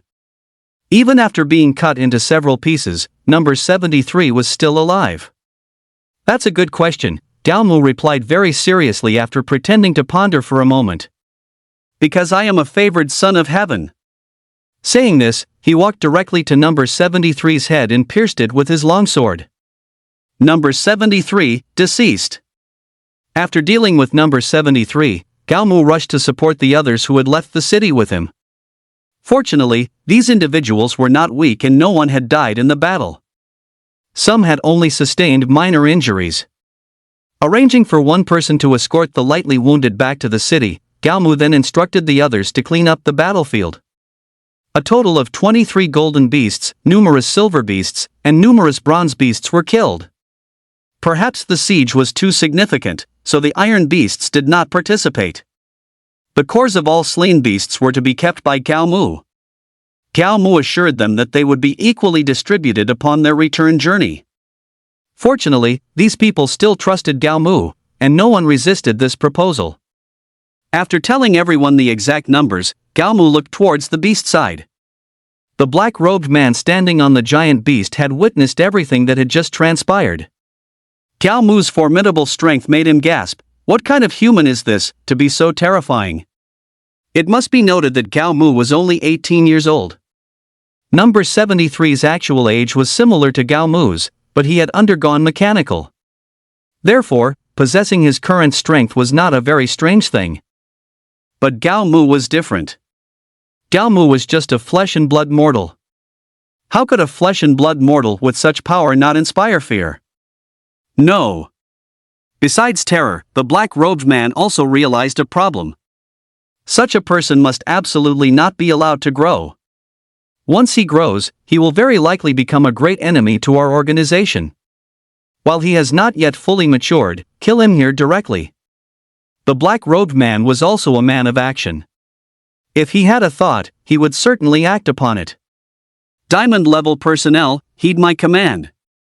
All advance and encircle Gao Mu. From this, it could be seen that the black-robed man greatly valued Gao Mu. Who is this Gao Mu? for the boss to care so much about him? I don't know. I hear he's a young genius. Who isn't a young genius? When I was 19, I had already reached the Silver Realm. Although the members of the Black Diamond faction were perplexed and dissatisfied with their leader's decision, they did not voice any of their opinions publicly. They only dared to express their dissatisfaction and grievances in private. This group from the Black Diamond faction soon came face to face with Gao Mu. Who's coming first? Or all of you together? Gao Mu spoke directly. Well. Gao Mu's arrogance greatly displeased a black-robed man at the Diamond 5-star level. Not very old, but you've got a big mouth. I am number 89. I'll be the one to fight you. Number 89 stepped forward, assuming a stance to battle Gao Mu. Chapter 65, Phantom Spider. Gao Mu didn't rush forward. Instead, he instructed the martial artists behind him, "After I kill this black-robed man, you all follow up with the finishing blows. Remember, the vital point of these black-robed men is their heads." The martial artists didn't speak, but all nodded. Seeing the martial artists nod, Gao Mu charged forward. The existence of the Jie secret raised his strength to the level of a 3-star king. As powerful as number 89 was, he was still no match for Gao Mu. Using the Quelling Chaos Art as his opening move, he was instantly diced into 8 pieces by Gao Mu. Seeing number 89 fall, the martial artists charged forward. After killing number 89, Gao Mu didn't stop, charging toward the remaining black-robed men of the diamond rank. These black-robed men reacted incredibly fast. Seeing Gao Mu charging at them, they drew their weapons to meet the attack. But even altogether, they were still no match for Gao Mu. With the Quelling Chaos Art and the Green Lotus Sword technique, these black-robed men of the diamond rank also fell one by one. The martial artists following behind stabbed them in their heads, taking their lives. Having dealt with all the black-robed men of the diamond rank, Gao Mu looked toward the horde of exotic beasts. He knew very well that the real battle was yet to come. The black-robed man standing on the giant exotic beast felt a heavy weight in his heart. He had been waiting for the order to launch a full-scale assault, but the order was long in coming. After a moment's hesitation, he waved his large hand and shouted, "Charge!" Gao Mu took in the black-robed man's every move. "Since you're the commander here, you will surely die." Gao Mu's eyes narrowed as he looked at the black-robed man standing on the giant exotic beast. The black-robed man's gaze was also focused on Gao Mu at this moment. If his head were exposed, Gao Mu would surely see the fury in his eyes. Following the black-robed man's command, the exotic beasts began to move. However, Gao Mu noticed that some of the exotic beasts remained standing in place, motionless. It seems each black-robed man has their own task. The exotic beasts are powerful. No matter how strong the black-robed man is, it's impossible for him to command such a massive group of exotic beasts. They must each have their own exclusive areas of responsibility. Once he figured this out, Gao Mu said to the martial artists, "Dodge the exotic beasts as much as possible and focus on finding the black-robed men. Kill them if you can, if not, notify me." The martial artists nodded again. As soon as he finished speaking, Gao Mu charged directly into the exotic beast. Art of Movement. Diamond Indestructible Divine Art. To be safe, he still activated his most powerful defensive skill. Although the Xing Zimi word of action secret wasn't utilized to its extreme, his speed was still something these exotic beasts couldn't match. Soon, he arrived beneath the colossal exotic beast. From a distance, he hadn't fully grasped it, but after getting closer, Gao Mu realized how truly massive this exotic beast was. Standing at the foot of this exotic beast, Gao Mu was like a tiny ant. Roughly estimated, this exotic beast was at least 20 stories high. This wasn't even the most terrifying part. The most terrifying thing was that this exotic beast was a spider-like creature. Could this be the legendary phantom spider? The phantom spider is definitely among the most terrifying of exotic beasts. Its terror doesn't stem from how high its combat power or defense is. Instead, it's because the phantom spider can endlessly produce exploding spiders. Exploding spiders are the most peculiar existence among exotic beasts. They have neither attack power nor defense. But once they get close to a target, they will directly explode. The damage caused by the explosion is not terrifying. But the problem is, exploding spiders are numerous. Perhaps due to its unique characteristics, phantom spiders are extremely rare. You have good discernment to know the phantom spider. The black-robed man's voice came from atop the phantom spider. Galmu looked up and saw a black-robed man. This black-robed man was different from any Galmu had encountered before. He didn't feel any killing intent or hostility from this black-robed man. In fact, he even felt warmth and affinity from him. "Kid, I think highly of you, join us." The black-robed man extended an invitation to Galmu. For a fleeting moment, Galmu was actually tempted. "We're not on the same path," Galmu said to the black-robed man, suppressing his temptation. "Not on the same path?" "I feel we are very similar," the black-robed man's voice echoed again. But this time, Galmu felt his heart stirring once more. The black-robed man's voice seemed to possess a magical quality. "Join us, and you will not only have a bright future but also endless wealth and anything you desire." As the black-robed man spoke again, Galmu's resolve began to waver. This person is terrifying. Galmu felt a lingering fear. This black-robed man was truly too frightening. Every word and every sentence he spoke seemed to possess a magical power, deeply tempting Galmu. "If you were a woman, I might actually join you," Galmu joked. To his surprise, the black-robed figure directly lifted the hood from their head. A face so beautiful it was breathtaking appeared before Galmu's eyes. In his past life, after being visually bombarded by Photoshop, beauty filters, plastic surgery, and gender reassignment, Galmu considered himself somewhat immune to beautiful women. Yet, upon seeing this exquisitely beautiful face, he still couldn't help but feel his heart flutter. "How about it?" The black-robed figure's voice also changed at this moment. Her voice was sweet and delicate, pleasant without being cloying. "Is this face of mine worthy of your consideration?" To be honest, Galmu swallowed hard and gave the black-robed figure a thumbs up. "Your face is truly very tempting. I believe no man could refuse." Galmu admitted that he had almost succumbed. "So, join us." The black-robed figure extended her slender, fair hand, giving Galmu a final invitation. "As long as you join us, I can even become your bride." Good heavens, those final words, "your bride," coupled with that seductive glance, nearly bewitched Galmu's very soul. "Still no," Galmu shook his head. "Why?" The black-robed figure's brow furrowed slightly. Even when frowning, this perfect face was still a delight to behold. "I can't stand the thought of kissing a robot." No matter how beautiful this face was, how captivating her eyes were, or how sweet her voice was, Galmu couldn't stomach the idea of kissing a robot. "It seems you'd rather do this the hard way." The black-robed figure's expression suddenly changed, her face turning grim. The grim expression, combined with that stunningly beautiful face, was something Galmu truly found hard to bear. "You should put your hood back on." Galmu waved his hand with his eyes closed. "I really can't handle your face." Seeing Galmu close his eyes, a look of a successful scheme appeared on the black-robed figure's beautiful face. She patted the phantom spider beneath her.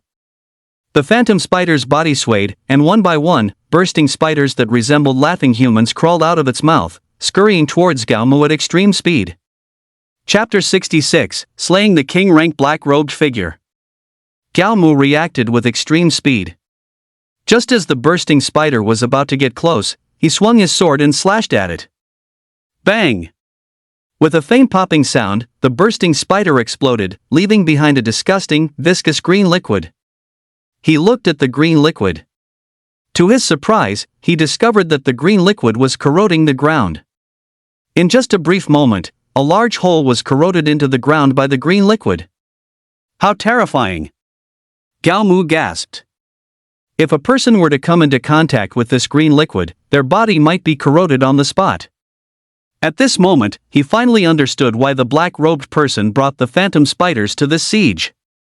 While the city walls of the base city were indeed sturdy and could withstand powerful attacks, if the exploding spiders continuously attacked the city walls, even the hardest materials in this world would not be able to resist. Kill this phantom spider first. For Gao Mu, the black-robed person at this stage was merely a minor nuisance. His most important task now was to slay this phantom spider. Chaos calming art. Gao Mu swung his long sword. Invisible sword energy shot directly towards the phantom spider. The black-robed person standing on the phantom spider seemed to have guessed Gao Mu's intentions. With a flash of her figure, she wielded her weapon, intercepting all of Gao Mu's pacifying strife blade arts. Quite capable, aren't you? Gao Mu watched the black-robed person with a serious expression. If Gao Mu wasn't mistaken, the black-robed person's cultivation level should be that of a king. However, Gao Mu guessed that her star rank shouldn't be too high.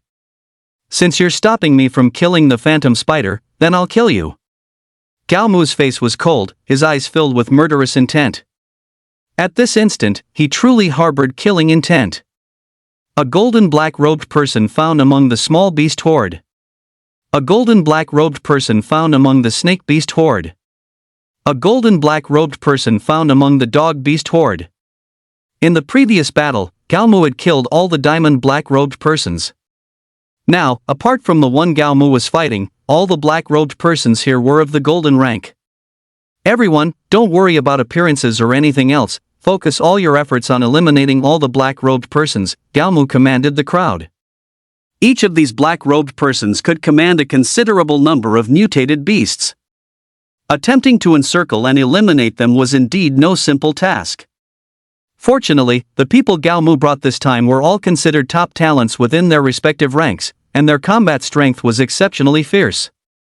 But even so, the casualties in the siege against the black-robed figures were heavy. This was also because Gao Mu was fully engaged in fighting the king-level black-robed person, unable to spare any attention. Just as Gao Mu and the king-level black-robed person were locked in fierce combat, the sound of a general offensive came through the king-level black-robed person's earpiece. She really wanted to order the other black-robed persons to begin the general offensive, but she was so entangled by Gao Mu that she couldn't break free. The others, prepare for the general offensive, he commanded. However, the black-robed persons on his side responded, all out of breath. We are entangled and unable to launch a general offensive. Same here. Me too. Gao Mu, like a maggot in the bone, was already irritating the black-robed person. The feedback from her earpiece pushed her irritation to its peak. MD, she cursed under her breath, then glared at Gao Mu. If you mess up my plan today, I'll skin you alive and rip out your bones, making you experience the ultimate pain while you're still living. Ha! Her threat only drew Gao Mu's scorn. Let's see if you even survive. The black-robed figure wanted to retort, but Gao Mu's fierce swordplay left her with no choice but to parry. Gao Mu went all out, holding nothing back. The black-robed figure, who initially thought she could kill Gao Mu, now found herself struggling to hold on. Gao Mu's attacks were relentless, like an endless surging river, or an unstoppable yellow river flood. The black-robed figure was bitter inside, but she couldn't voice her pain. After I get back, I'm going to kill all those useless people in the intelligence department. The feedback from the intelligence department stated that Gao Mu was only at the gold realm. Yet, the current Gao Mu was able to suppress her, a king rank 1-star warrior. Clearly, there was a problem with the intelligence department. The black-robed figure struggled, hoping to launch a counterattack after Gao Mu's momentum decreased. But 10 minutes later, Gao Mu's momentum not only didn't decrease, it even showed signs of increasing. No. The black-robed figure thought to herself. If he keeps holding me up like this, the grand plan definitely won't proceed. She gritted her teeth, pulled out a syringe from her lower back, and savagely plunged it into her neck. This was a very peculiar drug. This drug could increase one's combat power by 1-star level in a short period. However, the side effects of this drug were also very severe. Therefore, the black-robed figure would absolutely not use it unless it was a last resort. As the drug entered the black-robed figure's body, Gao Mu noticed that her combat power had significantly increased. What is this stuff? It's so potent that it can increase her combat power by 1 star. Don't forget that Gao Mu's all-character secret could multiply his strength by 10. However, besides the all-character secret, there were very few drugs in this world that could boost one's strength. A drug that could increase one's star level was definitely considered a treasure-grade item, and its value was absolutely considerable. With the drug injected, the black-robed figure felt herself revitalized. She brandished her weapon, which resembled a morning stick, ready to launch a desperate counterattack. But Gao Mu had no intention of giving her a chance to counterattack. Sword like frost, aura like a rainbow. Gao Mu unleashed his combat power to its absolute maximum. This time, the black-robed figure was not only pushed back repeatedly, but she also sustained numerous wounds. "Why are you so strong?" The black-robed figure wanted to cry. She had initially thought the East Gate would be the best breakthrough point. When she was assigned to the East Gate, she was very happy, believing she would definitely be the first to breach the city. But she never expected to encounter the anomaly Gao Mu at the East Gate. Under Gao Mu's immense pressure, the black-robed figure gradually showed signs of fatigue. Gao Mu seized the opportunity, and while the black-robed figure was distracted, he cut off one of her arms. With one arm less, the black-robed figure was even less of a match for Gao Mu. With a flurry of sword swings, the black-robed figure's limbs were quickly all severed by Gao Mu. The black-robed figure, now only a torso and limbs, was filled with unwillingness. But Gao Mu gave her no further chance to speak. The long sword thrust out, piercing directly through her head. After slaying the black-robed figure, Gao Mu leaped high, plunging his long sword directly into the head of the phantom spider. The phantom spider, without any defensive means, also died instantly from this one strike. "Everyone, stop fighting!" Gao Mu stood on the massive corpse of the phantom spider, holding the black-robed figure's head, and shouted. Chapter 67, East Gate Crisis Resolved. The other black-robed figures, who were fiercely battling the warriors brought by Gao Mu, showed a clear pause in their movements upon seeing this scene. But this brief pause gave the struggling warriors a crucial opportunity. Capitalizing on this momentary stagnation, they slew all the black-robed figures in front of them. With the black-robed figures dead, the exotic beasts seemed to lose their guiding principle and began to fall into chaos. "Retreat, retreat from the beast horde!" Gao Mu shouted to the warriors. The warriors trusted Gao Mu, and without any hesitation, they rushed out of the beast horde. Not long after they exited the beast horde, the exotic beasts began their internal strife. These exotic beasts were already ferocious. Furthermore, some of the types among them were hostile towards each other. Without the black-robed figure's command, they began to slaughter one another. "Everyone, take a rest." Gao Mu sat on the ground, looking at the warriors he had led. Hearing this, the warriors seemed to lose their strength and collapsed directly onto the ground. They rested, but Gao Mu did not. He moved among the warriors, checking their injuries. Most people had minor injuries, with only a very small number seriously wounded. Gao Mu was not stingy. He directly gave the seriously wounded 5 elements blood coagulation fruits. For those with minor injuries, he let them recover on their own. The melee among the exotic beasts lasted for a full half an hour. After half an hour, only a few exotic beasts remained standing. Among the few standing exotic beasts, most were also severely wounded. Some exotic beasts even swayed precariously due to their injuries. "Finish them off, clean up the battlefield." Gao Mu began to issue his final orders.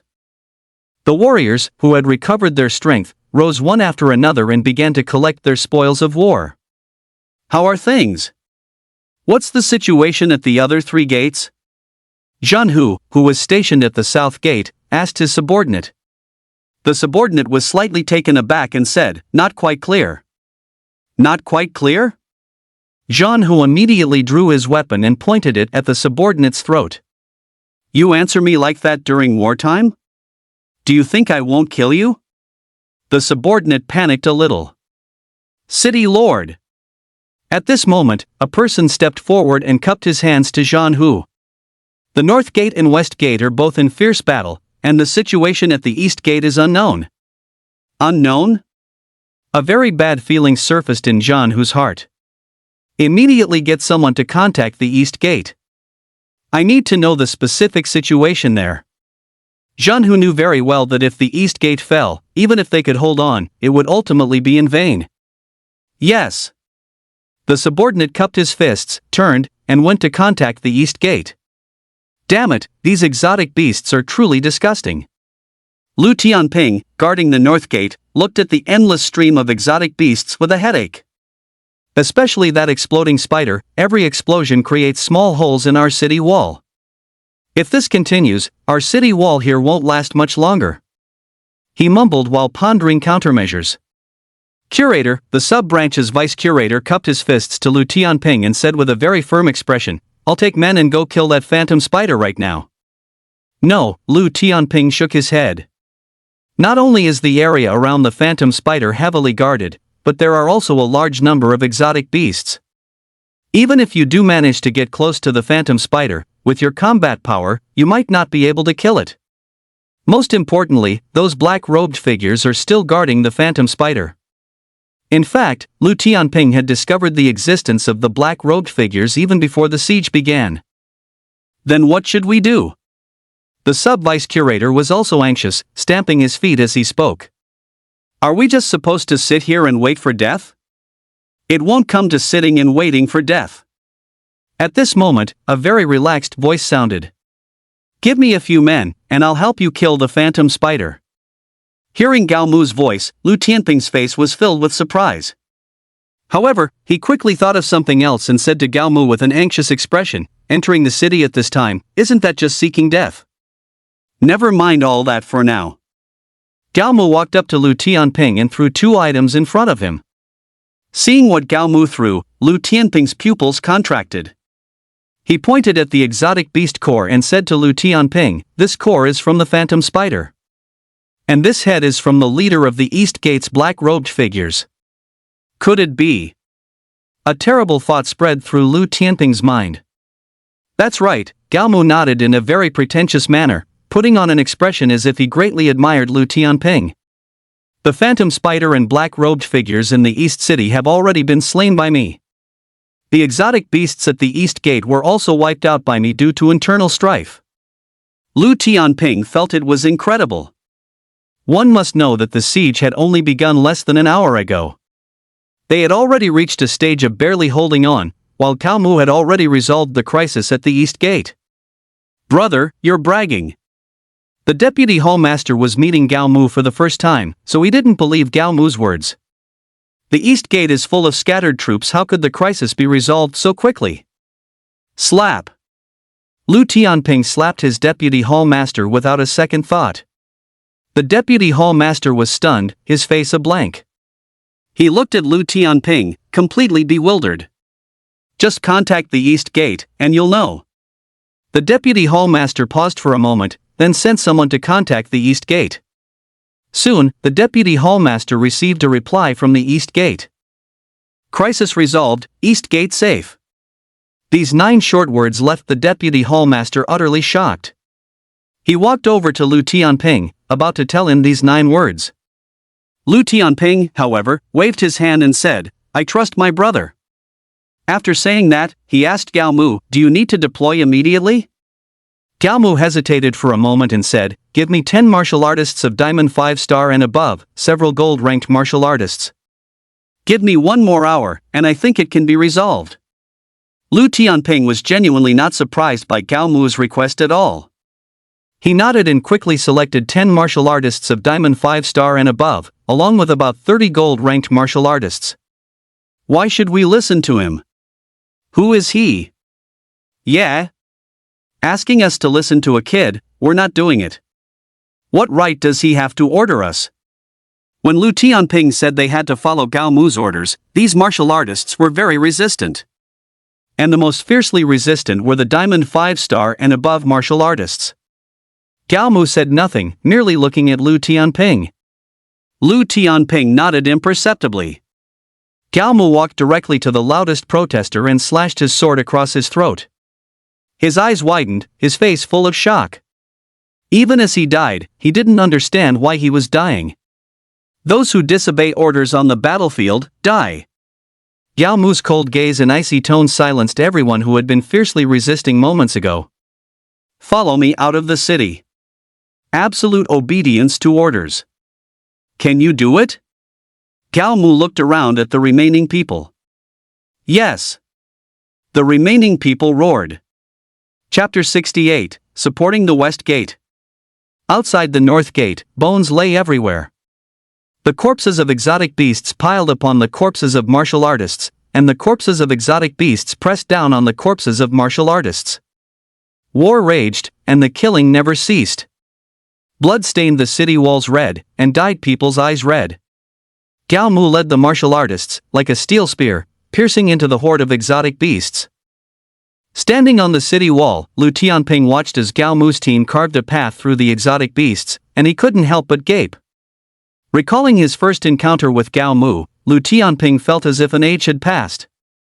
In just a few months, he has grown to such an extent. How terrifying will this young man become? Gao Mu, having charged into the beast horde, showed no signs of stopping. The long sword in his hand was like a reaper of life. No matter how powerful the beast, none could withstand a single strike from him. In this manner, he led his team to the vicinity of the phantom spider. Remember, ignore the beasts. Focus all your efforts on finding and eliminating the black-robed figures within the beast horde. The warriors nodded gravely, then dispersed. Once the warriors had left, Gao Mu directly launched an attack on the phantom spider. All-secret art. Diamond indestructible divine art. Chaos calming art. Gao Mu's sword energy surged like a rainbow, striking directly at the phantom spider. The black-robed figure on the phantom spider had long since noticed Gao Mu. As Gao Mu attacked the phantom spider, he too leaped down from its back. Before landing, he even neutralized Gao Mu's attack on the phantom spider. You must be Gao Mu, correct? The black-robed figure directly spoke Gao Mu's name. Gao Mu nodded, showing no surprise. Join us. The black-robed figure still intended to recruit Gao Mu. But before he could finish his sentence, Gao Mu moved again. His previous strike at the phantom spider was merely to lure the black-robed figure down. Thus, he hadn't used his full strength. Now that the black-robed figure was down, Gao Mu was certainly going to go all out. Gao Mu, going all out, was truly terrifying. In just a few sword strikes, countless wounds appeared on the black-robed figure's body. He retreated several steps, his eyes filled with shock and bewilderment. The intelligence department is useless. This black-robed figure uttered the same words as the previous one. After being injured, the black-robed figure's defense and attack capabilities were significantly reduced. Chaos calming art. Gao Mu's strongest skill struck again. The long sword flashed, and the black-robed figure's limbs and head were instantly severed by Gao Mu. Tearing through his clothes, his mechanical body was revealed. Piercing the head, the black-robed figure perished.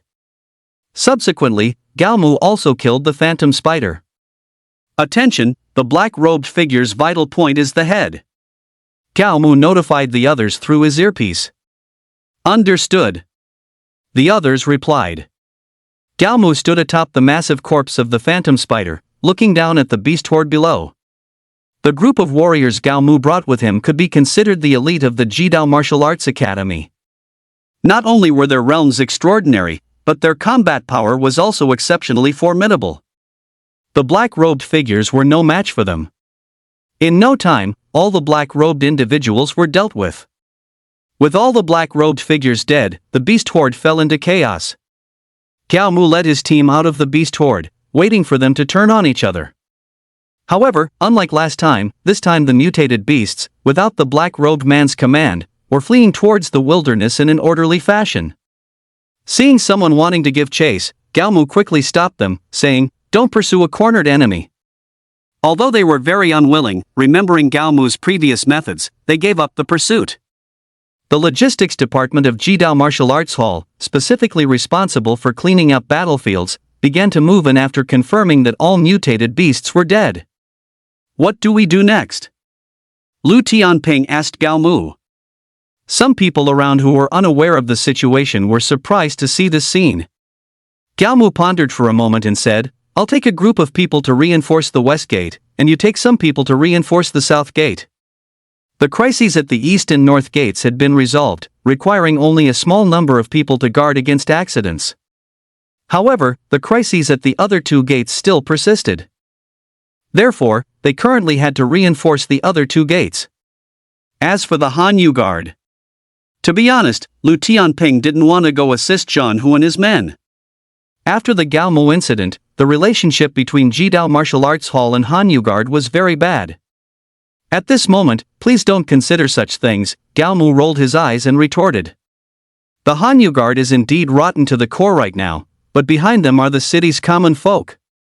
Humph. How could Lu Tianping be so oblivious to the bigger picture? His intention in saying those words was merely to vent his anger. If it weren't for the common folk behind them, I would have ambushed them from behind long ago. Gaomu patted Lu Tianping's shoulder and said nothing more. Lu Tianping went to support the Hanyu Guard, while Gaomu led a group of people to support the Censions Martial Arts Hall. When Gaomu arrived at the West Gate, he found a very interesting phenomenon. The battle at the West Gate was surprisingly easy. How did you do it? Gaomu asked someone curiously. Branchmaster Niu severely wounded the phantom spider at the very beginning of the battle, someone replied. In a daze, Gaomu suddenly remembered that the strong and robust Niu Meng used a warbow as his weapon. Without the phantom spider, how difficult could it be for the mutated beasts to break through the city walls? It wasn't that big of a deal. As long as the ammunition on the city walls could be continuously supplied, the mutated beasts wouldn't be able to break through the city walls. Since that's the case, I'll take my people to rest. After Gaomu finished speaking, he led his people to the resting area not far from the city gate. Pa! Watching Gaomu and the Jidao Martial Arts Hall warriors walk away, Niu Meng sneered directly. Who do you think you are? Do you really think a golden warrior can change the tide of battle? It was just luck that you could kill the Diamond 9-star Zhanlan. I just don't believe your luck can last forever. Niu Meng looked down on Gaomu. The main reason was that he believed Gaomu had used very despicable means when slaying Zhanlan. Brothers, keep your spirits up. The east and north gates are safe, we can't fall behind either. Niu Meng commanded skillfully, and his subordinates advanced and retreated appropriately. In half an hour, he repelled several beast attacks. Something's not right. Gaomu, far away in the resting area, frowned slightly after hearing these reports. Just now at the north gate, the beasts' attacks were continuous. But why is there such a long interval when it comes to the west gate? Realizing something was amiss, Gaomu went directly to Niu Meng and voiced his concerns. However, Niu Meng scoffed at Gaomu's worries. The commanders at each gate are different, so the rhythm of the beast attacks also varies. If I were you, I'd get some proper rest in the resting area. Niu Meng's unfriendly attitude greatly displeased Gaomu. Just as he was about to return to the resting area, he suddenly felt the ground beneath his feet shaking. Chapter 69, Fiery Claw Pangolin. Everyone looked in unison towards the city wall. The tall and majestic city wall began to collapse. People on and below the city wall were severely injured by falling rocks. Then, a giant creature resembling a pangolin emerged from underground. Fiery Claw Pangolin. A beast evolved from a pangolin. Its claws are sharp as blades, capable of effortlessly breaking through bricks and stones. Inheriting all the characteristics of a pangolin, it can also burrow underground. The feedback in his glasses greatly surprised Gaomu. Before, he had only considered the phantom spider as a siege weapon, completely forgetting that the fiery claw pangolin was also a potent tool. With the city wall collapsed, the beasts poured into the city like a tide. When there was a city wall for protection, the warriors dealt with these beasts relatively easily. Now, without this barrier, the beasts slaughtered like wolves among sheep. Rats as big as adults, hyenas taller than horses. In just a few minutes, the warriors in the outer city suffered heavy casualties. Retreat, retreat to the inner city. Niu Meng roared. Warriors with minor injuries or no injuries began to retreat towards the inner city. But at that moment, a gate between the outer city and the inner city also collapsed. Another fiery claw pangolin emerged from the ground. Its eyes blood red, it stared at the warriors as if they were food. So. Niu Meng suddenly realized the truth at this moment. The reason for the beast's unhurried and orderly attacks earlier was to set the stage for these two fiery claw pangolins. With a tide of beasts ahead and fiery claw pangolins behind, the warriors of the Sky Dome Martial Arts Academy were trapped in a heavy encirclement. Niu Meng's face was terrifyingly grim, and he also felt immense regret. If he hadn't been so overconfident, this situation wouldn't have occurred. The people from the Jidao Martial Arts Academy had not yet made a move. They all stood behind Gao Mu, awaiting his command. Now, they looked to Gao Mu for every decision. Why are you still standing there? Why aren't you fighting? Niu Meng shouted at Gao Mu, seeing his side suffering heavy losses. Gao Mu looked at him coldly and said, "If you weren't so arrogant, this situation wouldn't have happened." Niu Meng also knew that this situation was entirely his fault. "But you can't just watch us die." Niu Meng continued to yell at Gao Mu, as if he hadn't grasped the situation. "Are you really going to stand by and watch so many martial artists get killed? If our Azure Dome Martial Arts Hall is breached, the people in the city will also suffer. You know your parents are still in the city. If you want to live, you'd better shut up," Gao Mu said coldly again. The reason he hadn't acted wasn't to get revenge on Niu Meng. He didn't act because he was constantly observing the situation.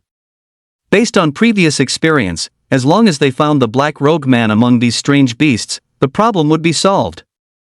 "Ah! No.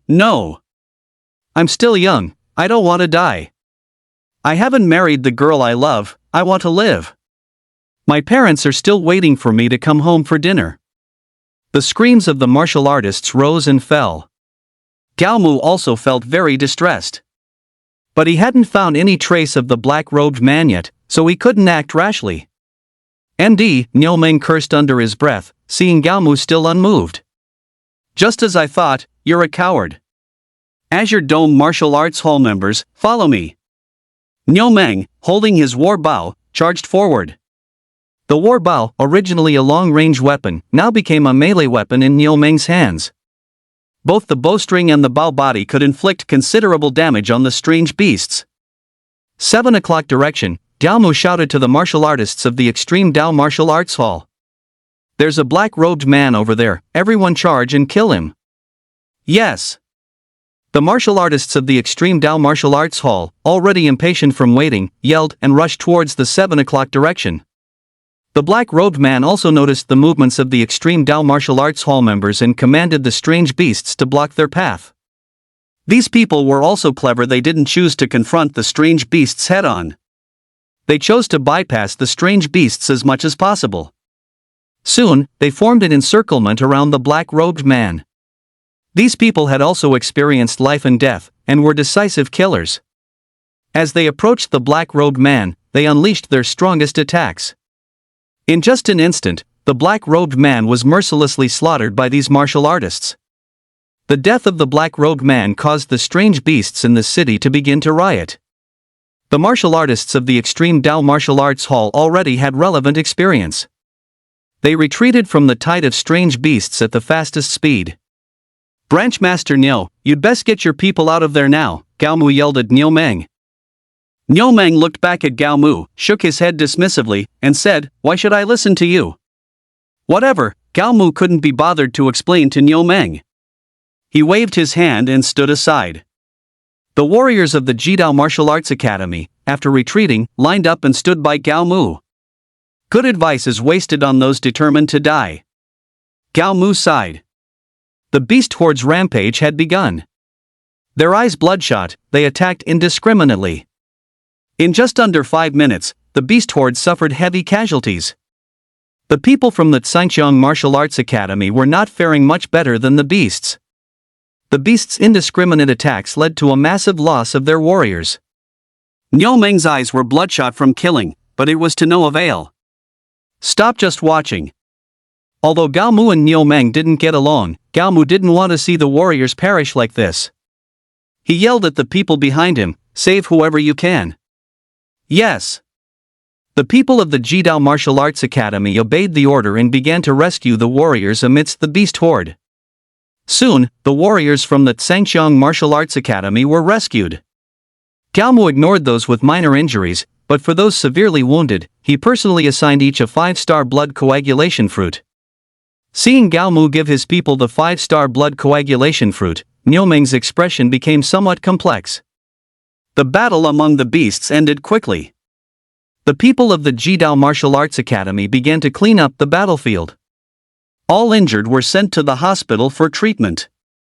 Those unharmed started helping to repair the city wall. The crises at the east, west, and north gates had all been resolved. Currently, only the south gate was still in battle. "How's the situation at the south gate?" Gao Mu asked a member of the Jidao Martial Arts Academy. That person was responsible for communicating with the south gate. He took out his communication device, glanced at it, and replied, "Both the outer and inner city gates have been breached. Now, the Hanyue Guard and the people from the Jidao Martial Arts Academy have all retreated to the vicinity of the third defensive line." "What did you say?" Gao Mu's face changed dramatically. Normally, the first line of defense is the outer city wall. The second line of defense is the inner city wall. This third line of defense is already inside the inner city. Given the current situation, the south gate is now in great danger. Chapter 70, The Fiercely Contested South Gate. The third line of defense, in a base city, is already considered the last line of defense. If nothing unexpected happens, once the third line of defense is breached, the ordinary people of the base city will suffer a catastrophe. How many people can still fight on your side? Gao Mu ignored everything else and directly asked Niu Meng. Niu Meng held the tablet, pondered for a moment, and then said, "There are about 50 people, and around 10 of them are diamond level or above. Transfer all diamond level martial artists or above to me. I'm going to the south gate." He also knew the situation at the south gate, so he immediately called over the 10 people from the Firmament Martial Arts Academy without hesitation. After explaining the situation, these 10 people immediately expressed their willingness to trust Gao Mu unconditionally. With the addition of these 10 people, Gao Mu's combat power also significantly increased. Taking over 30 people with him, Gao Mu directly took the fastest means of transport to reinforce the south gate. South gate's third line of defense. Lu Tianping's face was very grim as he watched the endless stream of exotic beasts. Most of the people he brought were already dead. And the people of the Hanyu Guard were not much better. Only 1 out of 10 of the people Zhan Hu brought were left. It was only a matter of time before their third line of defense was broken. The martial artists fought bravely to kill the enemy. But the speed at which they killed was far from matching the speed at which more enemies appeared. Sometimes, as soon as they killed one exotic beast, several more would appear to replace it. Unless they had completely lost their fighting ability, even if severely wounded, they continued to fight on the front line. The brutal battle made Zhan Hu feel despair. Unlike Zhan Hu's despair, Lu Tianping still held a sliver of hope. "We must hold out until Gao Mu arrives," Lu Tianping shouted. "Gao Mu?" When he heard Gao Mu's name, Zhan Hu's face turned fierce. "He's entered the city? If he dares to show his face to me now, I'll kill him. If you dare to kill him, I guarantee your Zhan family will be annihilated in an instant." Lu Tianping looked at Zhan Hu coldly, warning in a deep voice. He led non-official martial artists to defend the east gate. He also helped me defend the north gate, and the west gate should also be defended by him. In this beast siege, he is the biggest contributor. If you dare to lay a hand on him, not only will the Ultimate Martial Arts Academy not let you go, but even those above you won't let you go. Zhan Hu, who was bravely killing enemies, noticeably paused in his movements upon hearing this. If what Lu Tianping said was true, then he would have to think carefully before trying to move against Gao Mu again. Before, when he moved against Gao Mu, he could stand on the moral high ground. If they wanted to move against Gao Mu again, they would have no reason. Even if Gao Mu were to make mistakes in the future, as long as they weren't major treasonous ones, those in power wouldn't dare to easily touch him. After all, Yao Mu was the hero defending the city. How much longer? The speeding car was driving on the streets of the base city. Due to the beast siege, the usually bustling and lively streets were deserted. About 10 minutes left. Even with deserted streets, even without having to obey traffic rules, and even using the fastest mode of transportation, it still took a long time to get from one city gate to another. 10 minutes? Gao Mu pondered for a moment, then addressed the warriors he had brought. You guys take the car, I'll go ahead. The battle at the south gate was fierce, allowing no delay. Ah! Before people could react, Gao Mu jumped out of the car. All secret art. Art of movement. Gao Mu's strength had increased tenfold, and he used his fastest skill. In the blink of an eye, Gao Mu disappeared from everyone's sight. He's so fast. He vanished in a flash, he's too strong. Oh my god, as expected of Gao Mu, he's incredibly powerful. Everyone in the car was astonished by Gao Mu's speed. After activating the movement's secret art, Gao Mu's speed reached its peak. The journey that would have taken 10 minutes was shortened to 1 minute by Gao Mu. He's here. Gao Mu's arrival gave Lu Tianping hope. Zhan Hu looked at Gao Mu, his expression very complex. How could it be so tragic? Gao Mu frowned as he looked at the horrific scene before him. Is this Gates commander eating shit? MD, just trash who only knows how to scheme. Gao Mu's indirect scolding made Zhan Hu's face turn terribly pale. But at this moment, he didn't even dare to think of refuting. Because he knew very well that the reason the battle at the South Gate was so tragic was entirely due to his command errors and overconfidence. Hand over the command to me. Gao Mu looked at Zhan Hu, speaking in a commanding tone. Why should I? Zhan Hu was displeased. If you still want to live, you'd better shut up. Gao Mu glared at Zhan Hu. Zhan Hu, who had accumulated deep resentment, erupted completely at this moment. What kind of thing are you to talk to me like that? You need to understand, I am the city warden of the base city right now. Even at this critical time, Zhan Hu was still putting on airs. QNMD. Without another word, Gao Mu stepped forward and slapped Zhan Hu. Still pretending at a time like this, is your brain filled with shit? Zhan Hu, having been slapped, was filled with indignation and grief. He gripped the weapon in his hand, about to strike Gao Mu. Gao Mu was one step ahead, placing his longsword across Zhan Hu's throat. If you dare to make a move, I dare to kill you. Gao Mu's eyes were bloodshot. Zhan Hu looked at Gao Mu's eyes and dared not move again. Curator Lu, find someone to watch him. If he dares to move, kill him. At this moment, Gao Mu was like a decisive general. All right. Lu Tianping had long been displeased with Zhan Hu. He waved his hand and summoned a severely wounded person, instructing, kill him if he dares to move. Yes. The severely wounded man nodded resolutely. Mission accomplished. Seeing that Zhan Hu had been brought under control, Gao Mu turned and took over command. Listen to me, everyone. Gao Mu's voice echoed in everyone's headsets. Next, someone will distribute 5-element coagulation fruits to you. I believe everyone knows the efficacy of this exotic fruit. Subsequently, a group of diamond-level warriors will arrive as reinforcements. They'll be here in about 10 minutes, so everyone, please hold on a little longer. Yao Mu's words were like a shot of adrenaline, bringing hope back to the despairing crowd. After his passionate speech, he brandished his longsword and charged into the horde of exotic beasts. With the help of the Jie character secret art, Gao Mu became a meat grinder. No matter how powerful the exotic beast, none could withstand a single blow from him. In just under 10 minutes, dozens of exotic beasts became casualties under his sword. While hunting exotic beasts, he also searched for the black-robed figures within the horde. Soon, he spotted a black-robed person. Chapter 71, Reinforcements Arrive. This black-robed person was different from the previous ones Gao Mu had encountered. His black robe had a number embroidered on its chest. The golden number shone particularly brightly in the sunlight. If Gao Mu wasn't mistaken, the number on his chest should be 9. As Gao Mu discovered the black-robed person also discovered Gao Mu. You must be Gao Mu, right? I admire you very much, join us. The black-robed person's first words were an attempt to recruit Gao Mu. Gao Mu looked at him with a half-smile and said, Do you think it's possible for me to join you? Then tell me a reason not to join us. This black-robed person's interest in Gao Mu was even stronger than that of the previous ones. Different philosophies. Gao Mu's answer was simple. That's not important. The black-robed person waved his hand and smiled. I don't need your philosophy to be the same as ours.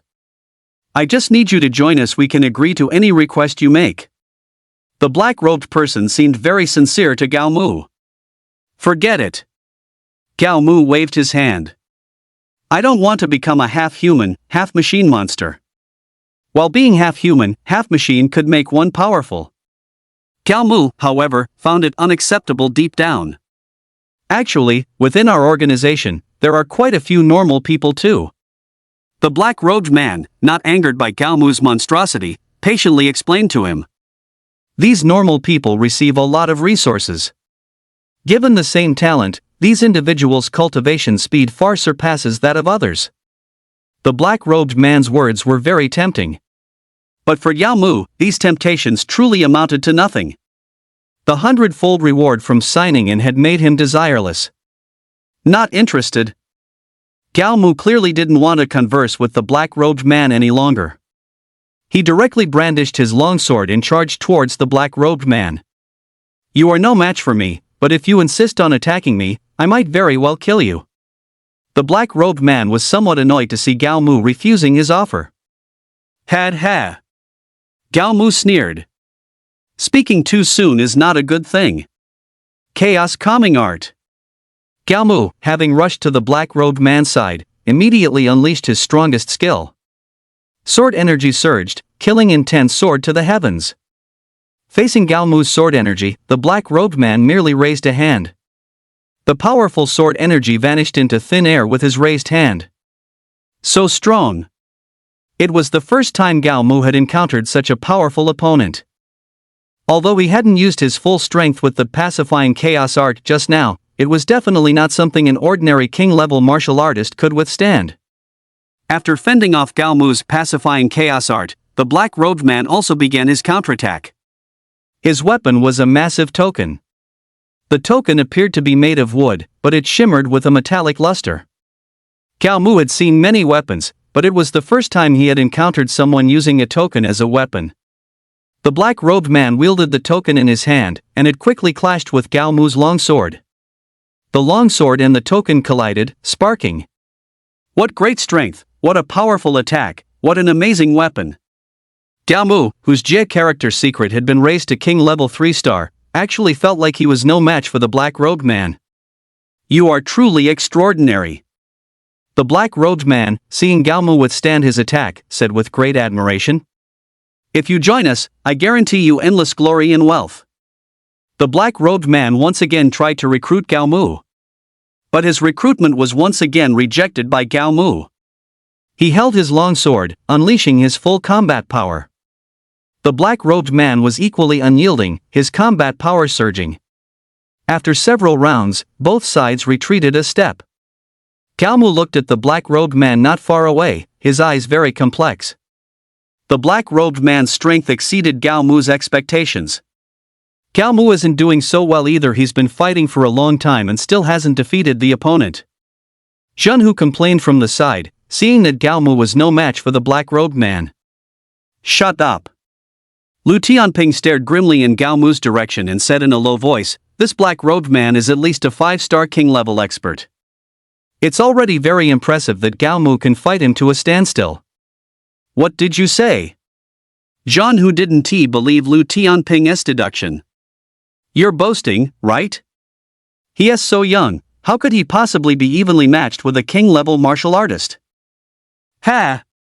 Lu Tianping glanced at Zhen Hu, his eyes full of disdain for an idiot and an ignorant person. What's wrong with being young? Can't one become a king-level martial artist just because they're young? Lu Tianping's words plunged Zhen Hu into deep thought. Meanwhile, several rapidly approaching figures entered the base city from the west gate. Who goes there? The group was stopped as soon as they entered the city. The leader was a middle-aged man with a resolute face. He took out his identification and showed it to the gatekeeper. After the gatekeeper had a look, the middle-aged man said, "Why are there no exotic beasts? Didn't they say that Langya base city was being attacked by exotic beasts?" The exotic beasts at the east, west, and north gates have already been wiped out. Now only the south gate is still under attack by exotic beasts. The middle-aged man was full of shock after hearing this. Since there were still exotic beasts attacking the south gate, he didn't have time to think much and said to the people behind him, "Let us go to the south gate and take a look." Yes. The people behind the middle-aged man responded in unison. Who are these people? Why are they so powerful? Just as the middle-aged man led his people away, he heard someone ask the gatekeeper who was there just now. The gatekeeper was slightly stunned, then said with some shock, "They are from the Jidao Martial Arts Hall, and all of them are experts above the king level." The middle-aged man and his team soon arrived at the south gate. The battle situation at the south gate greatly surprised them. Deputy Curator Lu. The middle-aged man recognized Lu Tianping at a glance and quickly stepped forward to inquire, "How is the situation?" Deputy Curator Ma. Lu Tianping was very pleasantly surprised to see the middle-aged man. He cupped his fist and said, "The situation at the south gate has greatly improved now. As long as Gao Mu kills that black-robed man, the crisis at the south gate will be completely resolved." Lu Tianping and Ma Jun were both deputy curators. But the difference was that Lu Tianping was the deputy curator of a 5th-level base city, while Ma Jun was the deputy curator of a 4th-level base city. In terms of ranking within the Jidao Martial Arts Hall, Ma Jun was one level higher than Lu Tianping. Gao Mu? Hearing the name Gao Mu, Ma Jun showed a curious expression. Where is he? I've always wanted to meet this genius teenager, but I never had the chance. Lu Tianping pointed in the direction of Gao Mu and the black-robed man's battle. Ma Jun looked over, greatly shocked. 5-star king? The moment Ma Jun saw the black-robed man, he discerned his realm. His face was filled with shock, and his voice trembled slightly as he said, "How can he be so strong, to be able to fight a 5-star king-level martial artist?" Upon hearing Ma Jun's words, the others he brought also looked towards the direction of Gao Mu and the black-robed man's battle. Their expressions also changed, becoming the same as Ma Jun's. Chapter 72, Merits Erased. Gao Mu and the black-robed man were locked in fierce combat, completely unaware of Ma Jun and the others' arrival. Let's clear the battlefield first. If the battlefield is cleared and Gao Mu's fight isn't over yet, then we'll go help him, Ma Jun instructed the people he brought. The people he brought nodded in unison and then charged into the battlefield. This group of people were all king-level masters, and they directly changed the tide of the battle. The exotic beasts were quickly swept away under their assault. However, Gao Mu and the black-robed man's battle continued. Gao Mu, empowered by the Jia character secret art, was 2-star levels lower than the black-robed man. But in an actual fight, he didn't fall behind at all. Charged together. Seeing that Gao Mu's battle was still ongoing, Ma Jun no longer wanted to waste time and shouted directly. The world of martial artists is completely different from the world of wuxia. They have their own unique set of values regarding right and wrong. They don't believe that, in this situation, a group of people ganging up on one person is a very shameful thing. Ma Jun and the others' participation quickly ended the battle. The black-robed man also fell to the ground. Do you know? Ma Jun looked down at the black-robed man, shaking his head. I really don't like you guys. The black-robed man gave a cold laugh, saying nothing. The victor is king, the vanquished is bandit. Now that he was the loser, anything he said was meaningless. Do it! Ma Jun looked at Gao Mu. Gao Mu also had no moral squeamishness. He directly swung his sword and pierced the black-robed man's head. At this moment, the crisis in Langya Base City was completely resolved. Jidao Martial Arts School, Lu Tianping's office. Ma Jun, Lu Tianping, and Gao Mu sat there, drinking tea. Do you think the people from Hanyue Guard are out of their minds? Not only do they not try to keep such a formidable person, they even want to kill him. Ma Jun truly had no reservations, daring to say anything. Gao Mu took a sip of tea, then shrugged and said, "Those people only know how to infight and scheme, they know nothing else." Lu Tianping agreed strongly with Gao Mu's opinion. So, do you want to leave Hanyue Guard and join our Jidao martial arts school? Ma Jun invited Gao Mu. Honestly speaking, Gao Mu really wanted to join Jidao martial arts school this time. At least in his opinion, Jidao martial arts school wouldn't be as disgusting as Hanyue Guard. Let me think about it. Gao Mu's consideration wasn't a perfunctory remark, he genuinely intended to give it serious thought. All the things that had happened at Hanyue Guard previously made him feel the disgust of that faction. At least in his opinion, the internal power struggles within this faction were very severe. Let's talk about this later. To avoid an awkward silence, Lu Tianping stepped forward and said, let's properly consider where we should hold tonight's celebration feast.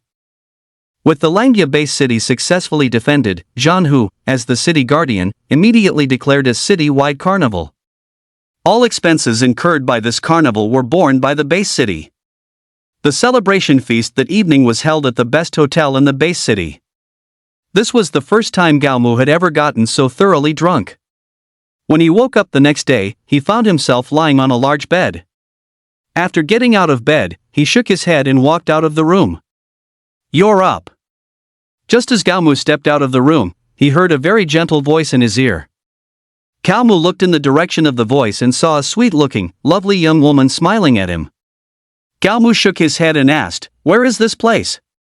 Guochun Biayuan, the girl said, smiling at Gao Mu. You're home. Gao Mu looked around his surroundings and only then realized that this was indeed his home. Who are you? This was the first time Gao Mu had seen this girl. She's Karu, our housekeeper. Gao Mu's mother's voice came from downstairs. She saw the drunken Gao Mu, frowned, and waved her hand at him. Hurry downstairs and have some tea. Gao Mu nodded and went downstairs to sit beside his mother. He picked up the steaming hot tea and drank it in one gulp. The thirst caused by the alcohol disappeared as the tea went down his throat. How much did you drink yesterday? Gao Mu's mother looked at her son with concern. Gao Mu reclined on the sofa and held up 5 fingers. Gao Mu's father, who was watching TV, saw this scene and scoffed, when I was young, I could drink 10-odd bottles of beer by myself without getting drunk. You get drunk with 5 bottles, your alcohol tolerance isn't very good. 5 kinds of liquor, 5 bottles of each, Gao Mu's voice still sounded very weak. Good heavens! Gao Mu's father immediately gave Gao Mu a thumbs up. You're truly impressive. Gao Mu cupped his fists at his father, indicating that he was just average. What is this scoundrel talking about? Gao Mu pointed at Zhan Hu on the TV and asked his father. How dare you speak like that? Gao Mu's mother slapped him on the arm, somewhat displeased. No matter what he says, he is the city guardian of our base city. Are you trying to get yourself killed by speaking like that? Ha! Gao Mu snorted disdainfully. If it weren't for this scoundrel, our base city wouldn't have lost so many people in this defensive battle. Gao Mu's father and mother fell silent. They hadn't been to the front line, so they didn't know if what their son said was true or false. But based on what they knew about their son, there was a 9 out of 10 chance that Gao Mu's words were true. The only reason our base city has been able to hold out is thanks to everyone's hard work. Zhan Hu spoke with emotion, tears welling in his eyes. Gao Mu, however, sneered disdainfully. Zhan Hu said a lot and talked about the contributions of many people. On the big screen behind him, many names also appeared. Gao Mu looked from top to bottom, from inside to outside, but couldn't find his own name. What the hell does this mean? Gao Mu stood up abruptly, pointing at the TV and cursing. If it weren't for me in this city defense battle, you idiots would have lost the city long ago. I want to specifically mention one person here. Zhan Hu's voice came from the TV again. His expression was unpredictable, his eyes full of guilt. That person is Gao Mu. When the beasts attacked the city, not only did he not help us defend it, he even colluded with the beasts. Gao Mu didn't hear what Zhan Hu said after that. He felt his brain was now consumed by fury. The veins on his forehead were also throbbing incessantly. What the F? Gao Mu was truly enraged. Not only was Gao Mu enraged, but Lu Tianping and Niu Meng were also enraged. Niu Meng didn't like Gao Mu, But that didn't mean he would allow others to slander Gao Mu so easily. He knew very well that without Gao Mu, Langya Base City would have been devastated, with countless casualties and rivers of blood. The furious Gao Mu directly called Lu Tianping. "Where is that idiot broadcasting from?" "Central office area." Lu Tianping's voice also carried anger. Chapter 73, Hero Becomes Traitor. Central Office District. Zhanhu sat in his office, his face full of worry, and said to the person in front of him, "Is it really okay to say that? Gao Mu is, after all, the savior of the base city." Sitting opposite him was a man about his age, with a pale, thin face. This person was named Han Lantu, the city guardian of Eyeball Base City. At the same time, he was also the special envoy dispatched by the higher authorities to Langya Base City this time.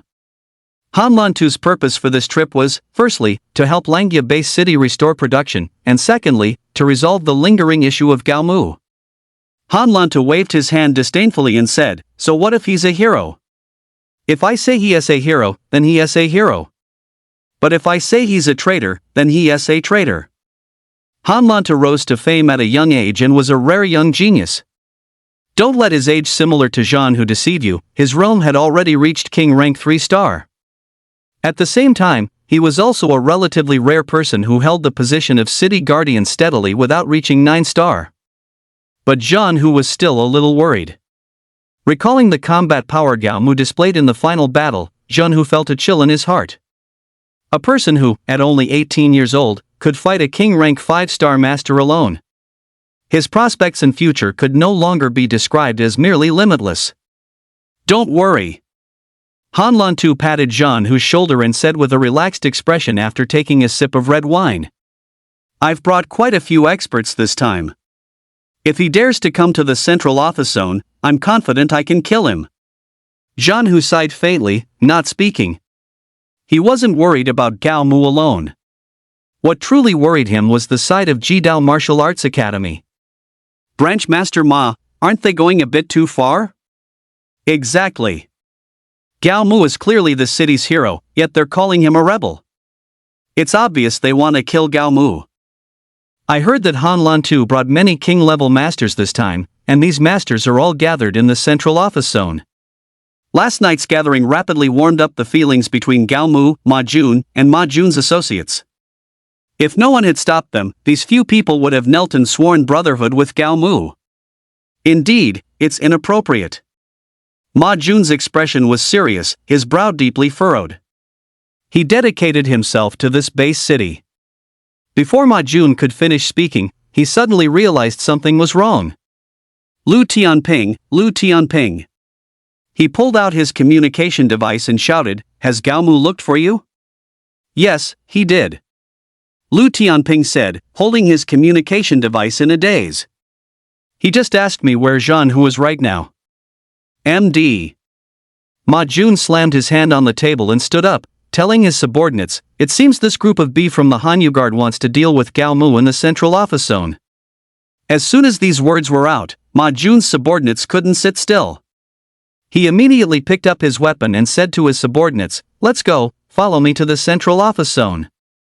The subordinates didn't hesitate, all standing up and following behind Ma Jun.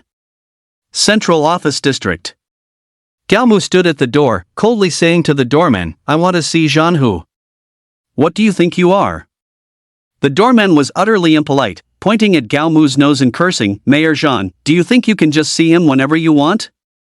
Gao Mu couldn't be bothered with his nonsense, directly swinging his sword and cutting off his head. The other doormen's eyes widened at this sight.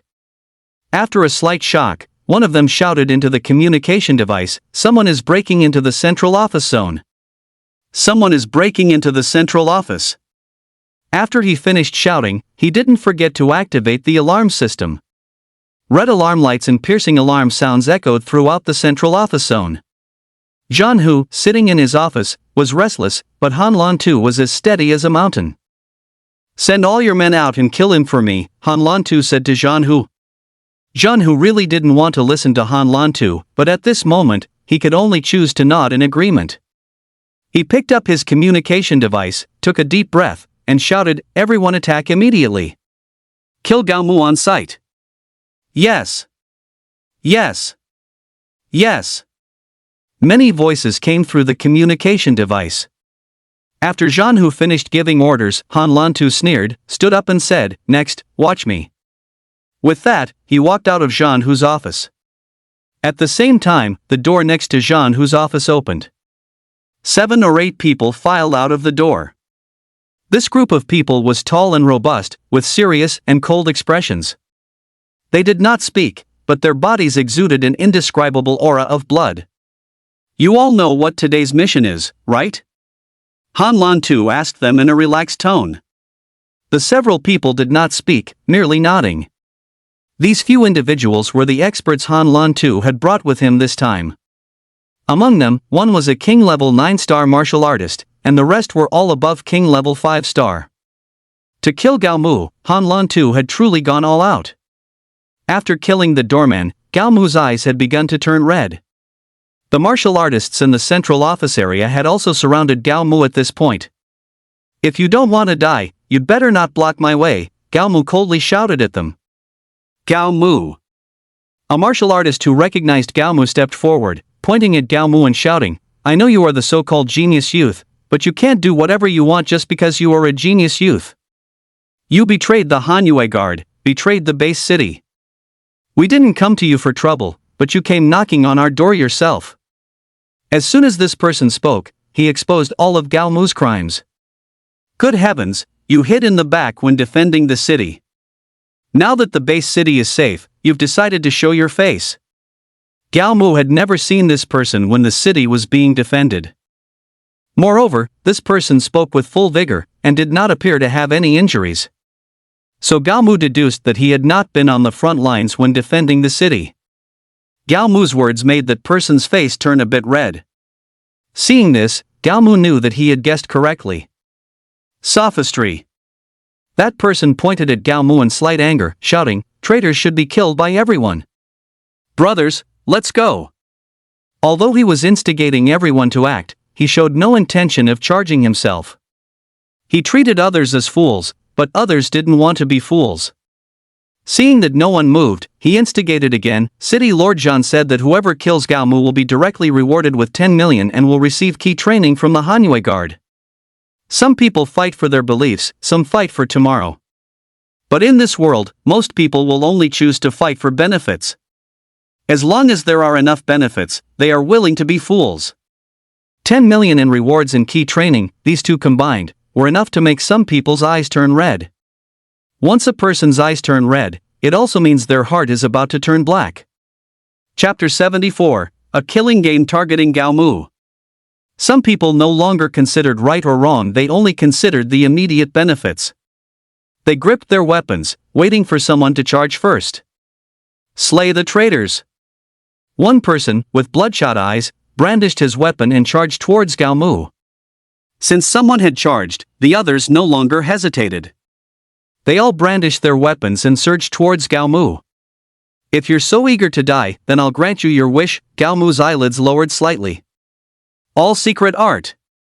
Diamond indestructible divine art. Chaos calming art. Killing intent surged, and sword energy crisscrossed.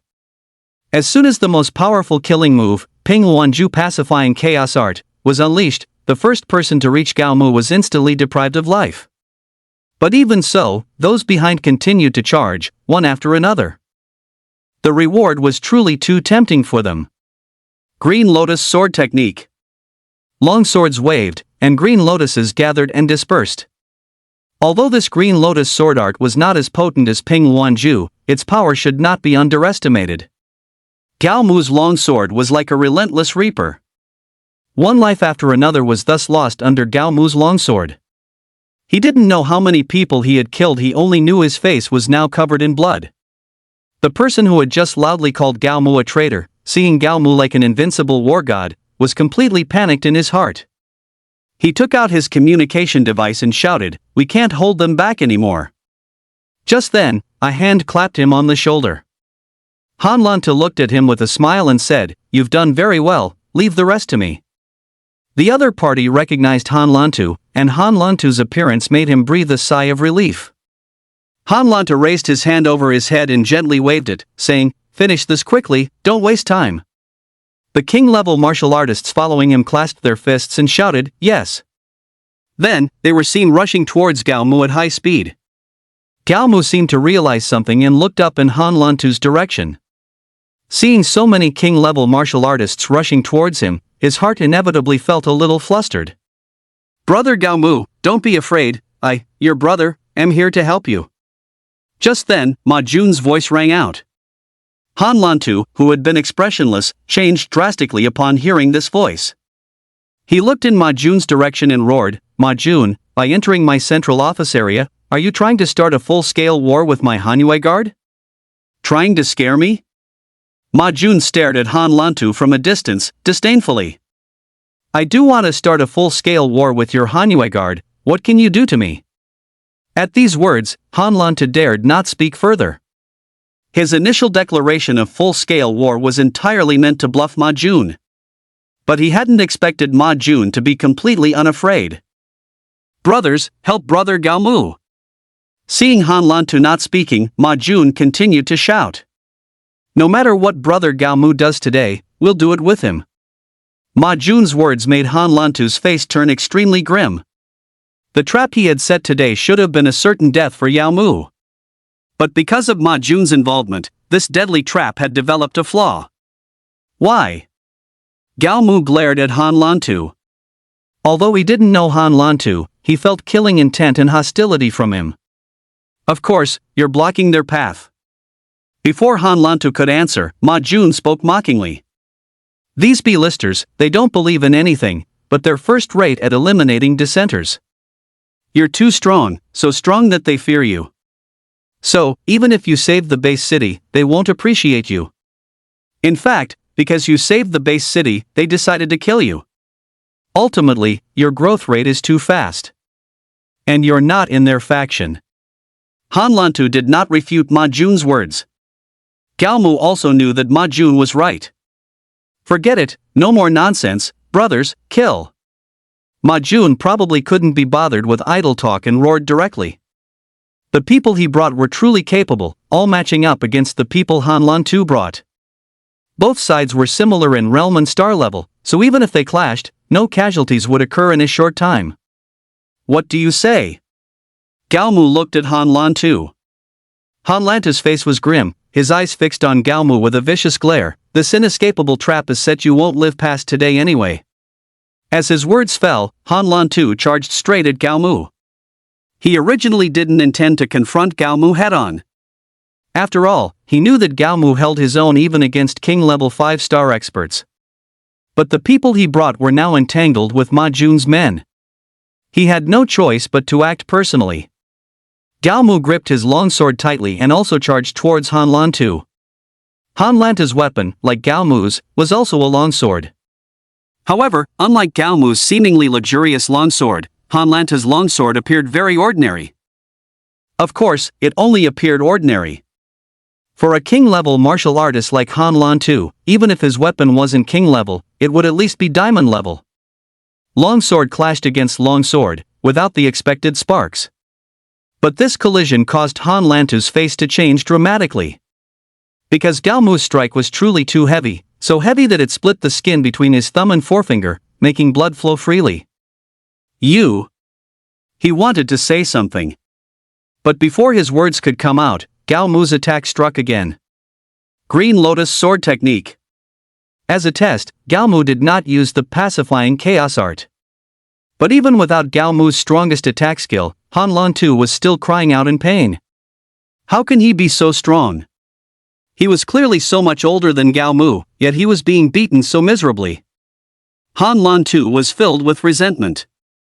After all, when he was young, he too was a so-called genius.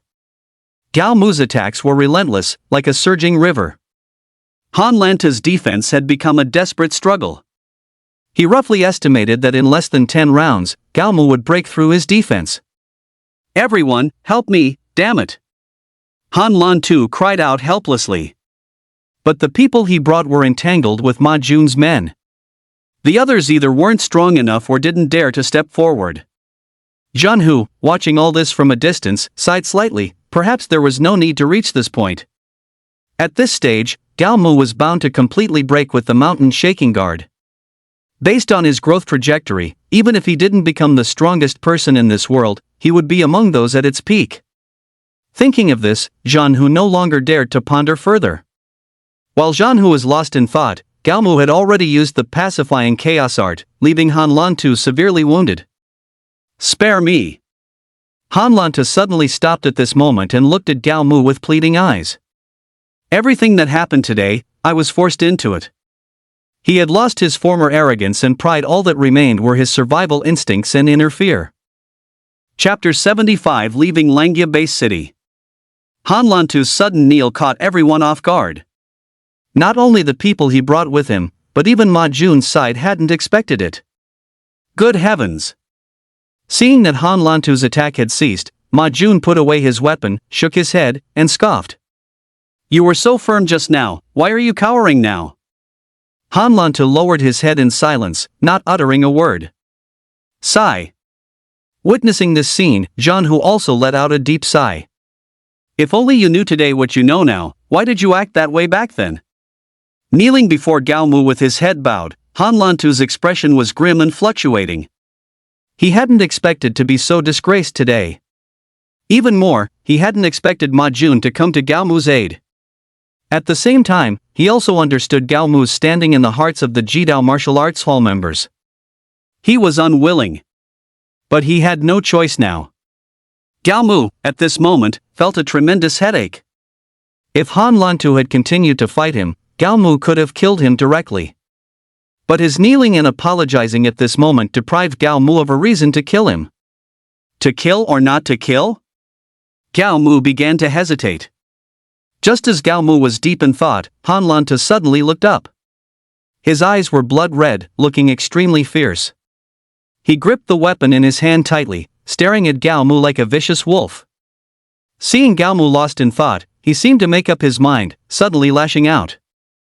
The long sword in his hand, with lightning speed, thrust directly towards Gao Mu. Han Lantu's sudden outburst was something no one had anticipated. Be careful! Ma Jun wanted to help, but he was too far away and couldn't make it in time. Han Lantu's sudden attack, however, did not come as a surprise to Gao Mu. Die! Watching his long sword about to pierce Gao Mu's body, Han Lantu grinned hideously. As long as he could kill Gao Mu, the face and pride he had just lost would instantly be regained. But he still underestimated Gao Mu.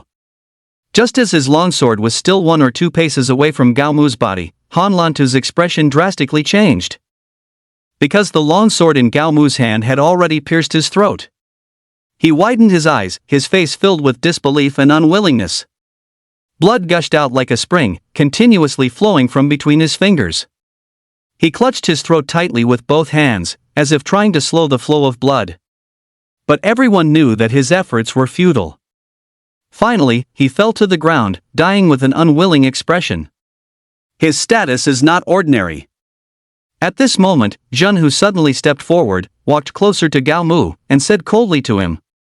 If you kill him, your relationship with thee will be completely severed. Zhan Hu's feelings for Gao Mu were very complex.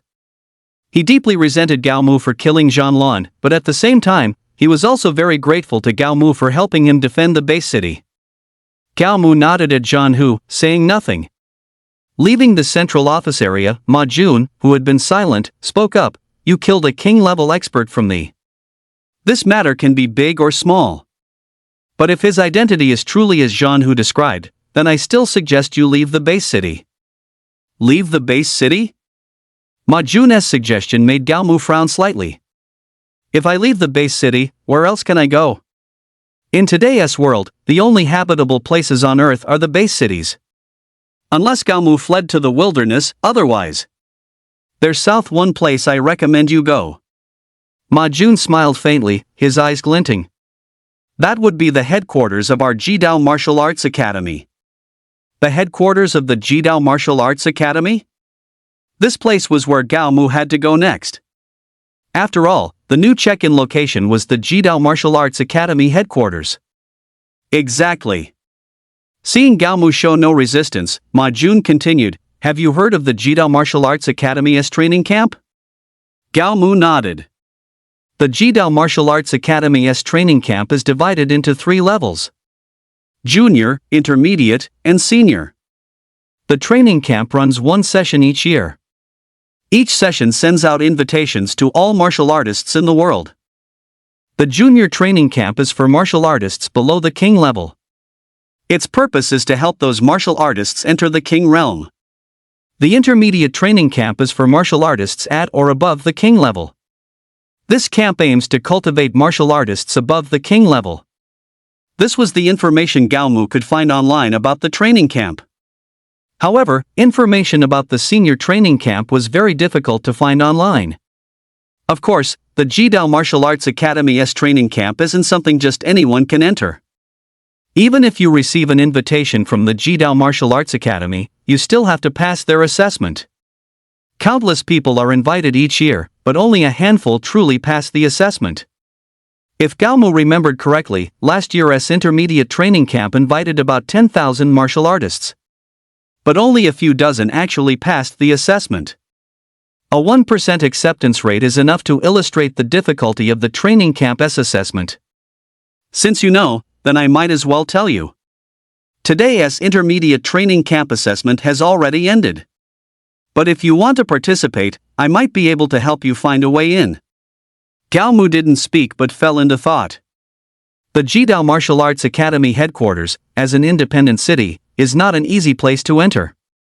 Given Gaomu's current situation, entering the training camp was actually the best choice. Okay. After thinking it over, Gaomu agreed. You help me find a way in.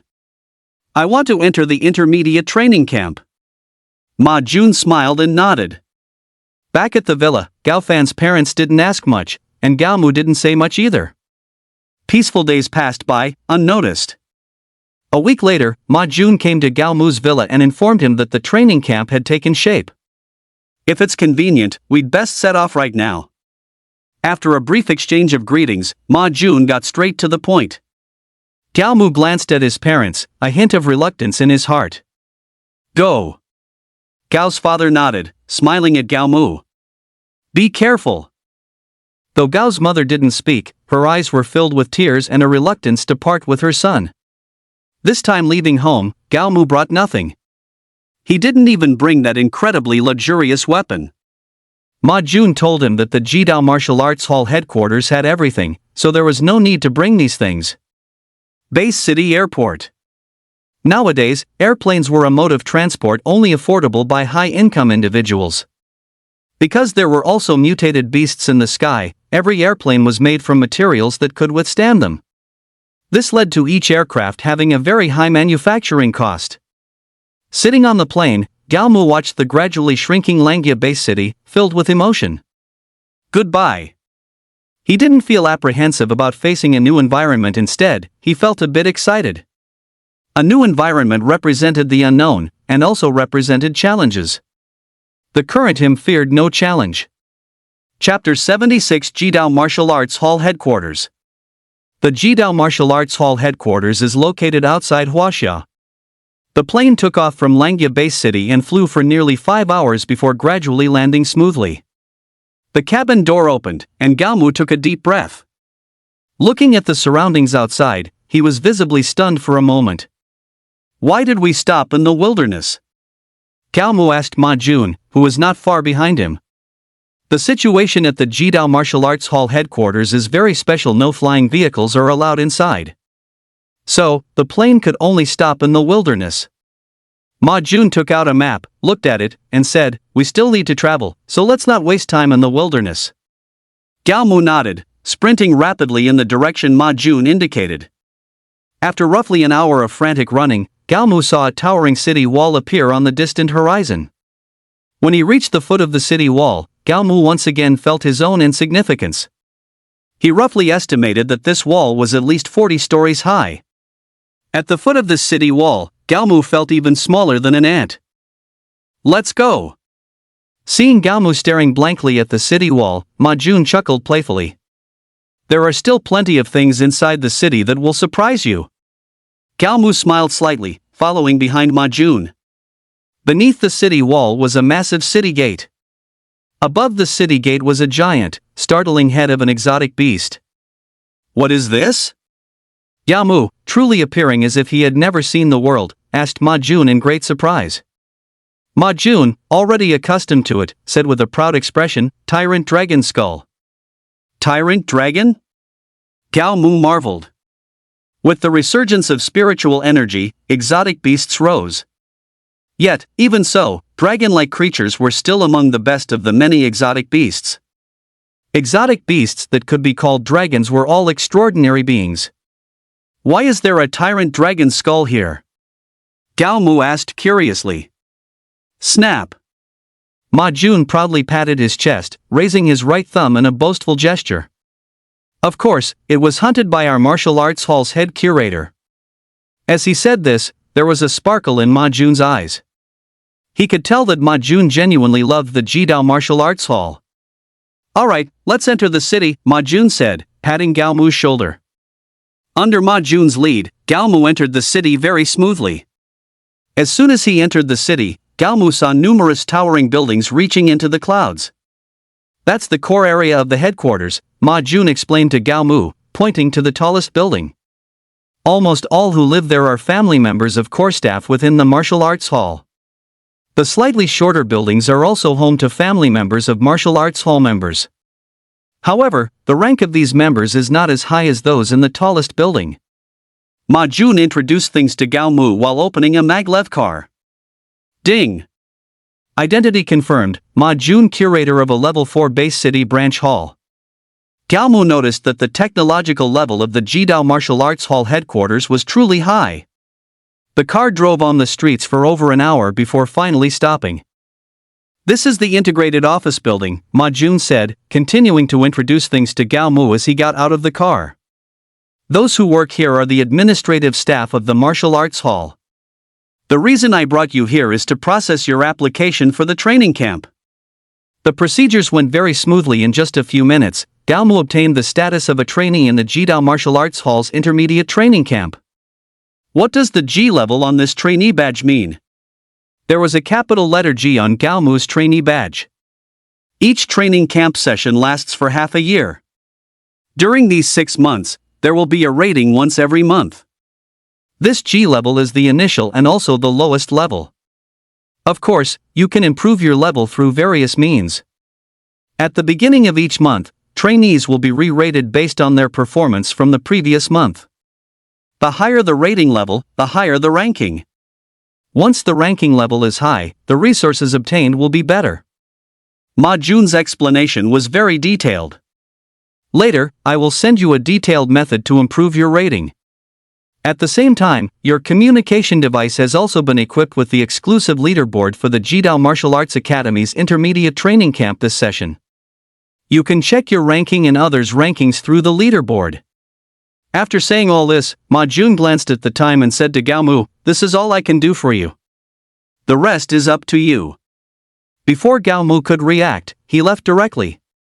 Gao Mu, looking utterly bewildered, stood rooted to the spot, somewhat at a loss. Now, you need to head to the intermediate training camp space. Just as Gao Mu was bewildered, a voice sounded not far away. Gao Mu followed the sound and saw a service robot looking at him. "How do I get to the intermediate training camp space?" Gao Mu asked the robot in return. The robot pointed to a car and said, "The cars here are for everyone's common use.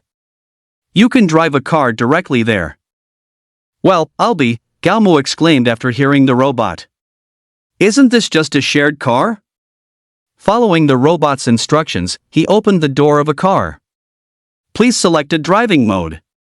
As soon as he sat in the driver's seat, he heard a mechanical voice from inside the car.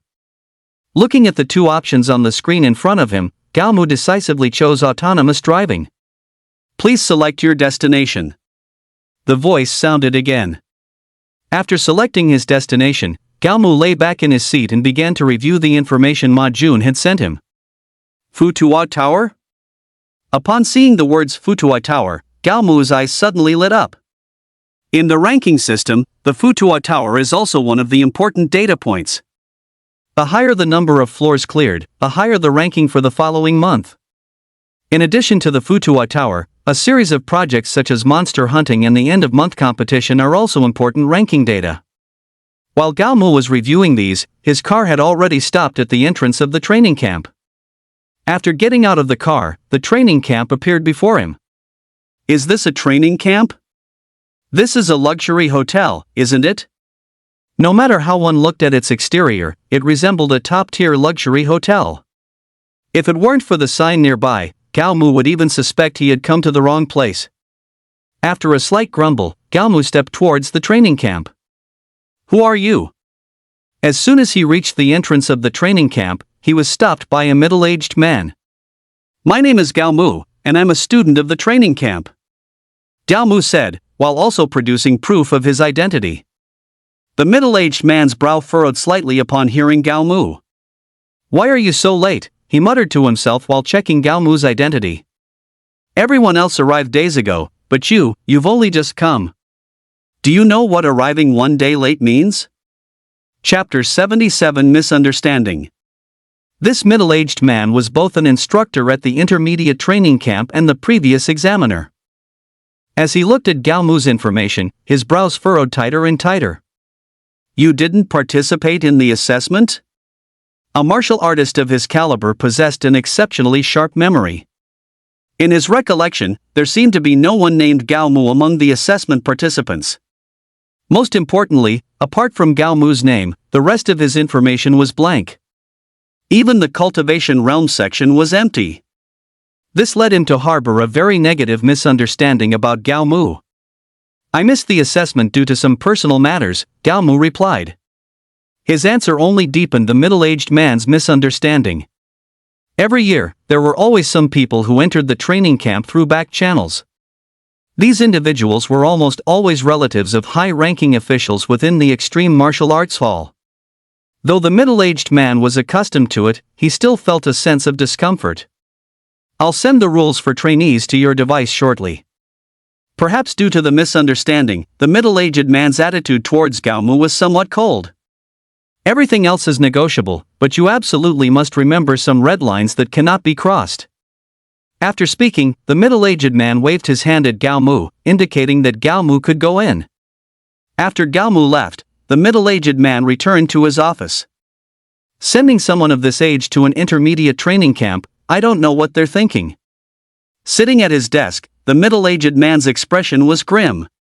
"What's going on?" Someone overheard the middle-aged man's complaint and asked with a chuckle. "Is there another one who came in through the back door?" This person also knew the middle-aged man's character. "Yes, one, only 18 years old, sent to the intermediate training camp." The middle-aged man was very annoyed. Good heavens, do those people at the top have no shame left? The person who had just asked joined in the complaining. Someone 18 years old, and they dare to send them to the intermediate training camp. Isn't the evidence of gilding a bit too obvious? The training camps of the Extreme Martial Arts Hall not only nurtured talent for the world but were also excellent places for gilding. You're telling me? The middle-aged man was quite depressed. At this age, even if they were a true child prodigy, and a genius among geniuses, their cultivation realm wouldn't be that high. I really don't understand, is this kind of gilding meaningful? Isn't it just self-deception? The middle-aged man grumbled as he poured himself a cup of tea, a look of displeasure on his face. Instructor Lee, stop complaining, I've got something good to show you. At that moment, another voice chimed in. Instructor Lee looked at the speaker and asked, "What good thing?" "Someone just challenged the floating pagoda, you should take a look." Instructor Lee was slightly taken aback, then opened his computer and logged into the instructor's exclusive back-end system. After parting ways with Instructor Lee, Gao Mu found his dormitory according to the directions. After a simple tidy-up, the bored Gao Mu chose to sign in. Sign in. Ding. Sign in successful. Reward obtained, Winter Chill Fruit 100. Ding. New sign-in location updated. Please proceed to the Futu Tower at the headquarters of the Jidao Martial Arts Academy to sign in. After consuming the newly rewarded exotic fruit in his dorm room, Gao Mu's strength reached 8.75 million kilograms. In terms of realm, he also advanced to Diamond 8 star. He wasn't in a hurry to sign in at the Futu Tower. But when he saw that it was already the end of the month, he quickly walked out of his dorm room. Tomorrow is the beginning of the month. If I don't challenge the Futu Tower now, then next month, I might very well be at the bottom. Being extremely competitive, he certainly didn't want to be at the bottom. Without further ado, he went straight to the Futu Tower. The Futu Tower here was no different from the one in Langya Base City. However, unlike the one in Langya Base City, the Futu Tower here required scanning Gao Mu's ID and uploading all his real information to the Jidao Martial Arts Academy's back-end system. Sign in. Ding. Sign in successful. Reward obtained, Grass Character Sword Art mastered. Ding. Sign in location updated. Please proceed to Shuanshin Pavilion to sign in. When Gao Mu heard the sign-in reward, he nearly jumped for joy. One must know that the Grass Character Sword Art was one of the 3 great sword arts in Perfect World, comparable to the Pingwuan Judgment. With the Grass Character Sword Art, Gao Mu's offensive capabilities were once again enhanced. Compared to the joy of acquiring a new skill, Gao Mu was more curious about the new sign-in location. What kind of place is this Shuanshin Pavilion? He pulled out his device to look for information about Shuanshin Pavilion. Soon, he found it.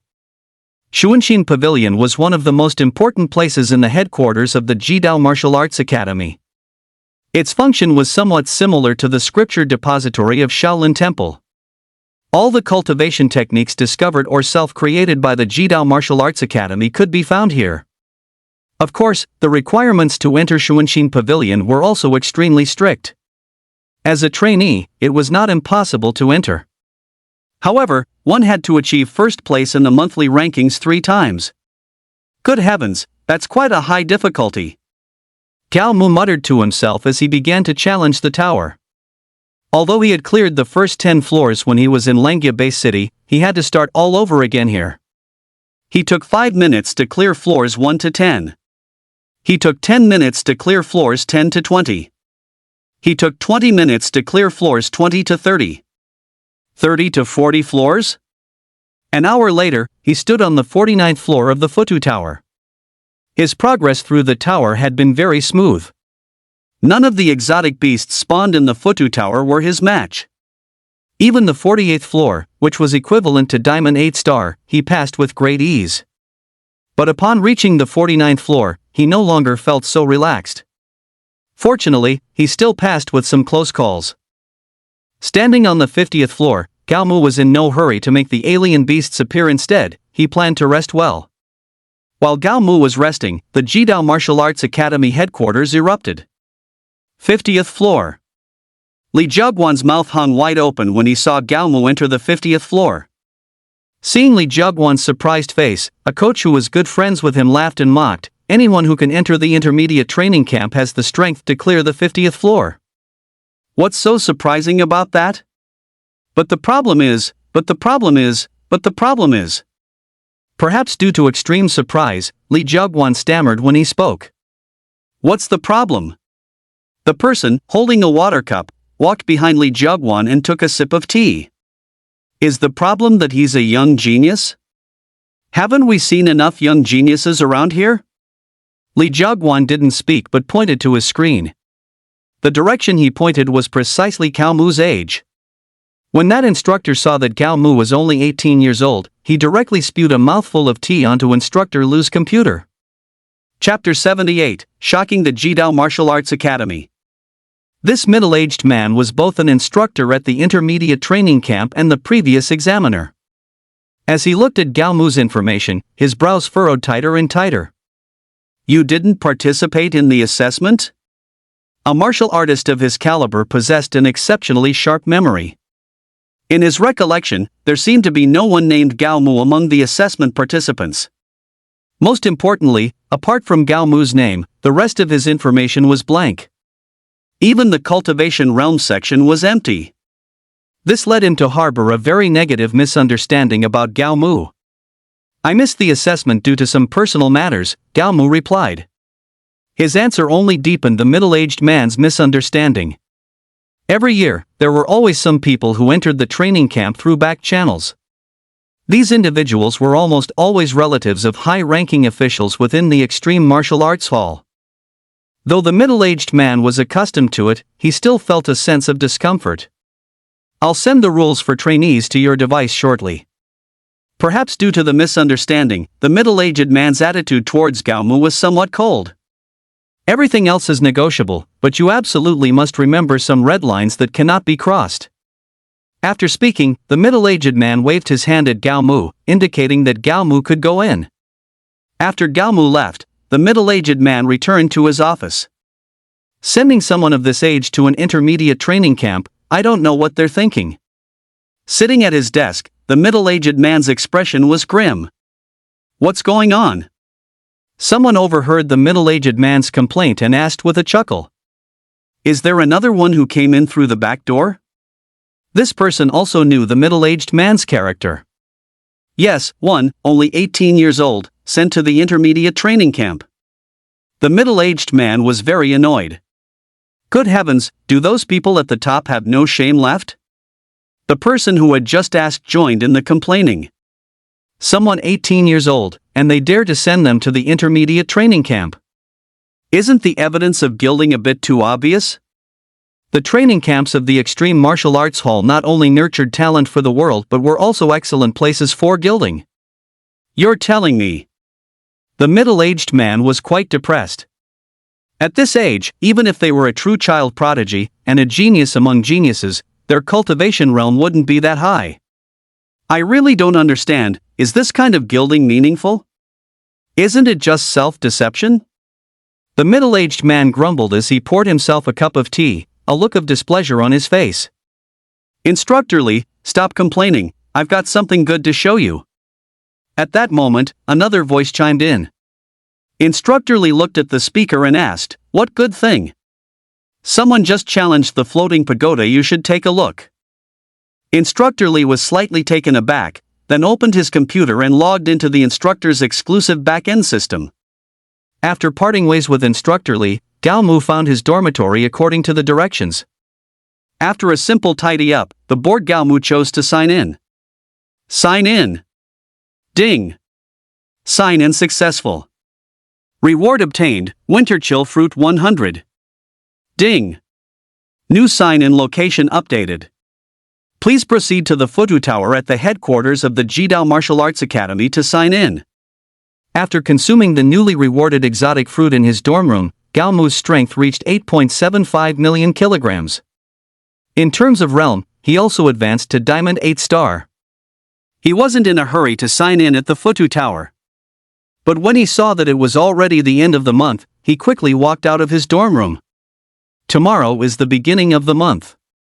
If I don't challenge the Futu Tower now, then next month, I might very well be at the bottom. Being extremely competitive, he certainly didn't want to be at the bottom. Without further ado, he went straight to the Futu Tower. The Futu Tower here was no different from the one in Langia Base City. However, unlike the one in Langia Base City, the Futu Tower here required scanning Gao Mu's ID and uploading all his real information to the Jidao Martial Arts Academy's back-end system. Sign in. Ding. Sign in successful. Reward obtained, Grass Character Sword Art mastered. Ding. Sign-in location updated. Please proceed to Shuanshin Pavilion to sign in. When Gao Mu heard the sign-in reward, he nearly jumped for joy. One must know that the Grass Character Sword Art was one of the 3 great sword arts in Perfect World, comparable to the Pingwuan Judgment. With the Grass Character Sword Art, Gao Mu's offensive capabilities were once again enhanced. Compared to the joy of acquiring a new skill, Gao Mu was more curious about the new sign-in location.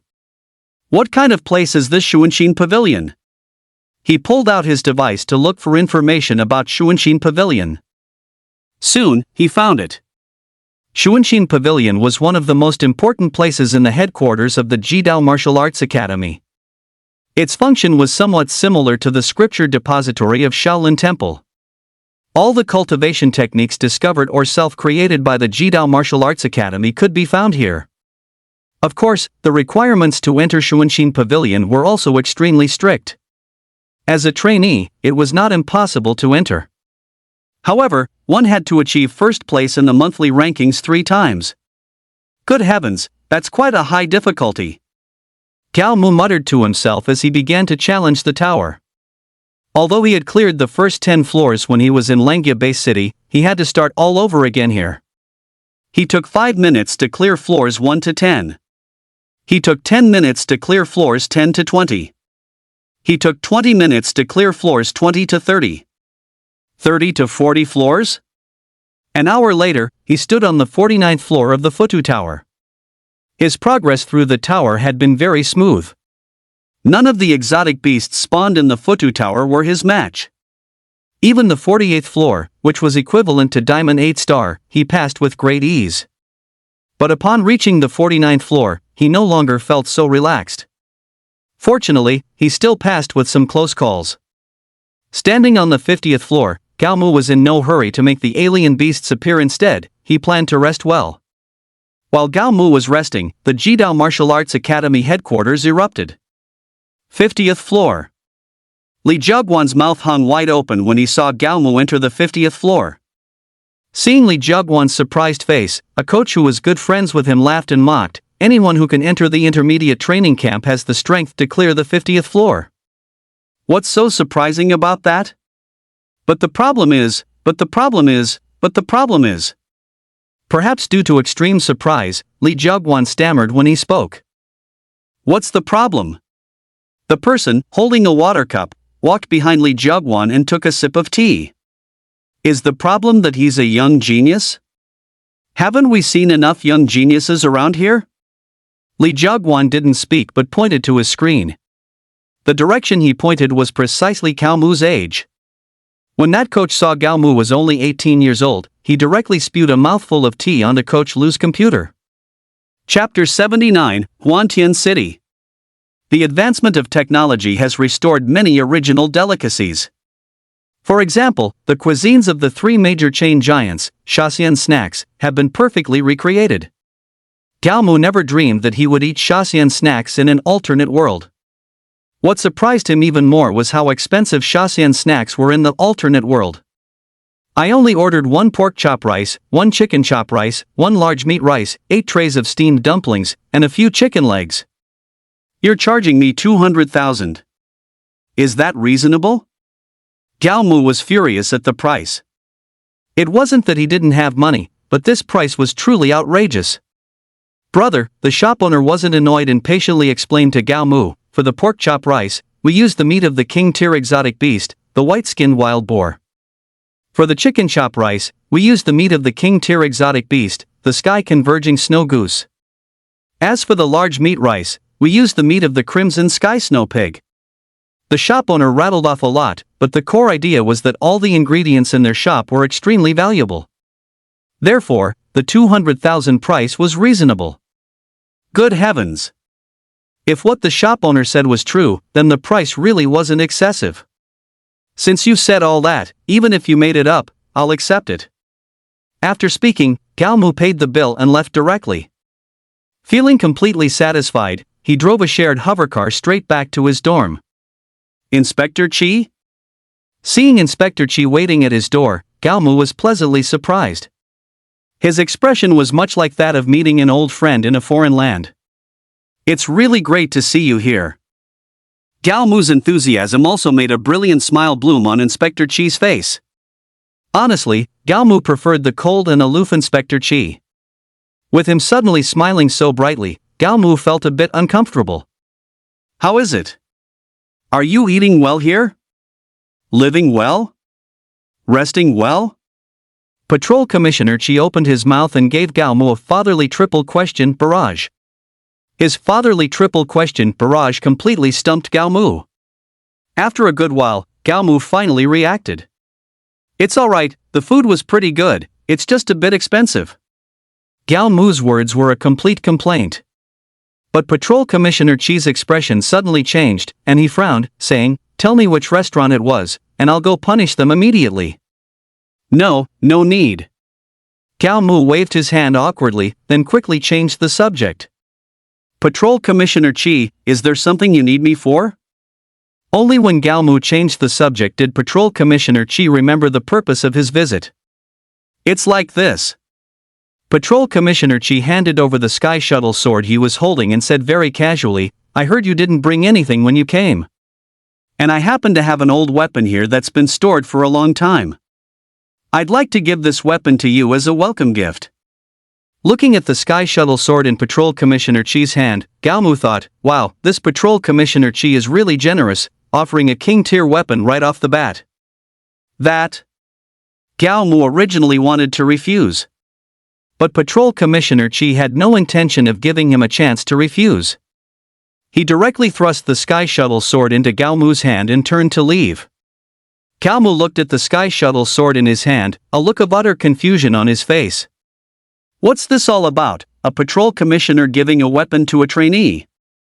Gaomu rubbed his head as he returned to his dormitory. It wouldn't be an exaggeration to say that a patrol commissioner and a trainee are separated by a galaxy. Normally, these two statuses would never intersect in this lifetime. Back in his dorm, Gaomu began to play with the Sky Shuttle sword. As expected of a king-tier weapon, the Sky Shuttle sword was different. He gently swung it, and the sword actually let out a ringing sound. What a fine weapon! Sheathing it, Gaomu lay down on his bed. While deep in thought, he fell soundly asleep. When he woke up again, it was already early morning the next day. The first thing he did after waking up was to take out his badge. The G on the badge had now turned into an S.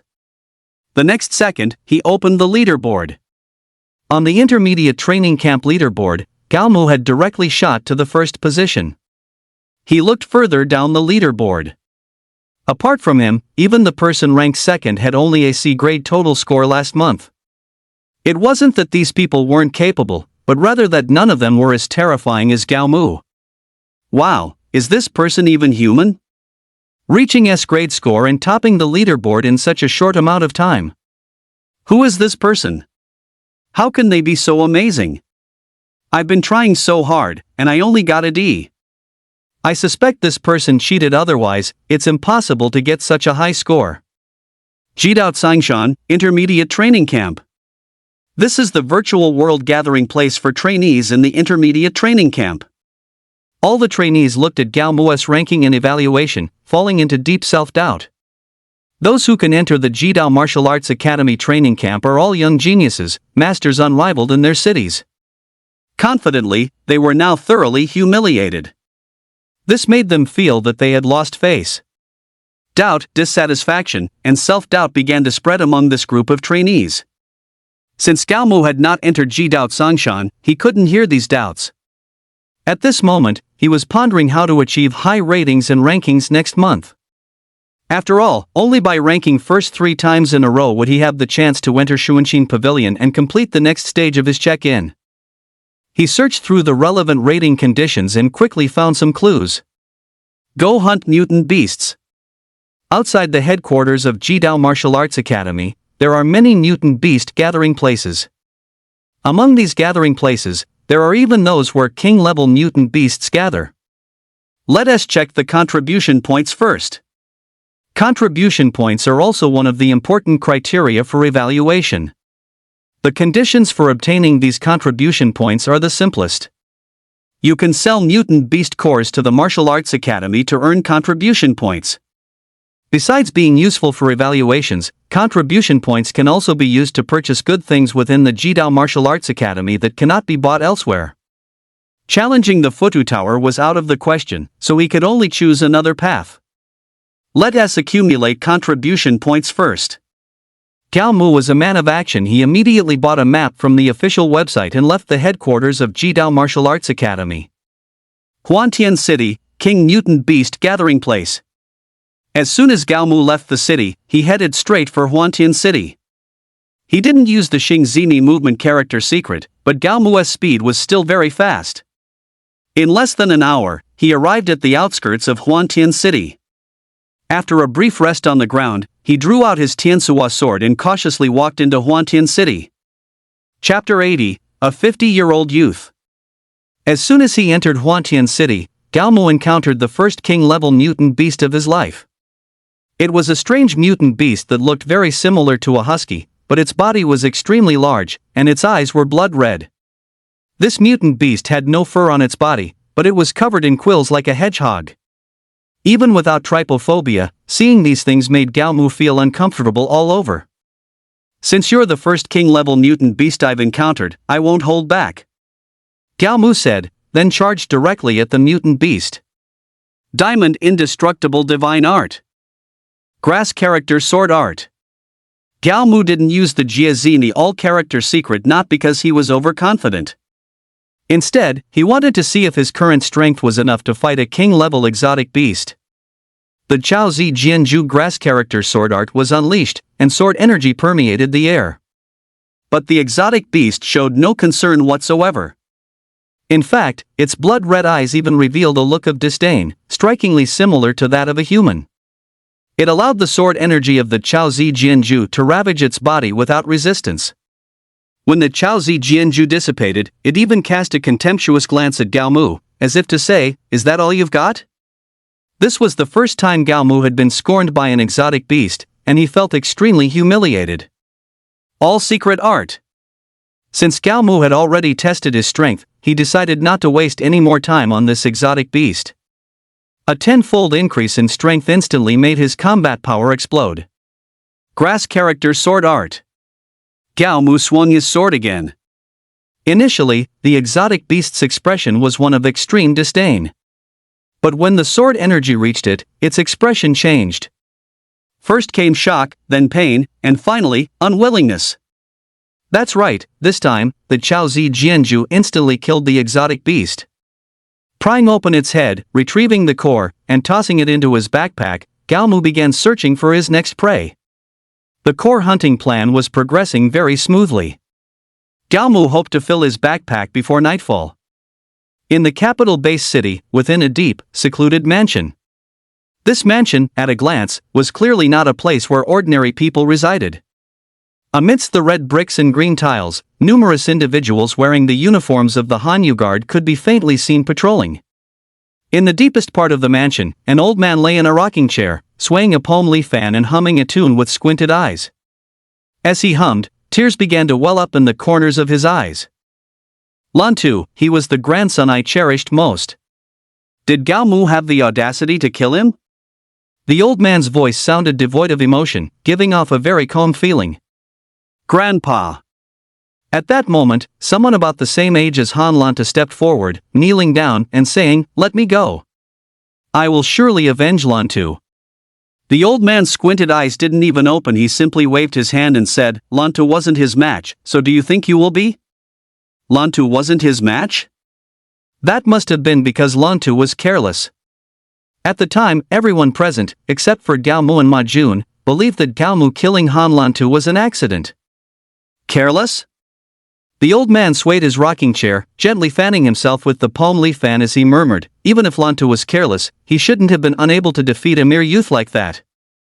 The old man's voice was very soft, as if he was talking to himself, and yet also as if he was speaking to others. Grandpa.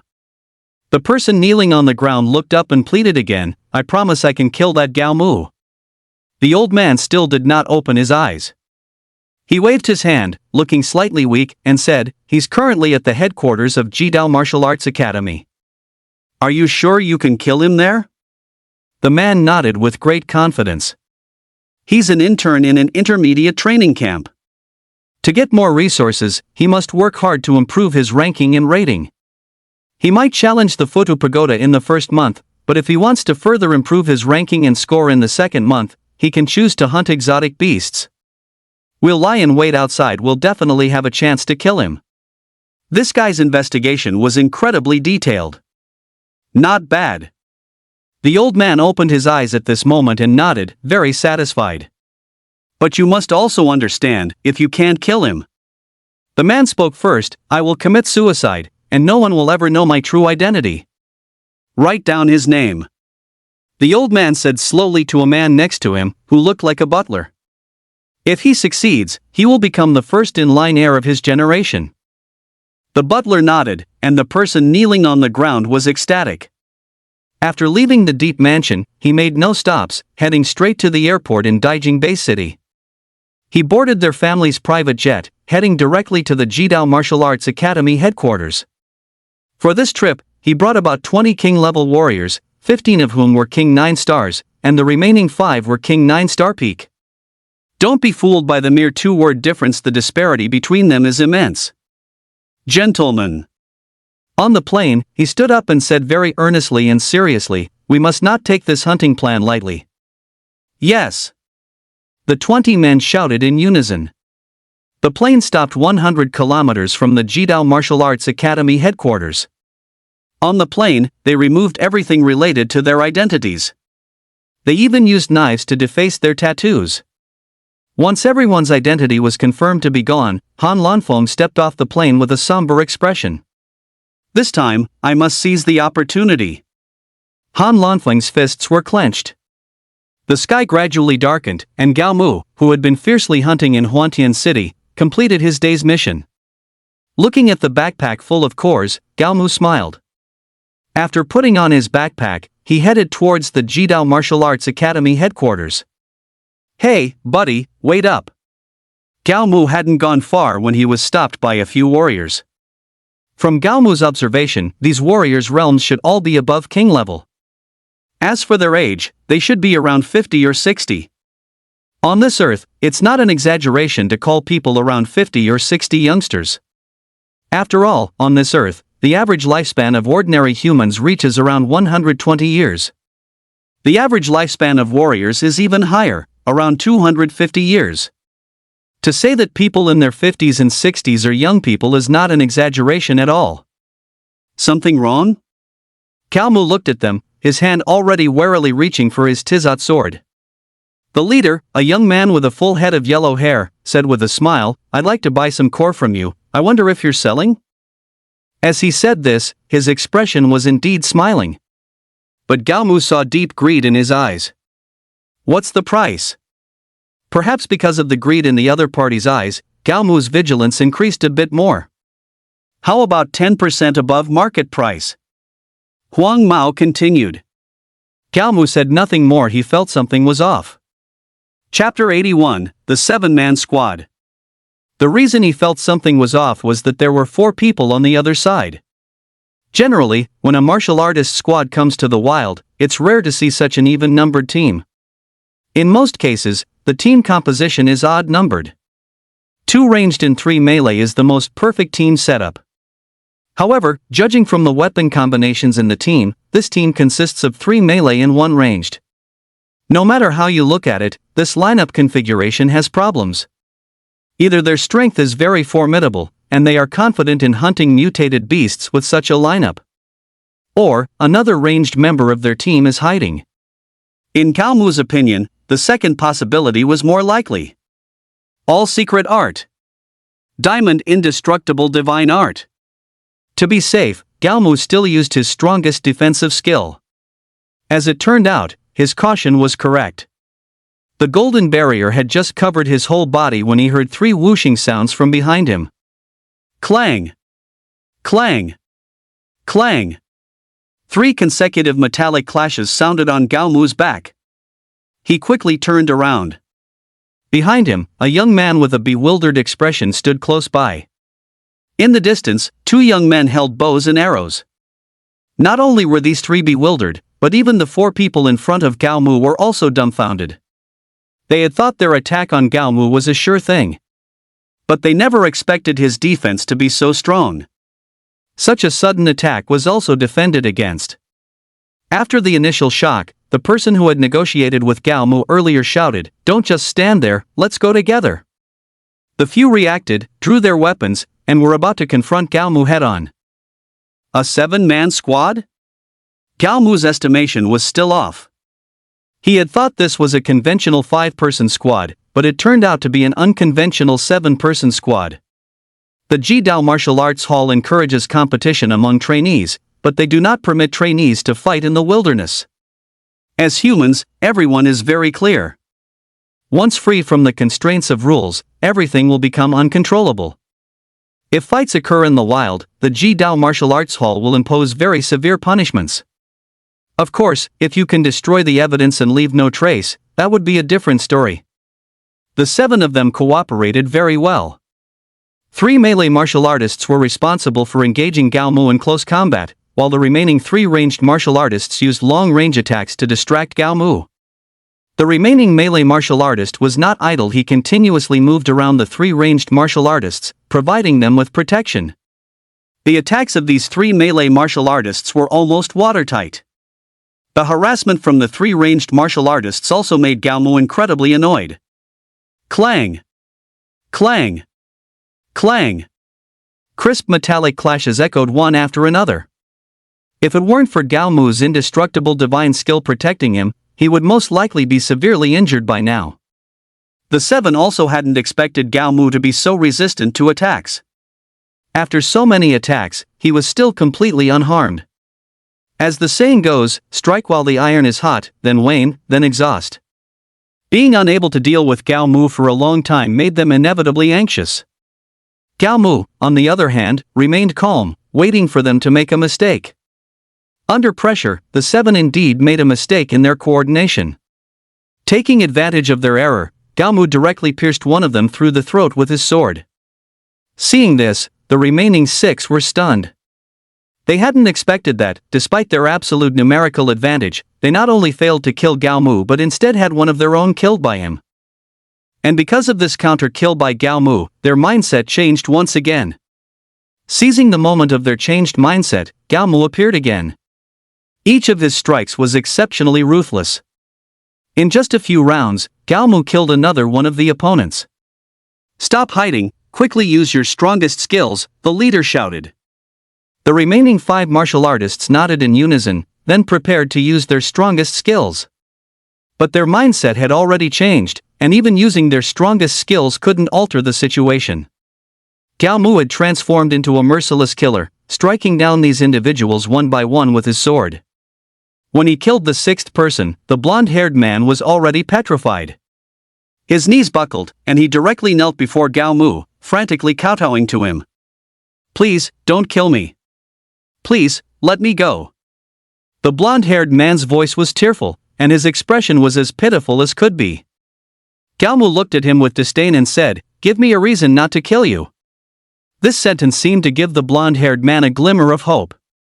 After a moment of thought, he said very seriously and sincerely, "Someone in my family is a high-ranking official at the Extreme Martial Arts Hall. If you let me go, I can ensure you pass the training camp smoothly. And I can also make sure you get the highest rating every month." Gao Mu stroked his chin, observing the blonde-haired man with interest. "This reason is not enough to move me. With Gao Mu's current realm, it's really too easy to get high scores and high rankings. I can also give you money. In Yellow Hair's world, money can solve most problems. Tell me how much you want, I can give you any amount." Could money move Gao Mu? Clearly, it couldn't. "Enough." Gao Mu waved his hand impatiently, saying, "I don't want to waste any more words with you. You can die now." Upon hearing the word die, Yellow Hair abruptly looked up. "My dad is the supervisor of the Jidao Martial Arts Academy. If you dare to kill me, he will definitely kill you." Yellow Hair was still making his final struggle. "Supervisor, you say?" Gao Mu chuckled and shook his head.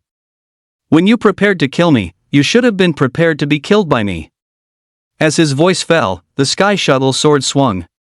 Yellow Hair's head rolled to the side. Gao Mu shook his head and continued on his way. His expression showed no change due to the appearance of Yellow Hair and his team. His mind showed no fluctuations due to slaying Yellow Hair and his team. However, what he didn't expect was that not long after he left, a 5-person team arrived at the place where Gao Mu had just fought. They had encountered Yellow Hair before, so they recognized him at a glance. "Something big is going to happen." One of the team members whispered, "The child of a supervisor from the Jidao Martial Arts Academy has been killed. Who is so daring?" The others were frozen in fear, not daring to speak.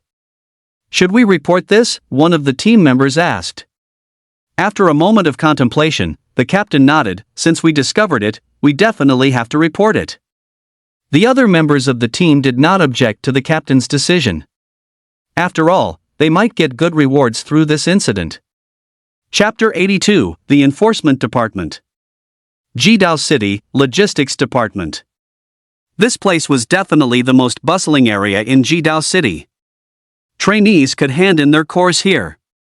Members of the Jidao Martial Arts Academy gathered here to look for suitable bounty missions. Galmu entered the logistics department and quickly arrived at the area where trainees handed in their cores. Perhaps it was due to the beginning of the month, so not many people were handing in cores.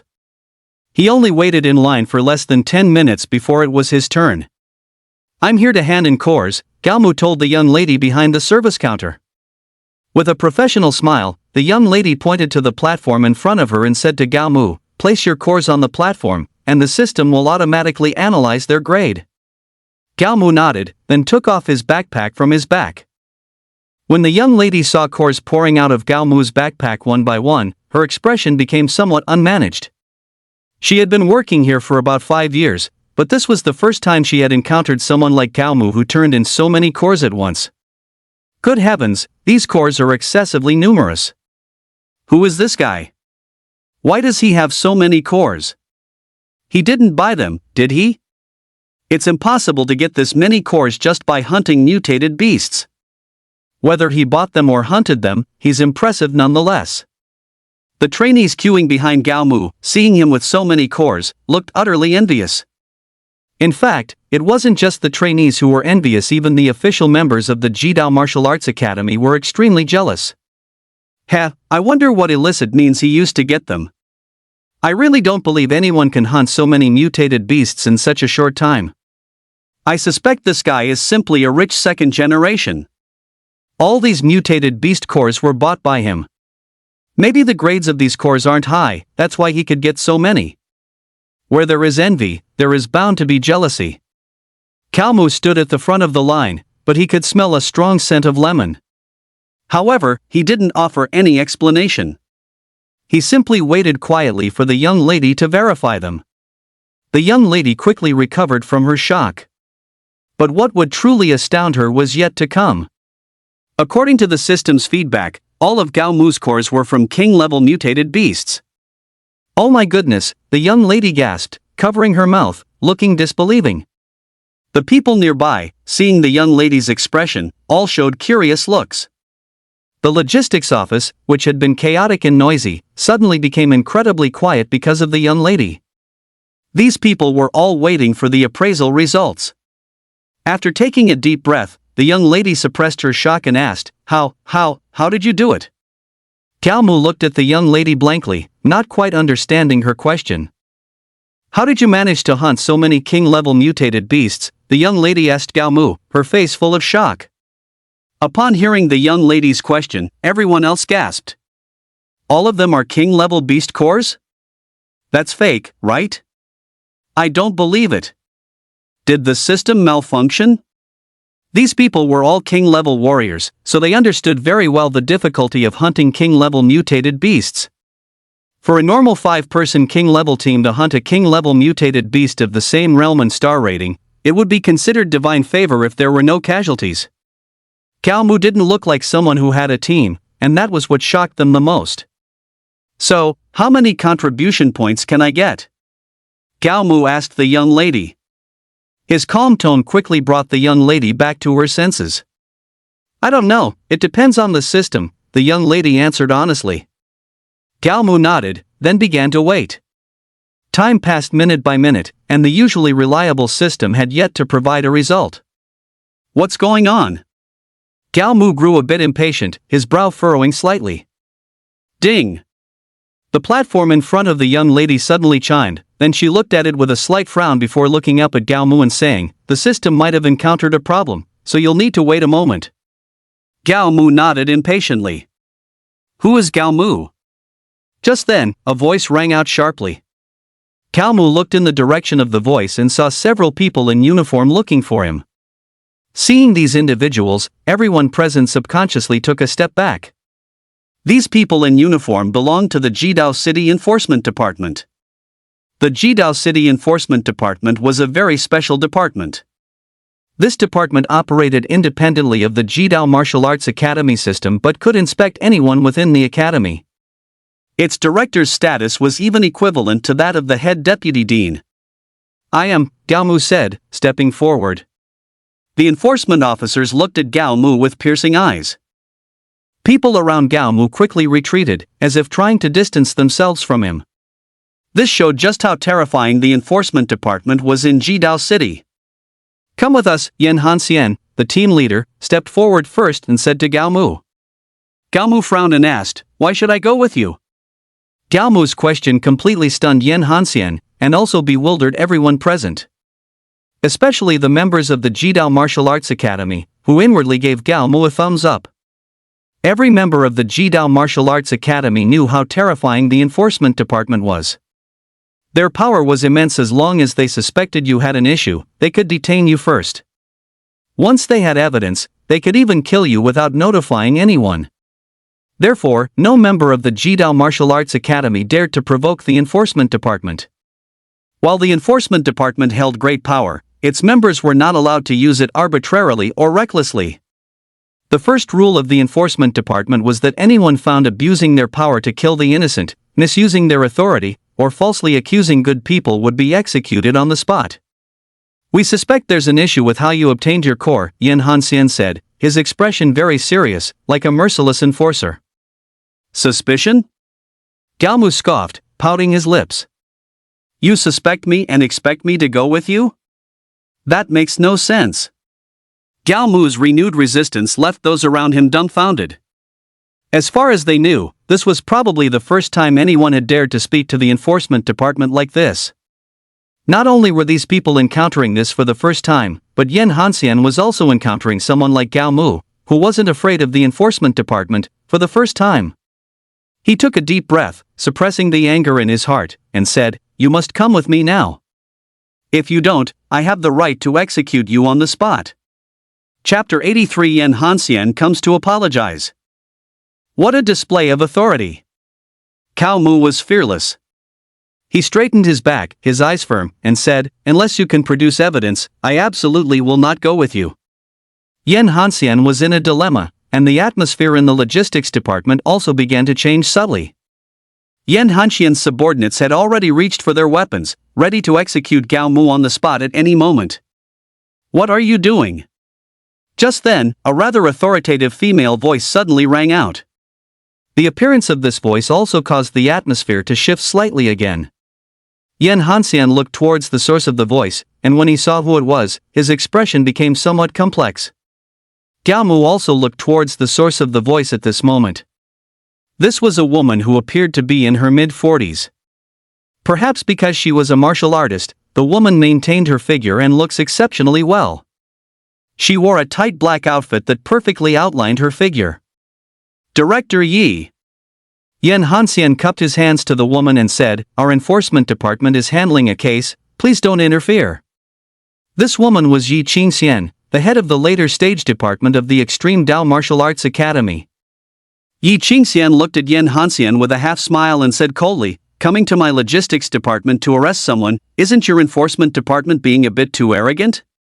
Dare not." Although the enforcement department had immense power, he dared not act too presumptuously in front of Yi Qingxian. "We are only here to carry out a mission today. Please don't make things difficult for us, Director Yi." Carrying out a mission? What mission? Yi Qingxian showed no respect for the enforcement department. She looked at Yan Hanxian with a frosty face and said, "If you want to arrest someone in my logistics department, unless your director comes personally, otherwise, none of you will take anyone away today." Yan Hanxian was somewhat troubled. "I'll give you 1 minute. You'd better disappear from my sight quickly. Otherwise, I'll let you know how formidable I am."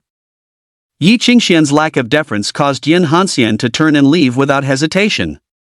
"You're Gao Mu, right?" After Yan Hanxian left, Yi Qingxian's previously frosty face melted into a radiant smile as she softly said to Gao Mu, "Why did that pack of hyenas from the enforcement department set their sights on you?"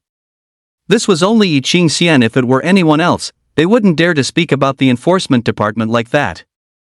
"I don't know either." Gao Mu looked innocent. His innocence wasn't feigned, he genuinely didn't know. What happened? Since Gao Mu didn't know, Yi Qingxian could only ask the others. The young woman who had just served Gao Mu realized, it might have something to do with the beast core he just handed in. Yi Qingxian frowned and walked up to the counter in front of the young woman. The young lady quickly and eagerly made way. Yi Qingxian skillfully operated the console with both hands, quickly understanding the reason. Over 50 king beast cores? Yi Qingxian looked at Gao Mu with a very strange, slightly suspicious gaze, and asked, Did you hunt all these exotic beasts yourself? Gao Mu nodded. After a slight pause, Yi Qingxian smiled and said, I believe you. Afterwards, she continued operating on the console. After about 5 minutes of operation, she nodded contentedly and said, All right, those hyenas from the law enforcement department won't bother you anymore. Thank you. What Gao Mu feared most was trouble. Yi Qingxian smiled slightly, walked up to Gao Mu, patted his shoulder, and said, I admire you very much. I hope you won't disappoint me. Gao Mu was completely baffled by Yi Qingxian's words. Before leaving the logistics department, Yi Qingxian told him that his cores were no longer an issue and his contribution points would soon be credited to his account. Good heavens, who was this guy? Even Minister Yi personally came out to help him. I don't know, but I feel like this guy has some serious connections. More than serious. He's practically invincible, isn't he? Even for people in the logistics department, meeting Minister Yi isn't an easy task.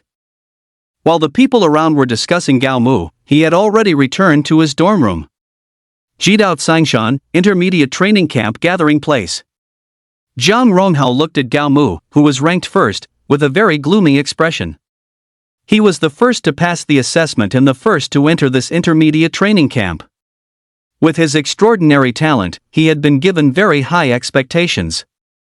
He himself believed that he would be far ahead in this intermediate training camp, crushing the other trainees and leaving them unable to lift their heads. But unexpectedly, the sudden appearance of Gao Mu disrupted all his plans. Who is this Gao Mu? He asked coldly to the person beside him. A sallow-faced, skinny, and shifty-looking man next to him shook his head and said, I don't know. Don't know? The shifty-looking man's I don't know made Zhang Ronghao frown deeply. He looked at the man and whispered, Didn't you say you had all the information on everyone in the intermediate training camp? The shifty-looking man answered very seriously, Before this Gao Mu appeared, I did. But he appeared too suddenly and too late. So, my database has no information about him. But don't worry, I'll find information about him soon. Don't let the shifty-looking man's appearance fool you, his efficiency was truly remarkable. Since the shifty-looking man said so, Zhang Ronghao nodded and said, I hope you can be quick. The shifty-looking man nodded again. Gao Mu, sitting in his dorm room, looked for other ways to improve his rating. Killing the 7-man team in the wilderness previously meant he couldn't show his face out there again for a while. What kind of place is Sanglian Sea? Sanglian Sea was also a good place to improve one's rating. Looking at the relevant description of Sanglian Sea, Gao Mu had no intention of going there. If Fudu Tower was a place to test one's overall strength, then Sanglian Sea was a place to test one's physical body strength. In this sea area, there were countless aquatic exotic beasts monsters. The attacks of these aquatic were not strong, even bronze-level warriors could withstand them. But the problem was the sheer number of aquatic in Sanglian Sea.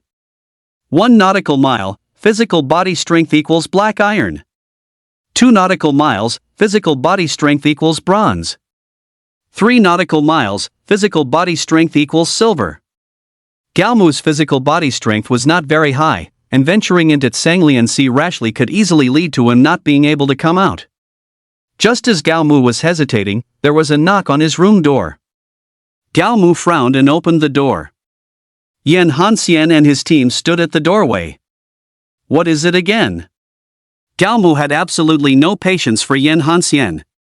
Yan Hanxian's attitude, however, had changed significantly. He apologized to Gao Mu with a face full of remorse. I'm here to apologize for my previous actions.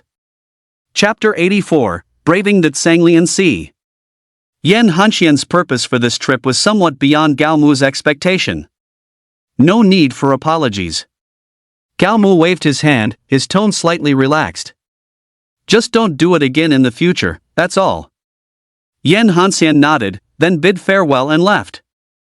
After Yan Hanxian left, Gao Mu continued his research. Meanwhile, the sneaky man also began investigating Gao Mu. When he brought the investigation results to Jiang Ronghao, it greatly astonished him. Even Minister Yi personally intervened for him? This was something Jiang Ronghao hadn't expected. To outsiders, the logistics department seemed like a dispensable department. But after a thorough investigation, Jiang Ronghao was very clear about how terrifying this department truly was. It was no exaggeration to say that this department controlled the economic lifeline of Jidao Martial Arts Academy. It's nothing. A strange light flickered in Jiang Ronghao's eyes. He pondered for a moment and said, "I don't believe Minister Yi can protect him forever." The sneaky man lowered his head and said nothing. Gao Mu had been hesitating whether or not to venture into Tsanglian Sea.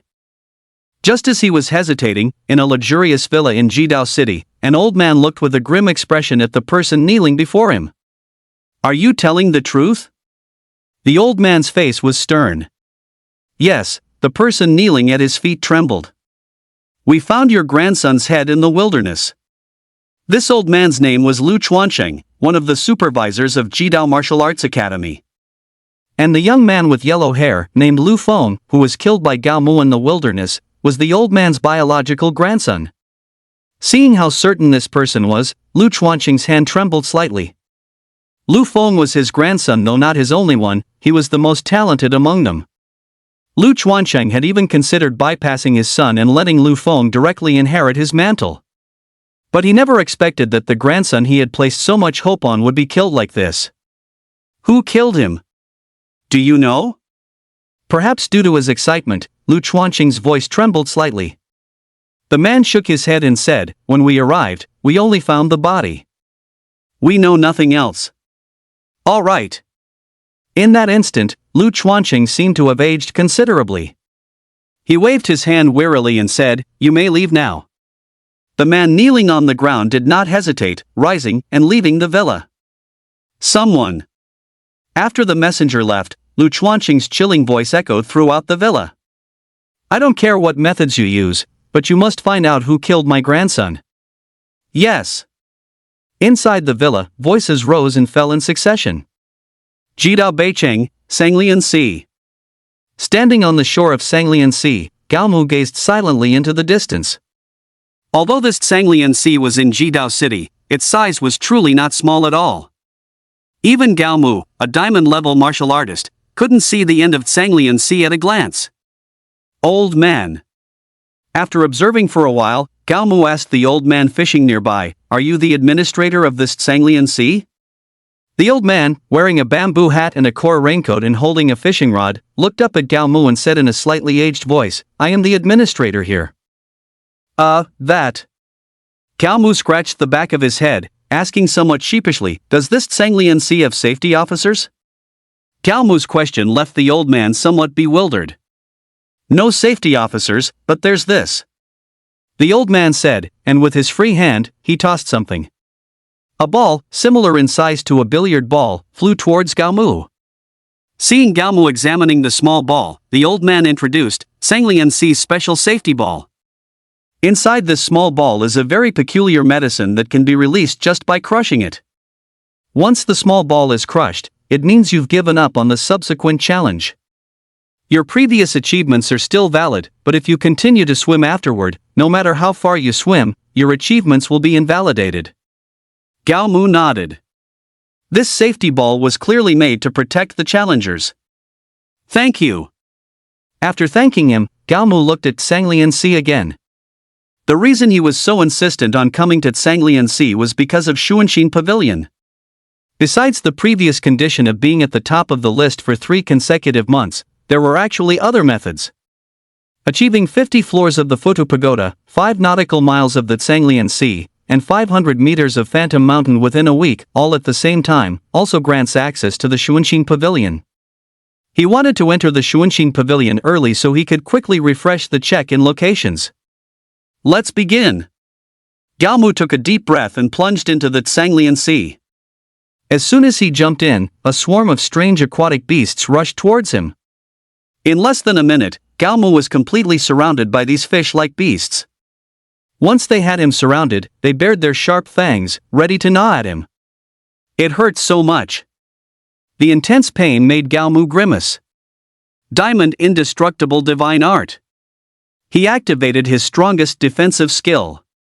His golden skin made him immune to the attacks of these fish-like beasts. As Galmu entered the sea, the old man who had been fishing on the shore slowly stood up. He gently placed his fishing rod on the bank, then lit a cigarette for himself. Is this kid a trainee? A trainee dares to venture into the Tsanglian Sea, commendable courage. I just wonder how many nautical miles this kid can go. As the old man spoke, he waved his right hand. The next second, a translucent screen appeared before him. On the screen was all of Galmu's information.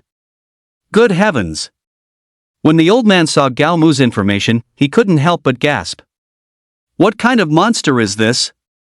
He's only 18 and can clear 60 floors of the Futu Pagoda. This old man had guarded the Tsanglian Sea for countless years. He had seen innumerable geniuses. But a genius like Galmu, he was encountering for the first time. While the old man was checking Galmu's information, Galmu had already swum 4 nautical miles. The diamond-level adamantine divine skill could no longer withstand the attacks of the fish-like beasts. All secret art. As the voice fell, his strength instantly soared tenfold. After his strength soared to the king level, Galmu continued swimming forward. Upon reaching 5 nautical miles, his speed noticeably slowed down. Just as he was hesitating whether to enter the 6th nautical mile, the fish-like beasts began to launch a fierce attack on him. After a slight hesitation, Galmu chose to give up. He pressed the safety ball, and a fiery red smoke began to envelop Galmu. 6 nautical miles. When he saw the red smoke appearing at 6 nautical miles, the old man's expression was very strange. After coming ashore, Galmu didn't linger there for long. His next stop was Phantom Mountain. Phantom Mountain, like Tsanglian Sea, was in Jidao North City. Not long after leaving Tsanglian Sea, Galmu arrived at the foot of Phantom Mountain. Like Tsanglian Sea, there was also a manager at the foot of Phantom Mountain. Chapter 85, Entering Shuanshin Pavilion. At the foot of Phantom Mountain, there was a very dilapidated-looking gazebo. Inside the gazebo, an old woman was operating a shuttle loom with nothing else around her. Hello, old lady. Galmu walked under the sunshade and greeted the old woman very politely. I'd like to challenge this Phantom Mountain. I wonder if there are any rules or conditions. In fact, before Galmu arrived, he had already thoroughly read the rules and conditions for both places. The reason he asked was just to get closer to the old woman. The old woman lifted her somewhat heavy eyelids and said with a weathered voice, "To be alive, that is the only rule and condition for this Phantom Mountain." After the old woman finished speaking, she continued to meticulously operate the shuttle loom. Galmu, who had been snubbed, scratched his head awkwardly. Tsanglian Sea tests the physical strength of the challenger. Phantom Mountain, on the other hand, tests the psychological strength of the challenger. As you climb the mountain, it will conjure various illusions to interfere with you. The higher you climb, the more terrifying the illusions will become. The first 100 meters represent black iron level psychological endurance. The first 200 meters represent bronze level psychological endurance. The first 300 meters represent silver level psychological endurance.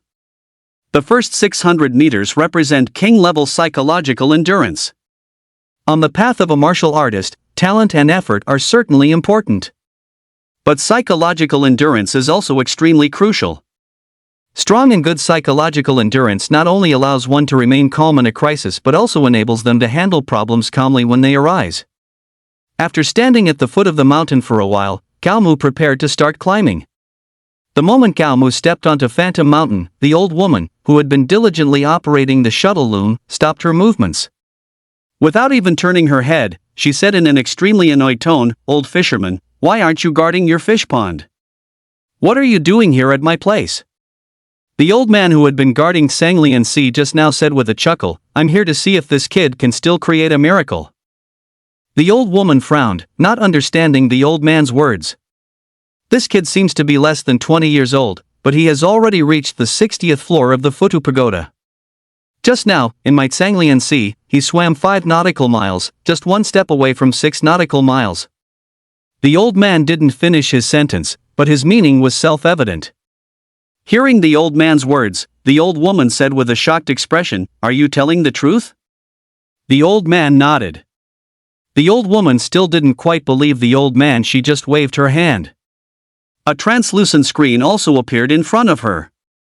On the screen was all of Gao Mu's information. In the Futu Pagoda section, Gao Mu was at the 59th floor.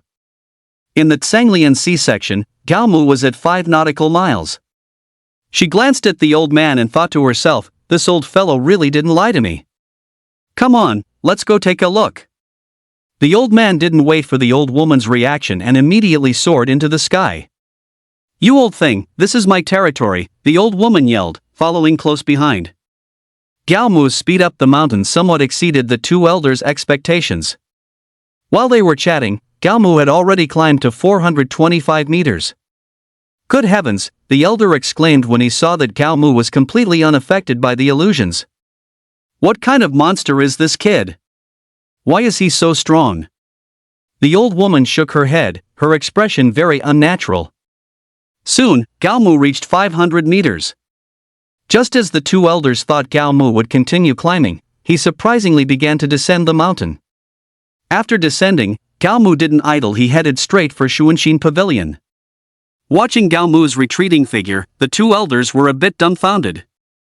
Jidao City, East City. East City was a relatively important part of the Jidao Martial Arts Academy.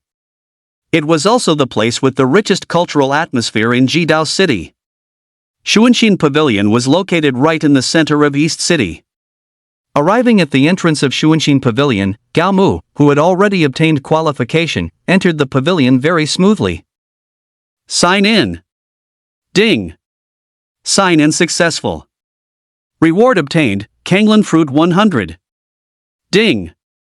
A new sign-in location has been updated. Please proceed to the second floor of Xuanxin Pavilion to sign in. Looking at the exotic fruits stored in the system, Gao Mu's lips curved upward. He found a quiet corner and began to feast directly. With 100 Kanglan fruits consumed, Gao Mu felt a significant boost to his strength from the system. I wonder if I've reached the King Realm yet. Gao Mu eagerly opened the system. God tier check-in system. Host, Gao Mu. Strength, 12.43 million kilograms. Realm, King Realm 1 star. Skills, Thunder Punch mastered, Shadow Step mastered, Green Lotus Sword Technique mastered, All Character Secret mastered, Adamantine Indestructible Divine Art mastered, Movement Character Secret mastered, Pacify Chaos Technique mastered, Grass Character Sword Art mastered. Sign-in locations, Xuanxin Pavilion 2nd floor. Upon seeing that his realm had reached King Realm 1 star, Gao Mu laughed happily. However, after laughing for a while, his brow furrowed again. Does this Xuanxin Pavilion have a second floor? Xuanxin Pavilion, whether viewed from inside or outside, was a single-story building. Logically, there shouldn't be a second floor. Hello. Gao Mu saw an old man engrossed in a book in a corner of Xuanxin Pavilion's first floor. He quickly walked over and asked politely, "Excuse me, how does one get to the second floor of Xuanxin Pavilion?" The old man looked up at Gao Mu. Gao Mu was slightly surprised when he saw the old man's full appearance. The old man had disheveled silver hair and wore glasses thicker than a beer bottle on his nose. Martial artists, once they reached a certain realm, should not be nearsighted at all. Do you want to go to the second floor? The old man's voice sounded very deep. Gao Mu nodded. It's not impossible if you want to go to the second floor. The old man's voice was not only deep but also had a rather dull quality. But you have to answer a few questions for me. Honestly, the old man looked particularly like a bookworm at that moment. All right, Gao Mu immediately brightened up at the mention of answering questions. Go ahead. Which came first, the chicken or the egg? The old man asked a very philosophical question. This question completely stumped Gao Mu. He tentatively replied, "The chicken came first." The old man spread his right hand, displaying a "Please begin your performance" expression, and said, "Please elaborate on your reasoning." Chickens evolved from other organisms, so the chicken came first. Cao Mu's answer was based on the theory of evolution. After a moment of contemplation, the old man said, "Valid." Next question. Seeing the old man ready to pose the next question, Cao Mu couldn't help but feel a little nervous. This question is, Eunuch Symposium. Cao Mu was confused again. He had expected the old man's question to be as philosophical as the previous one. But to his surprise, this question was a two-part allegorical saying Zai Huyu. Chapter 86, Cao Mu, King rank 1 star. Nonsense. Cao Mu blurted out. Young man, you have a bright future. Seeing Cao Mu answer his question so easily again, the old man patted Cao Mu's shoulder with satisfaction. At that moment, Cao Mu felt like an idiot. Alright, since you've answered my questions, you may go to the second floor. After speaking, the old man waved his large hand. Rumble. Accompanied by a rumbling sound, a huge opened in the ground not far in front of Cao Mu. Go. The old man pointed in the direction of the crevice. That is the path to the second floor. Well, so the second floor is downstairs. After thanking the old man, Cao Mu walked towards the second floor. Sign in. Ding. Sign in successful, reward obtained, enlightenment fruit 100. Ding. New sign-in location has been updated, please proceed to Changjia City to sign in. Cao Mu didn't dwell on the new sign-in location. What he was more concerned about now was the new sign-in reward. Enlightenment fruit. A very peculiar exotic fruit. After consumption, one's comprehension will reach an astonishing level for a short period of time. The introduction to the enlightenment fruit was very simple, yet its words conveyed its extraordinary nature to Cao Mu. After a moment of thought, Cao Mu threw an enlightenment fruit into his mouth. Unlike other exotic fruits, this enlightenment fruit had no taste whatsoever. After the enlightenment fruit entered his stomach, Cao Mu only felt a warm current rushing straight to his head. To verify the effect described in the introduction, Cao Mu immediately picked up a book and began to read it. The Azure Sky Swordplay is the name of this book. As soon as Cao Mu opened it, he felt the contents of the book surge into his mind like a river. He hadn't even had time to properly reflect on it when all the content of the book was already memorized. Not only did he accurately memorize the contents of the book, but his mind was also constantly deducing the Azure Sky Swordplay. In less than 15 minutes, Cao Mu had a deeper understanding of the Azure Sky Swordplay. He held his right hand as if clutching a sword and began to dance. Without a real sword in hand, Cao Mu managed to perform the entire Azure Sky Swordplay. Moreover, both his movements and stances were perfectly standard. What kind of monster is this kid? The old man nearby, seeing this scene, gaped in astonishment. The Azure Sky Swordplay was the most advanced sword art in the Azure Sky Martial Arts Academy. To learn this set of swordplay, one needed not only amazing talent but also extraordinary perseverance. Because there was no shortcut to mastering this swordplay. The Azure Sky Martial Arts Academy once produced a young prodigy who took a year to master all the movements and stances of the Azure Sky Swordplay. Even then, he was hailed as a genius seen only once in 1,000 years at the Azure Sky Martial Arts Academy. For an ordinary genius, achieving this would take 5 years at the shortest, and even 10 years at the longest. This was precisely why the old man was so surprised. This swordplay is not bad. After finishing his dance, Cao Mu said indifferently. In Cao Mu's skill system, this swordplay was only slightly better than the Green Lotus swordplay, but it was a mere kid brother compared to the pacifying chaos technique and the grass character sword art. After obtaining the Azure Sky Swordplay, Cao Mu left Xuanxin Pavilion feeling quite satisfied. He walked along, using the map to find new check-in locations. The check-in at Xuanxin Pavilion not only allowed him to break through to the King Realm but also updated new check-in locations. However, he wasn't in much of a hurry now.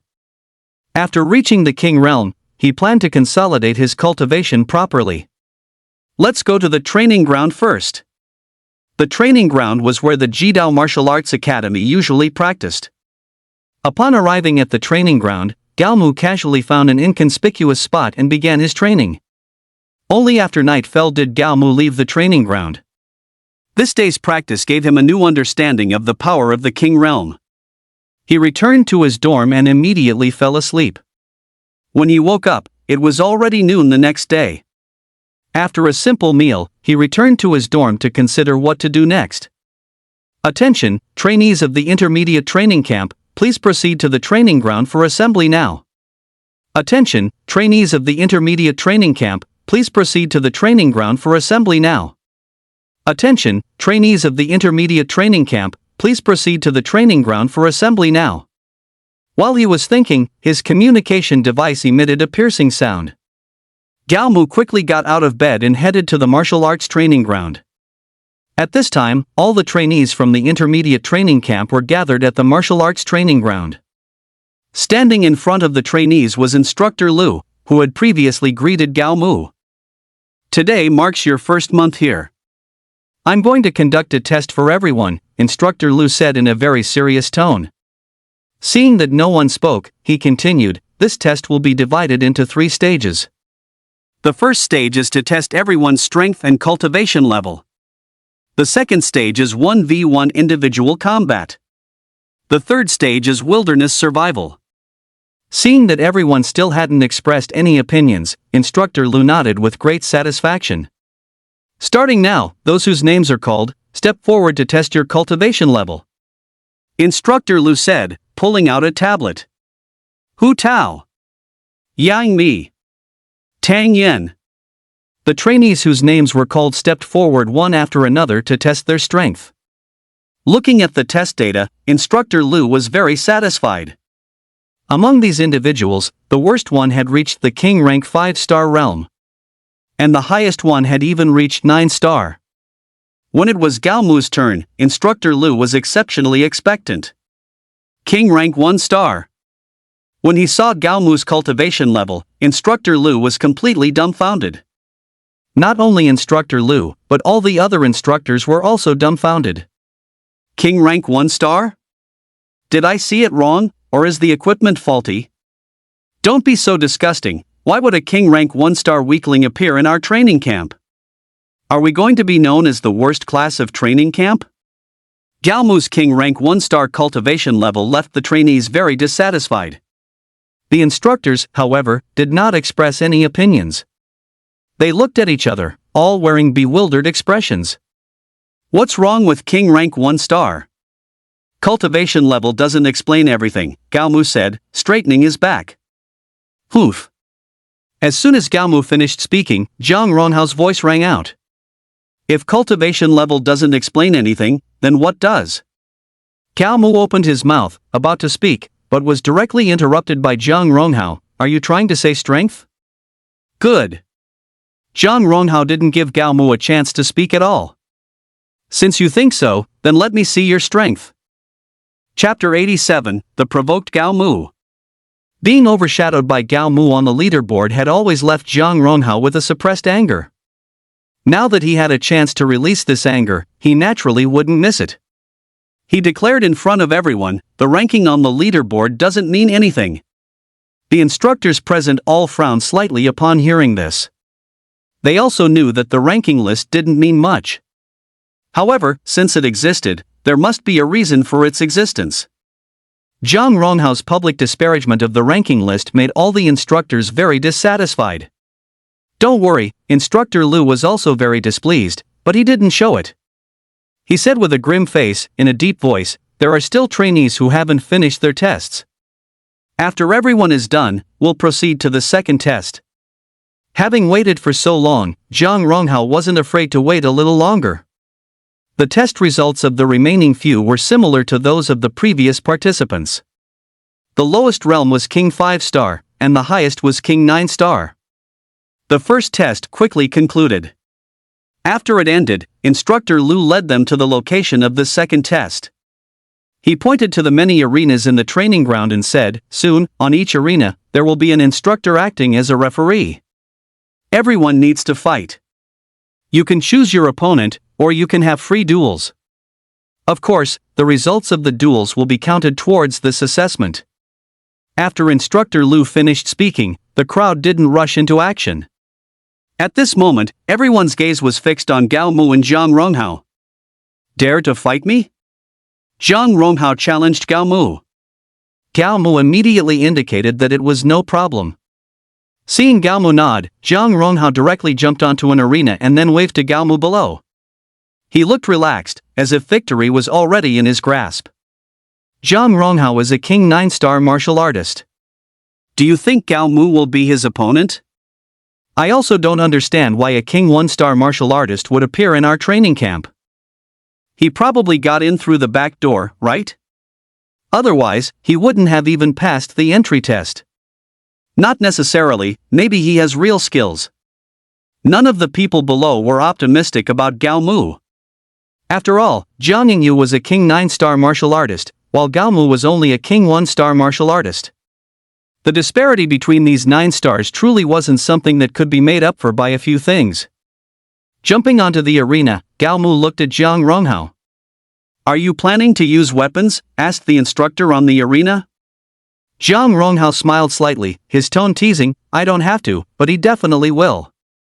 Facing Zhang Ronghao's taunt, Gao Mu dismissively curled his lips and said, if I use a weapon, I'm afraid you won't last a minute. Ridiculous. Zhang Ronghao scoffed, then said with a tone full of mockery, is your weapon a divine artifact?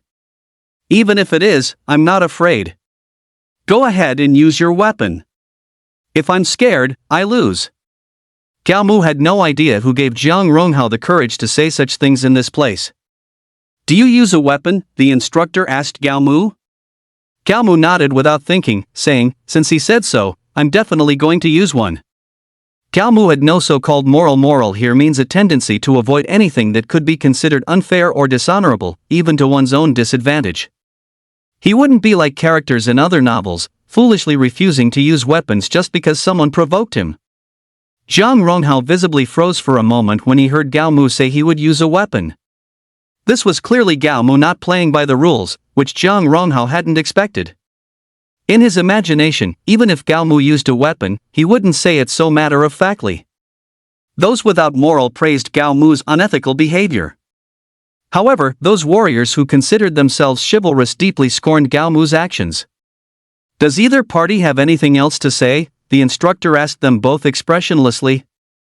Gao Mu shook his head, indicating he had no more issues. Zhang Ronghao then also shook his head, indicating he had no issues. Seeing that neither had any problems, the instructor immediately announced, the match begins. After the announcement, the instructor directly jumped off the platform. I can let you attack first.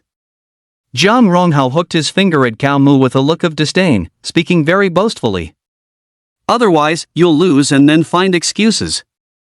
Zhang Ronghao's magnanimity filled Gao Mu with ecstasy. Since you put it that way, I'll reluctantly take the first strike. Gao Mu immediately drew his Tiansuo sword and charged towards Zhang Ronghao. Zhang Ronghao scoffed, I'll just stand here without moving. I want to see how powerful you are after all that big talk. All secret art. Grass character sword art. Gao Mu unleashed his strongest skill immediately. Chaotic sword chi directly surged towards Zhang Ronghao. Sensing Gao Mu's sword chi, Zhang Ronghao's face drastically changed. He subconsciously assumed a defensive stance. Stab. Stab. Stab. Even with Zhang Ronghao in a defensive stance, Gao Mu's powerful grass character sword art still left several deep and long wounds on him. Everyone below the stage gasped in astonishment at this scene. In their eyes, this battle was definitely going to be one-sided. But they hadn't expected that the one-sidedness they imagined and the actual one-sidedness would have a slight difference. You dare to injure me. Zhang Ronghao shed his condescension and mockery, staring at Gao Mu with a face full of fury. Gao Mu's sword chi not only cut him but also felt like a slap across his face. If there were a crack in the ground right now, he would undoubtedly burrow into it without hesitation.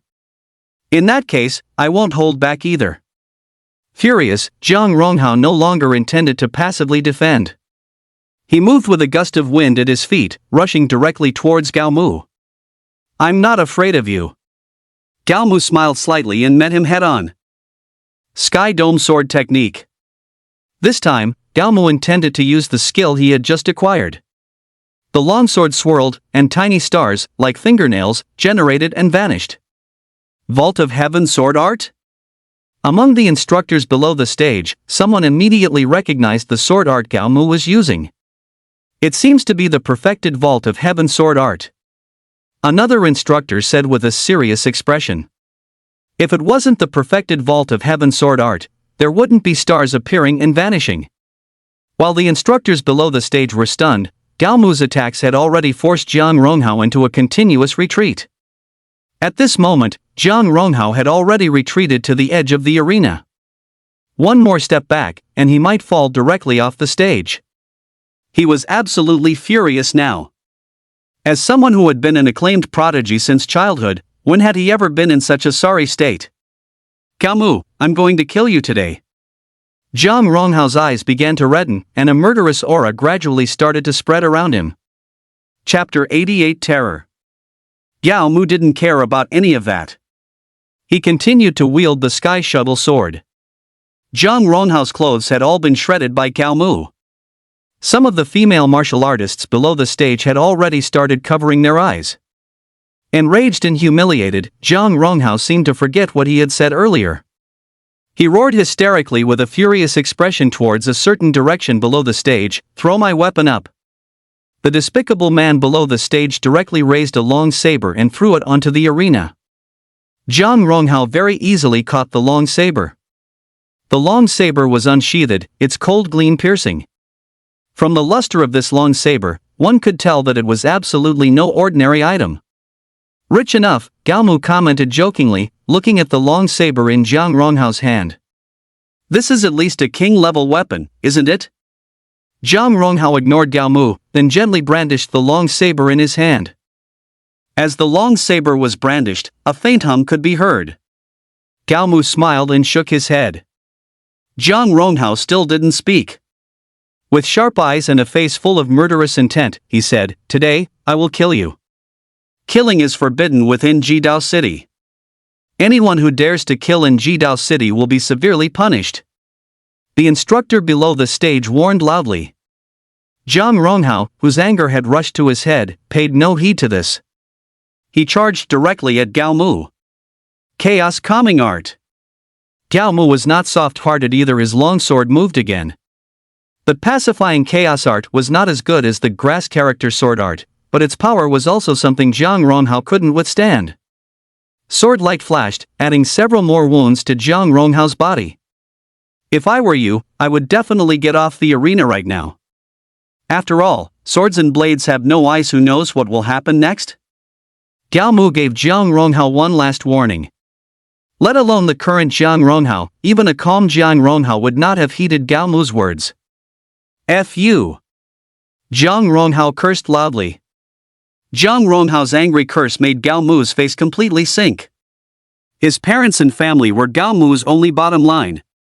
Today, I will kill you. Gao Mu, whose bottom line had been touched, was filled with rage.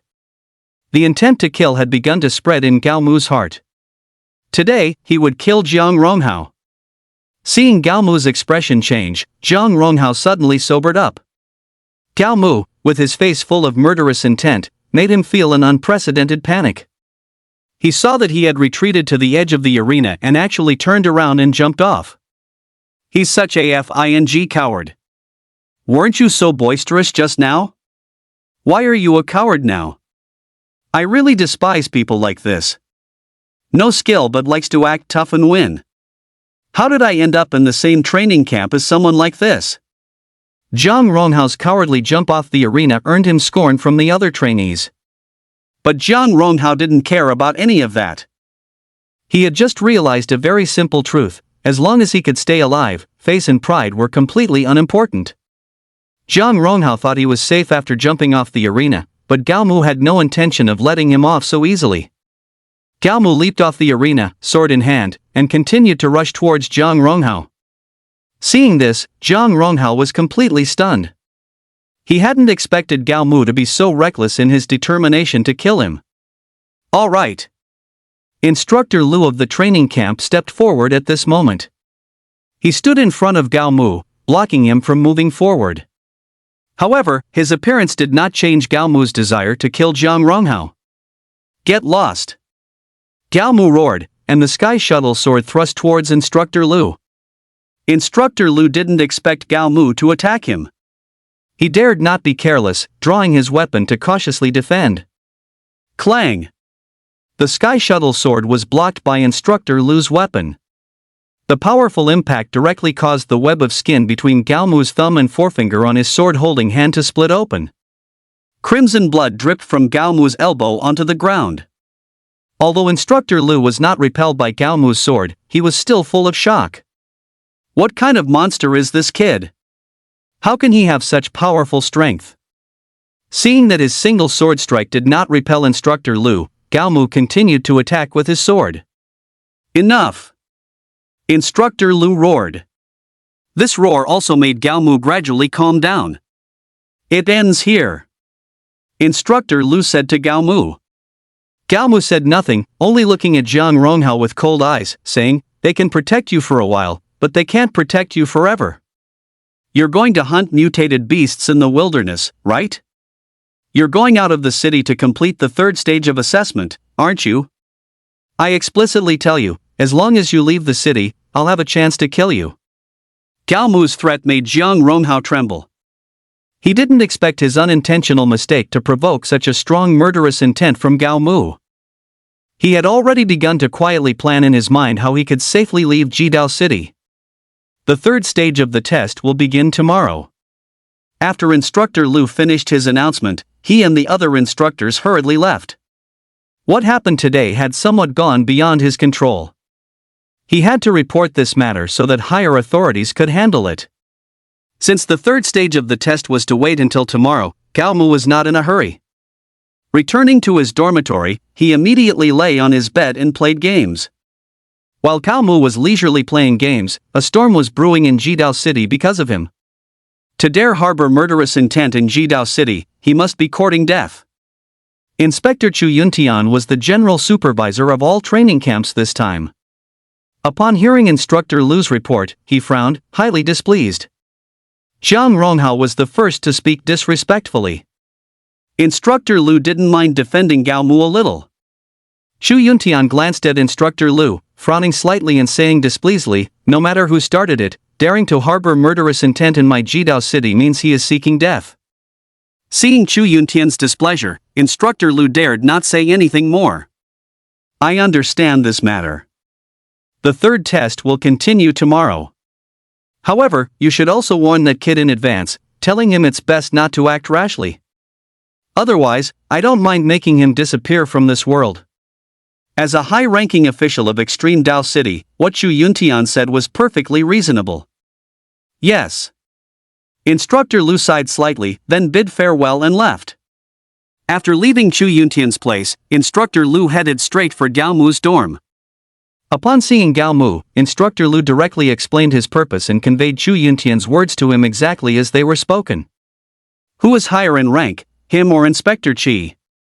Gao Mu asked Instructor Lu. "They are the same rank, both are inspectors from the Martial Arts Academy headquarters," Instructor Lu replied. Although he didn't know why Gao Mu asked this, he couldn't help but remind him, in the eyes of an inspector, you and I are but ants. It would be easier for them to crush you than to crush an ant. Gao Mu knew that Instructor Lu said this entirely out of good intentions. He cupped his hands to Instructor Lu, expressing his gratitude.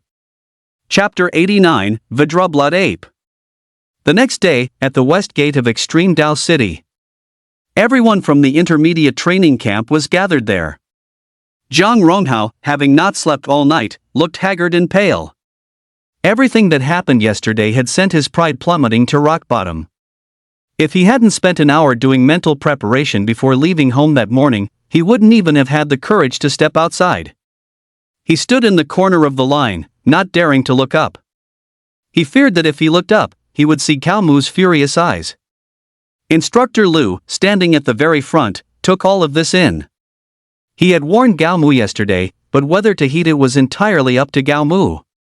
The location for this test is Cangjia City. That is a gathering place for king-level exotic beasts near Extreme Dao City.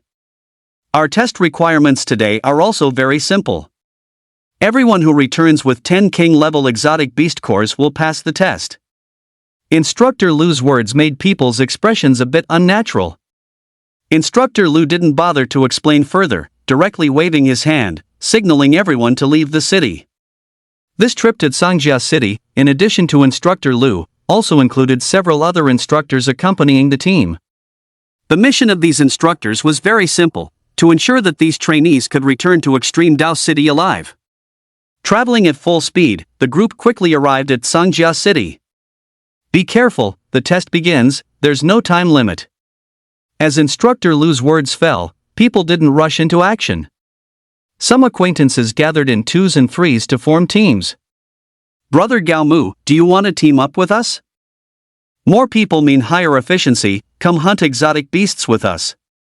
We're all King level 9-star martial artists here, teaming up with us will make things much faster. Gao Mu's powerful combat strength from yesterday had conquered all the trainees in the camp. But Gao Mu waved his hand, smiling as he politely declined their offer. Unlike the bustling crowd around Gao Mu, Zhang Ronghao had no one approaching him except for the lecherous man. Logically speaking, a super expert ranked second like him should have many people wanting to team up with him. But precisely because he offended Gao Mu yesterday, he became a jinx in the eyes of others. Those who previously wanted to team up with him now shunned him. Some teams that had already formed had begun to enter Sangjia City. Zhang Ronghao, however, was not in a hurry to go in. After all, Gao Mu was still not far away, eyeing him menacingly. Boss. Not far from Gao Mu's team, a person put down his binoculars and said to the person behind him, I've already seen Gao Mu. Their people have started to enter Sangjia City.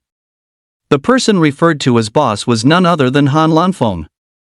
To wait for Gao Mu to leave the city, Han Lanfeng and his team had been waiting outside for a long time. Boss. The person picked up the binoculars and observed again, then said, they are protected by instructors from Jidao Martial Arts School. It won't be easy for us to strike. Instructors from Jidao Martial Arts School? Han Lanfeng's brows furrowed slightly, feeling it was a bit troublesome. Jidao Martial Arts School was in existence they did not want to provoke and dared not provoke. If it really comes to it, we'll take care of that instructor too. Han Lanfeng was all in for the air position. The other few people were also desperate men. Hearing Han Lanfeng's words, instead of being scared, they even showed excited expressions. After Gao Mu entered Sangjia City, Han Lanfeng also led his team cautiously into Sangjia City. Upon entering Sangjia City, Gao Mu's first action was to sign in. Sign in. Ding. Sign in successful. Reward received, soulless fruit 100. Ding. Sign in location updated. Please proceed to the depths of Sangjia City to sign in. Soulless fruit. A king-level exotic fruit. Each one contains a large amount of spiritual energy. If lucky, consuming one can even directly break through the current star level. The reward of the soulless fruit made Gao Mu's face bloom with a smile as if he had just found money. He hadn't expected the exotic fruit obtained from this sign-in to be so effective. Even if the probability is low, with 100 fruits, I should at least be able to break through to king level 6 or 7. Thinking this, Gao Mu directly popped an exotic fruit into his mouth. As soon as the fruit entered his throat, a sweet taste enveloped his entire mouth. Gao Mu didn't hesitate and immediately swallowed the second one. After 100 exotic fruits were consumed, he felt a significant improvement in his strength. System. God tier check-in system. Host, Gao Mu. Strength, 78.06 million kilograms. Realm, King level 7 stars. Skills, Raging Thunder Fist mastered, Shadow Step mastered, Azure Lotus Sword Art mastered, Jia Z Secret mastered, Indestructible Vidra Divine Art mastered, Xing Z Secret mastered, Pacify Chaos Art mastered, Grass Character Sword Art mastered, Sky Sword Art mastered. Sign-in location, depths of Sangjia City. The system interface showed that his strength had reached 7,806 kilograms, and his realm had advanced to King 7 star. I wonder if there's a chance to break through to the Grandmaster realm today. Gao Mu murmured to himself. The Grandmaster realm and the King realm might seem to be only one realm apart, but martial artists knew well that only martial artists in the Grandmaster realm could truly be considered powerful. After his realm had improved, Gao Mu wasn't in a hurry to move forward. He drew his sky shuttle sword and began to brandish it in place. Green Lotus Sword Technique. Chaos Calming Art. Grass Character Sword Art. Sky Dome Sword Technique. He used all his skills once. He did this to test their current power. After testing all skills, he activated the all-character secret technique and tested the skills again. Once he had mastered everything, Gaomu set off again. He hadn't been on his way for long when he encountered the first mutant beast in Sanjia City. It was an ape with a human-like physique, covered in black fur, and with blood-red eyes. King Kong Blood Ape. A very peculiar mutant beast, and a relatively rare berserk-type mutant beast among its kind. Once enraged, it might go berserk. A berserk King Kong Blood Ape would not only become invulnerable to blades and spears, but its fur would also become as hard as steel needles, and its body size would grow to be as tall as a 10-story building. The feedback from the glasses let Gaomu know the name of this mutant beast. Although its description was quite intimidating, Gaomu was not afraid in the slightest. He drew his sky shuttle sword and charged straight towards the King Kong Blood Ape. All Secret Art. Diamond Indestructible Divine Art. On his way forward, Gaomu didn't forget to protect himself with his strongest defensive skills. Seeing Gaomu charging, the King Kong Blood Ape also met him without hesitation. Bang! One man and one ape soon clashed. This clash ended with the King Kong Blood Ape retreating. At least King 5-star strength or higher. This was Gaomu's estimation of the King Kong Blood Ape's strength. Chapter 90, Han Lanfeng and his team. Gaomu was at King 7-star, so this King 5-star mutant beast was no match for him at all. In just a few rounds, the King Kong Blood Ape was slain by Gaomu. After extracting its core, Gaomu continued to search for and hunt mutant beasts. When Gaomu had obtained 5 cores, Han Lanfeng's team also found traces of Gaomu. Boss. The scout of the team said to Han Lanfeng. According to my observation, Gaomu's realm should be around King 7-star. King 7-star? Han Lanfeng frowned slightly and asked with a serious expression. Are you sure? The scout nodded and said, absolutely sure. Whether it's the aura emanating from him or his combat power and fighting style during battle, they are all indicative of a King 7-star. The scout was very confident. A cold glint flickered in Han Lanfeng's eyes, then he said to his team members, we'll split up later and surround him. Yes. The other team members nodded with serious expressions. Let's begin the operation. After assigning the tasks, Han Lanfeng waved his hand. The rest of the team, well trained, began to surround Gaomu. Once Han Lanfeng confirmed everyone was in position, he walked out from his hiding spot. Who are you? The moment Han Lanfeng stepped out, Gaomu spotted him. Encountering a stranger in such a place was definitely not a good sign. Han Lanfeng introduced himself. Han Lanfeng? Hearing this name, Gaomu frowned slightly. In his memory, it seemed this was the first time he'd heard that name. You might not know me, Han Lanfeng said when he saw Gaomu frown. But you should know my brother, Han Lantu, right? Yes, I killed him with my own hands, Gaomu nodded. Gaomu saw that Han Lanfeng had come with ill intent, so he simply made no attempt to conceal anything. Good that you admit it. Gaomu's direct admission was somewhat beyond Han Lanfeng's expectation. He nodded and said to Gaomu, since you've admitted it, then things are much simpler. What do you want? Gaomu asked Han Lanfeng. To kill you, of course. Han Lanfeng was also quite direct. Just you? Gaomu really wasn't looking down on Han Lanfeng. Han Lanfeng's cultivation level wasn't very high. Even if Gaomu stood still, Han Lanfeng might not be able to do anything to him. Of course not. Han Lanfeng waved his hand, saying, facing a master like you, I've definitely come prepared. As Han Lanfeng's words fell, the people he brought all appeared. Well. After scanning the surroundings, Gaomu couldn't help but nod. To kill me, you've really spared no expense, inviting so many king-level martial artists. It's worth it. Han Lanfeng said with a smile. As long as I can kill you, no amount of money is too much. Isn't it just killing one Han Lantu? Are you guys really going this far? In Gao Mu's opinion, killing one Han Lantu was really no big deal. Are you that confident? Gao Mu's attitude didn't surprise Han Lanfeng too much. He looked at Gao Mu with a half smile, a hint of mockery in his voice, and added, "But to be honest, I actually want to thank you." Thank me? Gao Mu didn't understand. Of course, I thank you. Han Lanfeng smiled slightly and explained. If it weren't for you, I wouldn't have become the first heir. Gao Mu suddenly realized. So, because I killed Han Lantu, you became the first heir? Gao Mu hadn't expected that he had inadvertently done a good deed. Not really. Han Lanfeng shook his head. He scrutinized Gao Mu and continued, "You killed Han Lantu, so the family sent me to kill you. If I kill you, I will become the first heir. But who gave you the confidence to think you can kill me?" Gao Mu wondered. I brought so many people, isn't that enough? He had brought so many king-level masters he didn't believe that even this wouldn't be enough to kill Gao Mu. Not enough. Gao Mu chuckled and shook his head.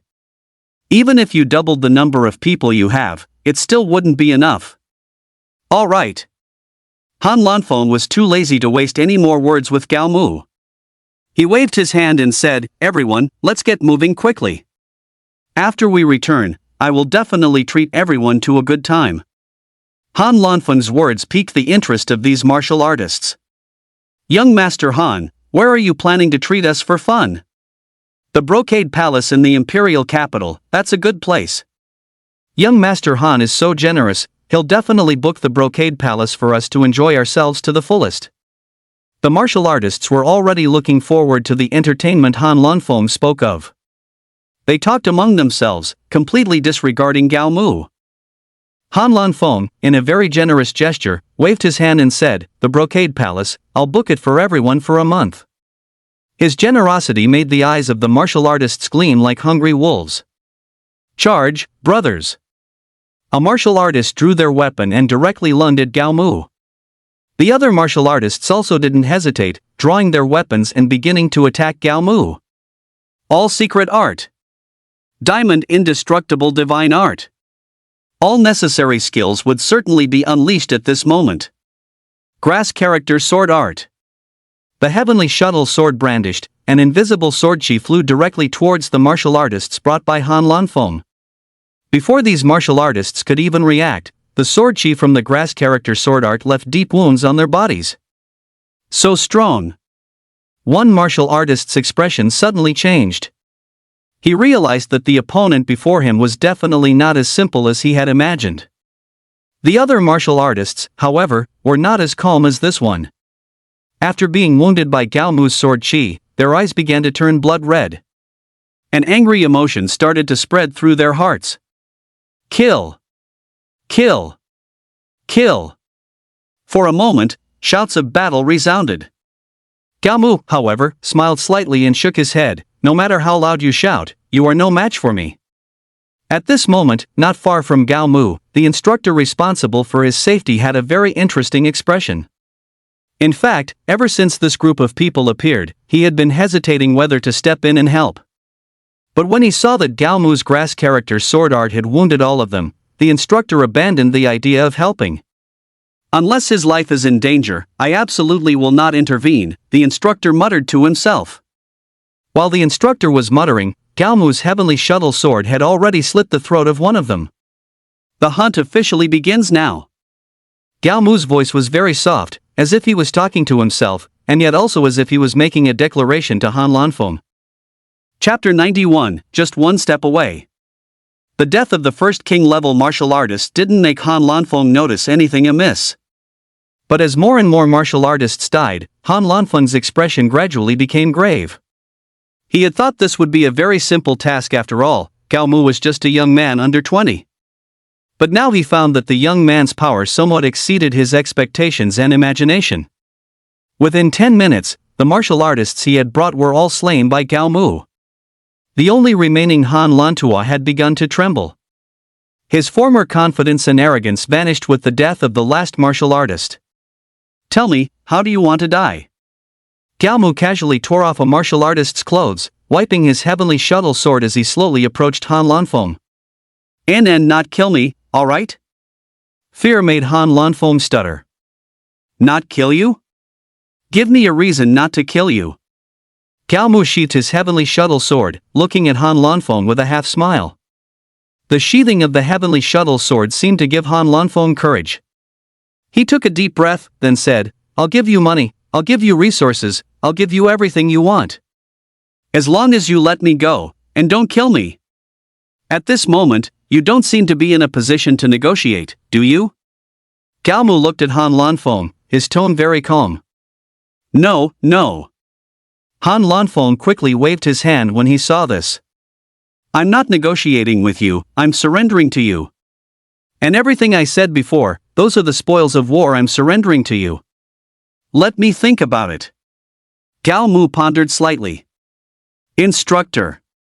After a moment of thought, Gao Mu turned and shouted, "What do you say?"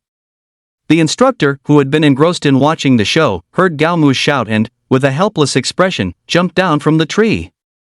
He waved his hand grandly and said with great passion, "If I were you, I would kill him. Letting the tiger return to the mountains will only cause future trouble." As soon as the instructor's words fell, Gao Mu didn't even give Han Lanfeng a chance to explain, and directly decapitated him with a single sword. "Does it have to be so decisive?" the instructor frowned and said. Gao Mu shrugged, smiling, "You said it, letting the tiger return to the mountains will only cause future trouble." The instructor was speechless. After killing Han Lanfeng, the instructor did not return to the shadows. He stayed by Gao Mu's side, accompanying him in hunting. Good heavens, what in the world does this kid eat? Why is he so strong? As an observer, the instructor took in everything about Gao Mu. Observing from a distance hadn't felt like much, but watching up close, a tempest raged in his heart. All right. Gao Mu handed 10 cores to the instructor. The instructor took the cores and said, "Are you planning to wait for them to finish together, or head back to Jidao City first?" "You go back first." "I'm preparing to explore deeper into Cengjia City." Gao Mu didn't intend to hide it from the instructor. The instructor frowned and warned, "Deeper in Cengjia City, there might be Grandmaster level. With your current cultivation, encountering a Grandmaster level would be certain death." Gao Mu smiled, offering no explanation. Seeing Gao Mu's insistence on going, the instructor did not try to dissuade him further. After parting ways with the instructor, Gao Mu cautiously sneaked deeper into Cengjia City. To be prudent, he would evade any level of he encountered. Soon, he had snuck deep into Cengjia City. Sign in. Ding. Sign in successful, reward obtained, Azure Cloud Fruit 100. Ding. New sign-in location updated, please proceed to Phantom Cloud Zone to sign in. Azure Cloud Fruit. King level exotic fruit. Consuming this exotic fruit will greatly enhance one's strength. Additionally, it can help martial artists undergo sublimation, transforming their strength into spiritual energy. Based on the description, the effect of this Azure Cloud Fruit was explosively good. If nothing unexpected happens, I might cross the threshold today and become a true high-level martial artist. Above King level was Grandmaster Realm. Once he entered the Grandmaster Realm, everything would be different. Come on. Gao Mu found a secluded spot and began to consume the Cyan Cloud Fruit. 1, 2, 3. By the 10th fruit, Gao Mu's cultivation had already ascended to King rank 9 stars. But even after the 20th fruit, he still felt that the shackles were unbreakable. By the 30th fruit, the shackles had begun to loosen slightly. By the 40th fruit, cracks had started to appear on the shackles. By the 50th fruit, the cracks on the shackles were becoming more and more obvious. After consuming the 100th fruit, the cracks had already penetrated the shackles. Damn it, Gao Mu cursed under his breath. He was clearly just one step away from success, but at this crucial moment, there were no more exotic fruits left. What should I do? Gao Mu looked around, trying to find a way to break the shackles. What's that smell? Just then, Gao Mu suddenly caught a whiff of an unusual fragrance. He quickly stood up and headed in the direction of the fragrance. Exotic fruit? When he was well off, Gao Mu had never paid much attention to exotic fruits in the wild. But today, he felt a little different. The feeling of being just one step away was truly agonizing for him. That exotic fruit might break the shackles. Gao Mu had a feeling. If that was the case, then he definitely had to pick that exotic fruit. He glanced around and, seeing no exotic beasts, quietly approached the exotic fruit. But after only a few steps, Gao Mu felt a chill run down his spine. This feeling made him stop. Something's not right, something's not right. One must know that not only humans needed exotic fruits, but exotic beasts did too. It was impossible for an exotic fruit with such a strong fragrance to appear in a place like this without any exotic beasts nearby. Unless... Gao Mu thought of a possibility. His gaze was like lightning, directed straight towards the exotic fruit. This exotic fruit was growing on a small tree. The small tree was less than a meter tall, making the blood-red exotic fruit particularly conspicuous on it. What's that? Gao Mu looked towards the tree trunk. He felt that there was a spot on the tree trunk that was slightly different from the rest. He observed carefully, then gasped. Upon closer inspection, he discovered that the part of the tree trunk that looked different was actually a small snake coiled there, identical in color to the trunk. Perhaps because they blended in too well, even with careful observation, it might not be discernible. If Gao Mu hadn't been cautious, he might have already fallen victim. At the same time, he understood why the exotic fruit had such a potent fragrance, yet no exotic beasts were approaching. Bash?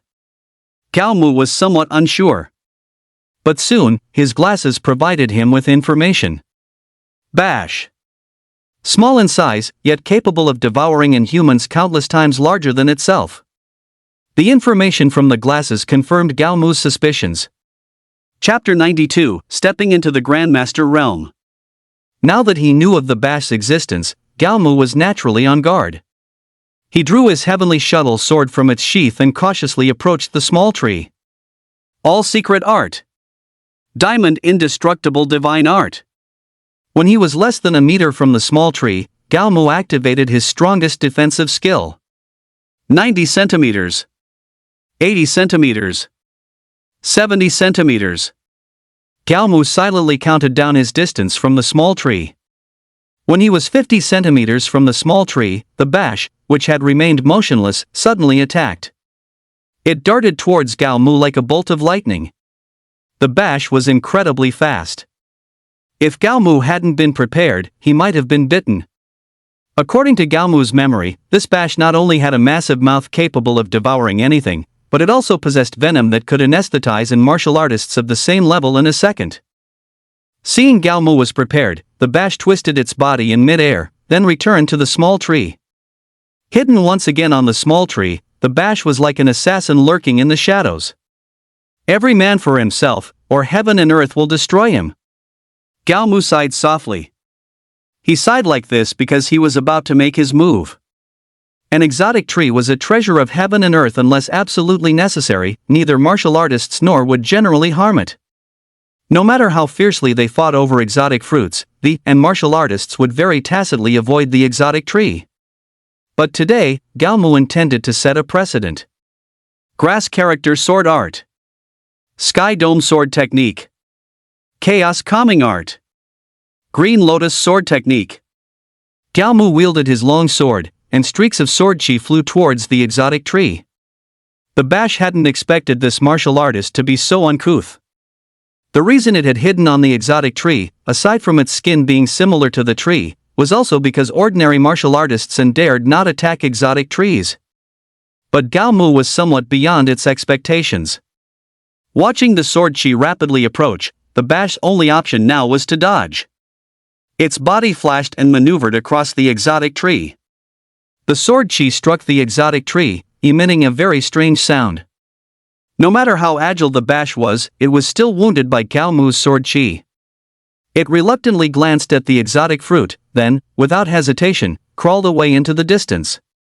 Before leaving, it still glared at Gao Mu with eyes full of resentment. Good heavens, this strange tree is quite interesting. So many sword chi attacks hit the strange tree, yet failed to chop it down. In fact, they only caused a little superficial damage. Gao Mu no longer cared about anything else and directly reached out to pluck the fruit from the strange tree. Just as he was about to put it into his mouth, he heard a voice suddenly speak up, "If I were you, I would definitely put this strange fruit down." The sudden voice made Gao Mu's hand freeze in mid-air. He looked in the direction of the voice and saw a bare-chested man carrying a giant sword on his back, staring at him and the strange fruit in his hand with a menacing gaze. "Good grief, showing off right from the start, who do you think you are?" Gao Mu shook his head in displeasure, then directly threw the strange fruit into his mouth. As the strange fruit entered his stomach, a crackling sound echoed within Gao Mu's body. The shackles were completely shattered after the strange fruit entered his stomach. An indescribably strange power began to spread through Gao Mu's body. Is this spiritual energy? Gao Mu felt it with his heart. But the burly man carrying the giant sword seemed unwilling to give Gao Mu a chance to feel it. With a grim expression, he took the giant sword from his back, his eyes filled with immense anger as he shouted, "You dare to steal my stuff, I'm going to kill you today." After removing the great sword, the burly man violently swung it forward, hacking it down. Bang! The great sword struck the ground, emitting a loud crash. At the same time, a huge sword aura rapidly approached Gao Mu.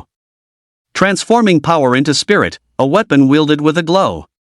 The standard for a grandmaster-level martial artist is to have spiritual energy within their body and for their weapon to emanate a glow when wielded. In other words, this burly man in front of him was a grandmaster realm martial artist. Watching his sword chi even taller than himself fly towards him, Gao Mu was not only not panicked, but even a little excited. After all, this was his first direct confrontation with a grandmaster realm martial artist, and also his first time witnessing a sword glow. "I'll see just how powerful you are." As the sword glow drew nearer, Gao Mu brandished the heaven shuttle sword in his hand. Having just entered the Grandmaster realm, he hadn't yet learned to utilize spiritual energy, nor had he learned how to release a sword glow.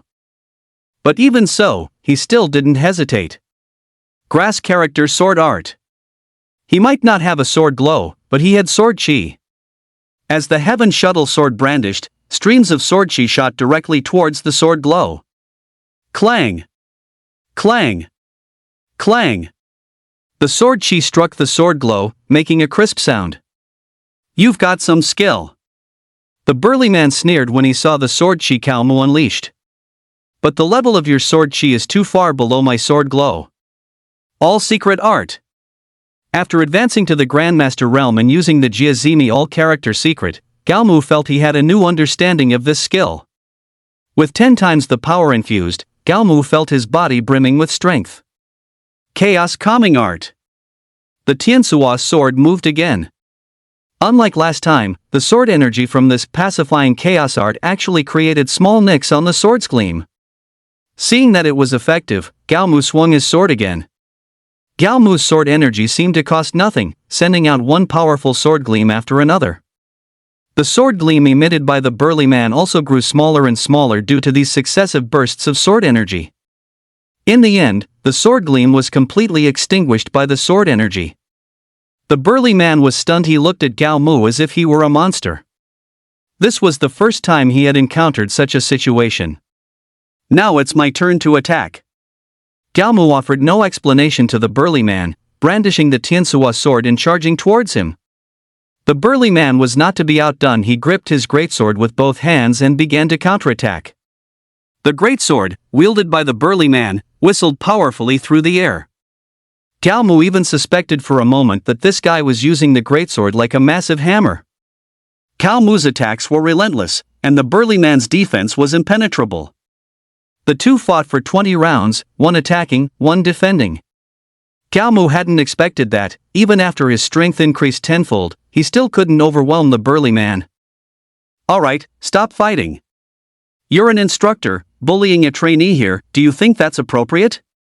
Just as the two were locked in a stalemate, Instructor Lu's voice suddenly rang out. Hearing Instructor Lu's words, both Gao Mu and the burly man froze.